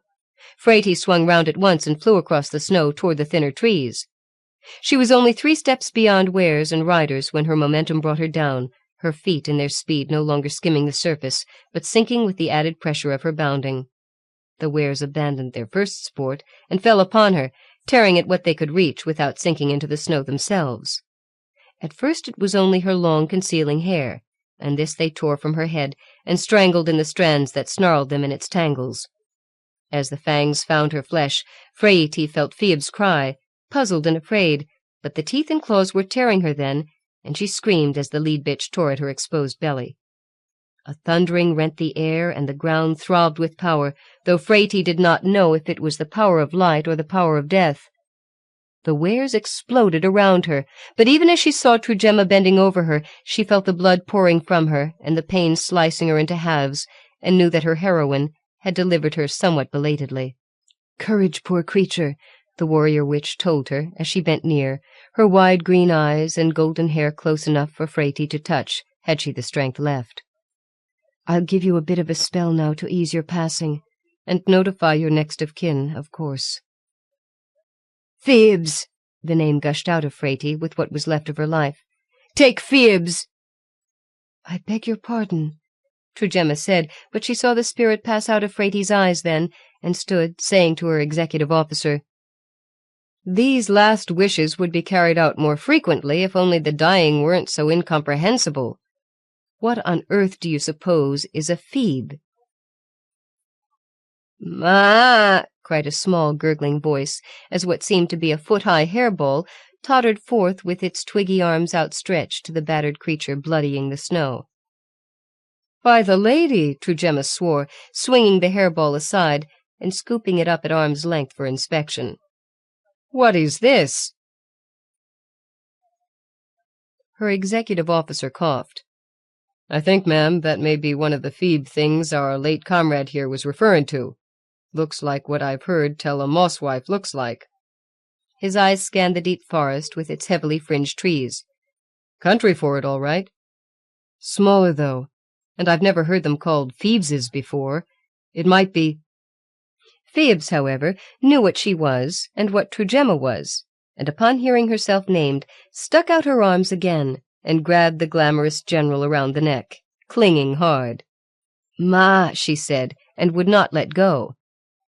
With her soldiers bearing the body of Frati and herself bearing Phoebs, Trujemma led her band and their horses out of the drifts and into the shelter of the deep woods, where they were soon met by a delegation of hanging-haired moss-wives who coagulated out of the mossy background without warning. "How can it be that Frati is dead?" Someone's mind touched Trujemma's with wondering and a shade of resentment. "You have the power to blast the wares. You did so." Trujemma started, and the damp, hairy thing she held snuffled unattractively. A good officer neither explains nor excuses herself, but a defense sprang unbidden into Trujemma's mind. "We were surprised, and I was too busy fighting and too weary to gather the right words. I know it's not supposed to happen, but you try campaigning for 3 years solid and see how well your vocabulary works. When she drew them off, the words came to me, and of course I acted at once, but—" The but was self-evident. Rather lamely, she said aloud, "She was very brave, a good trooper, saved all of us and this child besides. I don't suppose any of you are next of kin?" She had not intended to allow herself to be separated from her men, but when she and the moss woman in front of her stepped through the curtain, the others were not beside or behind them. She didn't notice it until she was halfway through another curtain. She was really overly tired, and the weight of the child on her exhausted arms occupied most of her concentration. The ground beneath her feet was frosty but soft and sponge-like, and she had to pick her boots up and set them down again very carefully to keep from falling. She started to protest to her guide about being separated, but the child clung to her so that she knew she couldn't free her arms to back up her insistence. Besides, for a change she was among proven allies. Probably the woman was just showing her to a sleeping place. She yawned and stumbled forward across the threshold of a remarkable dwelling, and almost into the lap of an equally remarkable creature, who greeted her with a grunt. "So, this is Escor's best hope since the Tregarths, is it?" came a grumbling thought from the creature. Trujemma knew her for the leader at once. "Bush grandmother," someone whispered shyly. The bush grandmother sat among her minions. Any of them could have been mistaken for the child's mother, except the bush grandmother herself, who was twice as wide, and whose hair was twice as bushy, and whose back was not humbly hunched, and whose eyes were not downcast or hidden behind the mesh of hair. Small star-shaped flowers speckled the mossy floor and wound up the tree trunk, and from these emanated a pearly glow that showed clearly the predominant color of these people, as well as their home, was gray. Gray hair, gray skin, furrowed like that of tree trunks, or the very elderly, though Trujemma received an almost childlike feeling from many of them. Not the bush grandmother, though. Though she stayed seated and still, her manner was bristling enough to cause Trujemma to wish a clearer path to her sword than her living burden allowed. She turned toward the helpful whisper to offer the babe to her relative, but no one stood where the whisper had been. She knew the others were there, but now they were blending with the mossy walls, or sitting still as tussocks, leaving her to the auspices of their leader. "Well, girl," the bush grandmother said in the same tone Trujemma's fencing master had once used when she was, just once, less than perfect. "What have you to say for yourself?" "I say thank you very much for the kind comparison, but I've not the honor of being related to the Tregarths, though I did sit in council with one. I think it was Kiel. And I say also that I think someone had better relieve me of this child. She's a bit damp and—" No one moved forward, though she felt titters and rustlings round the edges. The bush grandmother only stared stonily at her. It was less a last attempt at diplomacy than her knees giving way that caused Trujemma to sink down to the moss then, carefully hanging the bottom ends of Phoeb's hair, and with it, she hoped, the bottom end of Phoeb's, over the springy, moisture-absorbing ground cover. She found her legs and arms were trembling as she sank down, and finally she managed to brace the baby with one arm and undo her sword with the other. She slid it hilt first toward the glowering bush grandmother, making the first gesture of truce. "Somehow there has been a misunderstanding," she projected with ploddingly careful emphasis to each word, so that her tired thoughts did not tangle themselves.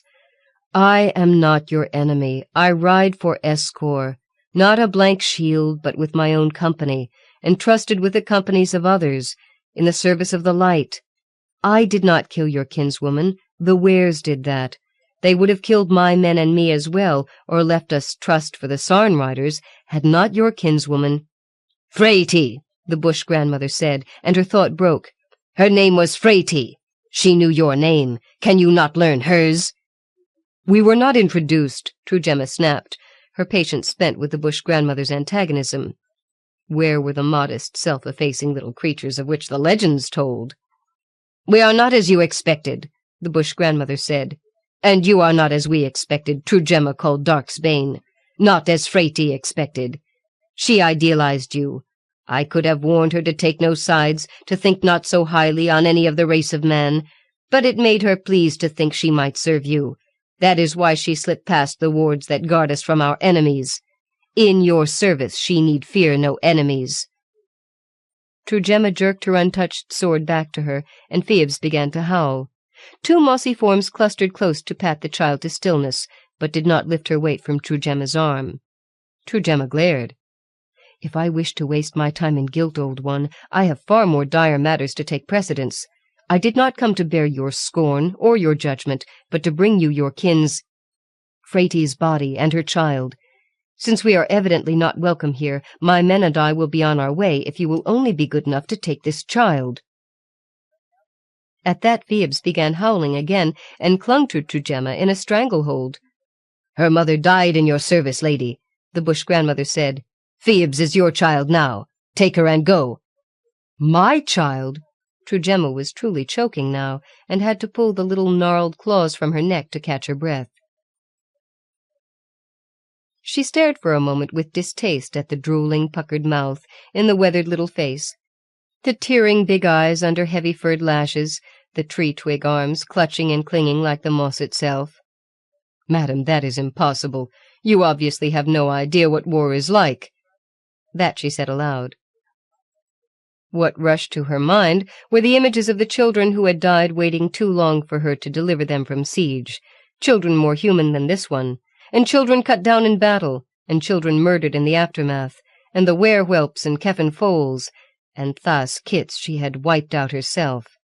They were evil, of course, but still young. War was no place for the young, battle no respecter of innocence. The image came back to her of the supposedly evil, all magic said so, of course, and it wouldn't lie, face of a Keffin colt, startled and wobbly as it tried to climb toward its mother, and of her own sword. "Impossible," she said, but now she buried her face in Phoebus' hair. Phoebus' tears would have to do. Hers had steamed away in the heat of battle long ago. "Young woman," the bush grandmother said, but for the first time not unkindly. "It will be inconvenient for you, I agree, but you are the chosen foster mother. Freyty chose you herself to nurse her child and foster it."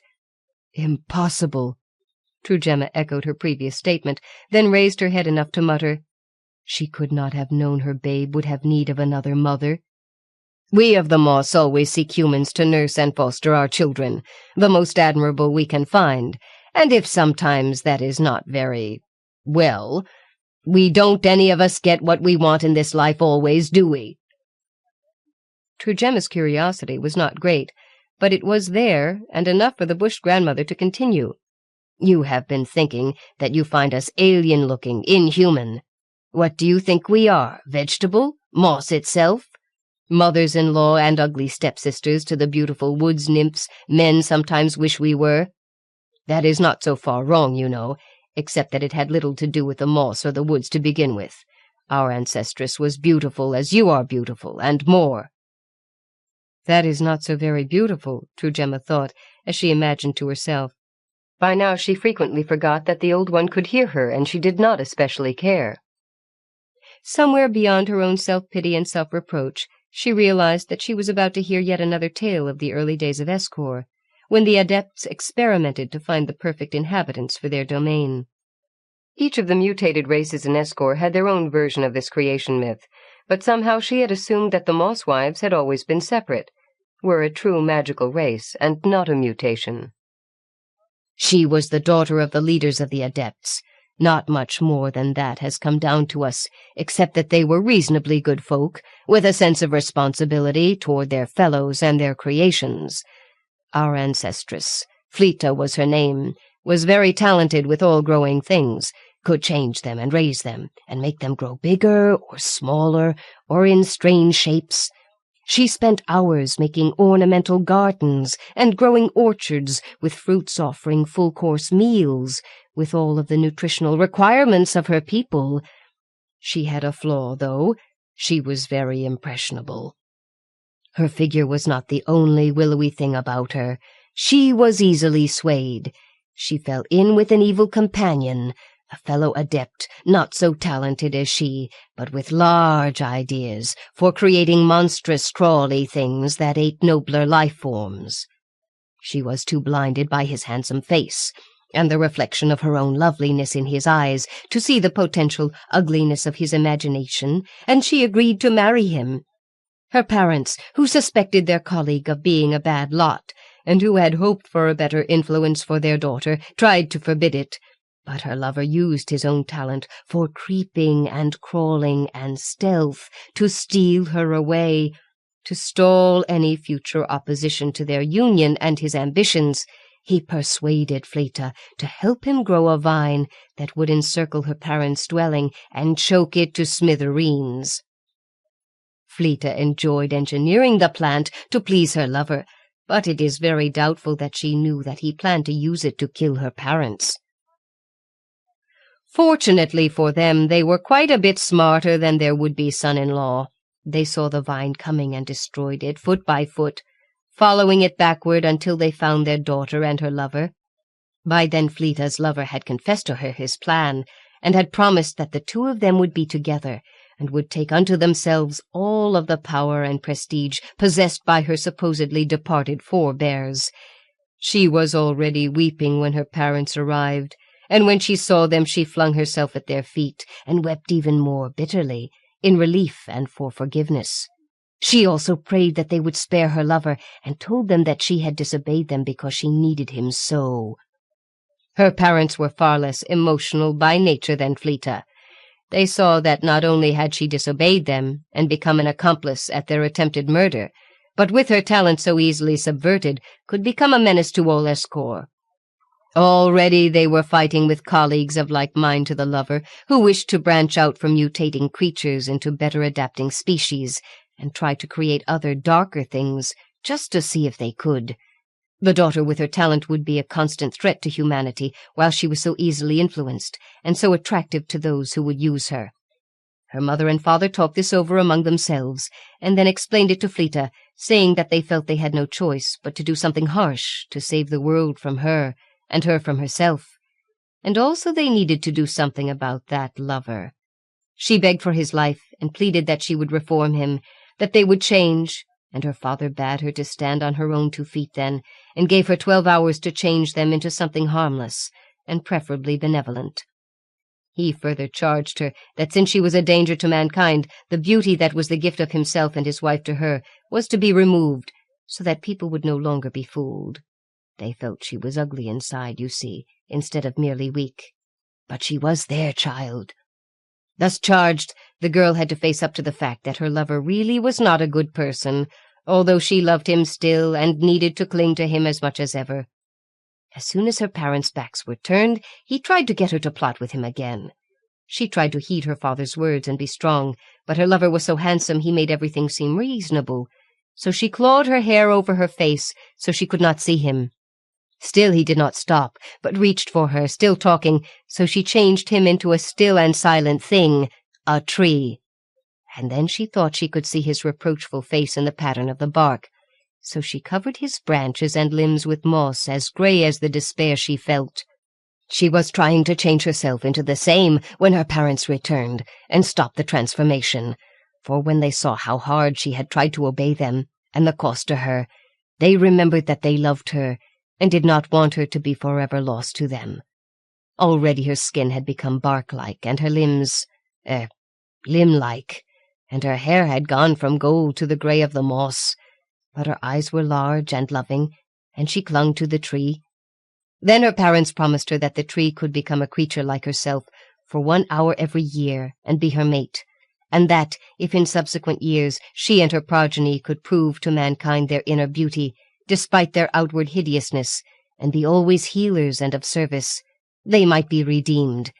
For that reason, we of the Moss always offer service to those humans who seem good, and try whenever possible to persuade the humans to nurse and foster our children."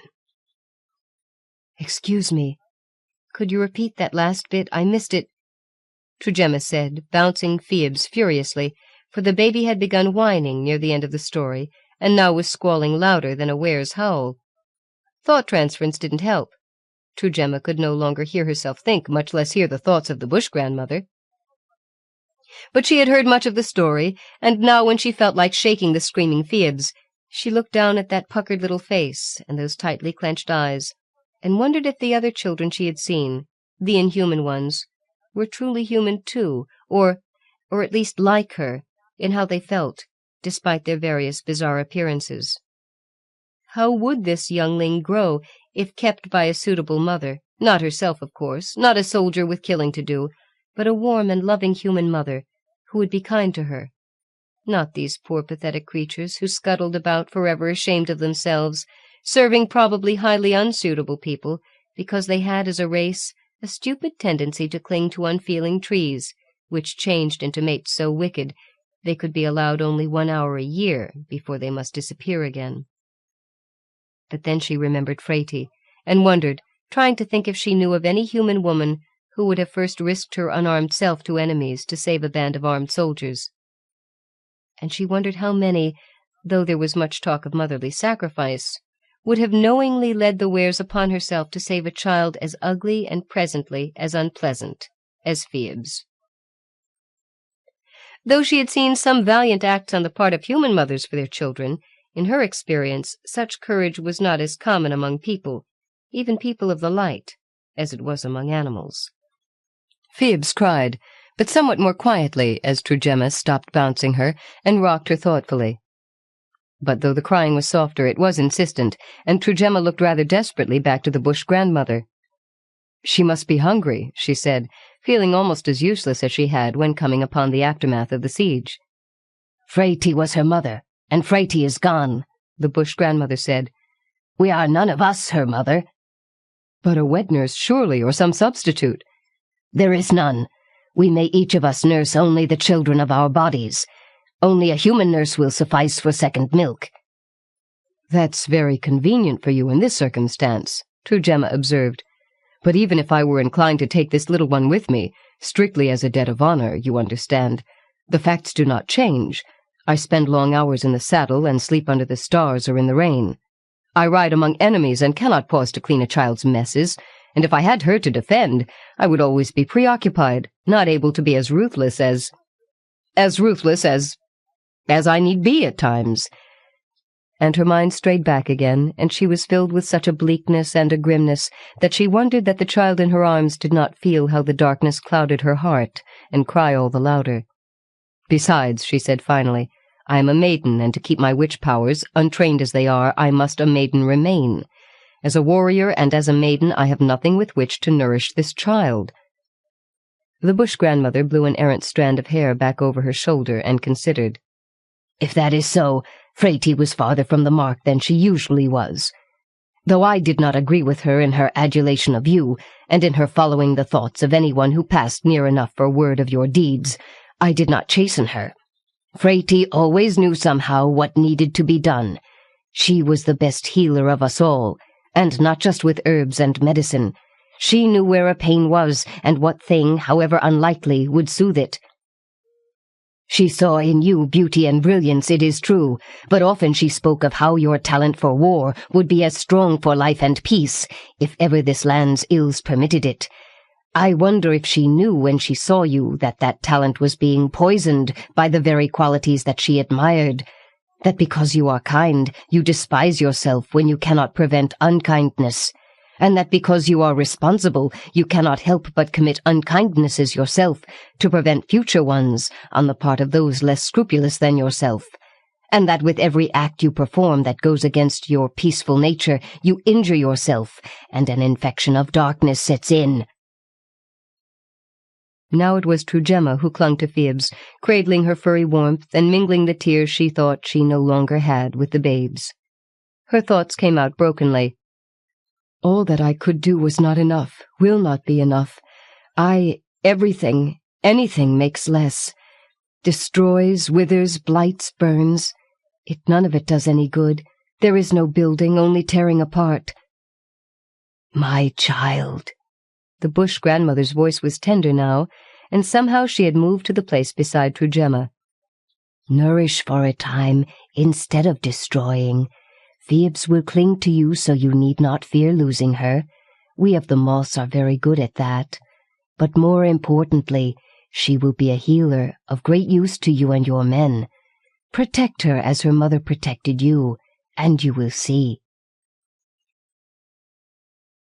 Trujemma wiped her eyes and Phoeb's hair. If only she were able to do as the bush grandmother urged. A child of her own might teach her how to deal with enemy whelps in a way that would not bring to her own soul the blight she ascribed to them. But if she let herself care for this legacy of Phrates, the child would stand a good chance of being killed or worse. But then, that might happen anyway, if darkness won its way into these woods. She was not plagued with false modesty. She knew her own importance to her cause. Her effectiveness would be hindered by having to care for a baby. On the other hand, it was hindered perhaps more, and in a more insidious way that boded real ill, by this slow, groping coldness that worked its way through her bloodstream and into her heart. It seemed self-indulgent and foolhardy to wish for something, someone of her own. But she suddenly had such a yearning wistfulness, after years of consigning life to rot, to help it grow instead. Phoebs cried again, a snuffling whimper, and it seemed to Trujemma the child grew lighter and frailer as she held her. She is hungry, the bush grandmother repeated. Then for pity's sake find someone to feed her, Trujemma said, trying to disentangle her hair from Phoeb's clinging fists. Ma, Phoebe said feebly. The bush grandmother did not need to answer. Trujemma knew no other mother was possible for the little creature. She could not disengage the tiny claws, so she held Phoebs and rocked her and felt her grow flimsy, brittle somehow, like moss torn from its roots to crumble to powder, fine and dry. Phoebs was withering even as she held her, without her mother or a human nurse to sustain her. Trujemma hardly realized she was weeping again, but she wished she had never come to this place. While she was cold, she was numb, and now everything was hot and hard and painful, and the wounds reopened, the blood flowing with the tears, the sweat flowing in the dead of winter with the fever of remorse. Her tunic was soaked beneath her armor, and she struggled to pull loose from the armor while cradling Phoebs. Twiggy hands tugged to help her, and it was free. The front of her tunic was soaked, but not with blood or sweat. Phoebs quieted and snuggled eagerly toward her neckline. The bush grandmother sighed deeply with relief. This was some moss magic, then, but a wholly cooperative miracle. Trujemma's body and heart had consented to cooperate without consulting her head. The bush grandmother nodded gravely, and Trujemma opened the neck of her tunic. "Well, my dear," she said aloud to Phoebs, who nuzzled her greedily, "I see you are a sensible creature who will do well on campaign after all. Very wise to provide yourself with magical rations and escape the camp cook's gruel." Phoebs did not answer, but clung hard, as was her nature, and she continued to do so until she was old enough that others clung to her strength instead. And though she was known throughout Escor as Phoebs' moss-daughter, no one was sure what her last name meant, for most only recalled that she was the child of the venerable General Trujemma, one of the early engineers of peace and mutual understanding among all of the creatures in Escor. No one ever mentioned anything unusual about Phoebs' appearance, except for her long silvery hair, which was the envy of many maids.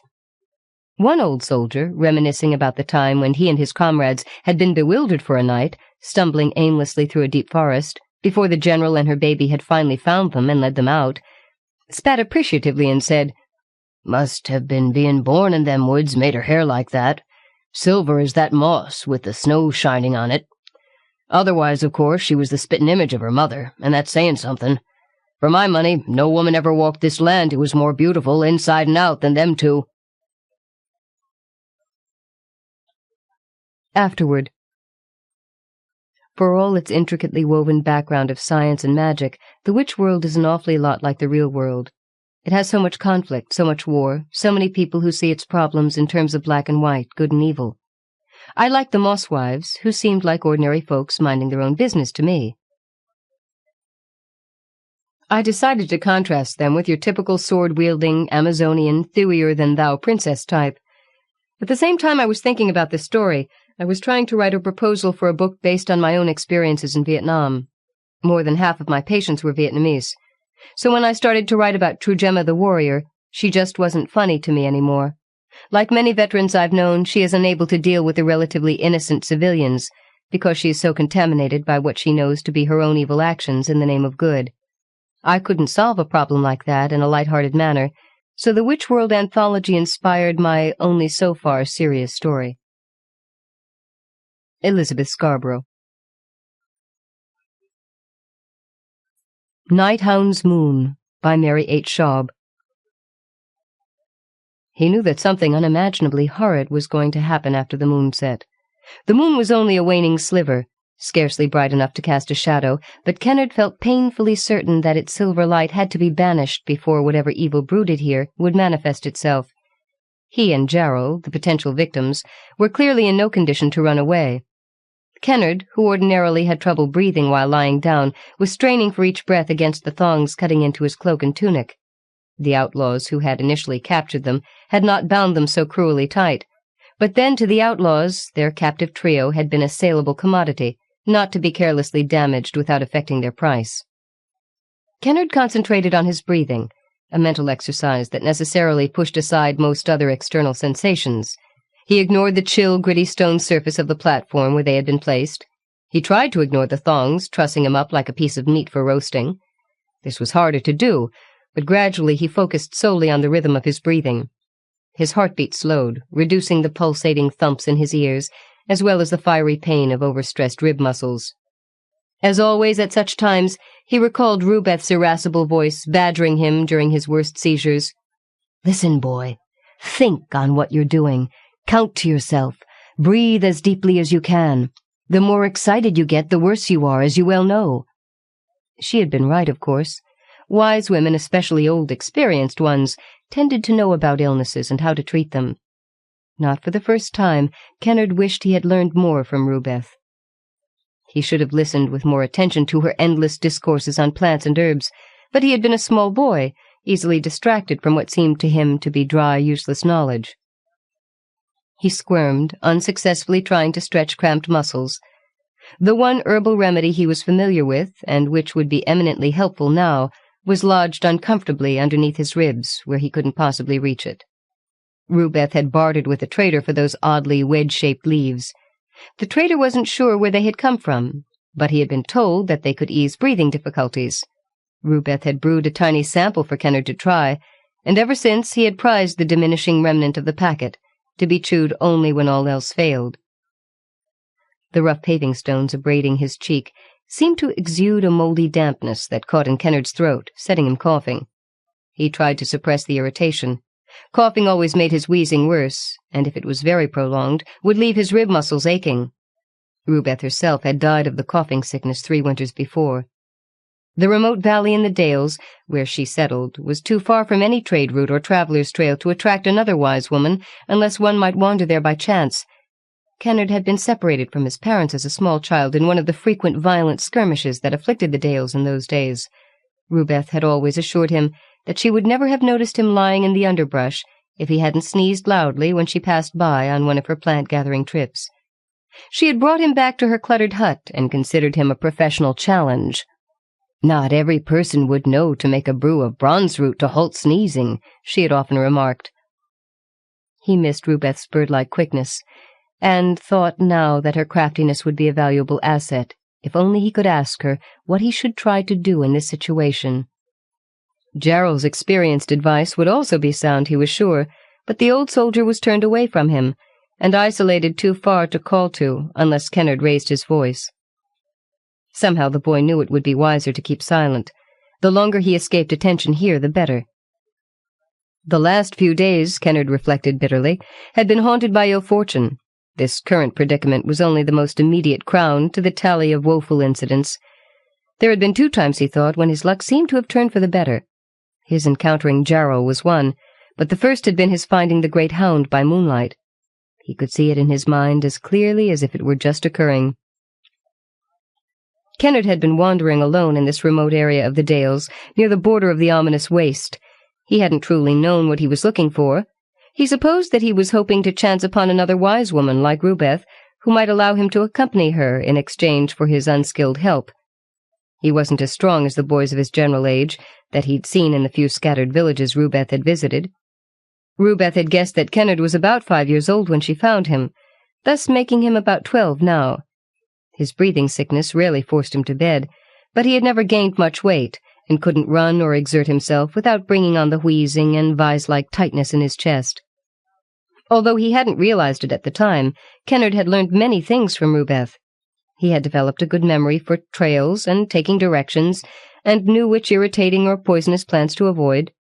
His hands were deft for fine work like sorting or weaving. He also had an inborn friendliness for animals, often helping Rubeth mend a bird's broken wing, or treat a small wild thing's injury. He supposed it might have been that feeling for an animal in distress those few nights before that had spurred him out of a solid sleep to sit up, blinking in the cold moonlight. Kennard had wrapped himself in his cloak and carried his only weapon, a sturdy wooden staff that he had smoothed and shaped from a tree limb. He wasn't guided to the spot by any noise, but he had clambered down a steep slope, as if he had known where he was going. A dim, pale shape had been moving at the foot of the incline, but the movements were cautious and strictly limited, as if there were a tether that pulled each motion up short. Kennard had approached with care, not wanting to find himself attacked by an injured but still lethal mountain cat. But it hadn't been a cat at all. It had been a dog, a huge dog, bigger than any Kennard had ever seen before. Kennard had spoken to it soothingly. "Don't be afraid. I want to help you. Let me see. Were you caught in a rock fall?" He had eased closer, and the great head had swung partly toward him. He had supposed it must be some breed of hound, but it had looked as large as a hill pony, with a short thick coat and alert pointed ears. In the moonlight it had seemed all pale gray, even its eyes. To Kennard's surprise, it hadn't made a sound, not a whine or a growl, as one might expect from a trapped beast. It had been securely trapped. Kennard had been able to see the cause of its distress as soon as he had come within reach of the animal. It had been wearing a collar of silvery metal, woven almost like a plaited band, and a protruding tree root had snagged the collar, presumably when the dog had slid into the gully, in a subsidence of loose gravel.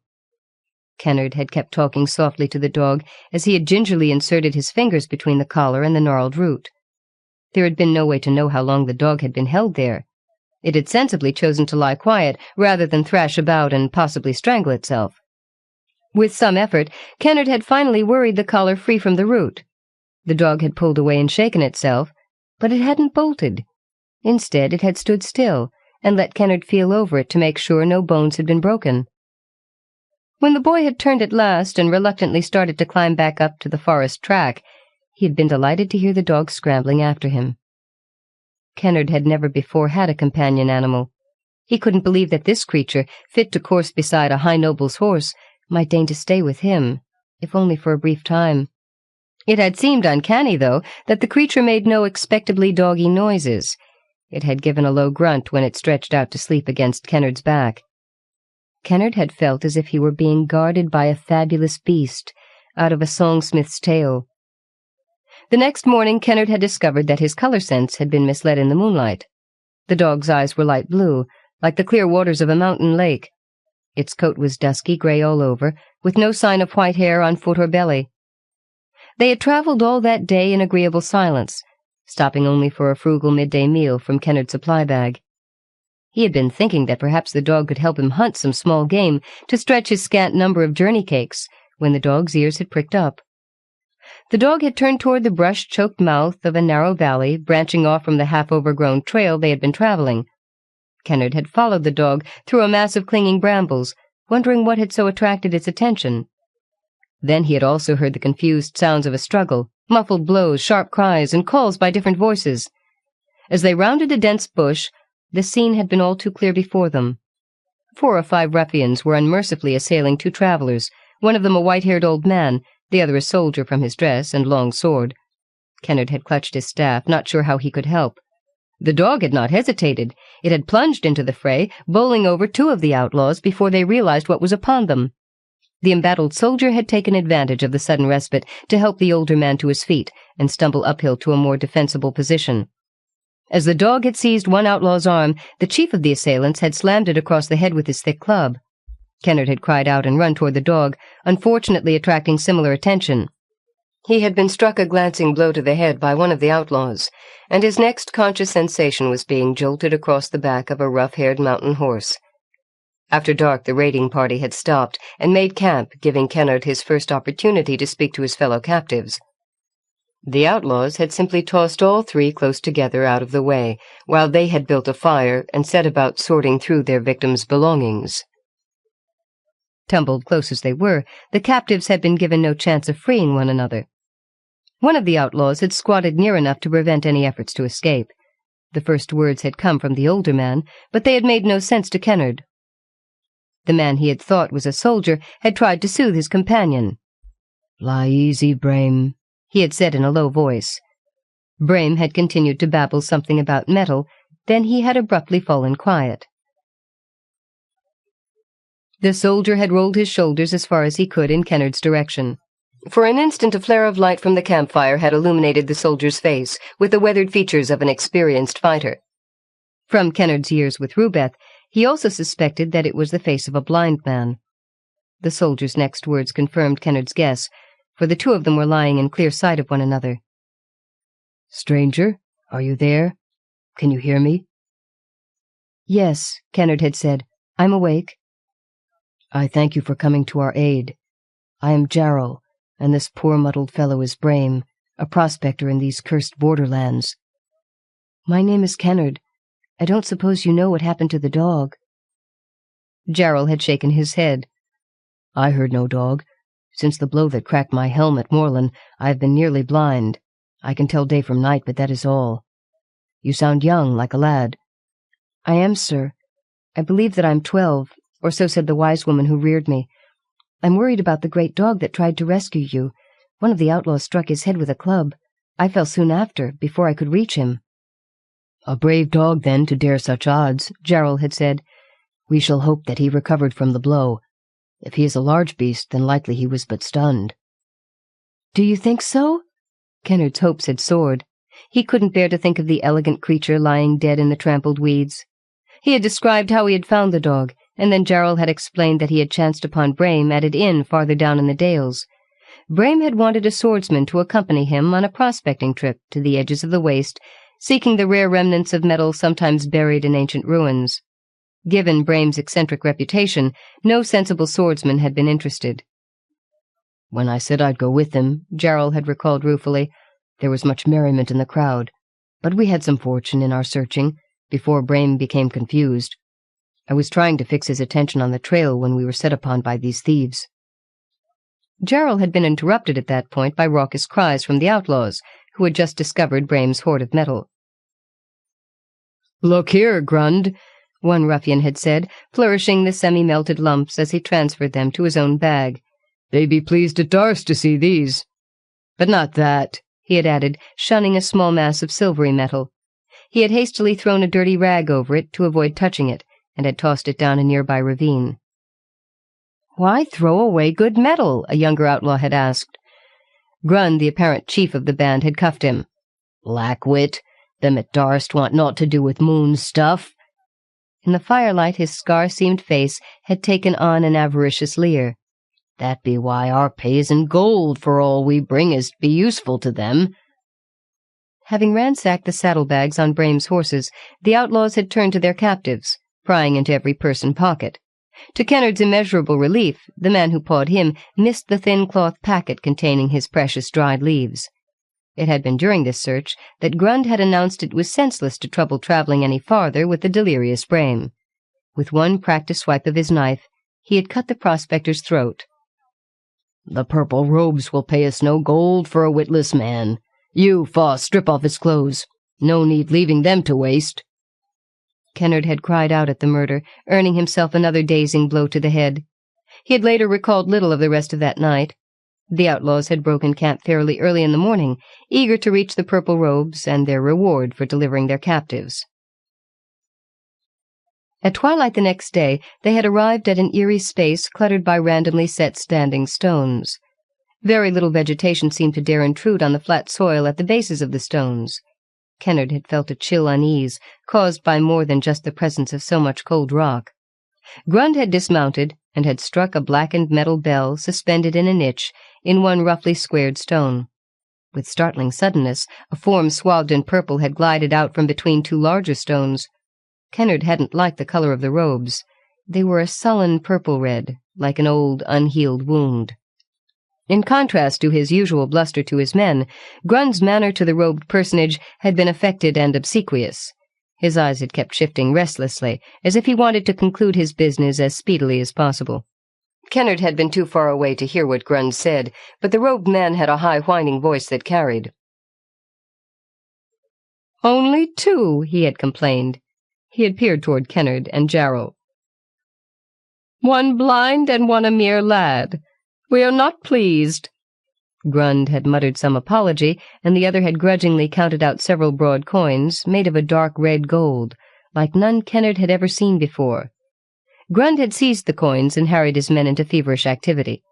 Kennard and Jarrell had been jerked from the horses and trussed more securely, then hauled by two grunting outlaws to a bare stone platform where the robed men fussed about their placement.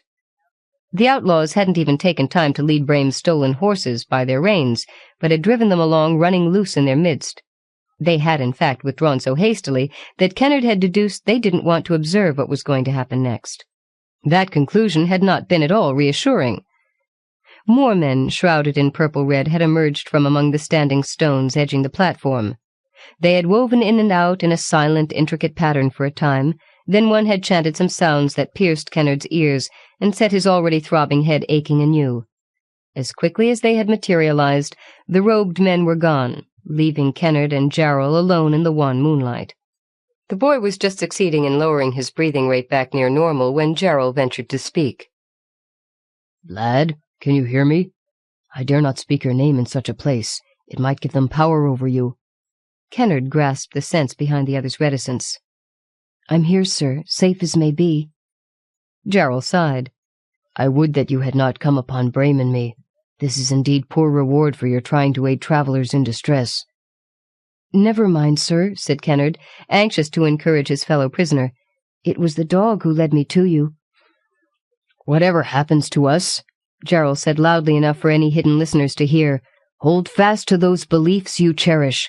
Remember what your wise woman must have said to you about things of the light.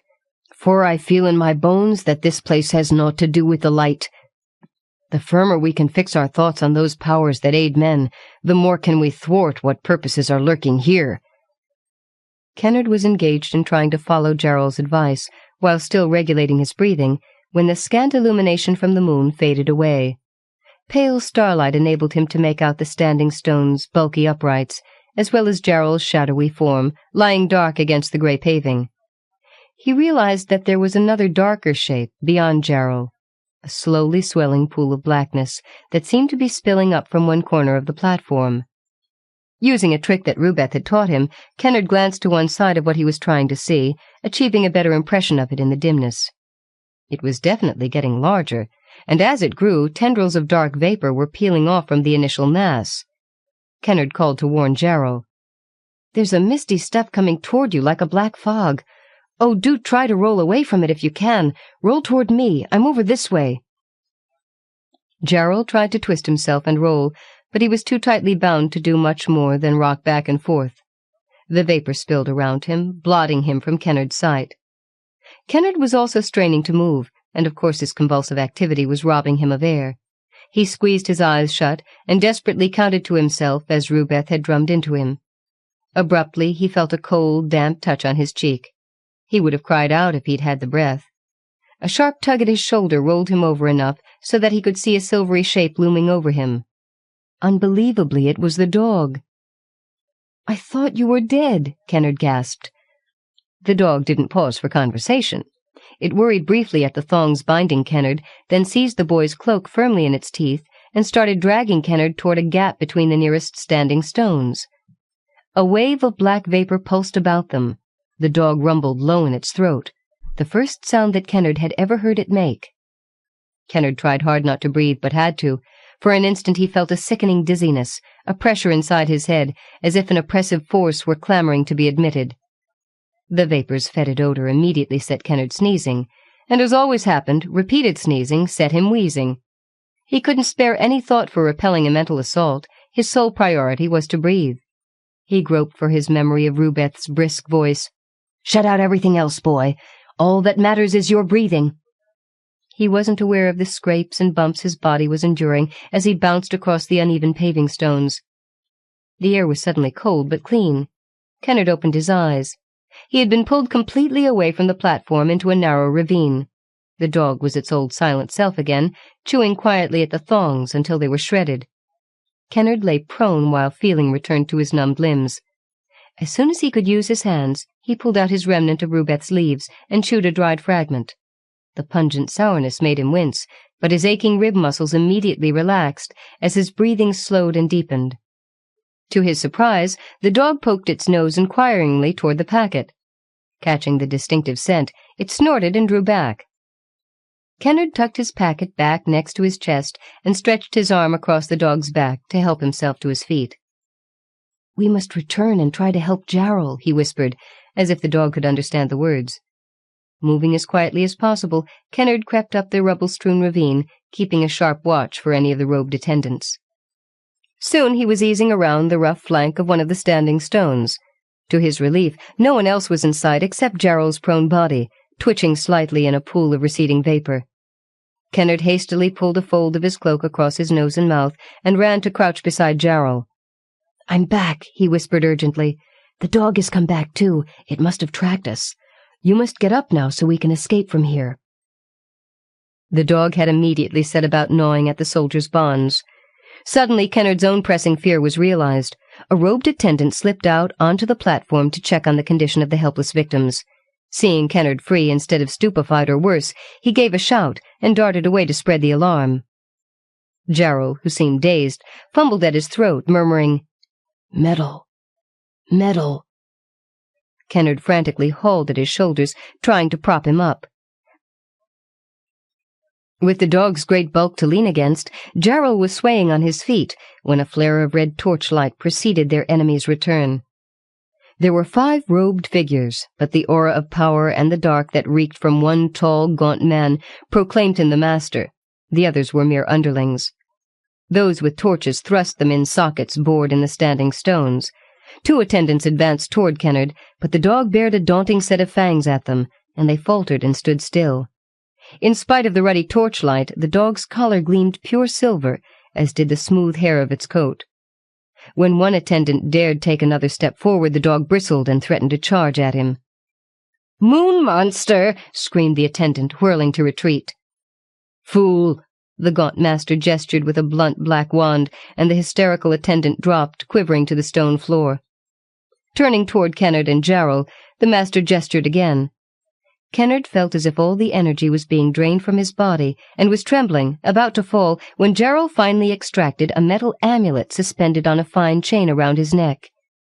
In a firm voice, Jarl asserted, "By the flame, by the sword wielded in a just cause, by all that stands with the light, we claim protection." Strength surged back into Kennard. The master stepped back a pace as if surprised. These were feeble victims, supposed to be stripped of all will to resist. It was rather like finding a supposedly helpless mouse clamping sharp teeth in the predator's paw. The master frowned at such insolence. He moved his wand, leaving black-red strokes hanging in the air. As he began to chant a fell summons, he was abruptly interrupted. To everyone's amazement, especially Kennard's, the dog threw up its head and howled. A great roaring echo filled the open space, vibrating against the standing stones. The attendants fell to the pavement, screaming and clutching their ears. The master looked pained, but stood his ground and pointed his wand at Jarl. Without knowing why, but suddenly certain of what he was doing, Kennard seized Jarl's hand holding the amulet and turned the metal toward the master. Unbidden, words came to Kennard, and he shouted, "Beware the moon's hound!" The amulet blazed silver, as did the dog's collar, dazzling the eyes. Kennard had to shade his from the brilliance. A searing beam from the amulet riveted the master, who shrieked, and as Kennard gazed in astonishment, shrank and withered within his purple robes, until all that remained on the paving was a heap of garments. One attendant scrambled to his feet and fled. The other 3 lay blasted like their master. Jarrell stood frozen, clutching at his amulet, which had reverted to its ordinary appearance. "I found this many years ago," he said in a wondering voice. "It was half buried in sand at the base of an ancient guard post in the northern mountains. It must be a thing of power, as is the collar on that dog. I could see the light from the collar just now, and then the beam from my amulet, brighter than midday. Tell me what is fared, for I am surely at a loss."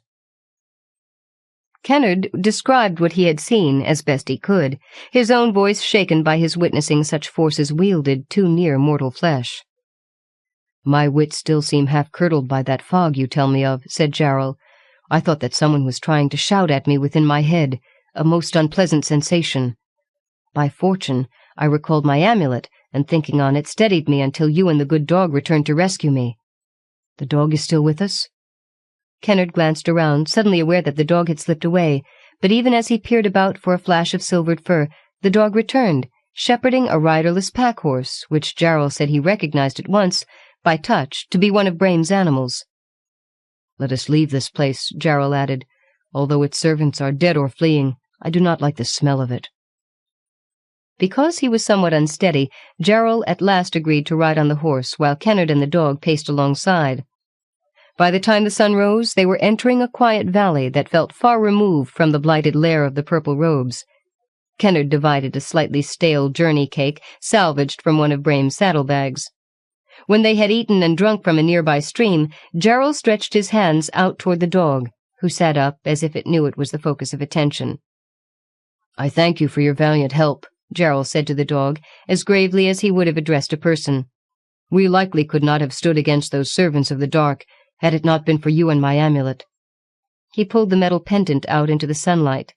The dog cocked its head to one side, watching the glittering amulet. "Would you come with me as companion?" Jarrell asked the dog. "I feel a drawing toward you like none I felt since my sword brother died. I know not your name, but if it please you I shall call you Silver." The dog gave a vast, contented sigh, and snuggled up to Jarrell, nearly knocking him down. "He must think you are his lost master," suggested Kennard. "No, he would not mistake me so, but perhaps I may stand in the place of one he has lost, if only for a time." The dog licked Jarrell's hand, then marched in a businesslike way to Kennard, tugging at his sleeve. The boy had to follow the persistent animal through a stand of ferns to the edge of the stream, where the dog freed Kennard and sat down looking very pleased with itself. Kennard glanced all around, seeking some reason for the activity, and suddenly recognized a clump of shiny, wedge-shaped leaves. "My medicine!" he exclaimed. The dog wagged its tail and loped back to Jarrell's side, as if satisfied that it had rendered one good service in return for another. Kennard gathered an ample supply of fresh leaves, and packed them carefully between layers of cloth, as he'd seen Rubeth do. Jarrell had rubbed down the horse, readying it for the trail. "Brame told me there was an inhabited dale to the west," Jarrell said. "If we continue on, we might find it. I must admit I feel at a disadvantage without my sword at my belt. As soon as I can, I should like to trade for a new blade. Brame said he must watch for a distinctive peak with a great rock near its summit, shaped like a snowcat's head." But, said Kennard, excited, "I can see such a rock from here, above those trees to the west." "Lead on, then," said Jarrell. "No doubt we shall surprise some landholder when we arrive on his doorstep, for we are a strangely assorted trio." To Kennard's surprise, Jarrell suddenly laughed. "Do you realize, lad, that while we have been otherwise occupied, the year has turned? We are no longer in the year of the raven. We are now in the year of the night hound." He ran his hand lightly over Silver's graceful head. "And we have our very own hound companion, fit to defend us against any perils of the night. It must be a sign of a change for the better in our fortunes." Kennard gave a contented sigh of his own. He had finally found someone to travel with and belong to again. The road ahead shone brightly in the sun. Afterward. I have been keeping one mental foot in the witch world ever since I read the first book in the series. When I was asked to contribute a story set there, it was both a joy and a special challenge. At the time, my father was having serious surgery, so between waiting outside intensive care and worrying at home, I slipped off to the witch world to try to construct a story. For some reason, the idea of a great dog presented itself, along with a young man reared by a wise woman far up in the dales. Medical matters being on my mind, I also thought my young man might be familiar with the asthma I knew as a child. And why not have him encounter some particularly nasty outlaws with links to even worse forces? The story shaped itself from there. I found my title the instant I saw the year of the Night Hound in the Witch World calendar. I am thankful to say that my father's surgery was successful. I hope that my story may divert readers as pleasantly as it did me during a trying time. Mary H. Schaub. Isle of Illusion by Carol Severance. Mette chanted in time as hand over hand she hauled in her fish line. The small boat rocked with her steady pulls. This was her 7th catch of the day, and from the weight of it she suspected she had another fine-sized ta'ape on her hook. She grinned as she envisioned her Uncle Taggart's sour expression when told of her success. He did not approve of her fishing the icy winter seas along with the men, just as he did not approve of much that she did. "It is unfitting," he had snapped that very morning, "that a young woman, the heir to Comlin Keep, should dress like a commoner and place herself at risk on the open sea. When your Aunt Kalana drowned years ago, she caused chaos in the realm." It wasn't Kalana who had caused the chaos, Mette thought. Aloud she said, "I'm perfectly safe, Uncle. I fished since I was a child. My father insisted I learn. He was not unwilling to go among the commoners." Taggart's expression had grown hard then, and he turned away as he always did when she spoke of her father. 20 years before, after their elder sister had disappeared into the sea, the twin brothers had fought over leadership of the isolated hold. Mette's father had won. But now he too was gone, and her uncle reigned as regent until Mette was old enough to take the leadership herself. Taggart was a harsh and bitter man, and Mette was not the only one eager for the next few months to pass. Mette grinned.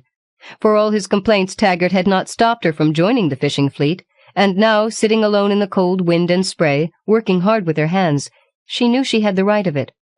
How better to prepare for leadership than to live in the way of her people? The wind shifted suddenly, causing the boat to jerk from its rhythm. Quickly Mette tossed the fish line to where she could hold it with her foot and reached for the oars. She must turn into the wind. Her move came too late. An erratic wave lifted the tiny vessel high, and Mette was forced to grab the gunwale with both hands to keep from being thrown overboard. "Canora, protect me," she cried as the wind whistled in her ears and the fury of the waves rose. Her foot slipped, and the unprotected fish line tangled around her ankles as it started sliding back into the sea. Only her full weight kept it from pulling her overboard. The slate-gray sky dissolved into inky green, and Mette detected the foul smell of evil in the air. This was no ordinary storm. The stench, along with the surging sea, set her stomach to churning along with the waves. Her heavy woolen jacket and leather breeches and boots were little protection against the unearthly cold. She flinched as ice, formed of the salt spray, struck at her like flying needles. More ice slicked the edges of the boat. "Am I to die here?" she wondered. "Am I to drown in these frigid waters like my aunt before me?" She envisioned her body washing ashore with ice clogging her lungs, or, like her aunts before her, disappearing forever into the cold Comlin Sea. Then Mette remembered that she was not alone on the sea. Others of the Comlin fishing fleet had been scattered across the waters as they followed the ta'ape schools. It was not likely any of them had more warning than she of the coming storm. All must have been caught unaware. The men would be fighting now for their very lives. Her own peril seemed less important in her concern for her people. Uncle Taggart will be well pleased with this day's catch, she thought bitterly. Not only would her own death place the keep firmly in his hands at last, but the most loyal of her followers would be removed from his concern as well. A huge wave swept across the gunwale, tearing Mette from her hold and smashing her down onto the tangles of fish line. Another great wave washed over the boat and swept her and all else that was loose into the sea. Mette tried to kick off her heavy boots and to disentangle herself from the line, but she was tossed so violently in the waves that she was unable to do either. She was pulled beneath the waves, swallowing icy brine. Then she was thrown again to the surface, caught in a rough, powerful current. Exhaustion and the cold could not be denied long in the icy water, and though she struggled against it, Mette soon admitted that she was lost. She welcomed unconsciousness, for it hid the evil green clouds that blanketed the sky. "I'm hot." Mette's first conscious thought convinced her that she had indeed drowned in the storm. Never had such moist and luscious heat as now touched her skin existed in the harsh lands bordering the northern sea. Never could it have. She lay unmoving, satisfied that in death she was at least and at last warm. "You'll fry like a lanagoot's egg if you stay in the sun much longer." The unexpected voice made Mette jump. A ripple of pain shimmered through her bruised and strained muscles. "Mother of Min," she moaned ruefully, "I'm alive." She forced her eyes open, then instantly squeezed them shut again to keep out the glare. "Oh, what is this place? I am blinded." She tried to move again. "Ow!" "Tisk! You even sound like a lanagoot." Mette coughed and forced back tears. She was terrified to look up and see who the owner of this strange voice was. The storm had been no natural one, and who knew what monstrous things might have been brought to life by its passing. "Get up, youngster, if youngster you be," the voice said. "I'll help you into the shade." Mette felt hands tugging at her sore shoulders, and she forced herself up onto her knees, as much to avoid the pain as to follow the voice's order. She waited for the dizziness to stop, then opened her eyes and tried to stand. She promptly landed back in the sand with a painful thump. Her ankles were tied together. Frantically, Mette jerked away from the old woman, who leaned over her, thinking it must have been she who had bound her legs. "Hm," said her wizened companion. "You come trussed ready for the spit. I thought that was just seaweed." At Mette's look of terror, the woman added, "Don't worry, I'm not planning to eat you. I'm no witch for all that I live in this evil place." Mette looked again at her feet. It was only the fish line that held her, still tangled around her legs. She slumped back on the sand in relief, and watched as the old woman pulled a sharp stone from her belt. With a few deft strokes, she cut Mette free. Mette was pleased to see that the woman cut the line carefully, conserving the longest pieces intact. Good fish line was a precious commodity. "Who are you?" she asked as the woman tugged the remaining line in from the edge of the sea. It was twisted among large tangles of seaweed. "By the 9 words of Min," the old woman cried, ignoring her question. "A ta'ape, and it's still fresh enough to eat. I never thought I'd live to taste another cold-water fish. Oh, this is a happy day indeed. Come on, girl, let's get this back to the fire before it starts to spoil." She clambered to her feet and scuttled off along the beach. "I could eat this raw and be satisfied," Mette heard her mutter as she moved away. Mette struggled painfully to her knees and stared after her. Looking around, she saw that she was no longer anywhere near Comlin Keep. She was nowhere near the eastern continent, unless her teachings had all been wrong, or there had been some magical change in the climate. Her homeland, located as it was to the far north of Quaith, was cold and grey through most of the year, especially so in winter. And while Comlin had little contact with the outside world, Mette's father had shared with her all the news brought by occasional sulker trading vessels, and even rarer visitors from across the high mountains. She had never heard of a place like this. It was hot and humid. Sweat ran down Mette's back and under her arms even after she shrugged off her jacket. Her damp breeches stuck fast to her legs, the salt-encrusted leather scratching against her skin. She sniffed for the presence of evil, but the wind carried only the sweet tang of the sea and the rich, heavy fragrance of lush vegetation. The water was emerald green with streaks of blue more beautiful than any Mette had ever imagined, while landward stretched a line of verdant foliage. Moisture glistened in golden sunlight. Where was the rocky shore of Comlin, the barren islets that fringed the harbour? Where indeed was anything beyond this bit of sunlit land? Mette could see nothing across the sea except the clear azure sky. She shivered in spite of the heat. Stumbling after the old woman, she called, "Who are you? What place is this?" The old woman looked back, studying her with squinted eyes. "You should wash the salt off before it chafes," she said. Then her expression softened. "Come, we'll talk while you soak and the fish bakes." She led Mate to a nearby pool of clear water and showed her leaves to crush into sudsy wads for washing. As Mate began rinsing away the sea brine, the woman gutted the ta'ape and wrapped it in wide green leaves. She slid the package into the coals of the well-used fire pit. "I am Kelana," she said after a time. "I see you know my name. You must be Comlin bred." Mate nodded, mouth agape. She closed it abruptly at the acrid taste of the suds.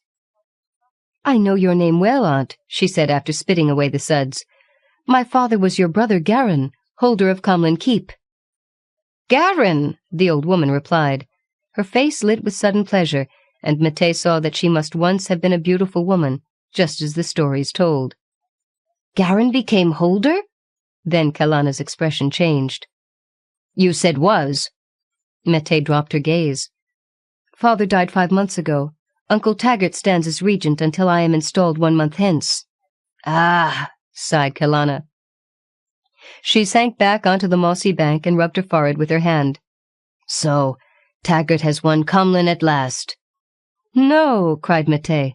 "That evil man will not rule Comlin, not while I yet live." Kelana gave a bitter laugh. "So said I 20 years ago. But the very day I was to accept the crown, Taggart worked his treachery on me. I had gone to Grayson Heights alone that morning to mourn our father. As I walked atop the cliffs, a sudden gust of wind pushed me over the edge, and I fell not onto the rocks, but into a great sea storm that had not been existent moments before. A current dragged me through the frigid water like a helpless tangle of seaweed, and later threw me up onto one of the barren outer isles." "But how did you get here?"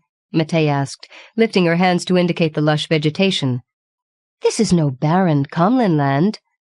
"Do not trust all that you see, child," Kelana said. "This is the very island I first set foot on." Mate frowned, wondering not for the first time if the old woman could be trusted to speak the truth. She seemed sincere enough, and she did resemble her father in voice and look. "I was near frozen by the time I was thrown onto the rocks," Kelana went on.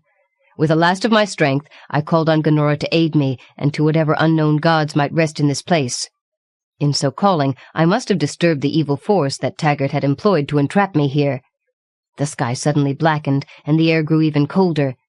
Then, as if in answer, a blue flash streaked the sky, and the cold receded somewhat. A mighty wind arose, and I thought I would be blown back into the sea, but just as quickly trees and heavy foliage sprouted and sheltered me from the icy blasts. Rain poured. It only made the vegetation grow and grow. It was as if the forces of evil and good fought some battle of their own here, with my life as the winner's prize. The more harsh and dangerous the evil thrusts became, the more gentle and lush became the hospitality of the good, until at last the entire isle had changed to the way you see it now. I have but to reach out my hand for ripe fruits, toss a line into the coral sea for fish to feed my hunger." She glanced toward the fire pit where the fish was cooking, poked at the glowing coals. "Though none is so good as a Comlin caught ta'ape." The battle went on for days before the darkness finally retreated, and the air turned eternally warm and moist, she said. "That was when I learned that my chance for escape was gone forever. As the power of good altered the land to make it livable for me, the strength of the evil poured into a wall of invisibility around the island. It could not kill me, so it trapped me here instead. Had I lit a signal fire soon enough, it might have been seen from the mainland." Kelana sighed. "But I did not, and so for 20 years I have lived but a few miles from home, with no one the wiser." She handed Mate a length of coarsely woven cloth. "Does Taggart know that we live?" Mate asked, as she wrapped the cloth around her. It seemed strange to leave her shoulders and arms bare to the sun, but the sensation was not at all unpleasant. "I think not," Kelana said. "He dared not kill either of us directly. We are too close kin. The backlash would have been too great for his limited powers. I think he expected each of us to die of exposure here, where our bodies would never be found. He had no way of knowing the island had changed. No, I believe he thinks us both dead by now." Mate sniffed appreciatively as Kelana pulled the fish from the coals. She drew forth roasted tubers as well, brown and crackling with escaping steam. Gingerly she handed one of the tubers to Mate.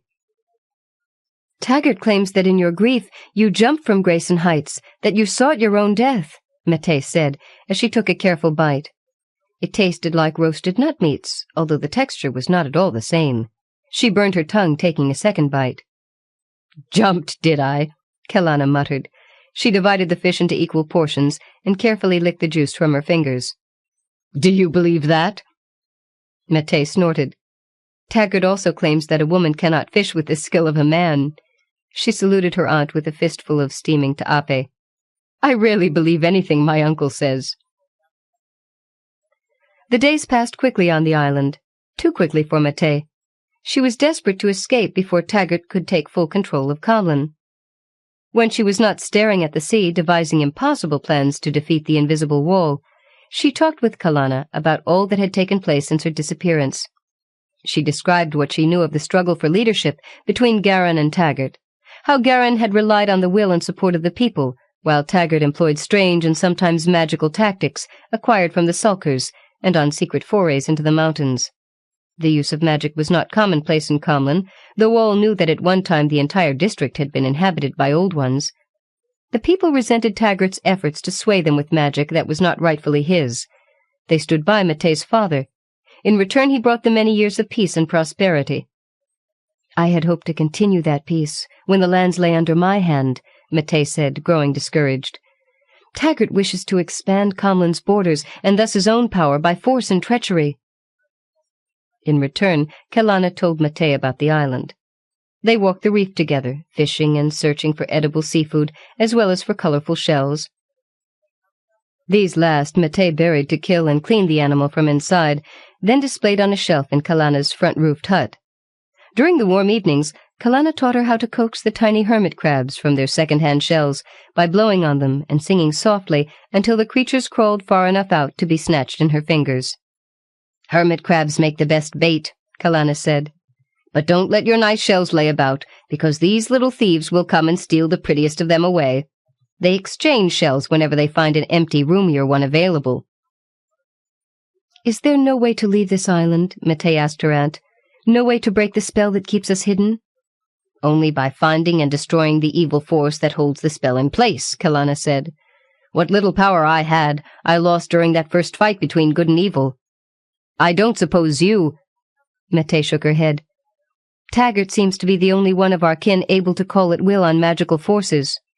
"Which only proves that he sold his soul to some foul thing," Kelana replied. "Our family's never been known to hold the power. The source of evil must be embodied in some living thing near here," she went on. "But it is impossible to search every plant and living creature on this island. My protector, whoever it might have been, did the job too well. I have searched every day for 20 years to no avail. No, child. There is no escape." Mate was not willing to give up hope, however. She moved about the island each day, watching and listening, always for some clue. The times she enjoyed most were when she was in the sea.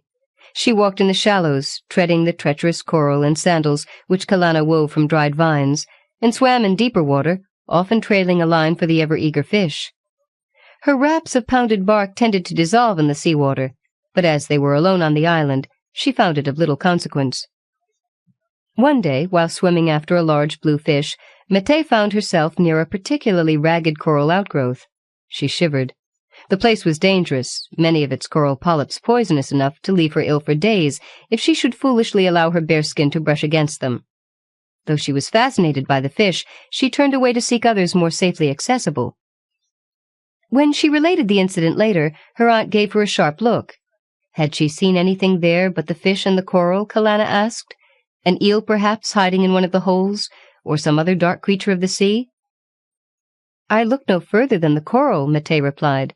"The place made me feel unsafe, as if some evil dwelled—" She stared at her aunt for a moment, not believing what she had just said. Then she jumped to her feet and raced back toward the sea. Kelana followed. Splashing through the shallows, Mate hurried back to the place where the blue fish had disappeared. She swam around the coral head, carefully avoiding the red sections, which she knew to be most poisonous. Again she felt herself shivering, as though the water were colder here.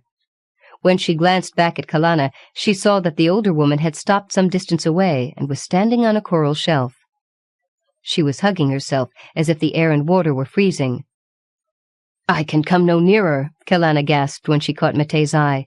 "It is too cold, the repulsion too great. The evil is near here. You must find it. Mate nodded. Good fortune, she heard her aunt call as she dove again to inspect the coral formation. She circled it. The area was not large. She came up for air. Go back, she called to her aunt, for she could see that Kilanna was being assailed by whatever evil force lay here. She knew that the old woman did not have the strength to repel the attack for long. But Kilanna would not leave. Its attention is focused on me now, she cried. Find it before it realizes you are here. Mate dove again. There she saw it, a pulsating green-black mass deep inside a pocket of red coral. There was no way to reach it without contacting the poison. She popped up for another breath. Kilanna's eyes were squeezed shut. She swayed in the water with the same rhythm as the creature below. "Ganora, protect us both," Mate muttered as she pulled a sharpened stone from her belt and dove again. Without hesitating, she reached into the hole. The coral burned like fire against her skin, but she forced her arm farther through the jagged opening. Fighting every instinct, she thrust her cutting stone into the slimy, quivering mass. To her horror, the stone struck something solid. It slipped from her hand. Suddenly, the creature split down the center and retreated from where she had first touched it. It slid apart slowly, retreating like a layer of slime beneath the golden globe around which it had been wrapped. Mate almost gasped as she recognized the golden shape. It was a shell, the most beautiful she had ever seen. Of course, she thought. The shell embodies the good in this place. It and the evil creature inside are trapped together here in the sea. Her lungs felt as if they would burst, but Mate pushed her arm yet farther into the hole. She knew that if she rose now to get air, she would never be able to brave that fiery opening again. She only prayed for courage, and that the creature would have no poisonous stinger, as did some shelled animals. She lifted the shell in trembling fingers. Exiting the red coral passage was worse than entering had been. Waves of agony swept along her arm, and a horror of cold grew ever nearer her fingertips. The creature was sliding back outside the shell, trying to reach her. She felt it at the same time trying to curl around the inside of her mind. She stopped it by brushing the bottom of the shell against the coral to force the creature back inside. When she was free at last, Mate could barely gather the strength to push herself back to the surface. As soon as she had air in her lungs, Mate fumbled open the woven bag at her waist. She dropped in the shell and cinched the bag tight. Fighting both pain and fatigue, she made her way back to Kilanna. Together they stumbled back across the reef, each trying to aid the other, each barely able to stand alone. Ashore, Mate moved into the shade well above the high water line and immediately began scratching in the sand. She dug a hole 3 hands deep and opened the bag above it to drop in the shell. The emerging creature slid rapidly back into the shell as it brushed against the dry sand. Mate used sticks to brace the shell so that it stood on one end with the largest of its openings down. Then she and Kilanna covered it with sand. Mate was ill for many days after burying the shell. The coral poison raged through her body, while the fury of the trapped and rotting evil raged through her mind. There were times in her delirium when she thought that it was her own body trapped inside the shell, slowly dying and rotting away, draining like foul black oil into the sand. It was only due to Kilanna, who was barely able to function on her own behalf, that Mate survived. When she woke at last, weak but lucid, Mate was startled to feel a chill in the air. "Have we lost Aunt?" she cried out. "Did the creature escape?" Kilanna hurried to her side. "Thank the gods you have returned," she said. "No, the creature did not escape. Its death is causing the illusion to break down. The island is reverting to its natural state." She helped Mate lift her head. "Look, the wall around us is dissolving. You can see the shadow of the mainland there across the sea. In a few days more, we will be fully back in the real world, and we can light a signal fire to alert those at the keep." Mate stared at the misty gray horizon for a moment, then looked down at her arm. The pain was not so great now, but ragged scars streaked across her once fair skin. When she cried out at the sight, Kilanna comforted her. "It is only the outside of your arm that looks bad," she said. "If you do not injure it again soon, you will regain the arm's full use." Mate wept as she drank the broth Kilanna urged on her, then sank into a deep and troubled sleep. When she next awoke, Kilanna greeted her with more warm broth and encouraging words. "The coral reef has disappeared," she said. "The sand is almost gone. The beach turned back to stones as it was before." The foliage has returned to scrub plants and salt-resistant brush. "The signal fire?" Mattei asked, in a little more than a whisper. It was all she could manage. She rubbed her arm, but did not look down at it. "I've begun gathering driftwood," her aunt said, "but the job goes slow. When you are well, you can help." Mattei looked more carefully at her aunt then. She was shocked to see how the woman had changed. Kelana appeared years older than she had before her struggle on the reef. Now she looked frail and fragile, her body too thin under the ragged woolen dress that she wore to keep off the growing cold. It was the dress she had been wearing when she washed up on the island. "You must rest, Aunt," Mattei said, struggling to rise. "I can prepare the fire." "You can't even sit up, girl," Kelana snapped. "Drink this and let the gods finish this thing at their own speed. I'll survive." It was many more days before Mattei felt her full strength returning. She spent the time staring at the distant Comlin shoreline, watching it grow ever more visible across the sea. As soon as she could, she began making short trips along the beach to scavenge for driftwood. Dry fuel had never been abundant on the island of Illusion, and what little remained of that earlier stuff dissolved in Mattei's hands as she carried it to the fireside. She was forced to go ever farther away to find wood from the real world. "We will have only one chance," Kelana said, as they struggled with a jagged, salt-encrusted log. "This signal must be seen, or we will die here in the cold. There will be neither wood nor time to build a second signal." She shivered in the icy wind. Mattei struggled harder, gritting her teeth against the pain in her damaged arm as she pulled at the log. When Kelana noticed, she made her niece stop working for a time, insisting that the fire could wait. Mattei's arm must be saved. When they were sure the evil creature had been completely scoured from the golden shell by the ravages of disintegration and the predation of ants and other underground insects, the two women dug up the shell. Its color was brilliant, even in the paler winter sun of Comlin. When Mattei sniffed at it carefully, she could smell no hint of its earlier foul occupant. She rinsed it in the sea, then set it on a driftwood shelf inside their makeshift shelter. Some days later she noticed that the shell had been moved. Thinking her aunt had shifted it for her own reasons, she paid little attention. The weather was somewhat warmer that morning, and she wished to search the far side of the isle for any remaining fuel. The following day the shell had been moved again. This time Mattei found it on the sand near the doorway. She picked it up, and when she turned it over gave a giggle of surprise. A tiny hermit crab had taken up residence in the great golden shell. It was unusual for a crab to choose a shell of this shape and size, but Mattei applauded the creature's courage in choosing so fine a home. She did not want to lose the shell, however, so she tried to tease the crab out. She spent the entire morning singing and blowing softly into the opening, but the crab stayed firmly coiled, locked inside the shell. Finally, Mattei gave up in disgust and tossed the shell into a high-sided basket. It was too late to get to the other side of the island and back before dark, so she spent the afternoon helping her aunt rearrange the wood they already had.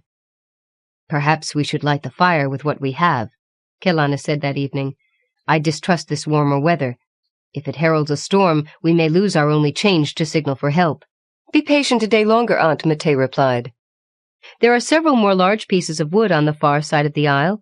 I will gather them tomorrow, and we will light the signal the morning after." The next day the shell was gone again. Mattei searched the shelter, then the entire clearing, calling on her aunt for help. It was past noon before they found the tiny crab, slowly dragging its adopted home across the rocks and toward the sea. The two women laughed and brought the shell back. Kelana wove a stout basket of twigs, and after placing the shell inside, secured the basket's opening with a lid of twisted grasses. They placed other more appropriate shells just outside the cage to tempt the crab into shifting domiciles in the night. The signal fire, they agreed, could wait one more day. It was quite warm the following morning, and Mattei was startled to see new growth along the edges of the rocky shoreline.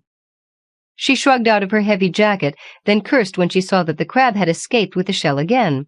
It had torn a hole through the tough grass lid. As she searched, she noticed that patches of sand had reappeared, and that the water was exceptionally blue. "Oh, gods," she whispered when she looked toward the mainland. Only the vaguest of outlines showed against the horizon. The island was reverting to illusion. "The crab!" she cried. "Taggart's evil must have drained from the sea creature into the only living thing that could reclaim the shell. A hermit crab! Gonora, forgive me for being so stupid." It was too late to light the fire. The illusion was back in place. Their signal would never be seen. Mette called for Kalana, and together they searched again for the golden shell. They kept close watch on the entrance to the sea, for that was where the crab had been headed the day before. Late in the afternoon, when Mette had all but given up hope, Kalana spotted a flash of gold at the edge of the water. She raced to the spot, then screamed and threw herself back. "I cannot touch it," she cried as she lay in the sand. Mette fought a wall of revulsion and fear to reach the shell. It was like walking through congealing pitch. Unable to reach the shell with her hands, she lifted a stick and swung it, knocking the shell back from the water's edge. She swung her stick again and again, forcing the evil crab to retreat inside the shell as it tumbled up across the rocks and sand. With each strike, fire raced through the damaged muscles of her arm. Mette maneuvered the shell until it lay atop a flat area of stone. Then she lifted a large rock in her pain-benumbed hands. "No!" cried Kalana from behind her. "Do not crush the shell. The powers of good are embodied in it, and all will be lost if it is destroyed. We would be left unprotected, and the evil free to take us for its own."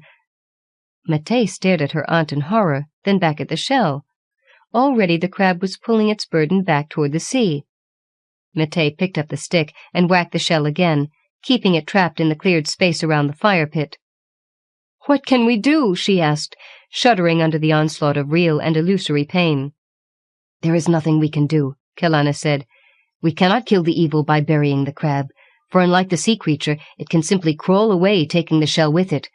It will never come out on its own, and we cannot crush the shell." She sank down beside Mette, wiping away tears. "We can only set it free, and hope that enough of the real world still exists here on the island to allow our signal fire to be seen in the morning." It was clear from her voice that she held no real hope for rescue. "No," Mette replied. "That would leave Taggart free to use this foul thing again and again. We must kill it, this time for good." She whacked the shell back into the center of the clearing, then tossed the stick to her aunt and ran toward the small fire pit. "What are you doing?" Kalana cried, as Mette returned with a burning brand. "You can't light the fire now. The smoke will never be seen in the night, and the fire will be burned to coals by morning." "Better that we should live out our lives on this unnatural island than that we should set this creature free," Mette said, as she thrust the brand into the base of the driftwood pile. The dry wood caught quickly and burned as the moisture-laden wood of illusion never had. Flames crackled high and lit the evening sky. No amount of prodding with sticks and smooth stones could get the shell into the fire or keep it there. Mette shuddered as she realized that she would have to touch it again. Shielding her face with her left arm and ignoring her aunt's cry of warning, Mette reached out with her right hand to snatch up the shell. Instantly she felt the mantle of darkness curling again around her mind. Forcing it away, she thrust her arm into the flames. It was the tunnel of red coral all over again. She screamed, wavered, would have withdrawn her arm but for her terror of the black smear riding at the edge of her vision. She caught an image of herself, one-armed, useless, unable to pull a fish line into a rocking boat. She could not continue. Abruptly, cool hands touched her face, protecting it from the heat. A thin, frail shape pressed between her body and the fire. "Ah, Kalana," Mette thought, "once again you bring me back from the darkness." She held the shell steady in the flames. Finally, when it seemed that nothing existed in all the world except the searing pain in her arm, Mette felt the crab let go. In her mind she felt it loosen and uncoil from the inner chambers of the shell and drop at last into the burning coals. Slowly she opened her eyes and withdrew her hand. The empty shell remained clenched in her charred and bloody fist. Mette and Kalana watched as the crab burned. They were both numb now to the heat and the crab's piteous attempts to reach them. It shriveled slowly and turned to black ash, then iridescent slime. The fire had been built on solid rock, so the oily residue could not escape back into the earth. It bubbled and hissed, and finally puffed into black, foul-smelling smoke. The smoke thickened, rising in billowing clouds, all out of proportion to the size of the animal that had served as their source. It swirled and expanded and formed into a great green-black column, rising high into the sky. Across the light of the first evening stars, Mette could see it spreading like a thick blanket across the sky. They watched it until they could see no more. Daylight came without warning to Mette and her aunt. They awoke huddled together in a cold wind, stiff from passing the night on unyielding stone. The fire had burnt to embers, and the only trace of smoke was a thin smudge of dirty green high in the slate-gray sky. It disappeared even as Mattei turned her gaze upon it. "Hoy, Mattei, is that you? Hoy there!" The voice brought Mattei fully awake, and she twisted to look back at the beach. There were men there in boats, a whole fleet of boats, bobbing side by side in the rough winter seas. She tried to wave, but was too exhausted to lift her hand from the ground. "Auntie," she whispered, "look, it's the fishing fleet. They have found us." Kelana blinked her eyes and sat up slowly. She tried to pull her ancient winter cape around her shoulders, but it shredded into a scattering of scorched rags. She patted at the burnt ends of her hair. Mattei smiled at her vanity, and a few moments later took great pride in introducing their rescuers to the rightful Comlin heir. The older men recognized Kelana immediately, for they had known her well before her disappearance. They came forward quickly to offer her aid. Kelana grumbled good-heartedly. "It's about time you got here." She refused their offers of loyalty, insisting their allegiance should remain with her niece. "I'm too old for politics," she said. "I've been away too long. All I want now is a warm room with a cold wind blowing outside and an endless supply of ta'ape." The men laughed and gave her their solemn promises. "What news of Taggart?" Mattei asked, sorry to be bringing a look of concern back to her aunt's face, but knowing the responsibility for the realm was now hers, and Taggart must be dealt with. The men shifted their feet and glanced sideways at one another. "Regent Taggart is dead, mistress," one of them said at last. He glanced again at his companions. "It happened just last night. As the crown was being placed upon his head, Taggart suddenly screamed and pulled away. He lifted his hands and we saw that his fingers were burning. We tried to douse the flames. Truly, we tried to help the man, but the fire crept unquenchable along his limbs, leaving nothing but black ash. The ash fluttered bit by bit to the stone floor of the hall. His feet burned at the same time, and his legs." The man stopped to take a deep breath. "After the fire had consumed him entirely, the ash slowly changed to liquid. It was as foul-smelling and full of evil as the man himself had been." He hesitated, knowing he had spoken out of turn, but Mattei motioned for him to continue. "That foul oil remained for a time on the stone floor, then finally puffed into a cloud of smoke. We followed it outside and saw that it drifted this way.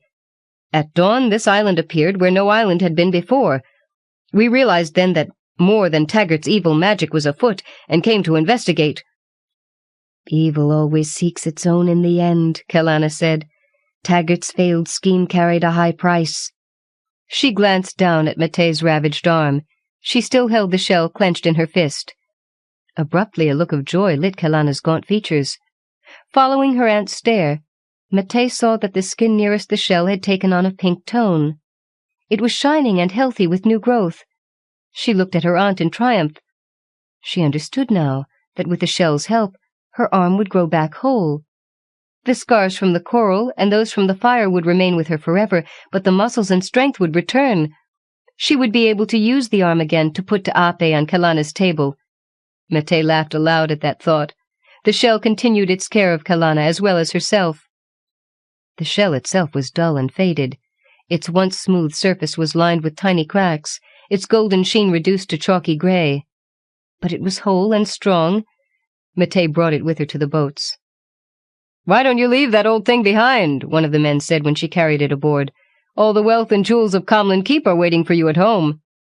Mattei smiled. "The most beautiful jewels are not always the most precious," she replied. She balanced the shell on her scarred palm and held it up to catch the winter sunlight. Afterward. Witchworld has provided the setting for many strong and colorful characters, and some wondrously dark and malevolent creatures. So when I decided to write this story, I began with the idea of creating a protagonist who must face the very darkest of Witchworld evil. Mattei, however, turned out to be just as stubborn with me as she was with her uncle. First, she insisted on keeping her Micronesian name, which made it almost mandatory that I place her in a tropical setting. Witchworld is not known for its abundance of tropical reefs. Mattei then refused to accept any magical skills and was thus forced to combat the evil with only her natural human abilities. Even so, she didn't let me make things easy for her. I thought the story was finished after she found the shell on the reef and buried it to destroy the evil.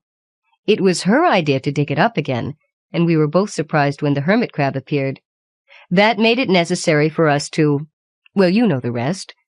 As a character, Mate was unlike any other I had met in Witchworld, but thanks to her insistence, I think she fits right in.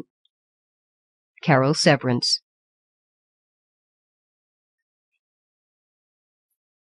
Green in High Hallack, by Kiel, Stuart. Timmins first came upon the beast as he foraged the woods for food. Crops were bad this year. Many things that had seemed to start blooming strong and free withered later on the vine or rotted in the ground. An odd year. First the strangers tramping through, messy people, leaving their trash everywhere. Then the widespread crop failure. Auntie Rune had taken one of the sheep that very morning to be killed for food. A ram, he remembered. Wouldn't make sense killing a good milk ewe. Timmins poked a toe into a rotting log, breathing deeply the forest smell. He didn't mind foraging. The wild beasts knew where everything was that could be good to eat. All one had to do was follow. He was always careful not to take too many berries, or mushrooms, or greens from one place. The little beasts needed to live too. Everything lived in balance, had purpose. Aha! A flash of cerulean wings, and the rusted hinge call told him that here was a blue sentinel, and where a blue sentinel was, dewberries were never very far. If only they weren't guarded by so very many long, sharp thorns. Timmins gingerly parted the tangle to insinuate himself through the berry bush. The tiny blue sentinel would already be stuffing its crop with gleaming purple fruit. He lifted his basket, looped it over one arm, looked up, and gasped. Oh, it was beautiful. It was something like a horse, but not exactly. Its hide shone the color of red earth loved by painters and potters, the hue of bricks lazing in the sun. Its sleek belly was the white of goat's cream, and from a top-knot of hair on its brow sprang a curving, jewel-bright horn. It stood before him, snorting, and tangled in the bush's long runners. Blood welled from scratches on its breast. Timmins cast his gaze about, searching for a tool, for some help to free the beast, all the while standing quiet and talking quiet so that it would not fear him. The bush lay in shadow, but Timmins was close enough to see the greenish undertone in the beast's large dark eyes. He slowly put down his basket. The beast followed his movement, and then looked back into his eyes. It could not be made more plain if it had spoken aloud. Well, what now? What now, indeed? Timmins took a deep breath, held it, released it with a whoosh that ruffled his own forelock. Then he inched closer to the big beast, moving aside the spurred branches and runners, slowly freeing first the long legs, then the two-colored body. It was tangled, mostly, and not much cut up, having only been pierced by the thorns in that one spot on its breast. It meant, Timmins thought, the beast did not struggle or thrash once caught. It meant intelligence. "Here, be steady. You will have your freedom in no time," said Timmins, moving to pry away the last clinging branches. The beast whickered gently. "You must have a name," the boy said softly, working the thorns out of its breast. He thought a minute, licking his lips in concentration. "Your name will be Cameron." He felt Cameron's warm breath tickling the back of his neck. The hairs around the beast's muzzle were like fine bristles. When Cameron was free, they stood blinking at one another. "Well," said Timmins. "Well." He peered up through the overlying branches, noting how the sun had dipped. Freeing the beast had taken up a great deal more time than it had seemed. Long past the hour to head back home. "Come," he said to Cameron, holding away some of the more recalcitrant branches. The heavy body, moving, broke the wood silence with crackling twigs underneath crimson hooves. Timmins picked up his basket and looked once more at the position of the sun. Only a handful of berries and some mushrooms, separated by a layer of leaves. Not much for all the time he'd spent. He would see what could be gathered on the way back. Better to skirt the deep forest, because it looked like the beast was set on following him. Even skirting the worst and deepest of the woods, it was slow going. Cameron stopped every once in a while, twisting his long neck to lick at the thorn wounds. "Wait," said Timmins, setting the basket down, and Cameron waited. Remarkable animal, he thought, sprinting back into the woods to seek a tressane bush. There, right under the oak. He grabbed 3 leaves and stuffed them into his mouth, chewing as he dashed into the waning sun. By the time he reached Cameron again, the leaves had become a nice green, bitter slush. He spat it into his right palm. "This will help," he said, slapping the healing paste onto the bicolored breast. Cameron snorted again and looked at him with those green dark eyes. "We'd better get a leg up," murmured Timmins.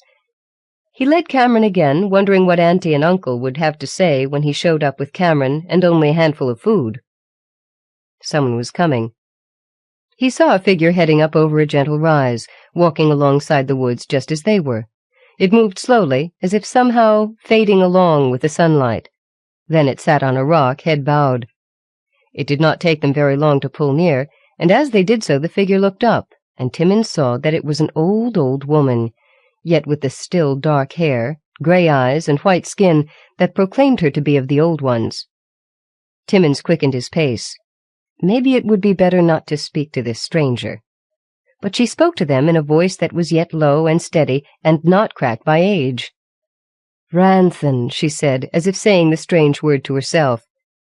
"Ah, how came he here?" Timmins stood, fidgeting, but Cameron at his shoulder grunted softly, flickering his ears, not shying away. The old one rose and approached Cameron, laying her bony hands on his head alongside the curling horn.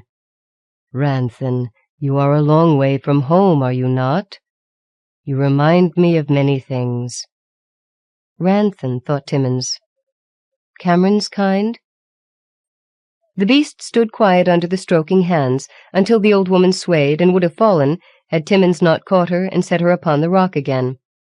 He wondered, ghost or witch or merely tired traveler, and saw how thin she was, and thought of the wild food in his basket. Wordless, he scooped it up and laid it in her lap.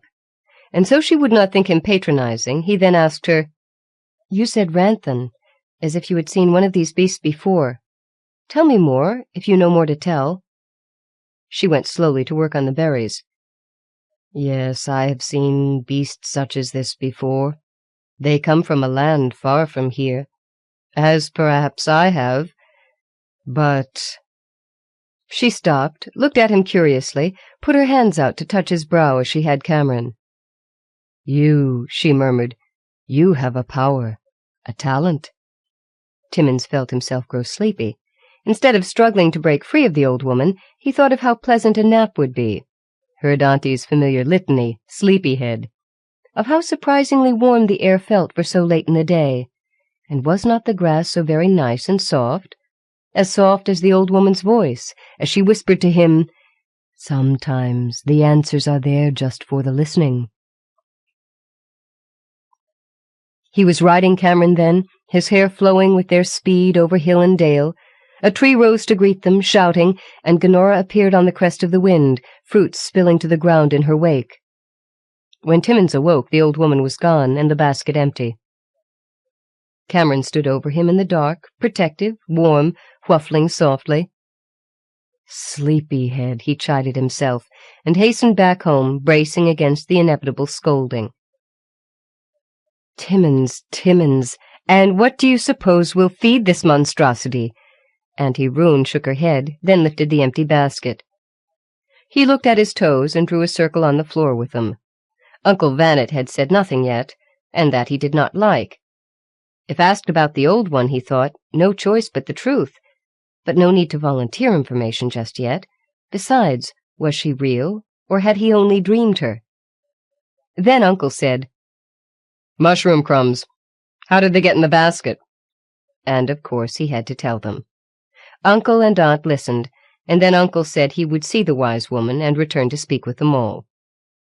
When he had gone, Timmins slipped out into the moonlight, drawing his thin shirt closer about him. He passed the naked kitchen garden and dead wheat field and looked into the sheep's pasture. He saw there the outline of Cameron, drained of color by the moon, and before he could call out, the beast came to him at a gallop, clipped, fluffed tail catching a stray bit of the night's light. Cameron's breath and body warmed him, and he thought with fleeting guilt of the grass Cameron must eat, which the sheep also needed. But he knew that. He knew all of that. He slipped his arms around the powerful neck, and before he realized it, they were up and away, and this time it was not a dream. A cloud passed over the face of the moon, and it seemed to Timmins that the cloud took Gunora's shape. Gunora. Did she look down upon the barren fields and think of the people, her children, who were going to starve this winter? Ranthan. The old woman had called his beast, for it was beyond doubt his now, Ranthan, a strange beast from a strange land, which, touching, riding, seemed to waken equally strange things within him. Thoughts, they streamed into his head and out again, like the wind streaming past his face under the moon.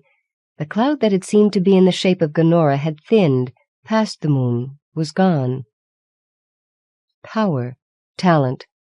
What had the old woman said? He raised his face from Cameron's neck and saw that the beast had galloped him back home again. How long had he been away? Uncle would be there by now, angry again. One of those days where he could do nothing right, it seemed. But he was not yet returned. And now Auntie Roon was gone too. Timon slipped back outside and took care of Cameron, rubbing him down, giving him some of the water that remained in the near side trough, standing close while the beast drank, wondering. When Cameron was done and had trotted off to join the sheep, every living thing thought Timmins needed company. The boy returned within and went off to his pallet to fall into a rare, dreamless sleep, he who dreamed even with open eyes. "What you are saying, then," whispered the boy, "is that Gonora wants Cameron to die." The wise woman said nothing. "I won't believe it," he thought. "Not Gonora. They must be wrong, all of them. They are wrong. I shall prove them wrong." "Sometimes," the wise woman began, "we must accept things that seem unpleasant for the greater good." Timmins listened to her and pretended, nodding, allowing himself to look sober, sage beyond his years. In his mind's pasture, Cameron frisked free and happy.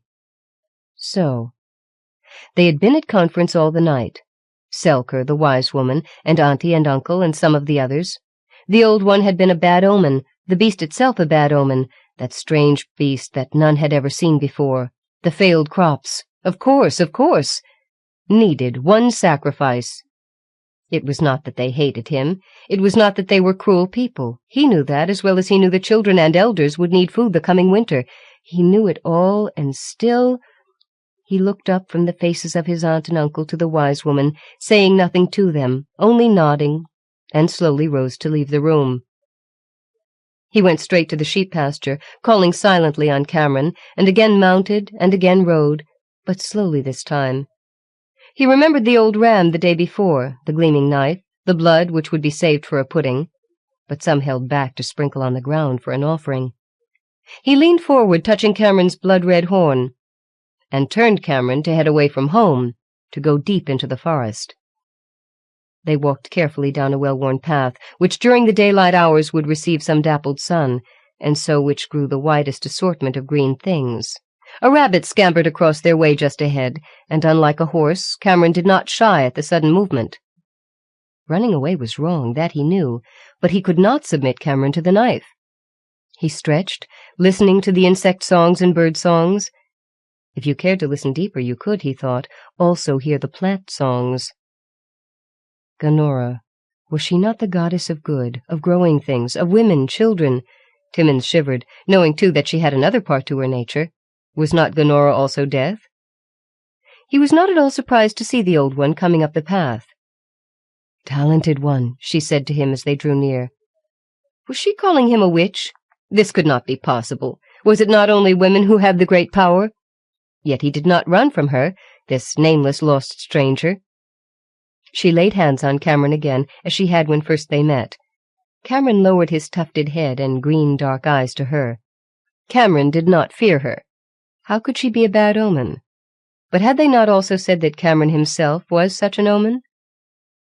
Then she let go Cameron's head and moved her hands to touch his own. What is a dream, he thought. What is a dream, anyway? Is this a dream? Gonora riding the clouds over the moon, the bare black fields, the growing green forest, and the green in Cameron's eyes. When Timmins came again to his senses, he was lying in the path, Cameron standing over him, half in shadow, half warm, half cold. He sat up slowly and looked at the woods around him, looked at Cameron, looked again, and looked within. How he had known of the blue sentinel that led him to the berries, and of the healing Trisane, and how a tree wanted to be known and cared for. How he had always known. What the crops were saying, what they needed. Resolved, he mounted Cameron, and they galloped off toward home. He tugged at Uncle Vanet's sleeve. "But do you not see? There is no need." Uncle Vanet pushed him back, away from Cameron. "Stand clear, boy. You need not watch this." The knife flashed bright at Uncle's belt. They were pushing Cameron, docile, intelligent, green-eyed Cameron, into the pen where before the ram had been slain. They were going to close the gate and get inside, and— "No!" He vaulted the red roan back and clapped his heels to Cameron's sides. In a flash they galloped clear. People protested, coming after, but he knew they could not catch him. He wheeled away some distance, then stood his ground, calling out to them. "What must I do to convince?" Poised for flight. "You do not need to spill his blood. I know the cause. I have seen it, heard it from the ground and the plants themselves. It is from the leavings of the strangers earlier. That is what caused the crops to fail. There was that in their leavings which acted to poison the earth. It can be set right." He paused, looking down, then continued. "I listened. Cameron and the old one, she was not evil, helped me to listen, as I have always done, remember?" He looked at Uncle Vanet, pleading. "Remember?" "Oh, so! Then let Gonora herself—" "Wait!" He galloped farther off, eyes closed. "Please give them some sign. Is this not your way? Is this not your will, that all things should be brought back into proper balance?" The Ranthan, green-dark eyes, touched the neck, saw the grandfather of all trees, saw the seeds not yet formed, the fruit full ripe, Gonora guardian of them all. "Look to the clouds!" The cry went up. Then forming out of the low clouds, it seemed, Gonora herself. The hum of their wonderment rose, then hushed. "So," the goddess's voice floated to them like ripe wheat waving. They waited, respectful children all, Uncle lowering the knife. "So, waste is wrong, and how sad to waste such a natural gift as Timmins can bring to bear." As swiftly as she had come, so was the goddess gone, leaving them staring. Timmins closed his eyes and started to breathe again. He felt hands on him, hands on Cameron, leading them both back. He heard Uncle Vanet. "What now?" said his uncle. "What now?" His uncle's hands were gentle on him, on Cameron. Auntie Roon stood close by, and her hand came out to touch the crimson curving horn. What now, indeed? Timmins drew in another deep breath, looked around at the faces, the fields. Much to be done. Now to call upon himself, to listen to what the life of the plants had to tell him. The earth to be cleansed with healing herbs, the planting of late-growing crops that would yet rise, riding forth, before the hand of winter fell. Afterward. After I'd been invited to write a story for Tales of the Witch World, I got a very clear picture that I couldn't shake. It was a strong image like a painting. A Ranthan far from home, stuck in the bushes, and some danger lurking nearby. So I decided to follow the Ranthan around for a while. Green and high Hallack is what happened to him. Kiel, Stuart. The Road of Dreams and Death, by Robert E. Vardeman. The awful words rang over and over in Wilanne's head until she wanted to place her hands over her ears. But this would not stay the command given her by her father, the Lord Yohan, ruler of Rosdale. Wilanne stood on the keep's low battlement and peered into the distance as if she could see where her lover awaited her. Anscombe of Arvan was but a farmer gone to market in Quaith when they had met. Wilanne had held herself apart from the market barter, as was fitting for a woman of her station. Anscombe's quick wit and quicker smile had drawn her irresistibly into the bargaining, and Wilanne had pushed aside her faithful companion, Olitha, to carry on the dickering personally. Anscombe had prevailed, and Wilanne cared not. She had fallen under the rugged young man's spell. So had begun their love the better part of a year ago. Many times they had met in other places, in assignations made all the sweeter by the forbidden nature of their love. Wilanne had examined her heart and discovered that she loved Anscombe truly, that the blossoming bud of her love had not been nurtured in simple rebellion against her strict father. "To make him realize," Wilanne moaned. She rested her hands on the rough stone battlements and let the breeze from the distant sea catch the soft brown strands of her hair and whip it away from her face. Luana shrugged her shoulders and pulled close the fine cloak given her on her last name day. Why must father be so obstinate? This time she did put her hands to her ears. Luana relived the horrible meeting with her father when she had proclaimed her love for Anscombe. "By the 9 words of Min," Ioan had roared, "no daughter of mine will marry a common farmer. 'Tis not enough that your sister Cathenia exchanges cup and flame vows with a merchant. No, that's not enough shame heaped upon this noble house." Luana had tried to withstand the waves of dark anger radiating from her father as the sun gives off renewing warmth. She had tried. She had failed. Even her love for Anscombe paled beside the man's wrath. Cathenia, her older sister, had been given reluctantly by Ioan to a merchant in Quaith, but never again had the ruler of Rosdale allowed Cathenia within the keep to share hearth and bread. The match had been one of love and respect. Luana thought her sister's husband too staid and dull, but the marriage suited both parties well. Luana knew that hers with Anscombe would be as filled with love, and much more excitement. Anscombe's farm bordered the waste, and often, he boasted, strange creatures came from the depths of that sundered land, some peacefully, some not so peacefully, as they travelled the roads to the sea and the grey towers. Luana had tried to reason with her father, to convince him that none of the neighbouring dales held a man matching her age and station. Even letting this single thought flutter across her troubled mind now brought a shudder to Luana. Although Ioan had not spoken of such a thing, she feared that he negotiated her betrothal to Lord Wexo, whom she had loathed since her youngest days. Wexo, 20 years her elder, laughed as if choking on broken glass, carried a stench that perfumes failed to mask, and had the disgusting habit of spitting large black gobbets of mint-swede into a linen handkerchief that he kept in a stained coat pocket. A sudden flash of lightning in the direction of the waste brought Luana up to her full height. She thrust back her shoulders and silently dared the elements to do their worst. She was strong and young. She could overcome any obstacle, even her father, and his desire to see his sole remaining daughter joined in wedlock with another noble. Brown eyes focused firmly on the distant mountains, now racked with the spring storm. Resolve stiffened within her breast. She loved her father dearly, and respected his desire to see her well married, but she loved Anscombe the more, and knew that with no other man could she find such happiness. She might give up the servants, dear Olitha, and the fine garments and food for a simpler life, but she was no delicate flower carefully nurtured. The war that had flowed and ebbed through the dales had proven that. The life of a farm wife might not rival that of a lord's court, but Luana cared not. With her love for Anscombe burning warmly, she turned from the wind-slashing cold and went inside, circling down the stone staircase and finding her quarters neat and well-tended. A small, sad smile crossed her full lips. She would miss Olitha, and her devotion to even the tiniest of needs bespoken by her mistress. For a moment Luana considered asking Olitha to accompany her. Then all such madness left, and cold logic replaced it. Olitha would instantly fly to Ioan, thinking this a service to her mistress. Olitha had been born a peasant, and hungered for the station afforded nobility. Luana and she had spoken many a long night, and Luana knew that Olitha would think it wrong, what must be done, and that she would be acting in Luana's best interests to stop any escape from Rosdale.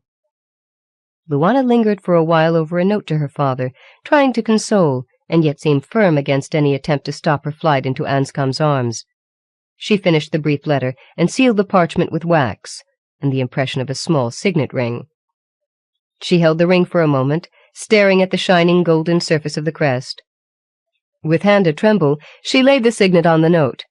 In Arvon she would have no need of such a ring. She hastily prepared a trail pack from her wardrobe, taking only those items which would prove warm and durable against the spring rains pelting down on the mountains between her and Anscombe. With great force of will, she kept herself from looking back and longing as she left the bedchambers that had been hers since birth some 18 summers ago. Luana knew that if she hesitated now, even for a quick glance, that she would lose nerve and be lost. An hour later, her cloaked figure hunched over the neck of a strong gelding as she rode toward Arvon and her love. "You don't understand," protested Luana. "I must go." The innkeeper shook a greying head, then ran thick fingers through his hair. He frowned as he told Luana, "'Tis not possible. The storms are too fierce. Even for this time of year, seldom have we seen their like." As if the gods accentuated the innkeeper's words, a timber-rattling barrage of thunder drowned out the din of the heavily falling rain. The whiteness from the lightning blast lent all within the room an eerie aspect. "I must reach Arvin," Luana said firmly. "I must." "There's naught but death on the roads this eve," said the innkeeper. "Even if the storm abates, 'tis folly to venture forth through the waste." He shuddered, his heavy shoulders rippling beneath his stained and worn shirt. Only death awaits," he said, turning and leaving Luana beside the massive fireplace. She turned and peered into the dancing flames, her mind a-churn with frustration. The storms had been severe, rumors of the Grey Ones abounded. Worst of all, Luana felt the pressure of time weighing heavily upon her. She had thought to ride directly for Anscombe's farm, little knowing or caring about the dangers between Rosdale and her love. Her horse had tired in the mountains, but she had reached the edge of the waste, only to find a vast, desolate plain of destroyed lands that would require a guide to cross. None in this small village would guide her. All spoke of the dangers. Luana fumed at the delay caused by the storm, and bordered on tears at the thought of skirting the waste, possibly going the entire distance to the coast, then entering Arvin. Such a route would add weeks to her journey. How she missed Anscombe. "I won't," she said firmly. No matter that the waste presented little shelter against the battering storms, no matter that were-creatures prowled in the area, "I will find Anscombe and enter into sworn troth." A sudden gust of wind and rain pelted through the open door. For a moment Luana's heart caught in her throat. She thought a Grey One had entered. The silhouette left by a dazzling lightning bolt showed only a hunched and inhuman figure. She relaxed when the door swung shut against the storm, and firelight revealed a wizened old man, bent by the weight of a heavy pack.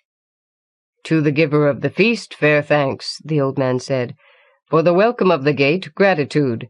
To the ruler of the house, fair fortune, and a bright sun on morrow morn."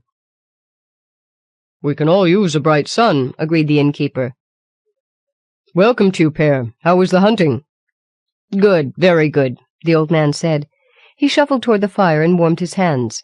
From the corner of a watery eye he studied Luana. She primly pulled her cloak more tightly around her and tried not to stare. Seldom in the Dales did she see one such as this. Pear wore no cloak, but depended on many layers of tattered shirts and jerkins to keep warm and dry against the storm. His feet were bound as if they carried myriad wounds, but only age slowed him, Luana realized. "What brings a fine lady like you to this small inn?" Pear asked. He did not turn to look squarely at Luana.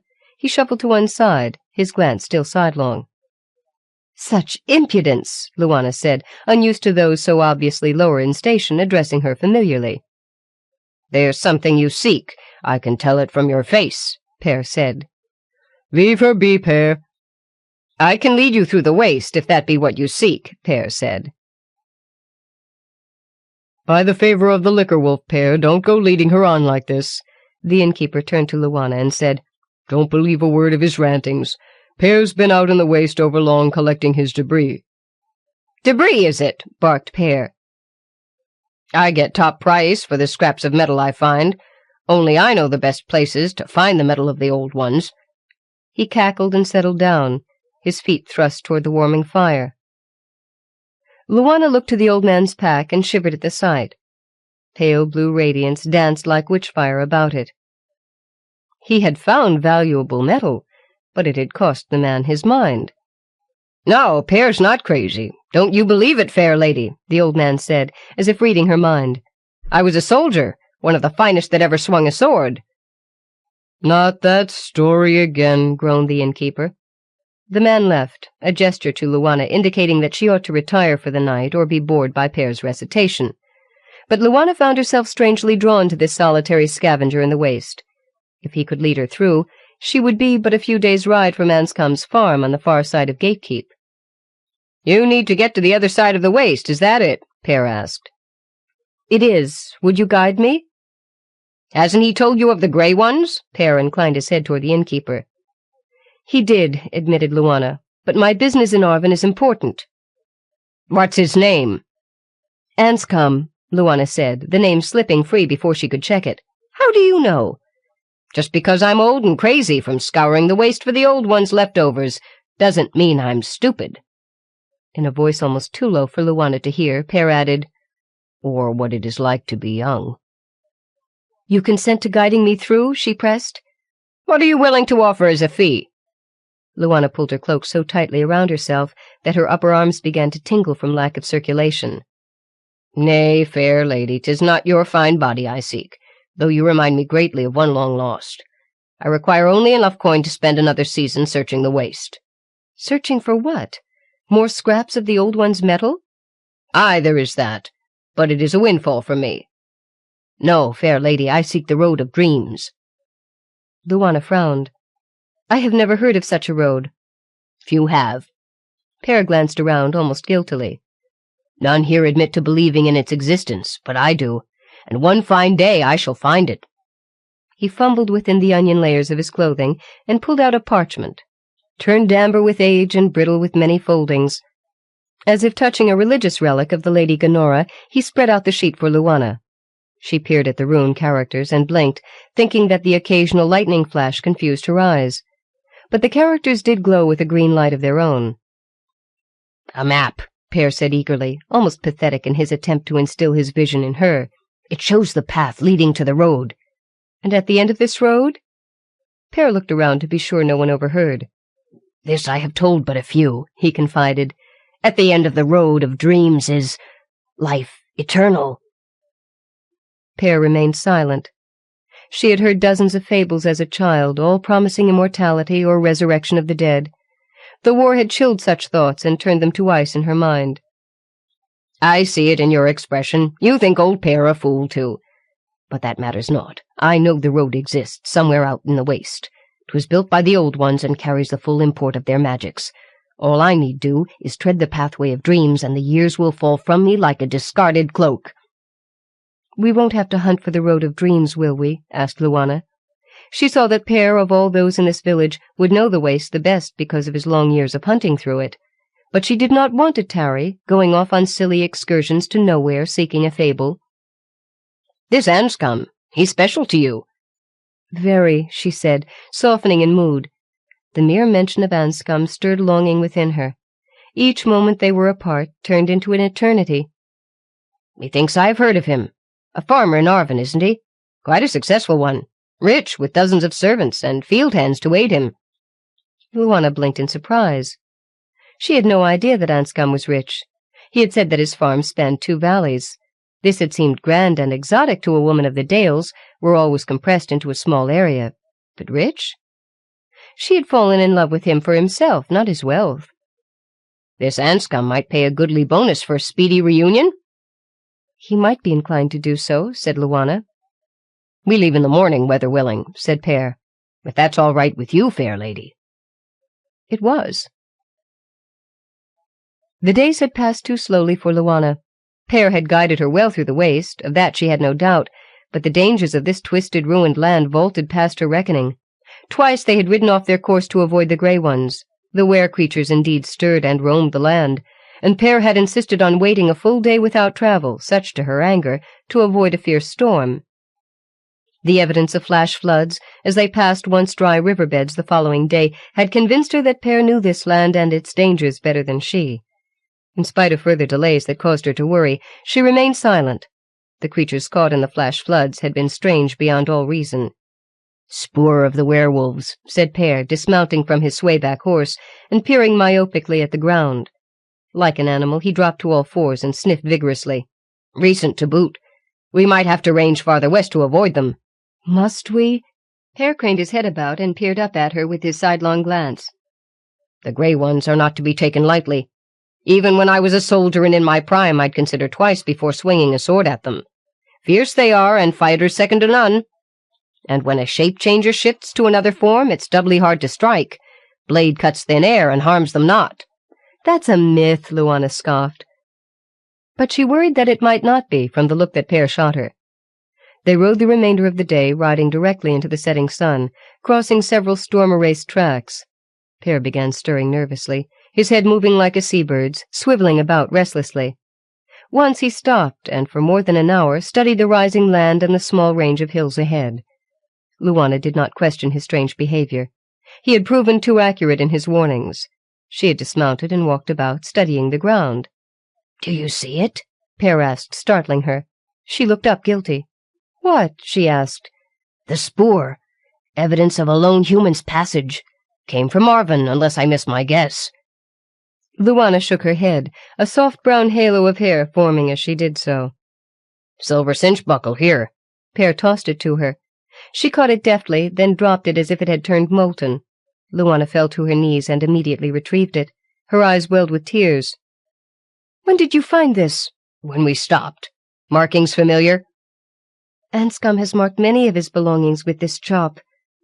"Lone rider from Arvin, coming from the north even as we come from the south." "No," Luana said, words choking in her throat. She could say no more. Anscombe wouldn't have ridden south toward the Dales for her.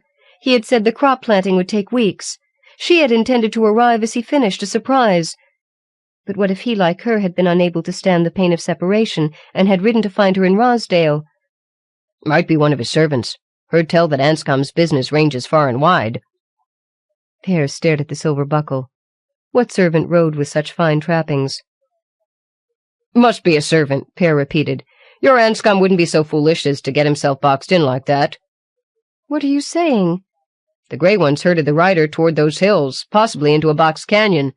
This part of the waste is new to me. Been exploring deeper in and to the east." "What can we do? It can't be Anscombe. But if it's one of his servants, as you say, we must help him. We can't let anyone fall prey to the Grey Ones." "Precious little to fight with," said Pear. "Haven't used a sword in years. Prefer to use this." He tapped the side of his head. "Kept me alive ever since—" His voice trailed off. He heaved a deep breath and straightened. Luana watched him curiously. A definite change had come over the old man. He seemed stronger, quicker of step, taller. "Since what?" she asked. "Since my lovely Ivona died," he said, his voice distant. Pear might have been speaking to himself. "So beautiful, so very beautiful. The sun itself envied her brightness." "What happened to her?" "She died at the onset of the war." Pear straightened even more. "I fought as if driven, and perhaps I was. Perhaps I sought death to ease the sorrow of my loss." "It didn't happen, did it?" "My death?" Pear laughed harshly. "No, I fought too well. I have metals heavy enough to stagger a pack animal. At the war's end it occurred to me that I might walk the road of dreams and bring back fair Ivona. As the years wore on, I sought the road, only to recover my youth. There can never be another Ivona, but with youth once again mine, I may find a woman of wit and charm and beauty to share life anew." He looked squarely at Luana for the first time. "A woman such as yourself."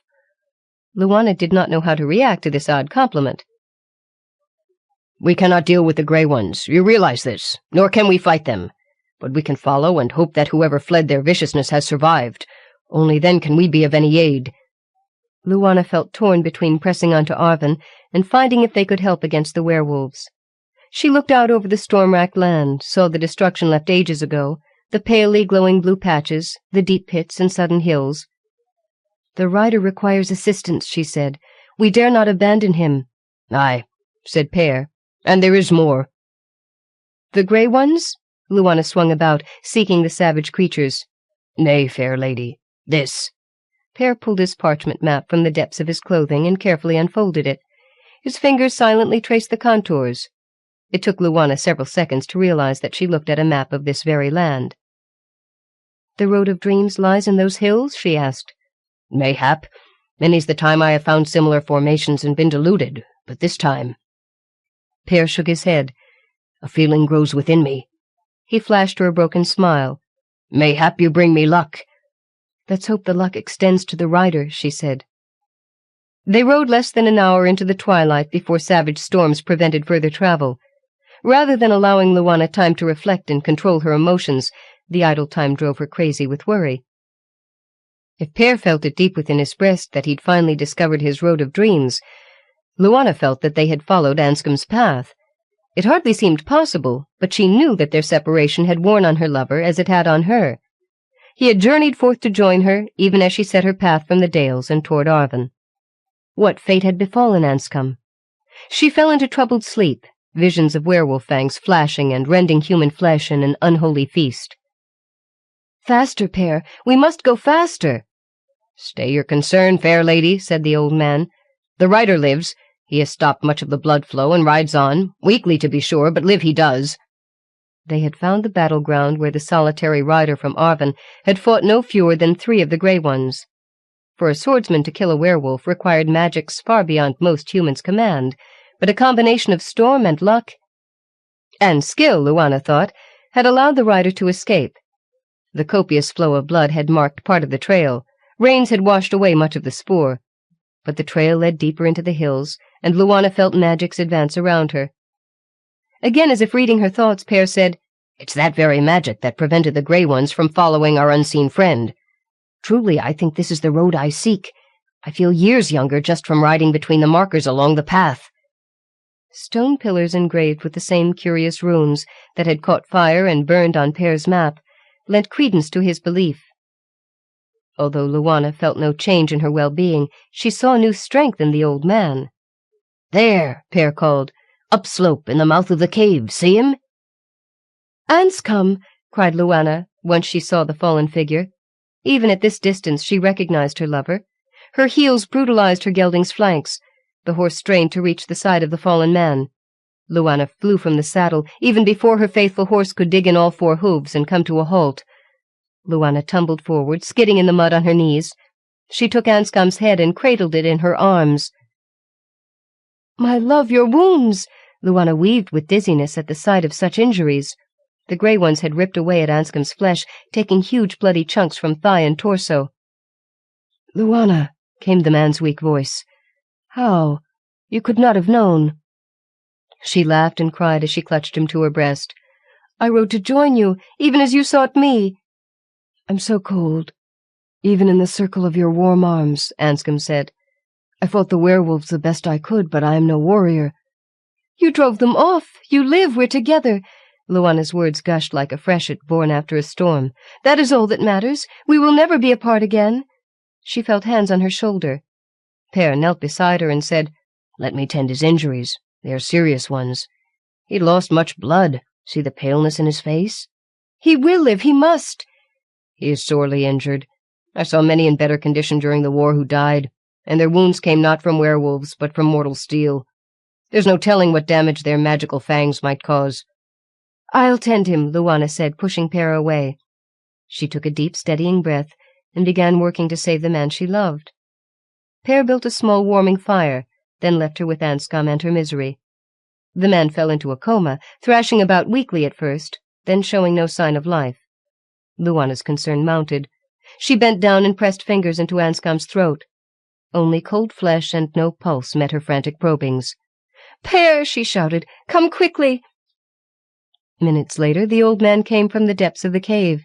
He saw the frightened expression on her face, then placed his hand in front of Anscombe's nostrils. Sidelong, Pear looked at the woman and shook his head. "He is dead, fair lady. The werewolf's teeth left marks deeper than his wounds, and those are serious enough." Luana sank down, stunned, staring at Anscombe and seeing nothing. Gentle hands shook her from the trance of sorrow. "There might be a way," said Pear, his voice clogged with emotion. "I've translated the runes on the cavern walls." "What?" she demanded. "What are you saying? Even the Lady Gonora cannot bring the dead back to life." "The old ones were powerful. Oh, so powerful," Pear said softly. "This cavern is the destination of the Road of Dreams. Within the cave lies a chance for Anscombe. Will you risk it?" "Risk what? He's dead." "We know naught of the effects. His soul might be forfeit to evil because of the Grey Ones and the wounds they inflicted." "You're saying Anscombe might return to life, but be one of them?" "I know so little. I have had no time to examine fully the runes." Luana looked at her slain lover and made the decision with her heart. "To be with him again is all that I seek in life." "No matter what?" "Even if my life be forfeit, I wish only for him to live again." Pear nodded. "I thought as much. Here, help me with him. We must take him deep into the cavern, to an altar I found." Together they wrestled Anscombe erect and carried the dead man into the dark cavern. The deeper inside they walked, however, the lighter it became. The dull blue glow, so prevalent in the pieces of the old one's metals, blazed and illuminated a large chamber. For a moment Wilanne stopped and simply stared, mouth agape.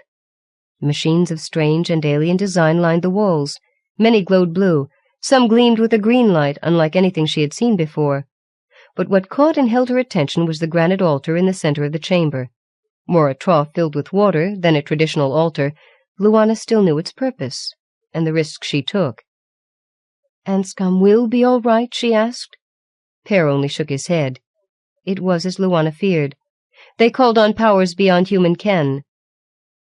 "The road of dreams," Pear muttered, "ends here." They got Anscombe's corpse to the water-filled trough. Runes shone brightly on the stone sides of the trough, and high above on the vault of the cavern burned a simple red cross, its reflection dancing in the water. "No hesitation, no doubts," ordered Pear. With a surge of muscle, he heaved Anscombe up and into the water. Wilanne gasped. She had thought Anscombe would sink. He floated, and the water began to sizzle and boil around him. As if evaporating, the water vanished until he lay in the dry trough. "Anscombe," she called hesitantly. No response. She turned and buried her face in Pear's shoulder, hot, bitter tears soaking into his filthy shirts. "How long?" she sobbed out. "When can we try again?" "Not for long years," said Pear. "The runes said that the trough must again fill before use. Only a drop every year is added, a single drop of the magical moisture." Wilanne pushed back and stared at the old man. "You mean that—" "Yes," Pear said gently. "My chance at youth is gone, but it was a noble attempt." "You gave up so much just to resurrect Anscombe." "But why?" Pear's smile carried no sadness, just longing. "How you remind me of Ivona. For her I would risk anything." Before Wilanne could speak, a rustling sound brought her around in the circle of Pear's arms. Her brown eyes shot open and tears ran down her cheeks. In the trough, Anscombe stirred. "Wilanne," he said in a weak voice, "what has happened? I remember being so cold. Then came odd dreams." She helped him to sit. She felt the familiar flow of his muscles as strength returned.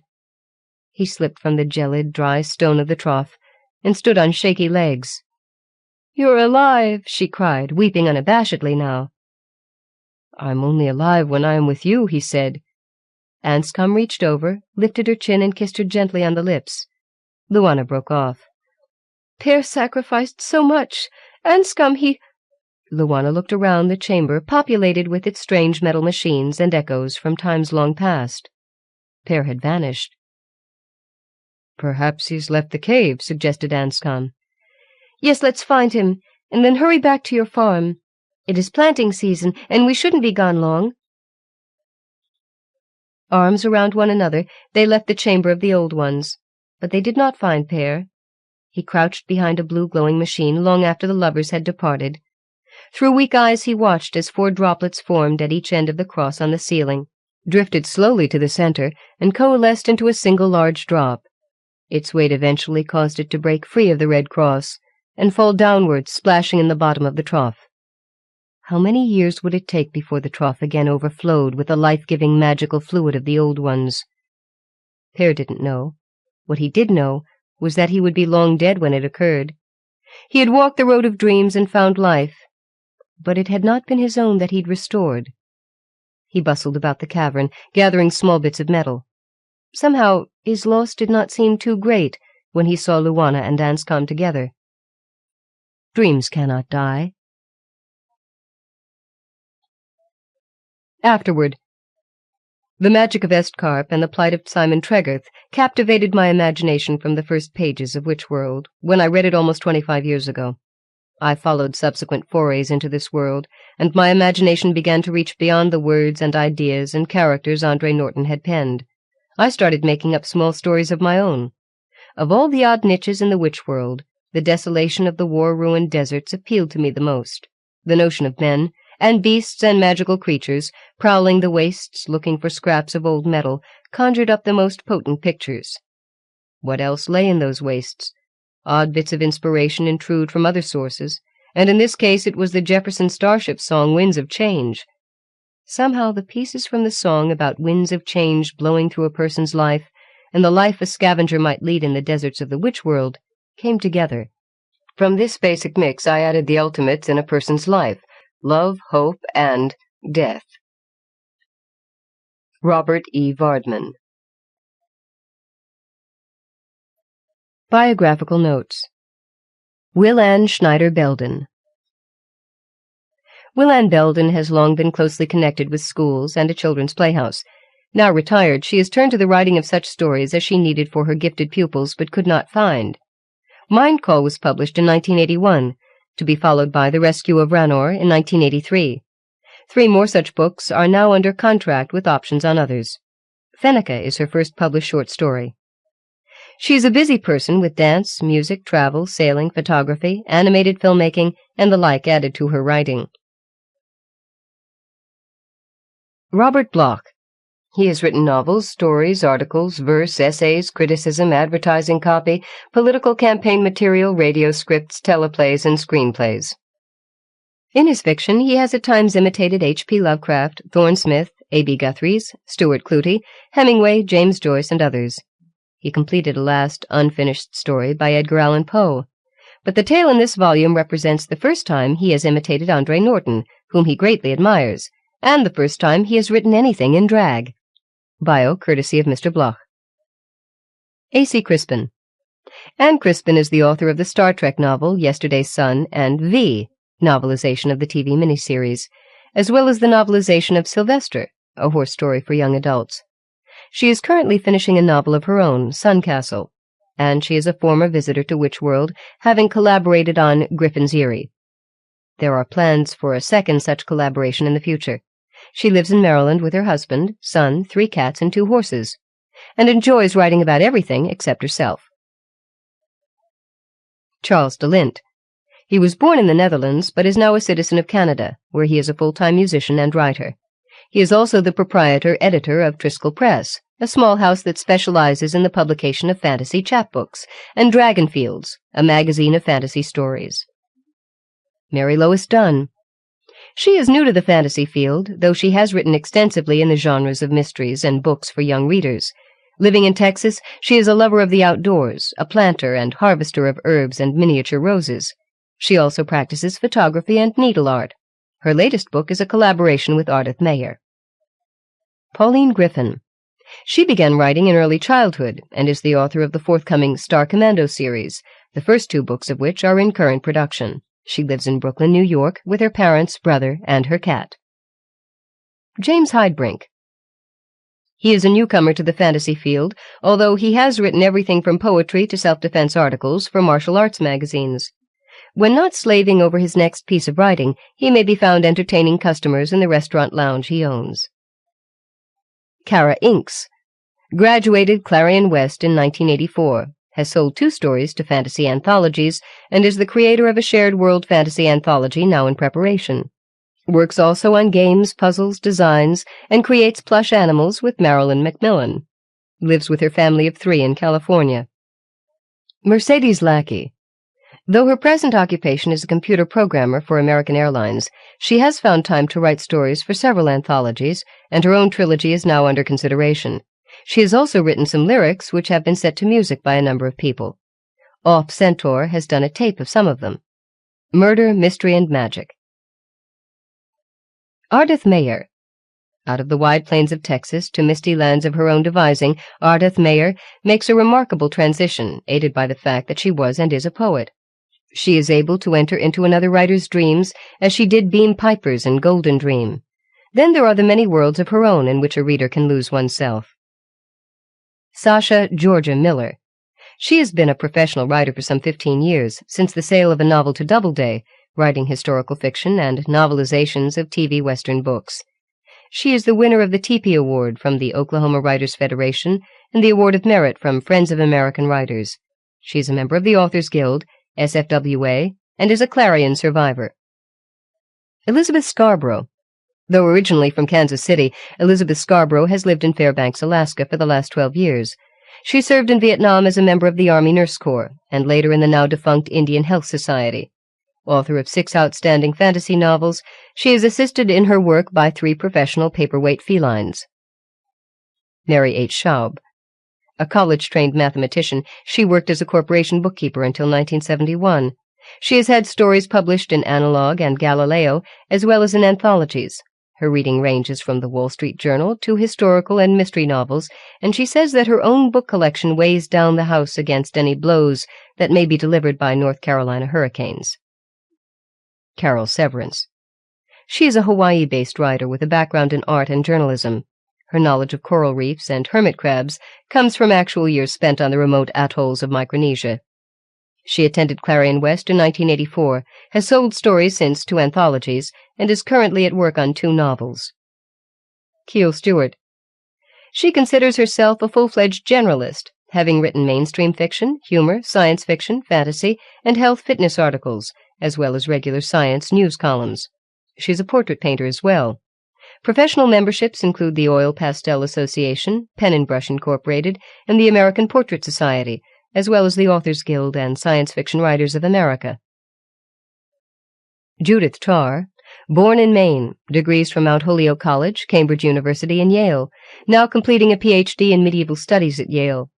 Author of, to date, 2 fantasy trilogies, the historical fantasies called together The Hound and the Falcon, The Isle of Glass, The Golden Horn, and The Hounds of God, and the high fantasy series, Avarian Rising, The Hall of the Mountain King, The Lady of Hangillen, and A Fall of Princes.